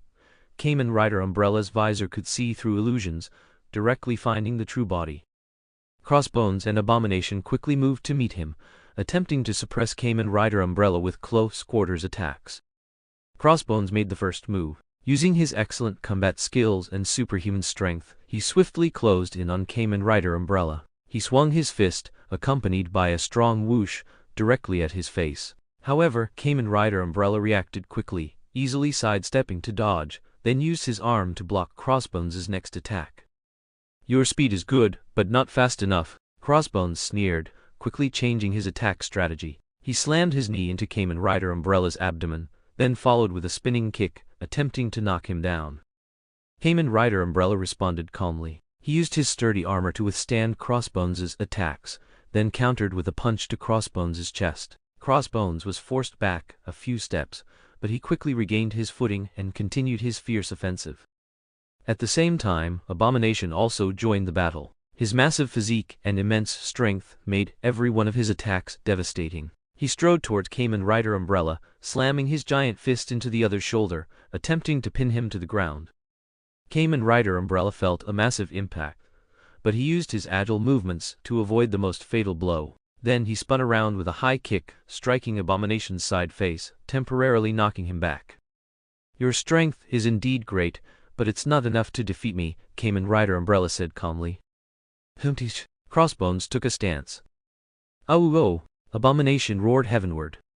Crossbones and Abomination realized that attacking individually would not effectively suppress Kamen Rider Umbrella, so they decided to launch a combined assault. Crossbones moved quickly from the left, attempting to disrupt Kamen Rider's defense with a series of punches, while Abomination delivered heavy blows with immense force from the right. Kamen Rider Umbrella faced a double threat, but he showed no fear. He precisely dodged and blocked Crossbones' punches, while simultaneously using elbow strikes to counter Abomination's attacks. His movements were fluid and precise. Every move was filled with power and speed. Crossbones seized an opportunity, attempting to trip Kamen Rider Umbrella with a leg sweep. However, Kamen Rider Umbrella dodged the attack with a backflip, then swiftly lunged forward, landing a powerful straight punch to Crossbones' chest, bang, sending him staggering back a few steps. Seeing this, Abomination roared furiously, throwing a full force punch at Kamen Rider Umbrella. Kamen Rider Umbrella quickly raised both arms to block, but the immense impact still forced him back a few steps. He stabilized himself, his gaze sharp as he stared at Abomination, the red core crystal on his chest flashing with intense light. "Now it's my turn to counterattack," Kamen Rider Umbrella said coldly. Kamen Rider Umbrella stood steadily in the center of the battlefield, his gaze calm and resolute. After the core crystal of Kamen Rider Umbrella's armor glowed red, he suddenly accelerated, his figure instantly blurring, moving so fast that it was almost impossible for the naked eye to catch. Crossbones and Abomination reacted almost simultaneously, quickly dispersing to try and flank him. But Kamen Rider Umbrella's speed far exceeded their expectations. Kamen Rider Umbrella appeared in front of Crossbones with lightning speed, delivering a high-speed straight punch directly to Crossbones' face. Crossbones was sent flying, but he quickly adjusted his posture in midair, attempting to counterattack. However, Kamen Rider Umbrella had already vanished from his sight. The next instant, he appeared behind Abomination, delivering a powerful kick to Abomination's back, slamming him heavily to the ground. Abomination roared, quickly got up, and swung a powerful punch, but Kamen Rider Umbrella swiftly dodged sideways, then followed with a rapid spinning kick that directly struck Abomination's side face. At the same time, Crossbones launched a surprise attack from the side, and Kamen Rider Umbrella blocked Crossbones' attack with his arm. Bang! He countered with an elbow strike, sending Crossbones reeling. Overspeed. Kamen Rider Umbrella's speed was like lightning, each movement accompanied by a sonic boom. Crossbones and Abomination found it almost impossible to catch his figure, barely able to keep up with his speed. "We need to speed up or we won't even be able to touch him," Crossbones said, panting. Kamen Rider Umbrella took the initiative, quickly charging towards Crossbones. His fist, imbued with intense energy, struck directly at Crossbones' abdomen. Crossbones had just raised his arms to block, but felt a huge impact, sending him flying several meters and crashing heavily to the ground.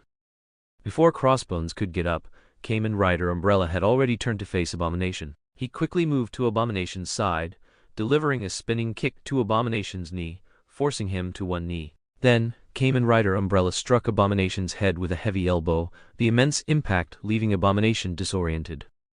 "His speed is too fast, we can't defend at all," Abomination roared. Despite being at a disadvantage, Crossbones and Abomination still tried to fight back. They worked together, attempting to find an opening in Kamen Rider Umbrella's defenses. Crossbones regained his footing and quickly threw a flashbang at Kamen Rider Umbrella, trying to disrupt his vision and hearing.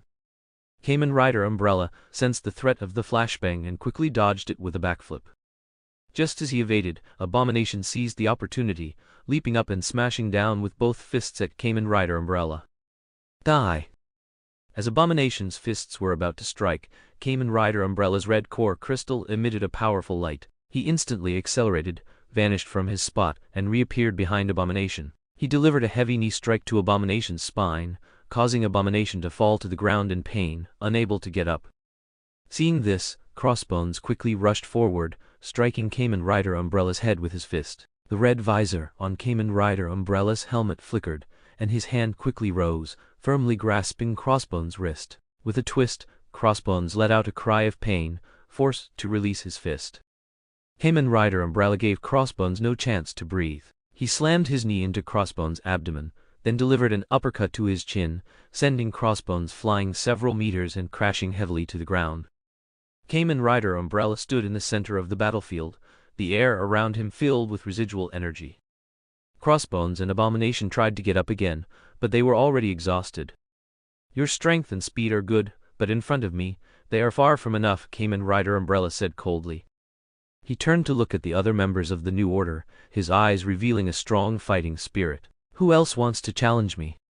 Jim Hammond, Sitwell, Beck, and Mysterio joined forces, preparing to suppress John Walker, who had transformed into Kamen Rider Umbrella in one fell swoop.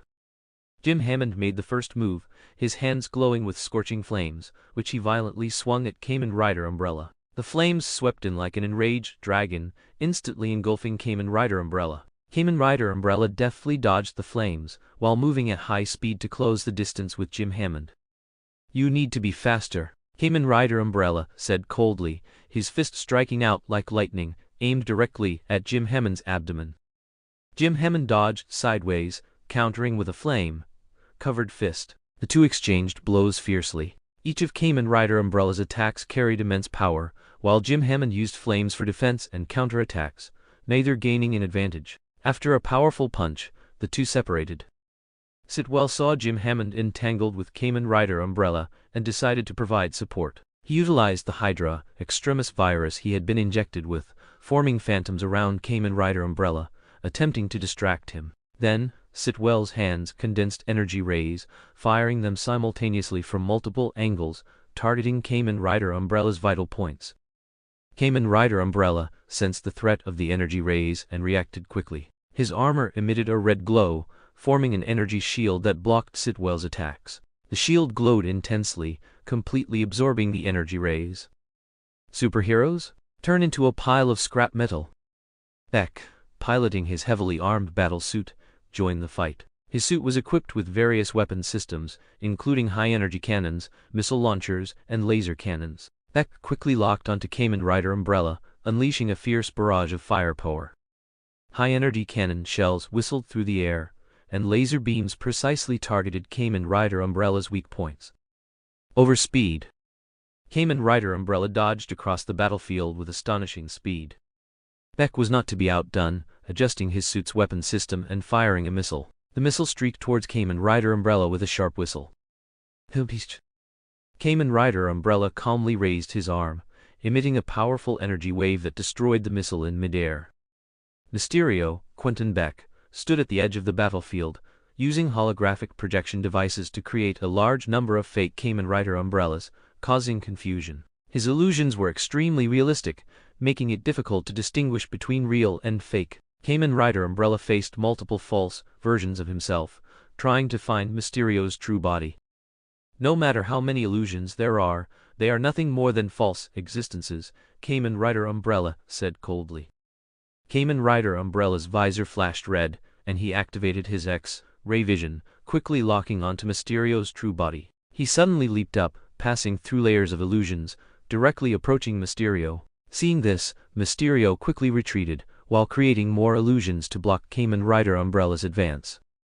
Jim Hammond, Sitwell, Beck, and Mysterio coordinated their attacks, attempting to suppress Kamen Rider Umbrella with multi-angle, multifaceted assaults. Jim Hammond's flame attacks, Sitwell's super-speed energy rays, Beck's heavy firepower, and Mysterio's illusionary interference formed a powerful offensive. Kamen Rider Umbrella displayed astonishing combat abilities. He quickly responded to each wave of attacks, dodging flexibly and using his armor's powerful defense to counter. Sitwell's super-speed movement made Kamen Rider Umbrella difficult to catch, and he continuously fired energy rays, attempting to weaken Kamen Rider Umbrella's defenses. I need to deal with this super-speed enemy first. Kamen Rider Umbrella quickly adjusted his tactics, counterattacking at an even higher speed. He suddenly accelerated, charging directly towards Sitwell, and struck him in the chest with a powerful punch. Sitwell was thrown back by the immense impact, but he quickly regained his footing and continued to fire energy rays. I'm not an ordinary human anymore, Sitwell shouted. Kamen Rider Umbrella, meanwhile, used his high-speed movement and agile footwork to dodge the firepower while looking for opportunities to counterattack. Then, Jim Hammond's flame attack roared down again, but Kamen Rider Umbrella had already decided to deal with Mysterio first. Overspeed. Kamen Rider Umbrella cut through the sea of fire, heading straight for Mysterio. Mysterio tried to escape using illusions, but Kamen Rider Umbrella's speed and power made it impossible for him to evade. Kamen Rider Umbrella delivered a heavy punch to Mysterio's mask, and Mysterio fell heavily to the ground, his illusions vanishing with him. Jim Hammond and Sitwell quickly adjusted their tactics, attempting to suppress Kamen Rider Umbrella with a combined attack. Jim Hammond's flames and Sitwell's energy rays fired simultaneously, forming a wave of intertwined flames and energy. Kamen Rider Umbrella felt the powerful energy impact. He quickly deployed an energy shield, blocking this powerful attack. The shield emitted a strong light, completely absorbing the flames and energy rays. Sitwell said, his armor can absorb energy. I know, Jim Hammond immediately replied. Beck's battle suit then launched its final full-power attack, firing all its missiles directly at Kamen Rider Umbrella. The missiles arced through the air, carrying destructive power towards Kamen Rider Umbrella. Kamen Rider Umbrella calmly watched the incoming missiles, his core crystal emitting a dazzling red light, instantly deploying a powerful energy field. Under the effect of the energy field, the missiles lost control and exploded, fire erupting everywhere. Your efforts are commendable, but it's over now, Kamen Rider Umbrella stated. Overspeed explosion. Kamen Rider Umbrella decided to launch his final counterattack. His core crystal erupted with unprecedented light, and his entire armor was filled with immense energy. He suddenly accelerated, instantly appearing in front of Jim Hammond, delivering a heavy punch to his abdomen. Jim Hammond fell to the ground in pain, his flames gradually extinguishing.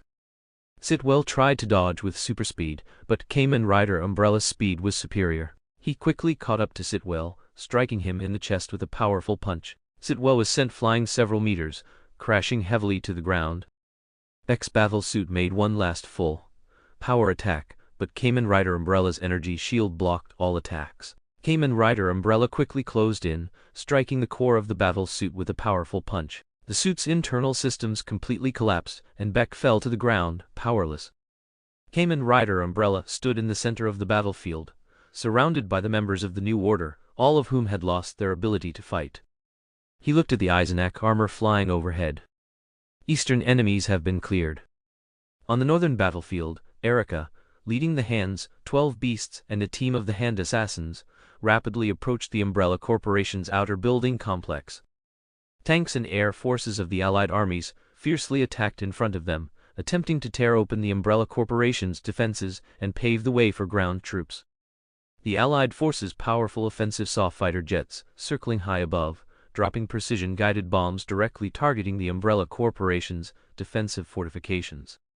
Explosions were deafening, thick smoke billowed, and flames reddened the sky.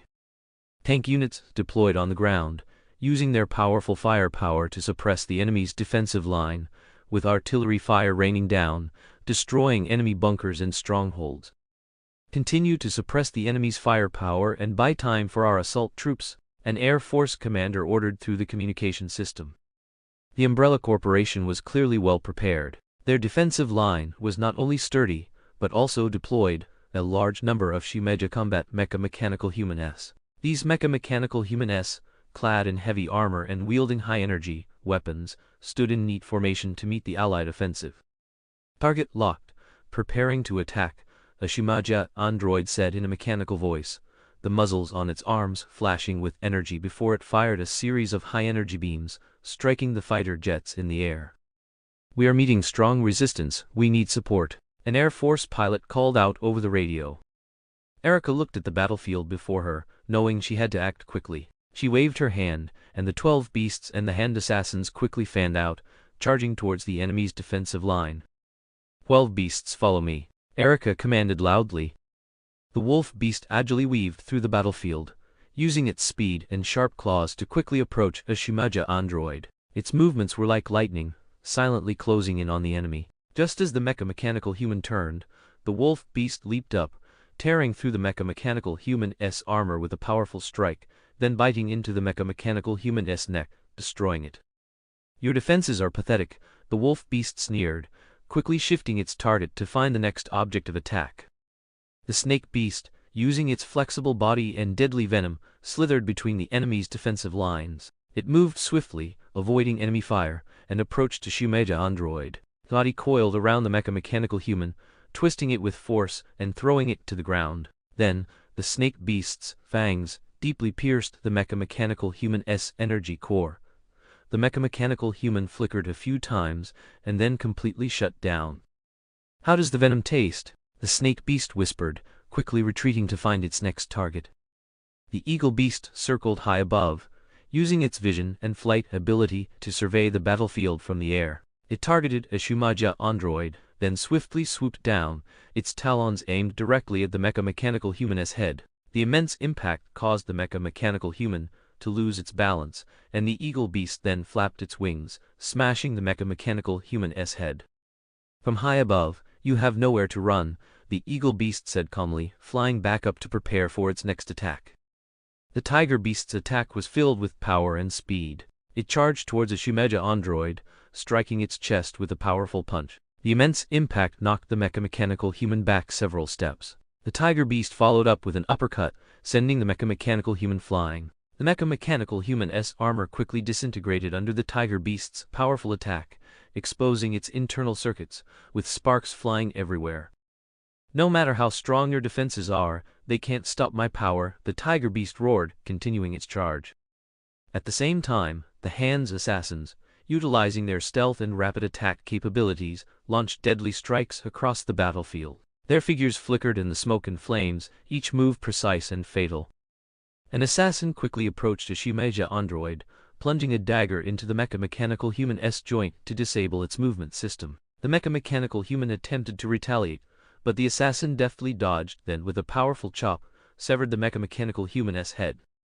Another assassin used his smoke bomb to create chaos, seizing the opportunity to approach the enemy. His twin blades gleamed coldly in the darkness, each swing taking the life of a mecha-mechanical human. His movements were swift and accurate, giving the enemy no time to react.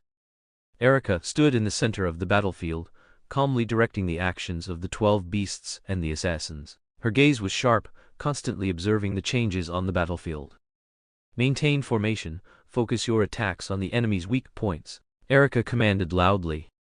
The Umbrella Corporation's Shimaja combat mechanical human S were not easy opponents. They quickly adjusted their formation and launched a counterattack. High-energy beams and missiles fired simultaneously, instantly saturating the battlefield. The 12 beasts and the assassins had to disperse, avoiding the intense barrage of fire. These mechanical human S are truly troublesome, they just keep coming. Erica frowned coldly, but her expression quickly turned alluring as she raised her hand and pointed forward. 12 beasts, deal with them. The 12 beasts decided to launch a combined attack, concentrating their strength to break through the enemy's defensive line. On the battlefield, Erica calmly directed the 12 beasts and the Hands assassins, gradually approaching the Umbrella Corporation's core area. Just then, a lazy voice came from a distance, interrupting her thoughts. Oh my, how could I miss such a lively scene? Erica looked up and saw a figure slowly emerge from the smoke. He wore a yellow suit, a golden tie casually hanging on his chest, a lazy smile on his face, and his hands in his pockets. Bolsolino. Erica frowned. She knew this man's name. He was the new superhero launched by the Hawke Group, known for his persona of lazy justice. Bolsolino slowly walked to the center of the battlefield, his gaze lazily sweeping over the 12 beasts and the assassins. He gently waved his hand, a hint of playfulness in his tone. What a bother, I really don't want to get my hands dirty, but it seems I have no choice. Erica watched Bolsolino coldly, knowing he was not to be underestimated and that she had to go all out. She waved her hand, signaling the 12 beasts and the assassins to prepare for battle. 12 beasts, maintain formation, prepare for battle, Erica commanded loudly.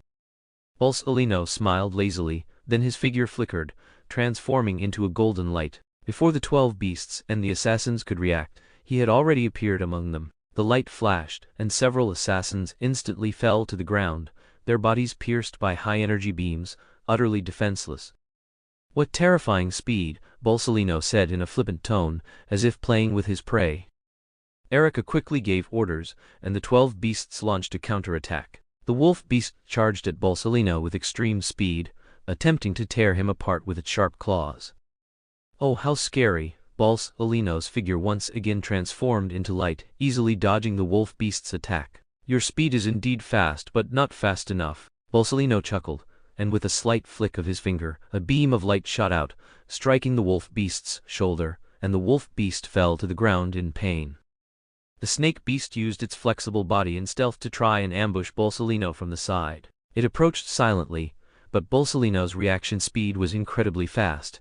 He flicked his finger, and a beam of light shot out again, hitting the snake beast, which was severely wounded and forced to retreat.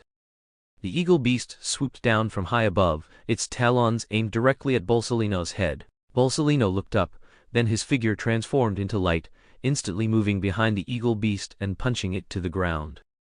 Your coordination is indeed good, but in the face of absolute speed, it's meaningless, Bolsolino said in a relaxed tone, as if playing with his prey.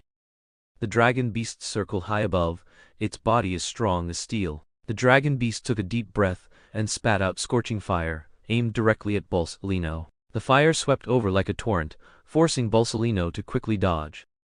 Your speed is good, but can you dodge my fire? The dragon beast roared, spitting out an even stronger burst of fire. Bolsolino weaved through the fire, but the dragon beast's fire had a wide range, causing him no small amount of trouble. My clothes can't get ruined, you know, Bolsolino said. A beam of light appeared behind the dragon beast. He kicked the dragon beast fiercely to the ground. Boom! The smoke cleared. Bolsolino stood on the dragon beast's body, looking thoughtful. What should I eat later? Roar! The bear beast roared and charged at Bolsolino. Its strength was boundless, each punch carrying destructive power. The bear beast slammed a punch at Bolsolino, shaking the ground and raising dust. Bolsolino used light speed kick to dodge, but the bear beast's assault was relentless, its fists falling like hammers, forcing Bolsolino to constantly evade. How long can you dodge? The bear beast roared, swinging another punch that struck Bolsolino's shield, creating a huge impact sound. "What terrifying power," Bolsolino said, covering his mouth in feigned surprise. "Then I'll give you a light speed kick." A light speed kick sent the bear beast flying to an unknown location. Die! The leopard beast moved swiftly on the battlefield, its speed like lightning, almost invisible. The leopard beast used its speed advantage to circle behind Bolsolino and attack quickly. Its claws were sharp as blades, each attack precise and deadly. Bolsolino sensed the threat from behind and quickly turned to counterattack, but the leopard beast had already disappeared from his sight. The leopard beast constantly changed positions, attacking Bolsolino from different directions, making him difficult to pin down. "Do you want to play whack-a-mole with me?" Bolsolino fired a beam of energy directly through the leopard beast's heart. The shark beast charged at Bolsolino, its body hard, its teeth sharp. Its attack was full of predatory instinct, each bite carrying the power to tear enemies apart. The shark beast's figure approached Bolsolino as swiftly as a shadow, attempting to bite his shoulder, but was directly kicked away by Bolsolino. The scorpion beast manipulated its tail stinger from a distance, the stinger flashing with deadly venom. The scorpion beast sought an opportunity to shoot its venomous needle at Bolsolino. The needle pierced the air, aimed directly at Bolsolino's weak point. Bolsolino felt the threat of the venomous needle and quickly dodged, but the scorpion beast's tail stinger was flexible and constantly adjusted its angle, pursuing Bolsolino. Finally, a venomous needle struck Bolsolino's arm, causing him intense pain. "How does the venom taste?" the scorpion beast said coldly, preparing for its next attack. "Ah, it hurts so much," Bolsolino said in feigned pain. "Die!" As the scorpion beast's words fell, its pupils constricted. Bolsolino appeared before the scorpion beast with a slight smile. A punch imbued with armament haki. Bang! The scorpion beast was gone. Just then, the spider beast had laid out a large amount of spider silk on the battlefield. It used its multi-limbed agility to weave traps in the air, forming a net that instantly trapped Bolsolino. Watching Bolsolino trapped by its spider silk, the spider beast cruelly said, "I will avenge my brothers. I will sacrifice you to my lord beast." Bolsolino looked at his trapped situation, still maintaining his lazy smile. He gently shook his head. "What a bother." Hehe, Bolsolino chuckled, then his figure suddenly transformed into golden light again, easily breaking free from the spider silk's restraints. His figure appeared before the spider beast, and with a slight flick of his finger, a powerful beam of light directly struck the spider beast. "Ah!" Spider beast screamed, its body pierced by the beam, falling to the ground as its spider silk gradually dissipated. At the same time, the ox beast lowered its head and charged fiercely at Bolsolino, moving as fast as thunder. Then Bolsolino said in a lazy tone, "Yasukani sacred jewel." He flicked his fingers and countless specks of light flashed in the surrounding air. These specks of light quickly converged into a series of high-energy beams, shooting towards the ox beast like a rain of arrows. The ox beast charged head down, moving like thunder, its body like a runaway tank, heading straight for Bolsolino. Beams of light shot at him from all directions, but the ox beast, relying on its immense strength and incredible endurance, blocked each beam one by one. "It's useless, your power cannot defeat me," the ox beast roared, its eyes filled with anger and power as it continued its charge. "Is that so?" Bolsolino tilted his head. He instantly appeared at the ox beast's side, delivering a light speed kick to the ox beast's waist. The immense impact sent the ox beast flying several meters, crashing heavily to the ground. Bolsolino's gaze was cold, and he flicked his fingers again, and countless specks of light once again flashed in the air. These specks of light quickly converged into a series of high-energy beams, shooting towards the members of the 12 beasts like a rain of arrows. Rumble, rumble, rumble. The smoke cleared, and on the battlefield, only Bolsolino's lazy yet ruthless figure remained. Done, time to clock out. Erica watched as the 12 beasts were defeated one by one, her heart burning with rage. She knew that she had to act personally to defeat Bolsolino. She concentrated, preparing to summon the hand's strongest power. The power of the beast entered her body. "Bolsolino, your opponent is me," Erica shouted, silently chanting to summon the power of the beast. Just as Bolsolino was about to capture Erica, a dark wormhole directly sucked Erica in. Bolsolino stared at the dark wormhole, the brutal aura, it emitted, making him feel as if he faced a formidable enemy. However, after absorbing Erica, the wormhole quickly dissipated. After waiting for a while, Bolsolino, ignoring the Shumaja passing by him, reported into the wireless on his uniform. Northern Front battle concluded. On the Western Front, Gravik led his Skrull forces in a fierce assault. The Skrull troops were well equipped and exceptionally skilled, with Gravik being the most formidable among them. Having transformed into an international official, he used his special genetic fluid to become a Super Skrull, possessing immense strength, self-healing abilities, super speed, and more. Gravik strode at the forefront, his eyes gleaming with a fierce light. Umbrella Corporation's Eisenak mechs appeared before them, their massive metal bodies and powerful weapon systems inspiring awe. But Gravik was fearless. He knew he had to demonstrate the Skrull's formidable power. He wanted to become the god of the Skrulls, not the dog of a leader he despised and refused to acknowledge. Their home had to be built with their own hands, not through someone else's charity. "Everyone, charge with me! Destroy these tin cans!" Gravik roared. Gravik leaped, directly charging at an Eisenak mech. His fist, imbued with incredible power, slammed into the mech's chest. The immense impact caused cracks in the mech's armor, and its internal systems blared a piercing alarm. The mech tried to retaliate, but Gravik was incredibly fast. He swiftly dodged to the mech's side and punched its joint again.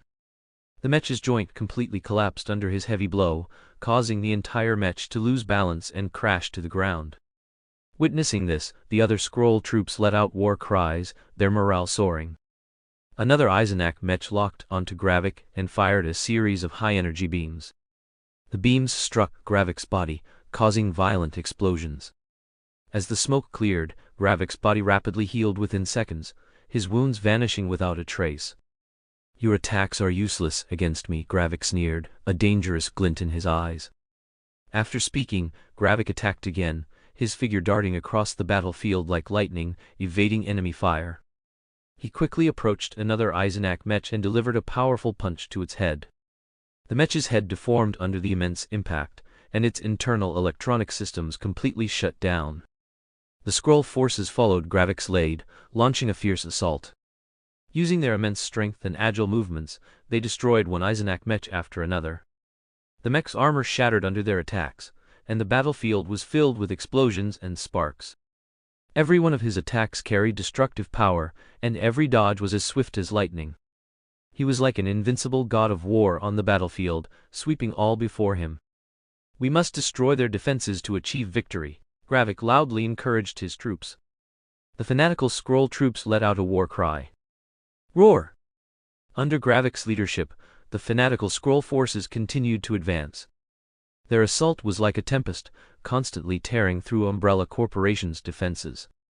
Although the Eisenak mechs were numerous, they gradually showed signs of fatigue under the combined offensive of Gravik and the Skrull forces. On the battlefield, Gravik faced the last Eisenak mech. This mech was even more powerful than the previous ones, equipped with more advanced weapon systems. Gravik took a deep breath, concentrating all his strength, ready to deliver the final blow. He leaped, charging directly at the mech, and with all his might, punched its core. The immense impact destroyed the mech's core, causing it to emit a piercing alarm as its internal systems rapidly collapsed.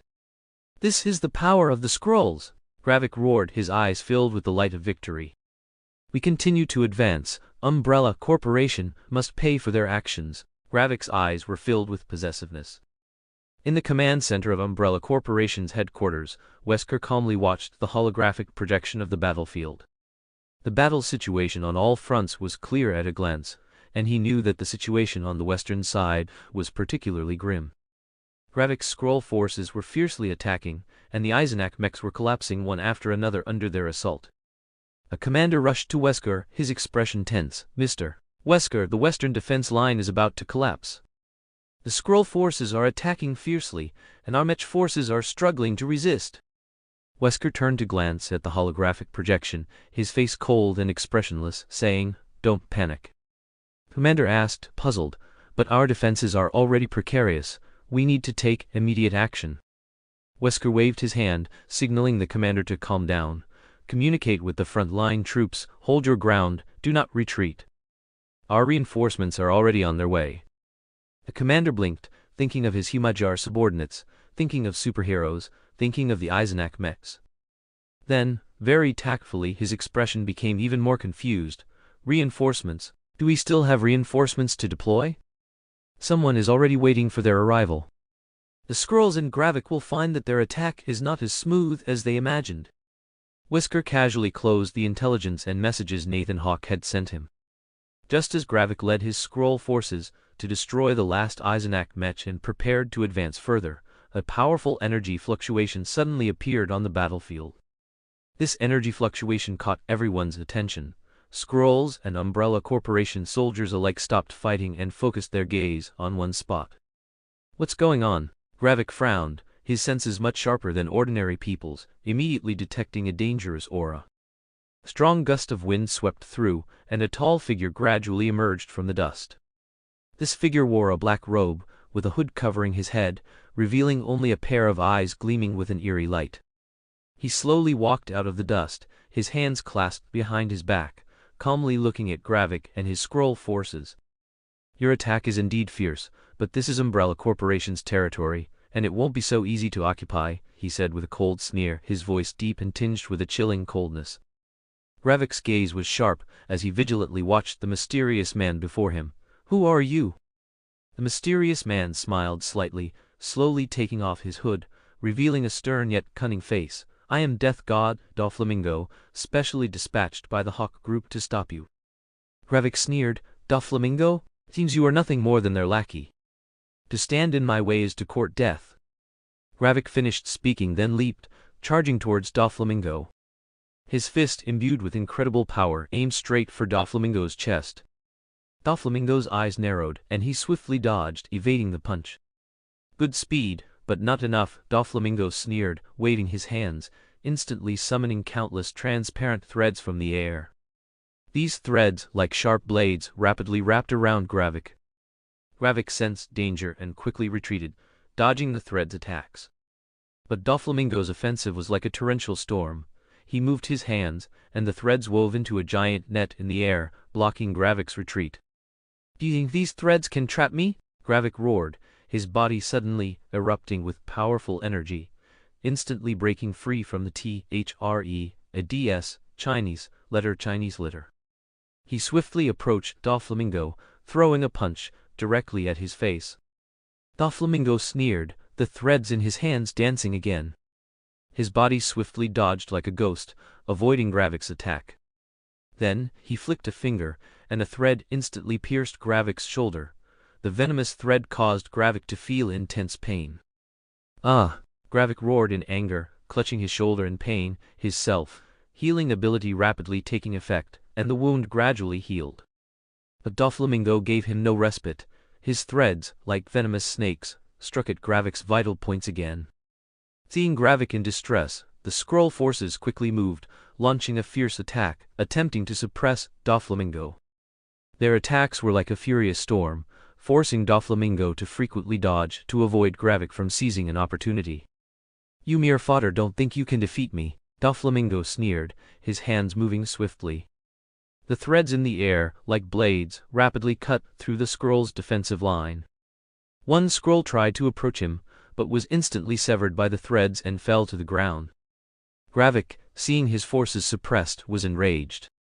He took a deep breath, concentrated all his strength, and leaped again, charging towards Doflamingo. This time, his speed and strength reached their limits, instantly closing in on Doflamingo, and his fists, like thunder, struck at his opponent. Doflamingo sneered, the threads in his hands swiftly weaving into a transparent shield, but Gravik's fist, imbued with immense power, directly pierced through the shield and slammed into Doflamingo's chest. Doflamingo let out a painful grunt, his body sent flying several meters, crashing heavily to the ground. This is the power of the Skrulls! Gravik roared, his eyes filled with a fierce glint. Doflamingo slowly picked himself up from the ground, a trace of blood oozing from the corner of his mouth, but the smile on his face grew even colder. He coldly looked at Gravik, his hands moving again, and the threads in the air, like venomous snakes, rapidly assailed Gravik. Siege! If it weren't for Doflamingo spat out the bloody saliva from his mouth, and the threads in his hands quickly wove into a giant net, blocking all of Gravik's escape routes. Gravik snorted, his body suddenly erupting with powerful energy, and his fists shattered the net of threads. He swiftly approached Doflamingo, his fists, like thunder, striking at his opponent's face. Doflamingo swiftly dodged, evading the fatal attack, but Gravik followed closely, continuing his fierce offensive. His fists, imbued with incredible power, each blow carrying a destructive impact, forced Doflamingo to constantly retreat. On the battlefield, Gravik's fierce assault forced Doflamingo to retreat repeatedly.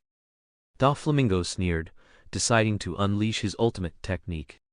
His hands were raised high, and a powerful energy fluctuation permeated the air. The surrounding battle instantly fell silent, and everyone felt this immense power.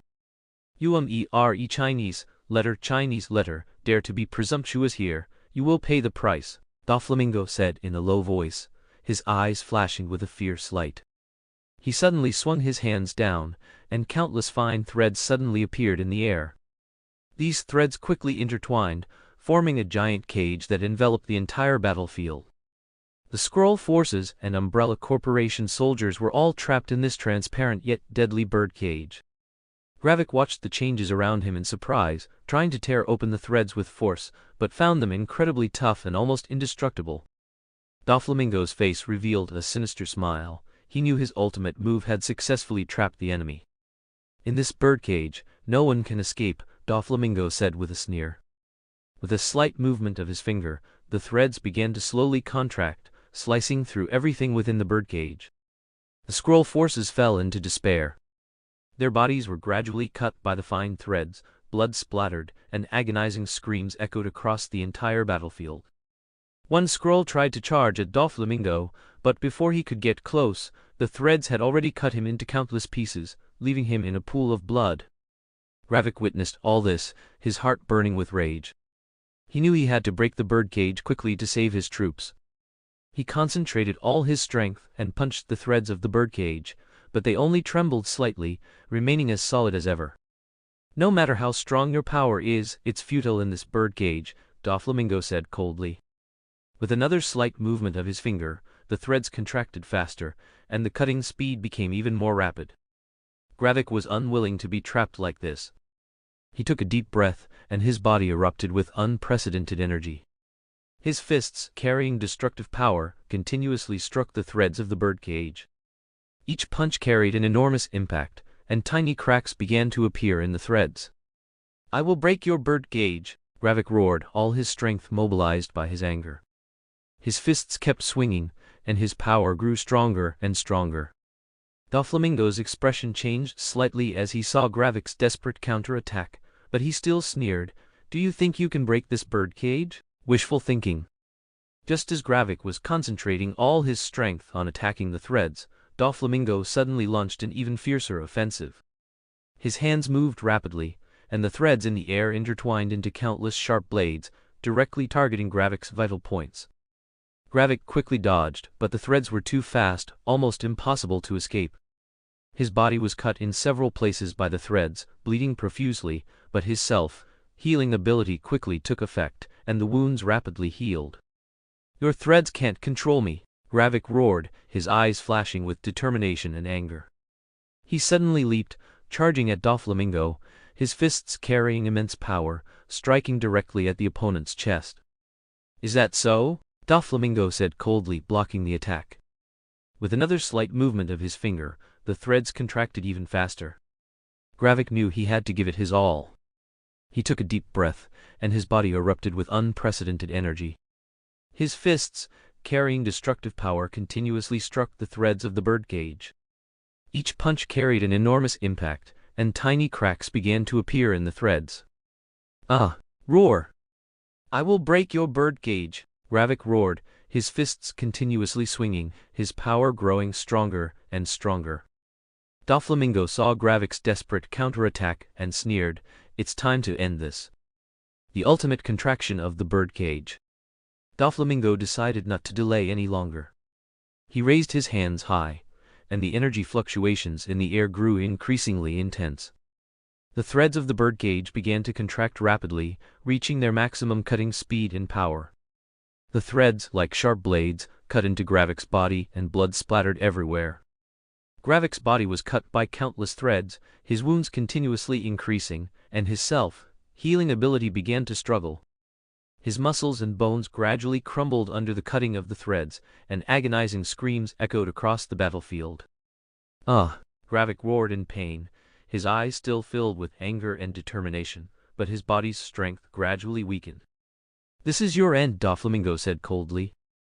With another slight movement of his finger, the thread's contraction speed reached its peak, instantly cutting Gravik's body into countless fragments. Blood splattered, and Gravik's body completely disintegrated under the cutting of the threads, scattering into pieces. The morale of the Skrull forces instantly collapsed. They witnessed the tragic death of their leader, and fell into despair. Doflamingo stood in the center of the battlefield, his gaze coldly sweeping around. The threads of the bird cage quickly dispersed under the control of his finger, and the battlefield returned to silence. The remaining members of the Skrull forces looked at him in horror, their eyes filled with fear. "Your attack has failed. Now get back and tell your comrades that Umbrella Corporation is not something you can invade," Doflamingo said coldly, his voice carrying immense authority. The Skrull forces dared not continue their attack. They retreated one after another, fleeing the battlefield. Doflamingo watched their desperate escape with a cold sneer on his face. That Nathan Hawke fellow, I'll definitely get back at him next time," Doflamingo muttered, then turned and left the battlefield, disappearing into the dust. Time rewound to Nathan Hawke in his training room in America. Inside the training room, a hexagram array flickered with eerie light on the ground, and a thick energy fluctuation permeated the surrounding air. The light at the center of the hexagram array suddenly erupted, and a blinding white light instantly filled the entire room. After the light dissipated, a tall figure gradually appeared. He wore a black robe, a hood, and a cold and rebellious smile on his face. It was Doflamingo. "Oh, so this is where you summoned me." Doflamingo glanced around disdainfully, a cold sneer playing on his lips. "Looks quite crude." On the other side of the room, Nathan Hawke stood there, calmly observing Doflamingo. He was not intimidated by the other party's aura. Instead, he appeared calm and composed. "Doflamingo? I am Nathan Hawke, your summoner," Nathan Hawke said indifferently, his tone devoid of any fluctuation. A hint of rebelliousness flashed in Doflamingo's eyes. He strode towards Nathan Hawke, his hands in his pockets, with an air of indifference. "Nathan Hawke, it seems you need my help, huh? But you should know, I don't just take orders from anyone." Nathan Hawke sneered, his gaze sharp as he looked at Doflamingo. "Do you think I care? As long as you can complete the mission, nothing else matters to me." Doflamingo raised an eyebrow, a hint of disdain flashing in his eyes. "You're quite bold. You know people who talk to me usually don't have a good end." He had initially thought that since he was new to this place, if the other party was respectful to him, he would help, especially since the aura emanating from the other party clearly indicated that his strength was no weaker than his own. Working with such a strong individual wouldn't be an insult to himself, but the other party's attitude. It seemed a fight was inevitable. Nathan Hawke did not back down, his tone still calm.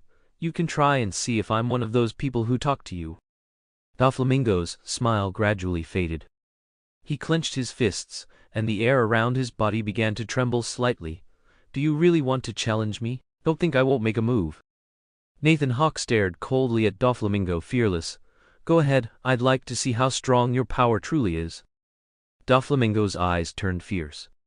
He suddenly threw a punch, and a piercing whoosh echoed in the air as his fist shot directly towards Nathan Hawke's face. Nathan Hawke quickly dodged to the side, simultaneously delivering a counterpunch directly to Doflamingo's abdomen. Doflamingo quickly retaliated, and their fists collided in midair, emitting a dull thud. The powerful impact caused the entire room to tremble slightly. Doflamingo sneered, his eyes flashing with fighting intent. Good reaction, but not fast enough. He suddenly accelerated, his fists raining down on Nathan Hawke like a storm. Nathan Hawke showed no weakness, quickly adopting a defensive stance while looking for opportunities to counterattack. The two engaged in a fierce close-quarters battle in the small room, every punch and kick carrying intense destructive power. Suddenly, Doflamingo stopped his attack, a hint of cunning flashing in his eyes. His hands were raised high, and a powerful energy fluctuation permeated the air. Then, he shouted, "Sky Path!" Countless fine threads suddenly appeared in the air. These threads quickly intertwined, forming an invisible path, and Doflamingo, using the traction of these threads, instantly flew into the air. He flew at high speed in midair, flexibly avoiding Nathan Hawke's attacks. "Come and catch me if you can." Doflamingo laughed loudly in the air, his fingers moving rapidly. Goshikito. From his 5 fingers, nearly transparent, thin threads were created, forming a beast claw posture. 5 threads, like sharp blades, clawed at Nathan Hawke. Nathan Hawke quickly retreated, avoiding these deadly threads, but a few threads still cut through his clothes, leaving small but rapidly healing wounds. Nathan Hawke showed no weakness. His hands began to flicker with electric light, and electrical energy gathered in his hands, forming arcs of electricity. He suddenly threw a punch, and a powerful arc of electricity shot directly at Doflamingo. The arc of electricity drew a dazzling light in the air, heading straight for Doflamingo's face. "Lightning?" Doflamingo said in surprise. He quickly dodged, avoiding the arc's attack, but Nathan Hawke did not stop his offensive. His eyes flashed with determined light, and electrical energy continuously condensed in his hands, forming an even more powerful arc. He threw both fists, and the arcs intertwined in the air, forming an electric net that shot directly towards Doflamingo's location. "It's useless." Doflamingo sneered, his fingers moving rapidly. Superstring whip. Dozens of nearly transparent, thin threads shot out from his palm. The threads quickly intertwined, forming a thick column of strings. The string column suddenly extended, striking Nathan Hawke like a whip. Nathan Hawke quickly adopted a defensive stance. His psychokinesis formed an invisible barrier around him, blocking the deadly string column. Nathan Hawke and Doflamingo clashed fiercely in the training room, the air thick with tension. Each collision between them carried powerful energy fluctuations, and the walls and floor of the room were already covered in marks of their battle. Doflamingo suddenly stopped his attack. He raised his index finger, retracting his other fingers, and created a thin thread from his fingertip, firing it at high speed like a gunshot. The thread's destructive power was immense, enough to pierce through bone with a single strike. Nathan Hawke swiftly dodged, but the thread still grazed his shoulder, leaving a deep gash. The wound healed quickly, but it also made Nathan Hawke feel the force of Doflamingo's attack. "You're quite a fighter, but this isn't my full power yet," Doflamingo sneered, firing another thread from his finger aimed directly at Nathan Hawke. Nathan Hawke refused to be outdone. His hands once again crackled with electricity, energy rapidly gathering in them. He unleashed a powerful punch, a potent electric arc striking directly at Doflamingo. The arc cut a dazzling path through the air, heading straight for his opponent's face. Doflamingo swiftly dodged, avoiding the electric arc's attack, but Nathan Hawke didn't stop his offense. Electrical energy continuously condensed in his hands, forming an even more powerful arc. He swung both fists, and the electric arcs intertwined in the air, forming an electric net that rapidly closed in on Doflamingo. Seeing this, Doflamingo quickly waved his arms, releasing thousands of transparent threads from his fingertips, forming a giant spiderweb. The spiderweb, hundreds of meters in diameter, acted like a massive shield in front of him. The electric net crashed into the spiderweb, emitting crackling sounds, but it couldn't penetrate the threads. "Such a small trick won't stop me," Doflamingo said with a sneer. He suddenly created 8 almost transparent, thin threads from his toes, delivering sharp, linear kicks. Nathan Hawke quickly sensed the danger. His body moved like lightning, but he was still grazed by one of the threads. Force of the thread sent him flying several meters, crashing into the wall. Boom! "Oh, is that the extent of your boasting?" Doflamingo said, raising an eyebrow playfully. Nathan Hawke got up from the ground, his eyes burning with even greater fighting spirit. His body crackled with electricity, the energy stimulating his muscles, pushing his speed and strength to their limits. He suddenly accelerated, his body charging towards Doflamingo like a bolt of lightning. "Your electrical energy is indeed powerful, but I haven't used my full strength yet," Doflamingo sneered, his fingers once again dancing, the air filled with powerful energy fluctuations. Then let's see, Nathan Hawke shouted, his electrical energy condensing in his hands, forming a powerful energy orb. He unleashed both fists, and the energy orb struck directly at Doflamingo.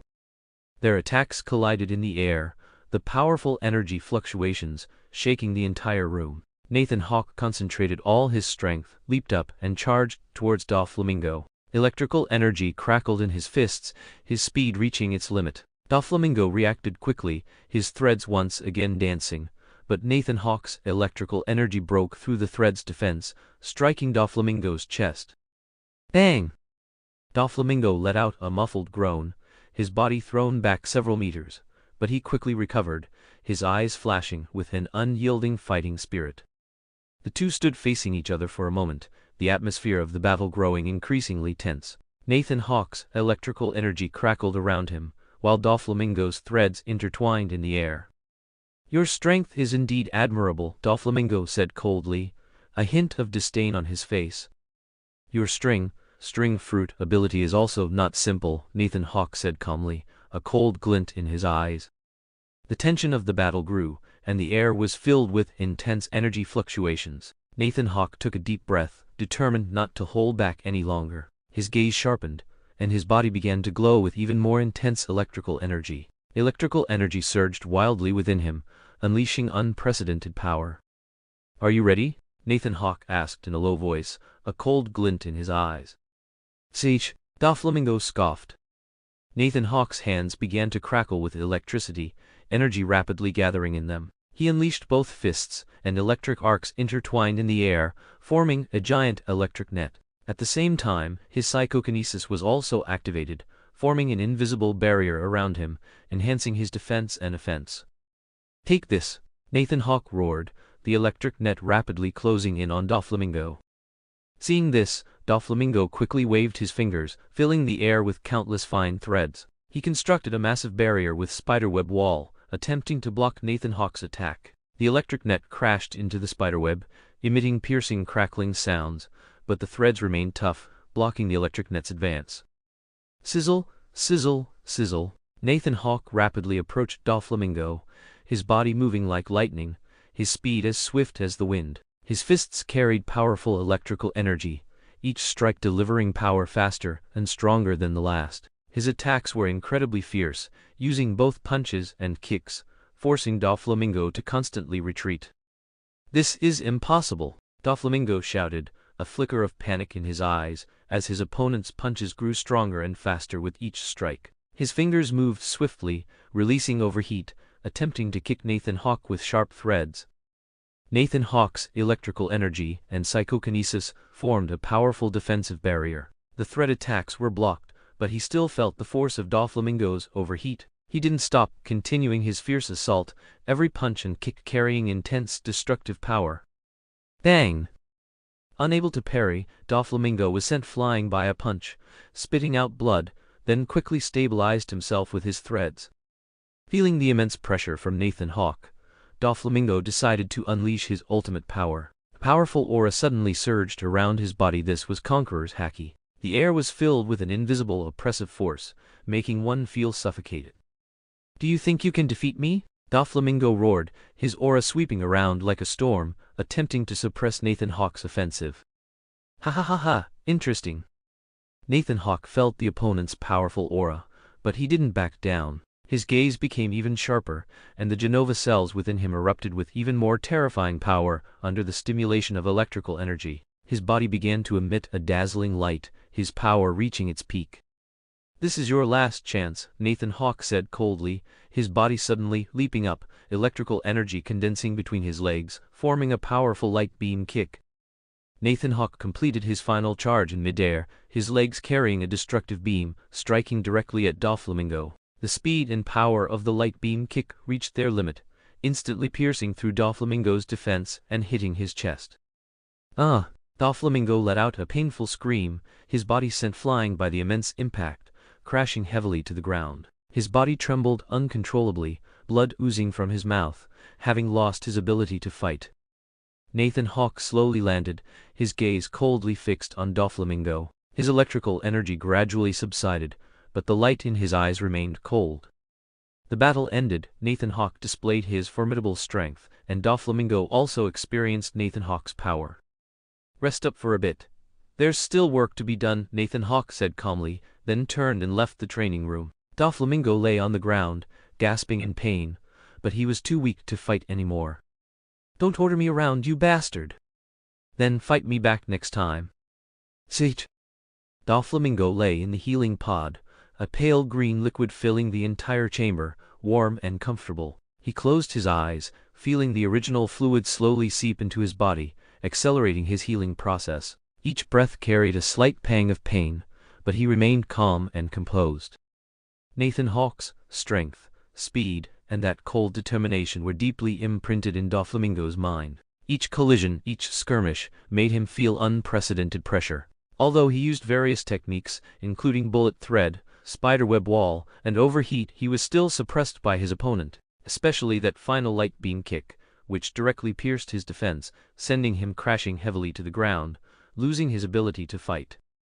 "That guy is really not simple. That light beam kick, that's Kizaru's move, isn't it?" Doflamingo thought, a cold smile playing on his lips. Doflamingo pondered his next moves inside the healing pod. He knew he had been temporarily subdued, but he wasn't resigned. Nathan Hawke's cold gaze and immense power flashed through his mind. He understood that he needed to become stronger to face such an opponent again. "Nathan Hawke, you are indeed a formidable opponent, but that doesn't mean I will yield," Doflamingo murmured to himself, his eyes flashing with firm resolve. Doflamingo's body gradually recovered. He felt the healing effects of the original fluid, his wounds rapidly closing. He took a deep breath, closed his eyes, and calmed himself down. He knew that his current strength was insufficient to completely defeat Nathan Hawke, but he also had his own advantages and strategies. "I will become stronger," Doflamingo secretly vowed. He had already begun to devise new tactics and training plans in his mind, determined to defeat Nathan Hawke in their next encounter and prove his strength. He then slowly drifted off to sleep during the treatment. Meanwhile, at the American Umbrella Corporation. After finishing a battle, Nathan Hawke, his muscles and bones aching, arrived at the command center and looked at the messages sent by the AI. "Once Doflamingo's body has recovered about 70 to 80%, stop his supply. Inform him to head to the European Umbrella Corporation and have Wesker give him a mission," Nathan Hawke commanded. "Understood, boss," the AI responded. In the command center of Umbrella Corporation in Europe, the situation on the battlefield remained tense.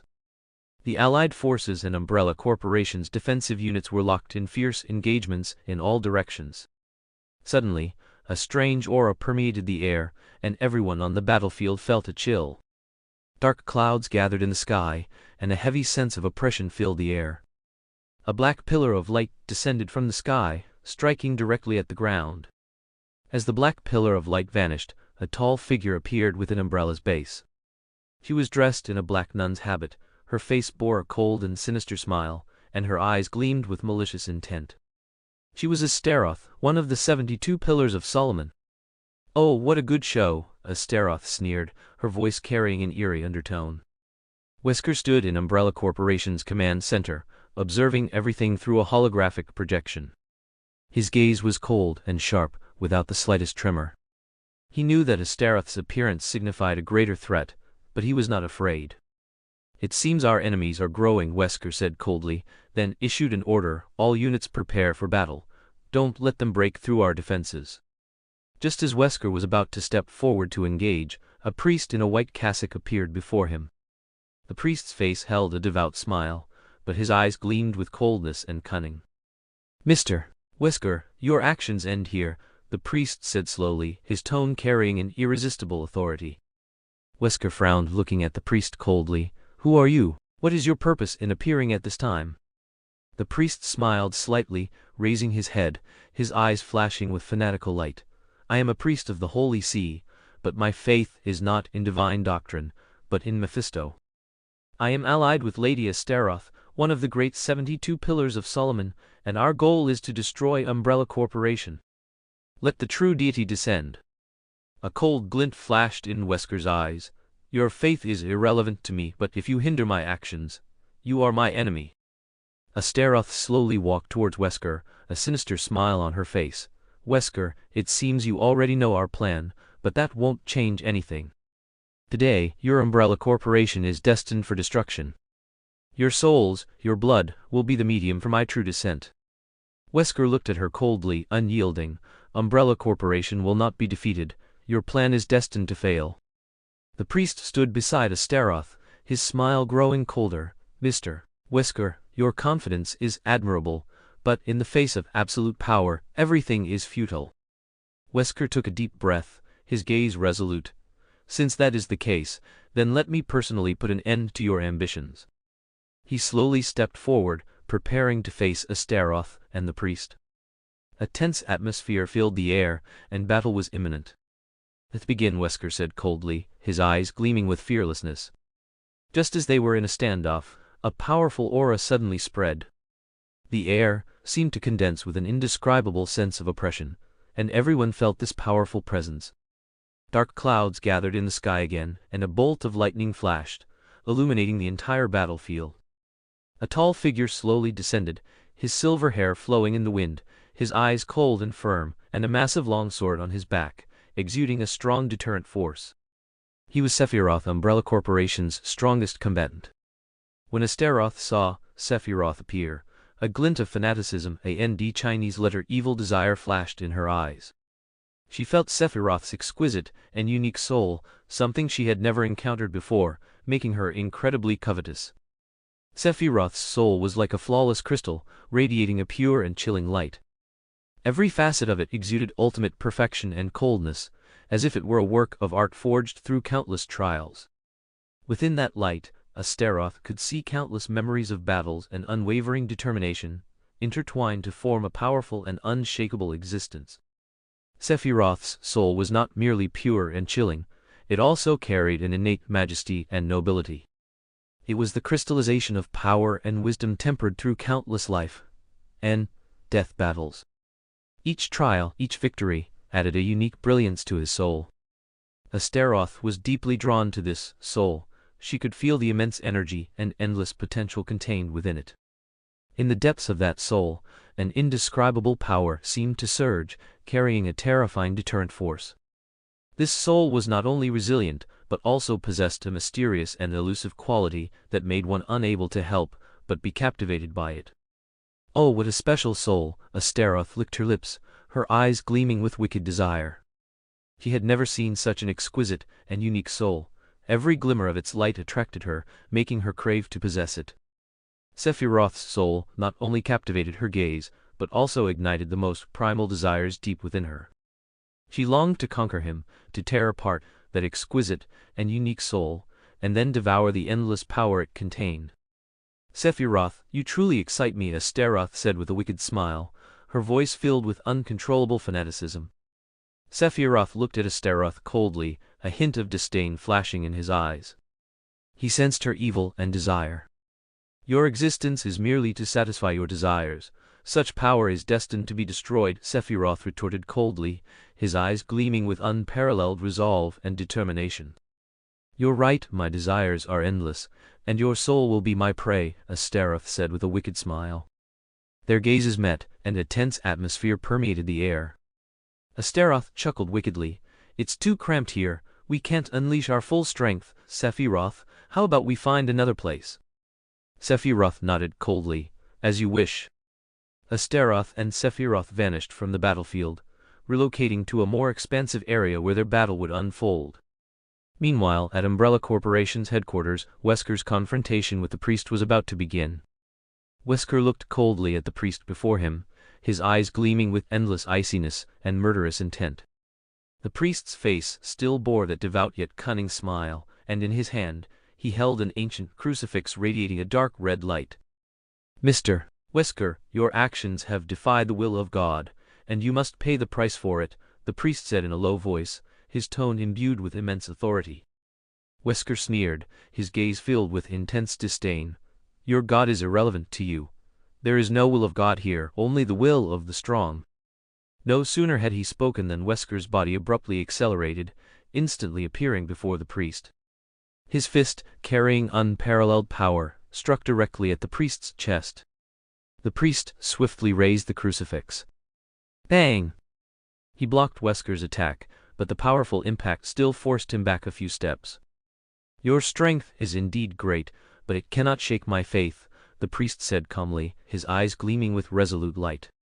Wesker's body began to transform, his muscles rapidly swelling, his skin becoming as hard as steel.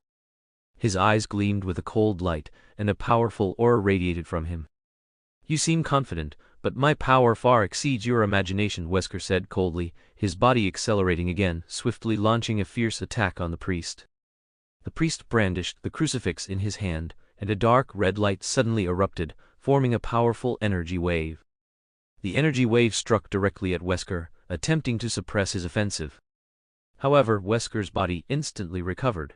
His regenerative abilities made him almost invincible. Wesker sneered, his hands suddenly swinging out with immense force, striking directly at the priest. The priest reacted swiftly, the crucifix in his hand, emitting a dazzling light, forming a powerful barrier. The barrier blocked Wesker's attack, but the powerful impact still caused him to feel a tremor. The priest gritted his teeth, clenching the crucifix, attempting to suppress Wesker with the power of his faith. "You think this can stop me?" Wesker sneered, leaping up, his fists carrying penetrating destructive power, striking directly at the priest's barrier. The barrier gradually collapsed under his attack, and the priest felt immense pressure. The priest looked at Wesker calmly, a flicker of determination in his eyes. He raised the crucifix and chanted, and the dark red light erupted again, forming a powerful energy wave. The energy wave struck directly at Wesker, attempting to repel him.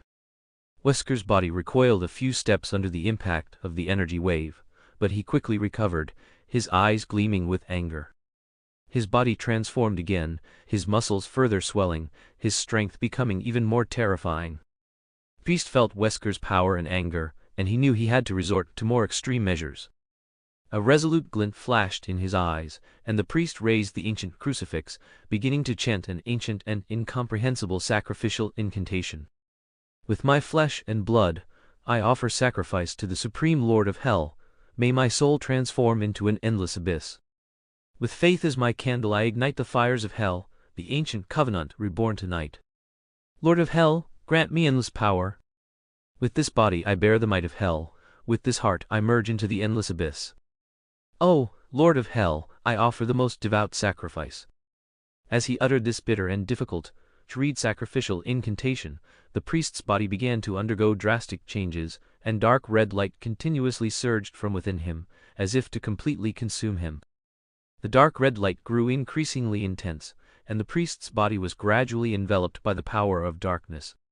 His skin began to crack, revealing fiery, lava-like muscles, and his eyes gleamed with demonic light.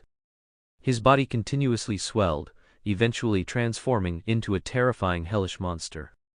This hellish monster stood over 3 meters tall, its muscles as hard as steel, its skin covered in deep red patterns, like scorching lava. Its eyes were like burning flames, and sharp fangs protruded from its mouth. Its hands had transformed into massive claws, each nail gleaming with the light of death. "You will witness the true power of hell," the hellish monster growled, its voice filled with endless threat and ferocity. Wesker looked coldly at the hellish monster before him, his eyes still gleaming with iciness and murderous intent.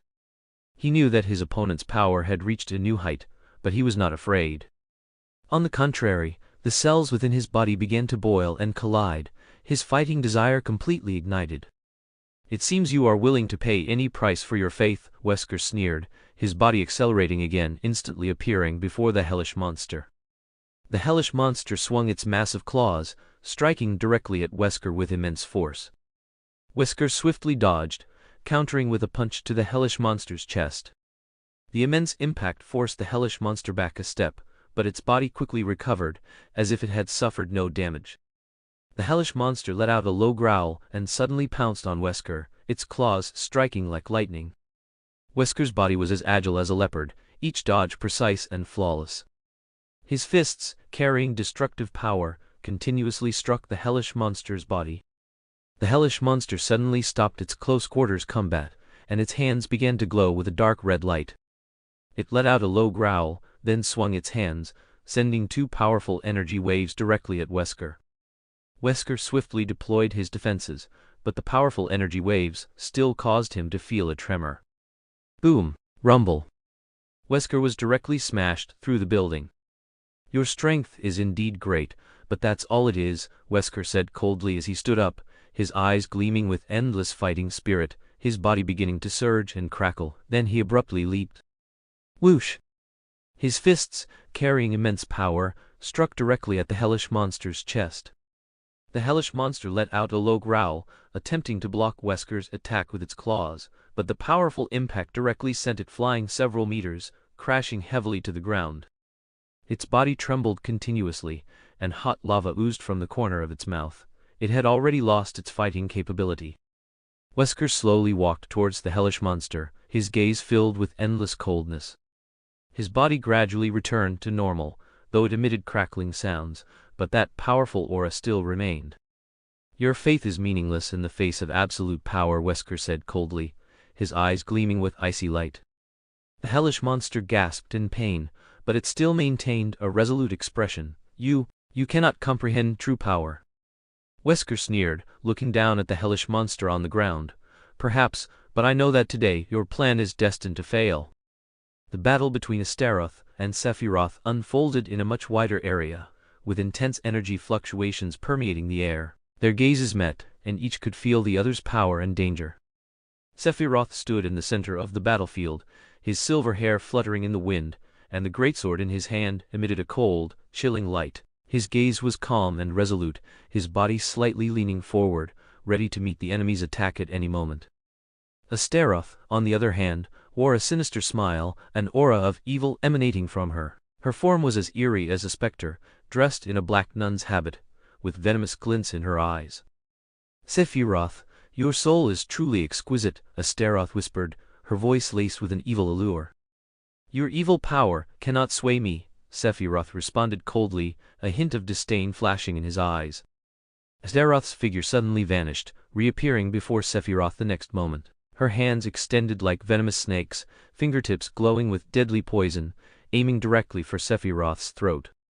Sephiroth reacted swiftly, retreating like lightning. Simultaneously, his greatsword hit out violently, striking at Astaroth. The blade cut through the air with a sharp whistle, as if to cleave the very air. Astaroth deftly dodged, her figure flitting through the air like a phantom. Her hands extended again, fingertips radiating an eerie energy, striking directly at Sephiroth's chest. A cold glint flashed in Sephiroth's eyes. His body suddenly accelerated, instantly appearing behind Astaroth. His great sword, like flowing clouds and water, executed 8 consecutive slashes, each blow carrying unparalleled power. "Octaslash!" Sephiroth growled, his blade striking Astaroth like lightning. Astaroth felt the threat and quickly prepared her defense. She crossed her hands over her chest, and a dark red light condensed in her hands, forming a powerful barrier. The blade struck the barrier, emitting a grating metallic clang. Astaroth's body was knocked back several steps by the immense impact, but she quickly recovered, a hint of cunning flashing in her eyes. Astaroth suddenly spread her hands, a strong evil aura emanating from her. Her fingertips began to flicker with an eerie black light, and she muttered incantations, ancient spells echoing in the air. "Shadow bind." Astaroth cursed softly, then thrust her hands forward. Countless black chains rose from the ground, swiftly coiling around Sephiroth as if alive. Sephiroth swiftly swung his sword, cutting through the chains, but they surged out endlessly, attempting to completely bind him. His body spun rapidly in the air, his blade whistling sharply as he severed the chains one by one. "Your tricks are useless against me," Sephiroth said coldly, his figure charging towards Astaroth like lightning. "That remains to be seen," Astaroth hissed, a tearing sound escaping her lips. Sephiroth's greatsword traced a graceful arc in the air, rapidly approaching Astaroth. He gripped the hilt tightly, then brought the sword down violently, the blade striking the ground with destructive force. "Earthshaker!" Sephiroth roared. The blade instantly split the ground, and a powerful shockwave sent Astaroth flying. Astaroth quickly regained her balance in the air, her hands once again flickering with an eerie black light. Her body drifted like a ghost, evil light glinting in her eyes. "Dark Vortex!" Astaroth cursed softly, then thrust her hands forward. 2 pitch, black energy vortices shot directly at Sephiroth. Sephiroth leaped up swiftly, spinning in the air, his greatsword slashing towards Astaroth with unparalleled power. Heavenly tremor. Sephiroth's blade traced 4 sharp blows in the air, each blow carrying intense destructive power. Astaroth swiftly dodged, but her speed was no match for Sephiroth's blade. Her body was struck by the slashes, and she let out a painful shriek. Ah! Her body tumbled in the air but quickly recovered, a more fervent light glinting in her eyes. That was a truly delightful strike. But pain is also the source of my power. Astaroth's body suddenly transformed into countless dark shadows, rapidly assailing Sephiroth. The shadows coiled around Sephiroth like venomous snakes, attempting to devour him. Sephiroth swiftly swung his sword, his blade cutting through the air with a sharp whistle, severing the shadows one by one. But the shadows surged out endlessly, attempting to completely engulf him. Don't forget this pain, Sephiroth said coldly, his body suddenly accelerating. His greatsword struck Astaroth like lightning. He gripped the hilt tightly, then brought the sword down violently, the blade striking Astaroth with destructive force. Flash! The blade instantly split the air, and a powerful shockwave sent Astaroth back several steps. Astaroth quickly recovered, her hands once again flickering with an eerie black light. Her body drifted like a ghost, evil light glinting in her eyes. Death gaze. Astaroth cursed softly, her eyes suddenly emitting a blinding red light that shot directly at Sephiroth. Sephiroth swiftly adjusted his body in the air to avoid the death gaze, gripping the hilt of his sword tightly, then brought it down violently, the blade striking Astaroth with unparalleled power. Yai slash! Sephiroth growled, his blade tracing a graceful arc in the air, striking Astaroth's vital point. Astaroth swiftly dodged, but her speed was no match for Sephiroth's blade. Her body was struck by and she let out a painful shriek. Power! Power! Power! With the pain, Astaroth's body gathered more dark red light. Hell Gate, Sephiroth whispered. The blade instantly split the air, and with a loud bang, a powerful shockwave sent Astaroth flying. Evil spirits curse!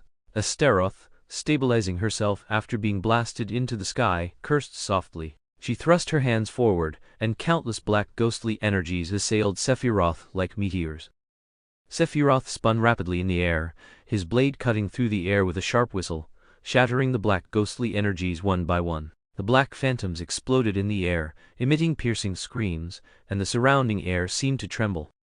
Sephiroth merely raised an eyebrow slightly. The fear contained within those screams was instantly suppressed by Sephiroth's mind. Your evil power will ultimately be crushed by me, Sephiroth said coldly, his body suddenly accelerating. He gripped the hilt of his sword tightly, striking directly at Astaroth.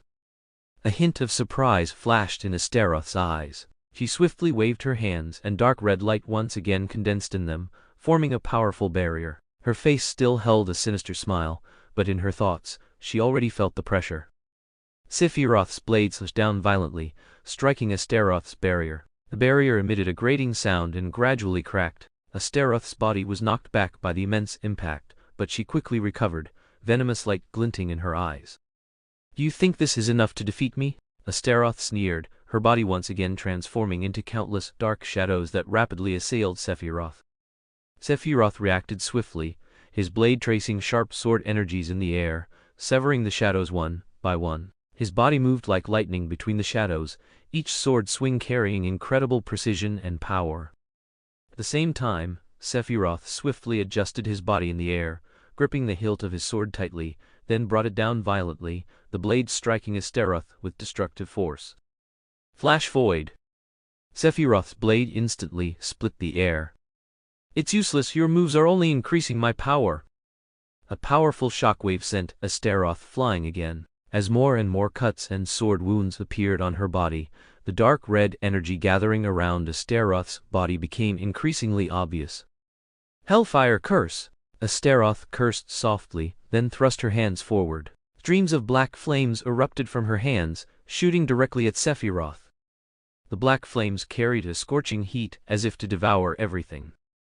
Sephiroth met the challenge, his blade tracing sharp sword energies in the air. These sword energies, like a fierce wind, shot directly at Astaroth. The sword energies carried intense destructive power, each one seemingly tearing the air apart. Zanshin! Sephiroth growled, and the sword energies intertwined in the air, forming a deadly net. Astaroth swiftly dodged, her hands once again flickering with an eerie black light. Her body drifted like a specter, evil light glinting in her eyes. "You are truly tenacious." Suddenly, Astaroth's eyes emitted a blinding red light. This red light, like a venomous snake, shot directly at Sephiroth. Sephiroth felt a strong threat and swiftly swung his sword to cut through the red light, but he was still corroded by the evil power, feeling a sharp pain. A look of resolve flashed in Sephiroth's eyes. His body spun rapidly in the air, his greatsword emitting a dazzling light.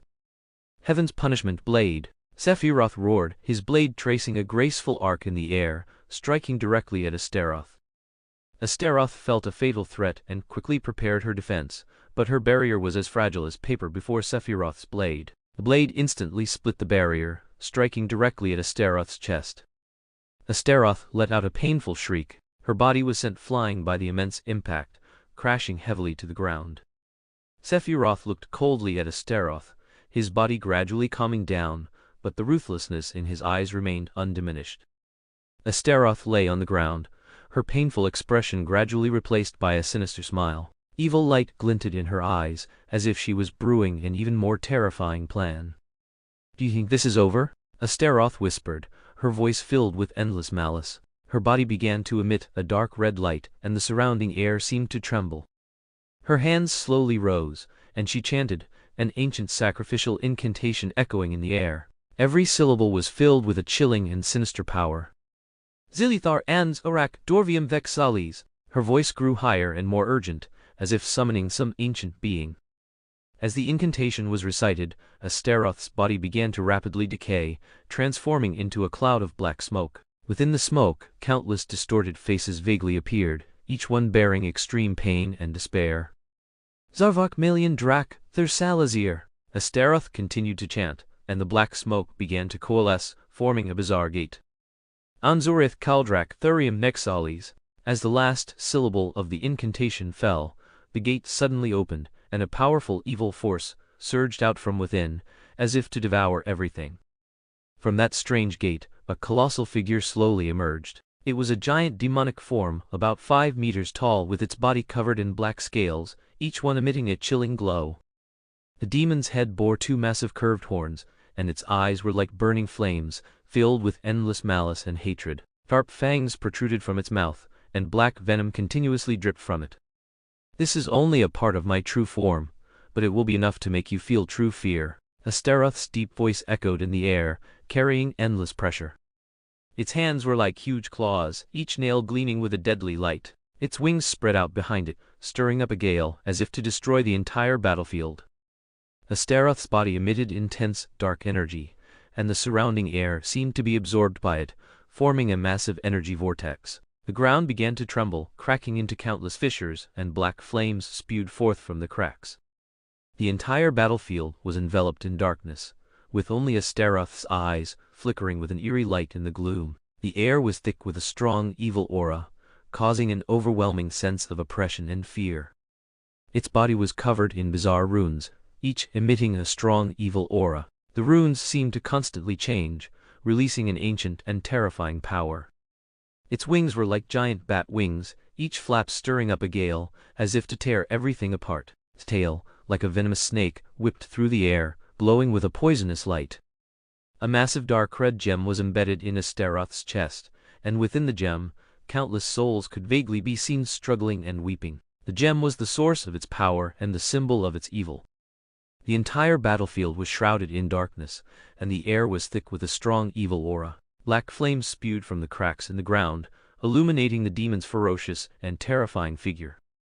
Astaroth's eyes were like burning flames, filled with endless malice and hatred. Its laughter echoed in the air, carrying endless pressure and fear. Sephiroth stood at the center of the battlefield, his gaze calm and resolute. He knew that the enemy before him was even more terrifying than before, but he was not afraid. "Even your true form cannot defeat me," Sephiroth said coldly, his body gradually radiating a strong fighting spirit.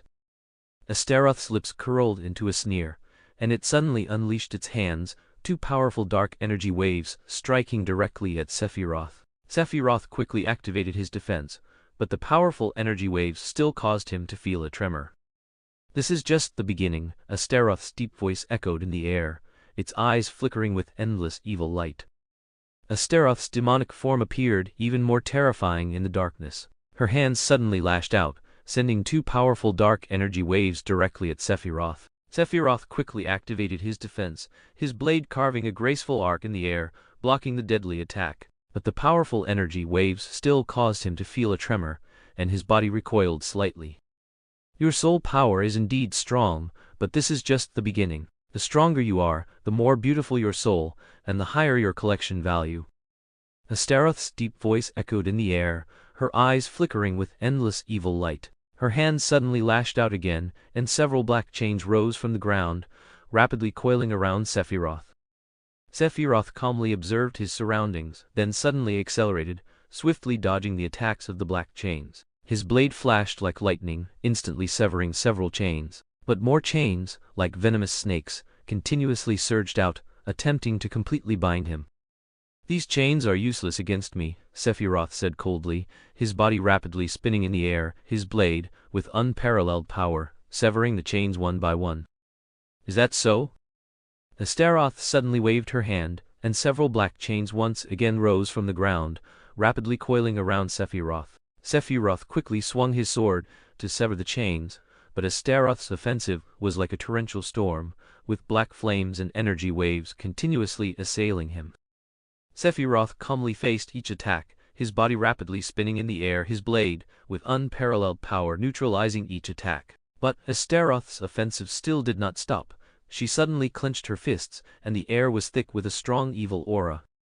"Hellfire!" Astaroth cursed in a low voice, then suddenly unleashed her hands, and countless black flames spewed forth from the cracks in the ground, directly targeting Sephiroth.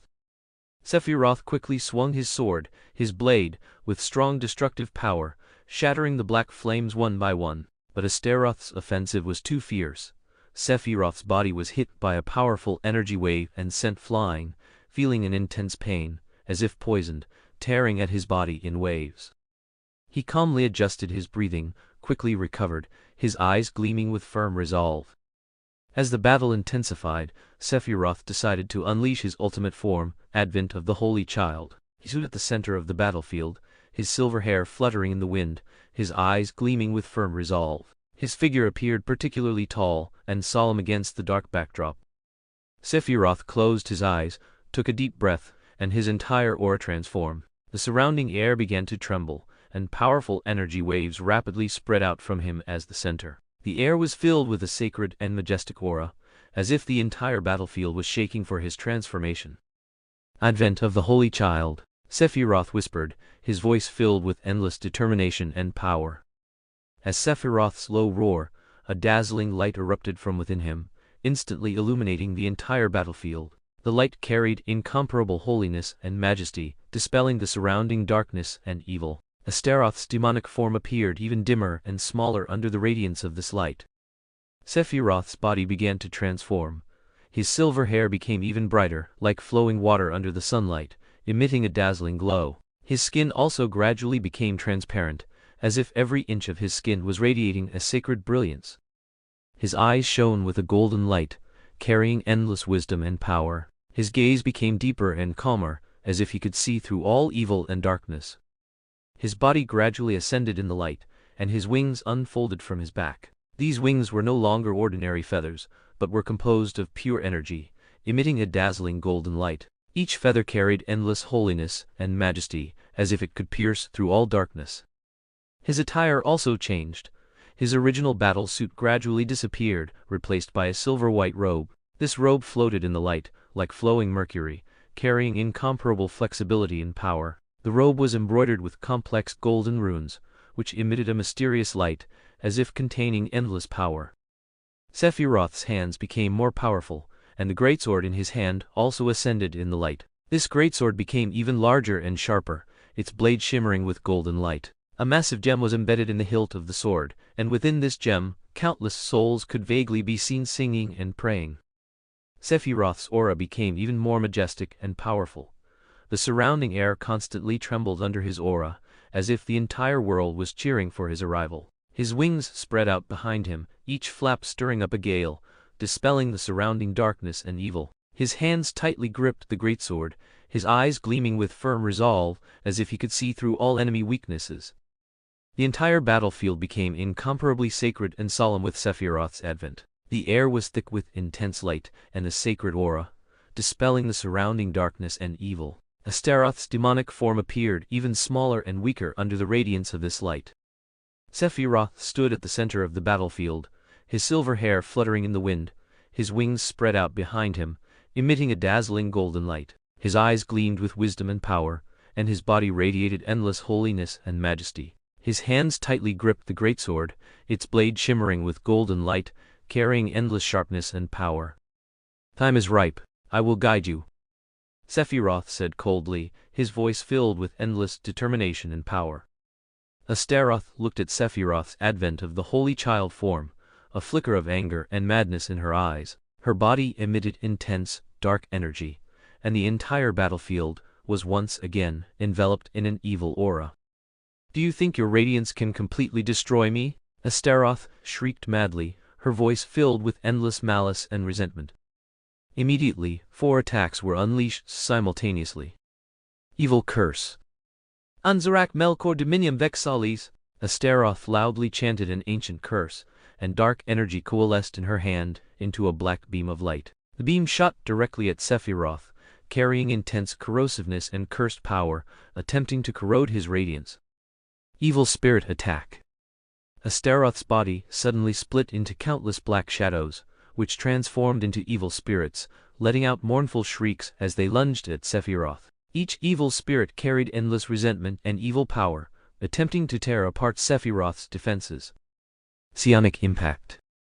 Her hands suddenly lashed out again, and the air was filled with intense psionic fluctuations. These psionic energies, like invisible blades, rapidly cut through the air, striking directly at Sephiroth's every weakness. Corrosive venom. "You will feel endless pain." Astaroth laughed maniacally, black venom dripping from her fingertips. This venom, as if alive, rapidly spread across the ground, forming clouds of poisonous mist, attempting to corrode Sephiroth's body. Facing Astaroth's fierce assault, Sephiroth's face remained calm and resolute, the radiance around his body growing increasingly dazzling. Sephiroth swiftly unfurled his wings, and golden light formed a sturdy barrier before him. This radiant barrier acted like a shield, blocking Astaroth's 4 deadly attacks. Sephiroth, in his holy infant's advent form, emitted an unparalleled divine glow on the battlefield, his wings spread wide, carrying boundless power and majesty. Astaroth, in her demonic form, was filled with evil and terror, dark energy swirling around her as if to devour all light. Their gazes met in the air, and the atmosphere was thick with endless tension and pressure. The climax of the battle was imminent, every second seemed to freeze into eternity. "Holy light sever," Sephiroth whispered, his blade radiating intense light as it struck directly at Astaroth's chest. Golden sword energy intertwined in the air, forming a massive net that bore down on Astaroth. Astaroth swiftly swung her hands, and dark red light condensed in them, forming a powerful barrier. The sword energy crashed against the barrier, emitting a grating metallic clang, and the barrier gradually cracked.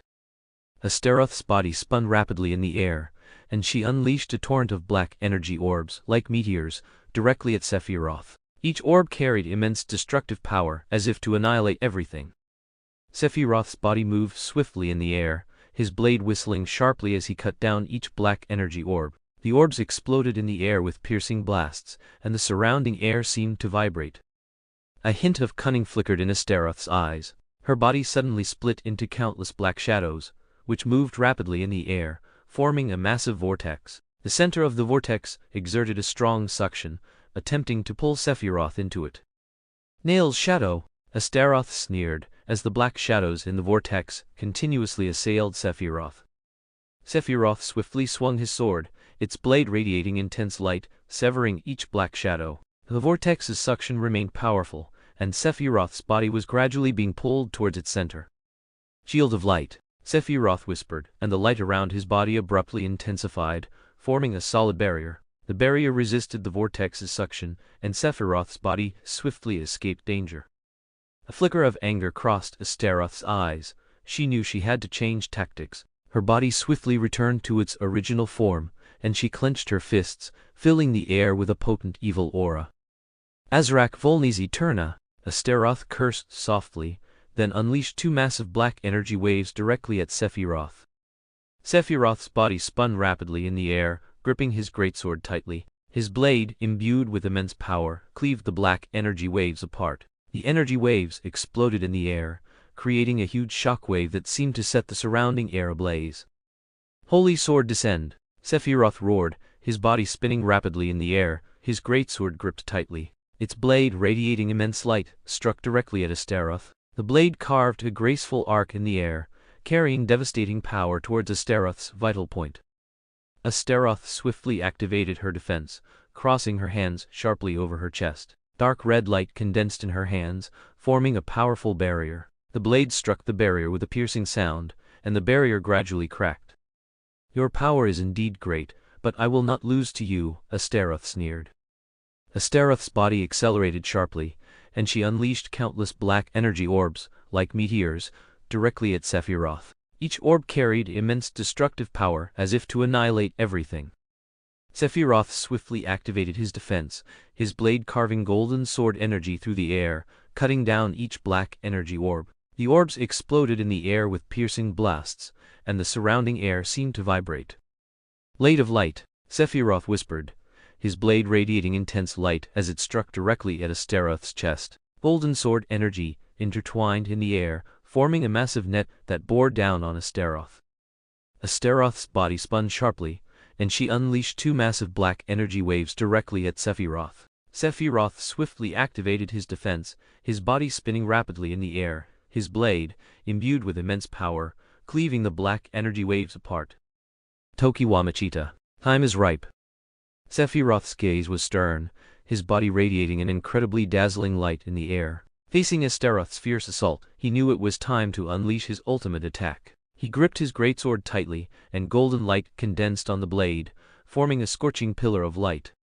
Sephiroth's body spun rapidly in the air, his wings spread, kicking up a gale. The golden pillar of light gradually condensed in his hand, the light on the blade growing more and more intense, as if to pierce the firmament. The surrounding air was torn by this powerful energy fluctuation, forming swirling currents.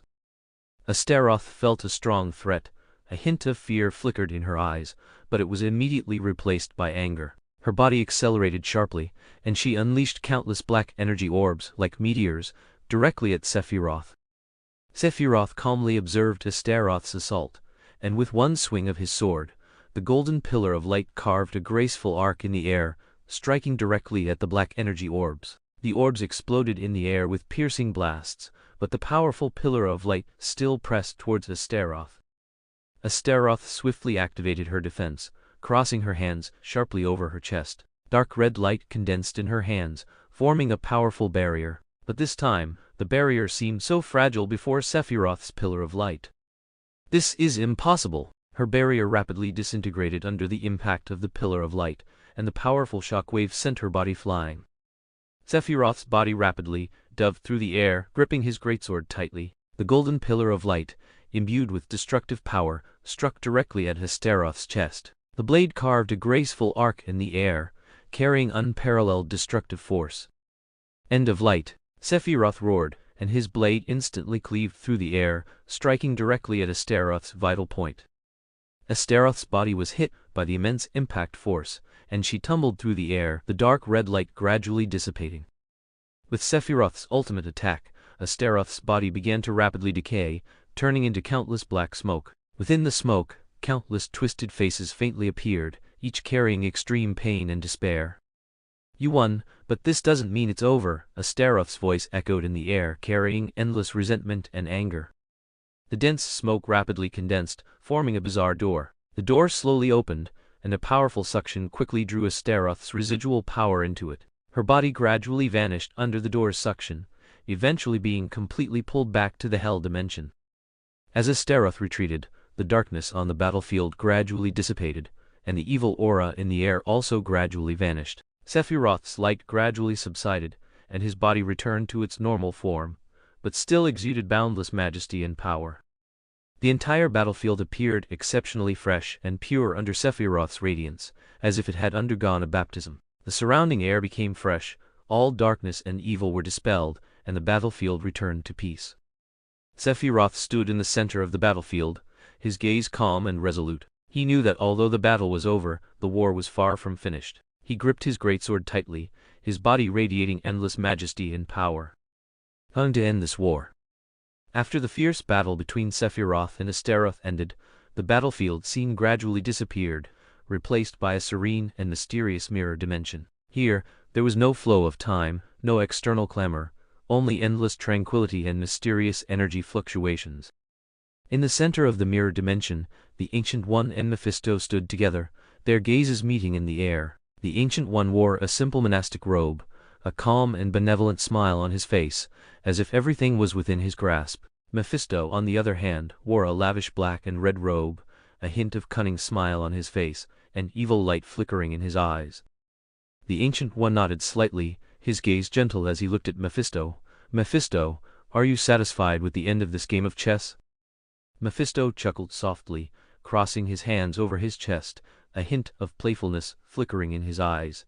"Ancient One, you are always so composed. Although Astaroth was defeated, this is just another game between us. I never expected to win easily." The Ancient One smiled faintly and said softly, "You know, power and wisdom are not determined by a single victory or defeat. Every confrontation is a test and an improvement of ourselves." Mephisto's smile gradually faded, and a hint of seriousness flashed in his eyes. "You are always so unfathomable, Ancient One. But this time in this game of chess, do you truly believe you have complete control?" The Ancient One sighed slightly, his eyes gleaming with wisdom. "Control or not is not important. What is important is what we learn in each confrontation. Sephiroth's resilience and determination gave me hope, and Astaroth's evil power also reminds us that we must always remain vigilant." Mephisto was silent for a moment, then sneered, "Ancient One, you are always so rational and calm. But don't forget, this world is not just about light. There is also endless darkness. The power in darkness is equally strong, sometimes even surpassing light." The Ancient One nodded, his gaze profound. "Indeed, darkness and light always coexist. But precisely because of this, we need to constantly strive and maintain the purity and steadfastness in our hearts." Mephisto's gaze became complex as he looked at the Ancient One, as if contemplating something. "Perhaps you are right, Ancient One, but I will still not give up. The power of darkness is my domain, and I will continue to seek opportunities in this domain." The Ancient One smiled faintly and said softly, "Each of us has our own choices and paths, Mephisto. I respect your choice, and I hope you can find your own answers in the darkness." Mephisto was silent for a moment, then chuckled softly. "The Ancient One of this world, you are truly an interesting opponent. I look forward to our next confrontation." The Ancient One nodded, his gaze gentle. "I also look forward to that day. I hope we can both learn more from it." Their gazes met again in the air, and the tranquility and mystery of the mirror dimension still enveloped them. Although they represented different powers and beliefs, at this moment, their spirits seemed to have reached a tacit understanding and comprehension. With the end of the battle, Umbrella Corporation Europe achieved ultimate victory in this war. Sephiroth's formidable power and Wesker's ruthless decisions gave them an absolute advantage in this conflict. Astaroth was repelled, enemy forces collapsed one after another, and Umbrella Corporation's defensive lines were solidified. After the war, Umbrella Corporation Europe quickly began post-war reconstruction efforts. Various departments worked closely together to repair damaged facilities, restore production lines, and further strengthen the defense system. Umbrella Corporation Europe's R&D department also accelerated the development of a new generation of battle suits and biochemical weapons to cope with potential future threats. With Umbrella Corporation Europe's victory, the global political landscape underwent drastic changes. Umbrella Corporation not only consolidated its position in Europe, but also expanded its influence worldwide. Governments of various countries signed cooperation treaties with Umbrella Corporation, seeking technical support and military assistance. Treaties and agreements. Umbrella Corporation Global Security Treaty. This treaty aims to ensure global security and prevent similar wars from happening again. All countries pledge to jointly maintain world peace and provide support when necessary. Technology Sharing Agreement. Umbrella Corporation signed technology sharing and procurement agreements with various governments, allowing countries to use and procure Umbrella Corporation's advanced technology to enhance their own technological and military capabilities. Biochemical Weapon Control Agreement.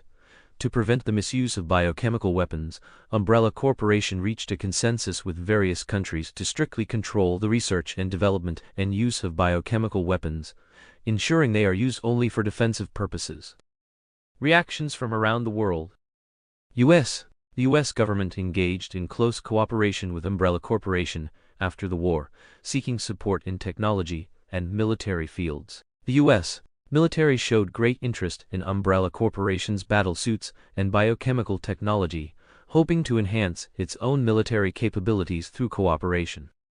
White expressed high concern over Umbrella Corporation's victory and quickly signed a cooperation treaty with it. The two sides launched comprehensive cooperation in energy, technology, and military fields to jointly address future threats. Other countries around the world followed suit, signing various cooperation agreements with Umbrella Corporation, seeking technical support and military assistance. Umbrella Corporation's influence rapidly expanded, making it the most influential technology and military enterprise globally. Media coverage and social response. After the war, major media outlets extensively reported on the conflict. Umbrella Corporation's victory became a global focal point, and its performance and technological strength in the war received widespread recognition and praise. Media coverage. Global Times. The newspaper extensively reported on Umbrella Corporation's heroic performance in the war, especially the outstanding leadership of Sephiroth and Wesker. The article praised Umbrella Corporation's technological strength and military capabilities, calling it the guardian of global security. New York Times. The newspaper analyzed the changes in the global political landscape after the war, pointing out the impact of Umbrella Corporation's victory on countries around the world. The article believed that Umbrella Corporation's technological and military advantages would change the global balance of power, prompting countries to re-examine their security strategies. Social response. Public support. Umbrella Corporation's victory received widespread public support and recognition. People were confident in Umbrella Corporation's technological strength and military capabilities, believing it to be an important force in maintaining global security. Technology boom. With the promotion of Umbrella Corporation's technology, a technology boom swept across various countries. People showed great interest in fields such as biochemical technology and battlesuit technology, and technology companies and research institutions increased investment to promote technological innovation. Calls for peace. Although Umbrella Corporation's victory was widely recognized, many also called for strengthening peace and cooperation to avoid future wars. Governments and international organizations also called for resolving international disputes through dialogue and cooperation to jointly maintain world peace. At the same time, Umbrella Corporation's senior management also released information on Umbrella Corporation's future development. Technological innovation. Umbrella Corporation will continue to be committed to technological innovation, especially in the fields of biochemical technology, battlesuit technology, and artificial intelligence. The corporation will increase R&D investment, promote technological progress, and make greater contributions to global security and development. Global layout. Umbrella Corporation will further expand its global layout, establishing R&D centers and production bases in various countries to promote technological exchange and cooperation. The corporation will establish closer cooperative relationships with various governments and enterprises to jointly address global challenges. Social responsibility. Umbrella Corporation will pay more attention to social responsibility, committing to promoting sustainable development and environmental protection. The corporation will enhance its corporate image and influence through various public welfare projects and environmental protection plans. Conclusion. Umbrella Corporation Europe's victory not only changed the global political landscape, but also brought new hope and challenges to the world. In future development, Umbrella Corporation will continue to leverage its technological and military advantages to promote global peace and prosperity. Although the road ahead is full of uncertainties, as long as we maintain firm belief and unremitting efforts, we will surely usher in a better future amidst the intertwining of light and darkness. In an ordinary junior high school campus, Peter Parker and Ned Leeds were chatting in the hallway. Peter was wearing blue jeans and a red shirt, while Ned was wearing a black hoodie with the Hawke Group Superheroes logo printed on it. Both of them held a copy of the latest newspaper, discussing it with great interest. "Peter, did you see it? Umbrella Corporation won. This is so cool," Ned said excitedly, his eyes sparkling with fanaticism. Peter smiled and nodded, his gaze lingering on a photo in the newspaper, the heroic F-I-G-H-T-I-N-G Chinese letter of Sephiroth and Wesker.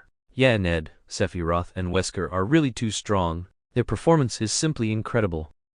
News content. The headline on the newspaper read, "Umbrella Corporation Europe, the creator of the world's new order." The article detailed Umbrella Corporation's performance in the war and the changes in the post-war world landscape. It specifically mentioned Sephiroth's heroic combat and Wesker's ruthless decisions, calling them guardians of the new world. "You know, Peter, I really hope that one day I can also be like them and become a superhero," Ned said excitedly, his eyes full of longing. Peter smiled and patted Ned's shoulder. "Ned, you definitely can. As long as we work hard, one day we will also have our own opportunities." Ned nodded, a determined expression on his face. "Yes, we must work hard. The superheroes of the Hawke Group are our role models." The two walked into the classroom, found a window seat, and continued discussing the contents of the newspaper. Peter opened the inside pages of the newspaper and saw an analytical article about the New World Order. "Ned, look at this article. It says that Umbrella Corporation's victory not only changed the global political landscape, but also promoted technological progress and international cooperation," Peter said, as he read.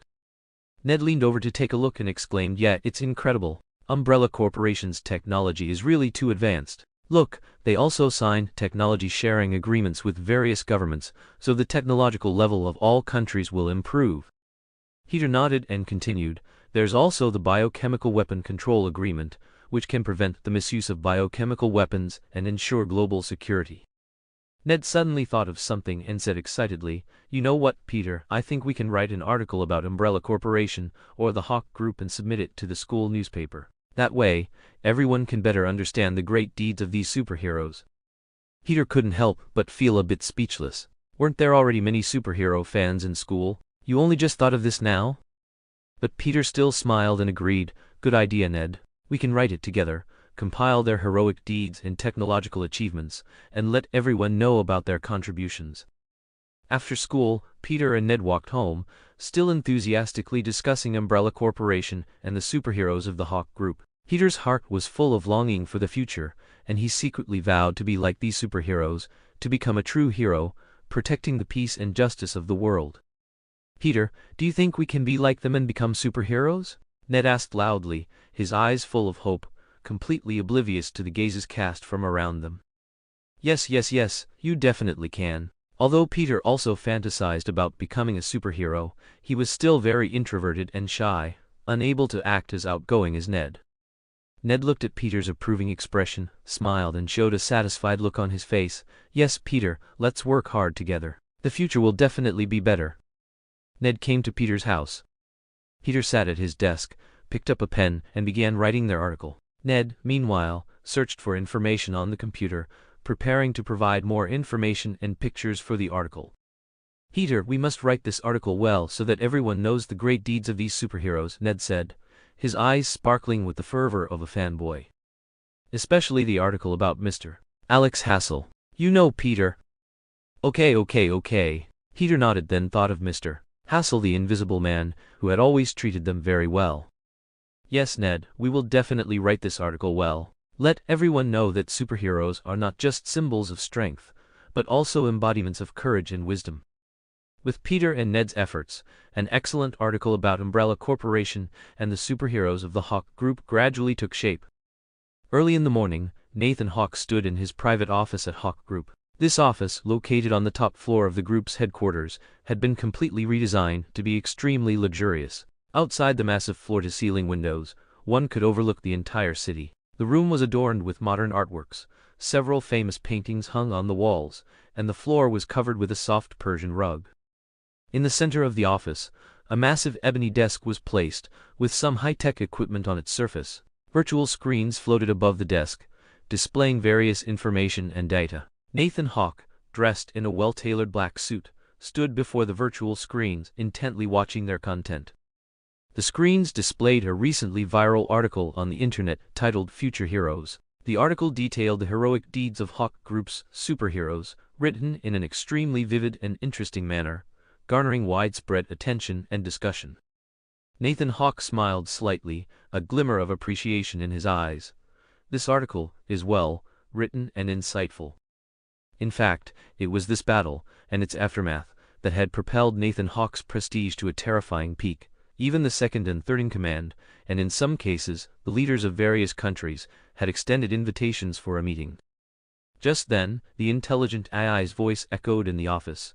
"Boss, according to intelligence, this article was co-written by 2 middle school students, Peter Parker and Ned Leeds." Nathan Hawke nodded, a hint of interest in his gaze. "Peter Parker and Ned Leeds? They are quite talented." The intelligent AI continued. "These two have a good relationship with the Invisible Man and often discuss superhero matters together. They have a deep interest in Hawke Group and Umbrella Corporation." Nathan Hawke pondered for a moment, then decided, since they are so interested in us, why not let them see our world firsthand? After they finish school, arrange for someone to pick them up. At the same time, notify the secretary to contact their relatives and inform them of this matter." The intelligent AI responded, "Understood, boss. I will arrange it immediately." One of Nathan Hawke's secretaries, named Emily, immediately sprang into action after receiving instructions from the intelligent AI. Using Peter and Ned's school registration information, she contacted their parents and politely informed them of Hawke Group's arrangements. Emily said to Peter Parker's Aunt May Parker, "Hello, I am Emily, a secretary from Hawke Group. Today our boss, Nathan Hawke, wishes to invite Peter Parker and his friend Ned Leeds to visit our group headquarters. We hope you will allow them to attend."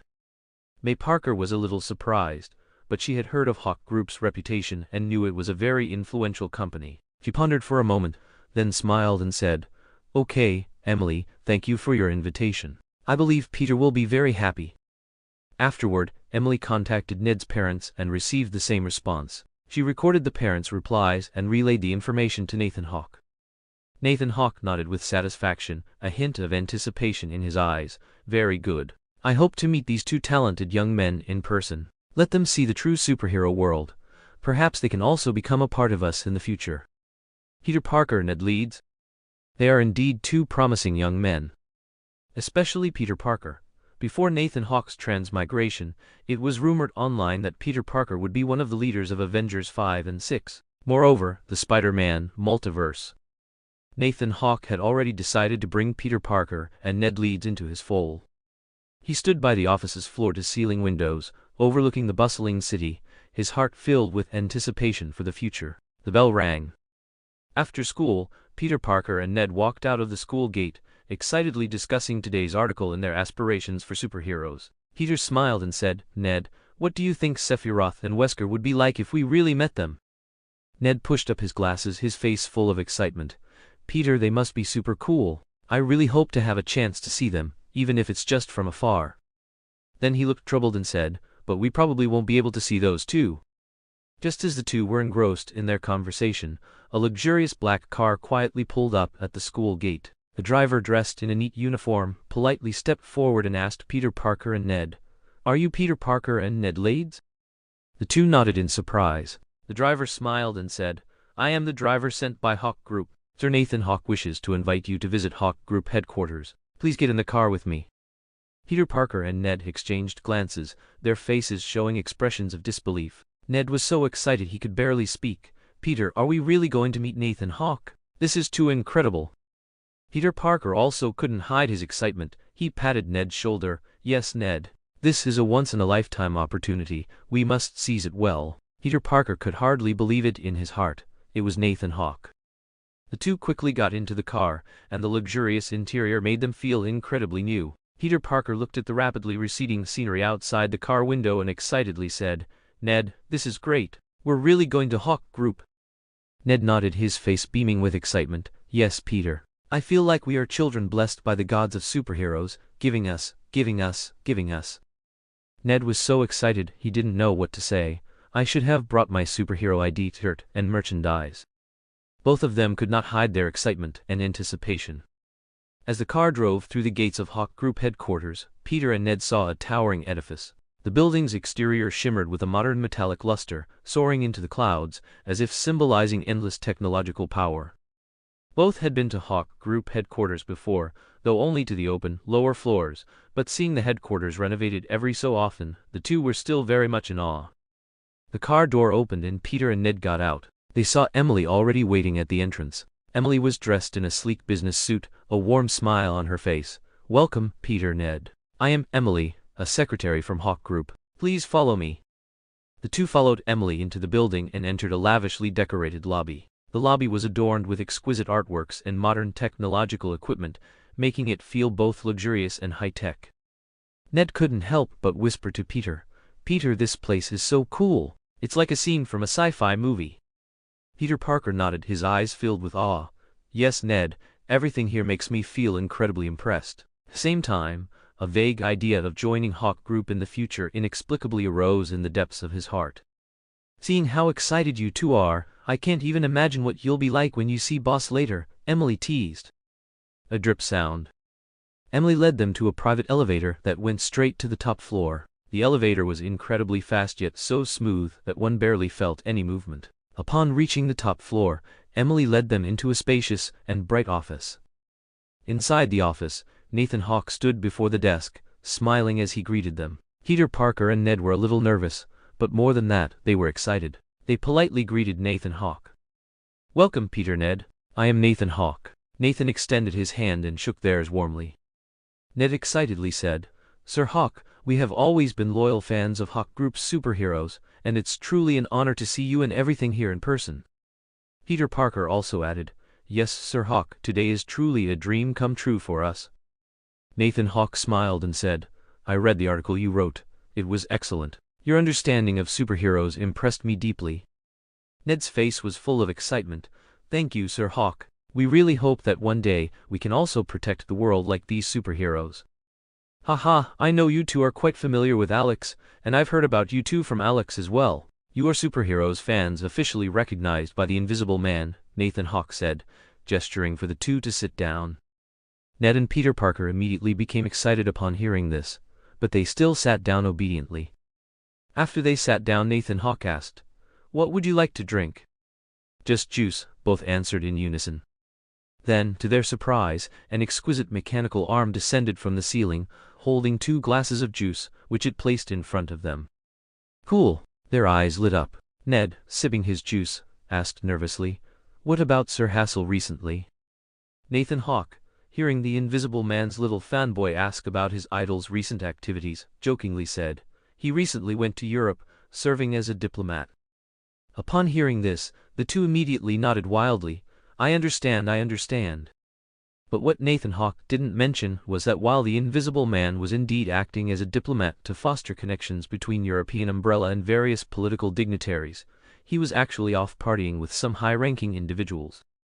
As the Invisible Man put it, recruitment, you know. Those who can be recruited are definitely willing to come to a party. This is the clearest manifestation of friendship at this stage. Nathan Hawke nodded, a hint of admiration in his eyes. "Your enthusiasm and talent show me hope for the future. Today, I hope to give you a tour of Hawke Group, to let you understand our work and technology more deeply." Under Nathan Hawke's display, the two completely transformed into die-hard fans of Hawke Group. Led by Nathan Hawke, Peter and Ned toured various departments of Hawke Group. They saw a series of high-tech laboratories, advanced research equipment, and well-trained scientific researchers. Every detail opened their eyes. Under the guidance of Nathan Hawke, Peter Parker and Ned had already toured the main departments of the Hawke Group. They saw high-tech laboratories, advanced research and development equipment, and well-trained scientific researchers. Every detail opened their eyes. However, Nathan Hawke had a surprise planned for these two young superheroes enthusiasts. Nathan Hawke smiled at Peter Parker and Ned and asked, "Would you like to visit another important technology of ours? That is the Shimaja." Peter Parker and Ned exchanged glances, their faces full of surprise and excitement. Peter eagerly asked, "Shimaja? Is it the Shimaja that was available for pre-order after the last press conference?" Nathan Hawke nodded and said, "Shimaja are a type of highly intelligent mechanical human we developed. They not only possess powerful combat capabilities, but also have a high degree of intelligence and learning ability. Would you like to see them? Of course, Ned said excitedly, his eyes sparkling with curiosity. Peter Parker was also very excited, especially at the prospect of observing and touching them up close. If you're interested, next time, I can take you to the Umbrella Corporation's Shumaja department. Nathan Hawke nodded and led them to another laboratory. The laboratory door slowly opened, revealing a huge space filled with various types of Shumagica androids. Upon entering the laboratory, Peter and Ned were deeply attracted by the sight before them. Various Shumagica androids were neatly arranged, their metallic luster shimmering under the lights. Each Shumaja had a different appearance and function, appearing exceptionally advanced and powerful. A scientific researcher in a white lab coat came forward, saluted Nathan Hawke, and then said to Peter Parker and Ned, "I am the head of the Umbrella Corporation's Shumaja project at the Hawke Group. Welcome to this place. These Shumagica androids are one of our most advanced achievements." Ned asked curiously, "What can they do?"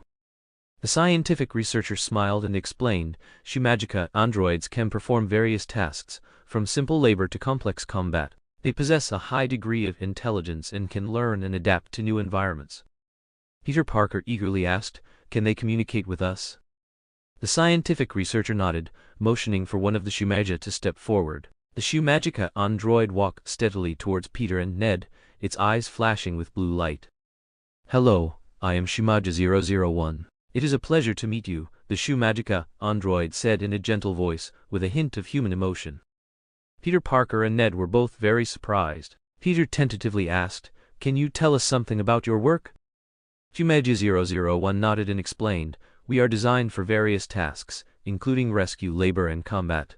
Our core is a highly intelligent program that can be adjusted according to different tasks." Peter Parker's curiosity was piqued. He asked, "What about your combat capabilities? Can you elaborate?" The scientific researcher subtly looked at Nathan Hawke, who raised his hand in a gesture.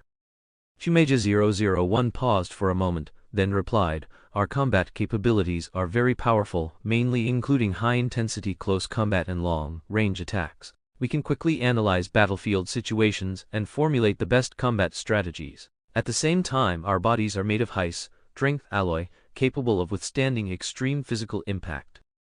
Nathan Hawke added, "Shumaja not only perform excellently in combat, but they also possess self-repair functions. This means that even if they are damaged in intense combat, they can quickly recover." Ned excitedly asked, "Can we see a combat demonstration of the Shumaja?" Nathan Hawke smiled and nodded, signaling the scientific researcher to prepare the demonstration. A huge screen descended, displaying a virtual combat scene. Two Shumagica androids stood at opposite ends of the battlefield, ready to begin combat. The battle began, and the two Shumaja quickly entered combat mode. Their movements were as fast as lightning, fists and feet intertwining, the sound of metal colliding echoing in the laboratory. One Shumagica android threw a heavy punch, the other quickly dodged, then retaliated with a high-speed kick. Combat scene on the screen was dazzling, and Peter Parker and Ned watched intently. They saw that the Shumagica androids were not only fast in their movements, but also very flexible in their combat strategies. Every attack and defense was precisely calculated, like a meticulously choreographed dance. Ned excitedly said, "Peter, this is so cool. Their combat capabilities are even stronger than I imagined." Peter Parker nodded, his eyes filled with admiration. "Yes, the design of the Shumaja is truly amazing. They are not only powerful but also very intelligent." But deep down, a hint of doubt emerged in Peter Parker. According to the press conference information he knew, Shumaja should be support type, domestic type, or work partner mecha-mechanical human. But Peter Parker then thought of the Hawke Group and the Umbrella Corporation, especially the recent war and the abilities of superheroes. Although he himself, to a certain extent, yearned to become a superhero or a scientific researcher. But why was Mr. Hawke so enthusiastic about him and Ned? Would such mecha-mechanical human really not trigger a war? Peter Parker felt his brain was not enough. Watching the Shumaja's combat, Peter Parker's mind, for some reason, suddenly thought of Iron Man, Tony Stark. However, at this moment, Peter Parker was still just a middle school student exuding adolescence, and was immediately captivated by the Shumaja's combat, his blood boiling. After the demonstration, Nathan Hawke smiled and asked, "So, Peter, Ned, What do you think of the Shumaija? Ned said excitedly, It's amazing, Mr. Hawke. The Shumaija's combat capabilities and intelligence are excellent. They are simply like future warriors. Peter Parker also had an excited look on his face. Yes, Mr. Hawke. I really want to learn more about the Shumaija. Their technology and design are so captivating. Nathan Hawke nodded, his eyes full of appreciation. Your curiosity and thirst for knowledge show me the hope of the future. I hope you can continue to maintain this enthusiasm, and perhaps in the future, you will become our colleagues and work together to promote the development of technology. Peter Parker and Ned Leeds were immersed in the high-tech experience provided by the Hawke Group. Ned was particularly excited, almost forgetting the time. Although Peter Parker was also very excited, his gaze occasionally glanced at Nathan Hawke, who was about to leave, and a question arose in his heart. While Ned was still interacting with the Shumagica android, Peter Parker walked towards Nathan Hawke, hesitated for a moment, and then asked, Mr. Hawke, I have a question I'd like to ask you. Nathan Hawke smiled and turned around, motioning for Peter to continue. Peter Parker took a deep breath, gathered his courage and asked, Why are you so enthusiastic about us? We are just ordinary middle school students. Although we wrote a viral article, we are just fans of superheroes. And it seems like we also particularly often get to be with. As he spoke, Peter Parker didn't know how to finish his sentence. Nathan Hawke listened, a profound glint flashing in his eyes. He chuckled softly, walked over to Peter, patted him lightly on the shoulder and said, Peter, some things are not as simple as they appear on the surface. Nathan Hawke looked at Ned in the distance and continued, You may just be ordinary middle school students now, but your potential is enormous. Peter, you have extraordinary courage and a sense of justice, and Ned, he has extremely high talent and wisdom. I believe both of you will become very remarkable individuals in the future. Peter Parker felt somewhat bewildered by these words, but deep down, he felt a mysterious power. He nodded involuntarily, his heart filled with anticipation and longing. Could this be Mr. Hawke's ability to discover superheroes? Peter Parker couldn't help but strategize within himself. Seeing this, Nathan Hawke smiled and said, Remember, no matter what your identity is now, as long as you maintain your original intention and bravely pursue your dreams, one day, you will become true heroes. At this moment, Ned also noticed the conversation. He walked over and asked, Peter, Mr. Hawke, what are you talking about? Peter Parker smiled and said, Ned, Mr. Hawke said that we will both become very remarkable individuals in the future. Ned's face lit up with excitement upon hearing this. Really? Mr. Hawke, do you really think so? Ned immediately imagined himself punching and kicking bad guys, surrounded by beautiful women, and becoming a superhero. Nathan Hawke nodded, his eyes shining with firm resolve. Yes, I firmly believe that your future is limitless. As long as you keep working hard and stay true to your original intentions, your future will definitely be very exciting. Peter Parker and Ned exchanged glances, their hearts filled with anticipation and determination for the future. They knew that this conversation with Nathan Hawke not only showed them the power of the Hawke Group, but also motivated them to constantly pursue their dreams. Nathan Hawke looked at the two young men and smiled, saying, All right, that concludes today's visit. I hope you will continue to work hard and become the heroes of the future. Peter Parker and Ned nodded gratefully, their hearts filled with endless motivation. After the two left, Nathan Hawke said to the surrounding air, Continue to monitor Peter Parker. That spider that bit Peter Parker must be caught. Around the Hawke Group, a 7-colored light flashed in the air, then disappeared. Thor, the god of thunder, emerged from the Bifrost Bridge, arriving discreetly near the Hawke Group. He was dressed in a refined suit, with a dark blue jacket perfectly paired with black trousers, a white shirt underneath, and a silver-gray tie. His entire attire exuded his noble demeanor and authority. The black leather shoes on his feet gleamed, making him appear both elegant and powerful.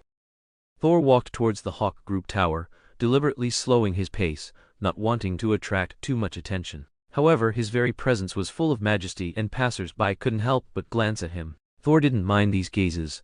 His expression was calm, as if he was deep in thought. As Thor stepped into the Hawke Group's premises, the group's highly intelligent security system immediately recognized his identity. The intelligent A quickly transmitted this information to Nathan Hawke. Boss, we have a distinguished guest. Thor has entered the Hawke Group's premises, the intelligent A reported calmly.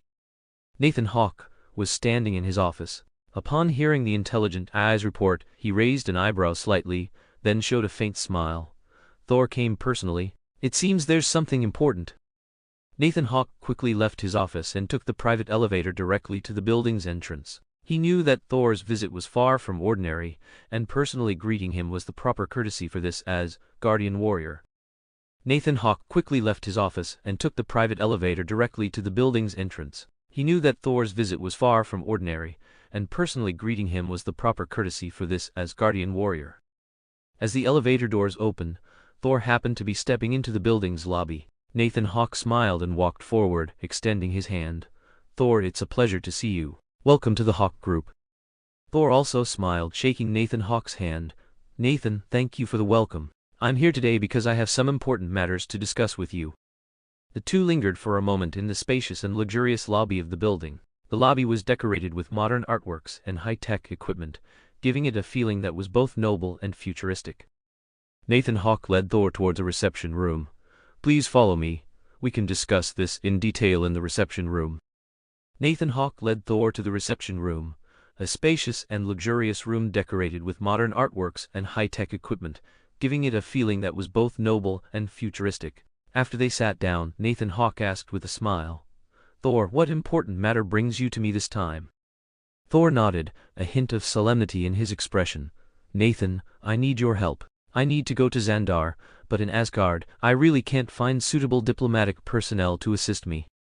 As he said this, the image of his Asgardian friends, who only knew how to drink and fight, flashed before his eyes, and a helpless dark line appeared on his face. "You know, Asgardian warriors are incredibly brave in combat, but when it comes to diplomacy, they are truly not skilled." Nathan Hawke listened, smiled slightly, and a flicker of thought crossed his eyes. "Thor, I understand your difficulty. In fact, the Hawke Group is already prepared to venture out of Earth and explore the universe. We have already absorbed the technology you shared with us as friends last time and are fully capable of traversing the universe." Thor nodded, his gaze filled with anticipation. "Some of your technology has also been of great help to us. Nathan, as long as you can come, everything will be fine." Nathan Hawke continued, "However, this time you are in charge, so I only plan to bring Andre and you to Xandar. We need to ensure that everything proceeds smoothly." Thor listened, a satisfied smile appearing on his face. "Andre is a good partner. I'm very happy he can join us. This mission is not just about diplomacy, it also involves some important negotiations and cooperation." Nathan Hawke nodded. "I understand. Xandar is an important interstellar civilization, and we must act cautiously." "All right, I'll give you some information about Xandar first," Thor said.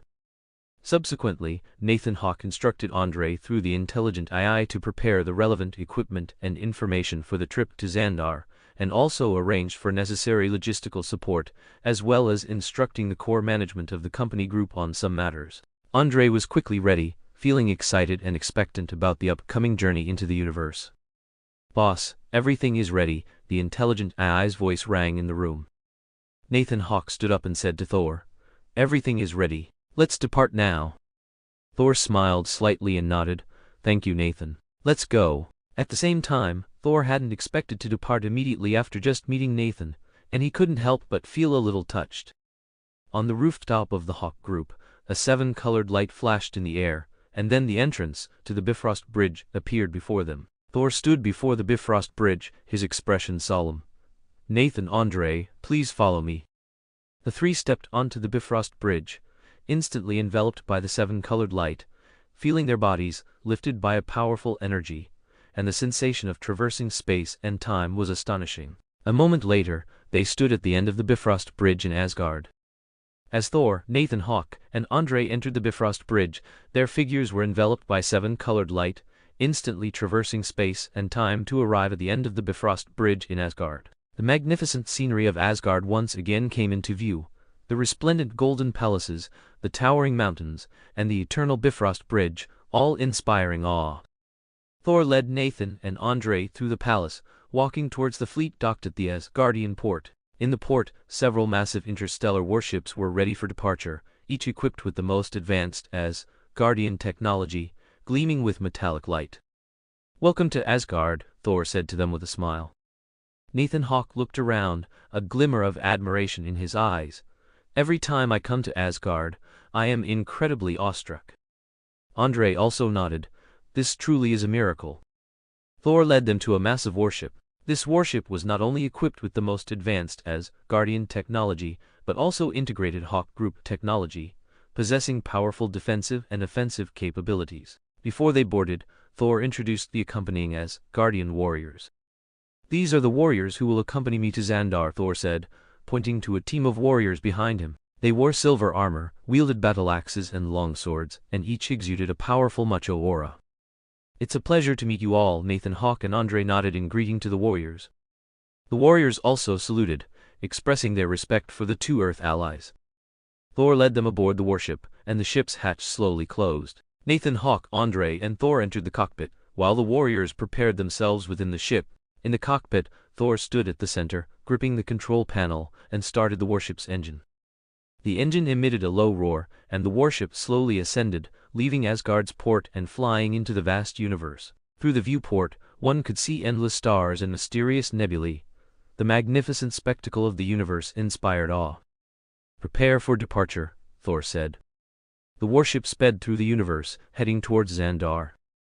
On the way to Xandar, Thor, Nathan Hawke, and Andre sat in the warship's command center, engaging in a deep conversation. The spaceship traveled through the vast universe, with the surrounding stars and nebulae seemingly silently witnessing their dialogue. Thor's face carried a hint of solemnity as he looked at Nathan Hawke and Andre and began. "This trip to Xandar is not merely about establishing diplomatic relations.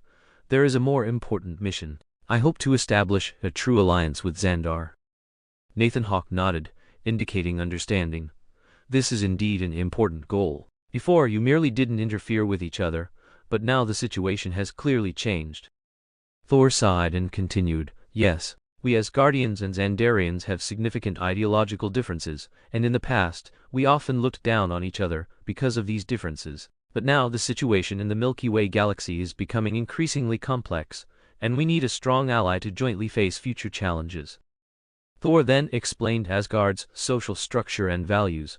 Asgard is ruled by a king, and monarchy and aristocracy hold a central position in our society. Our social structure is relatively closed and hierarchical, with common Asgardians holding great reverence for the royal family and nobles. Becoming brave warriors and defending our homeland is one of our highest ideals, and honor and loyalty are our core values. Betrayal and cowardice are considered great disgraces.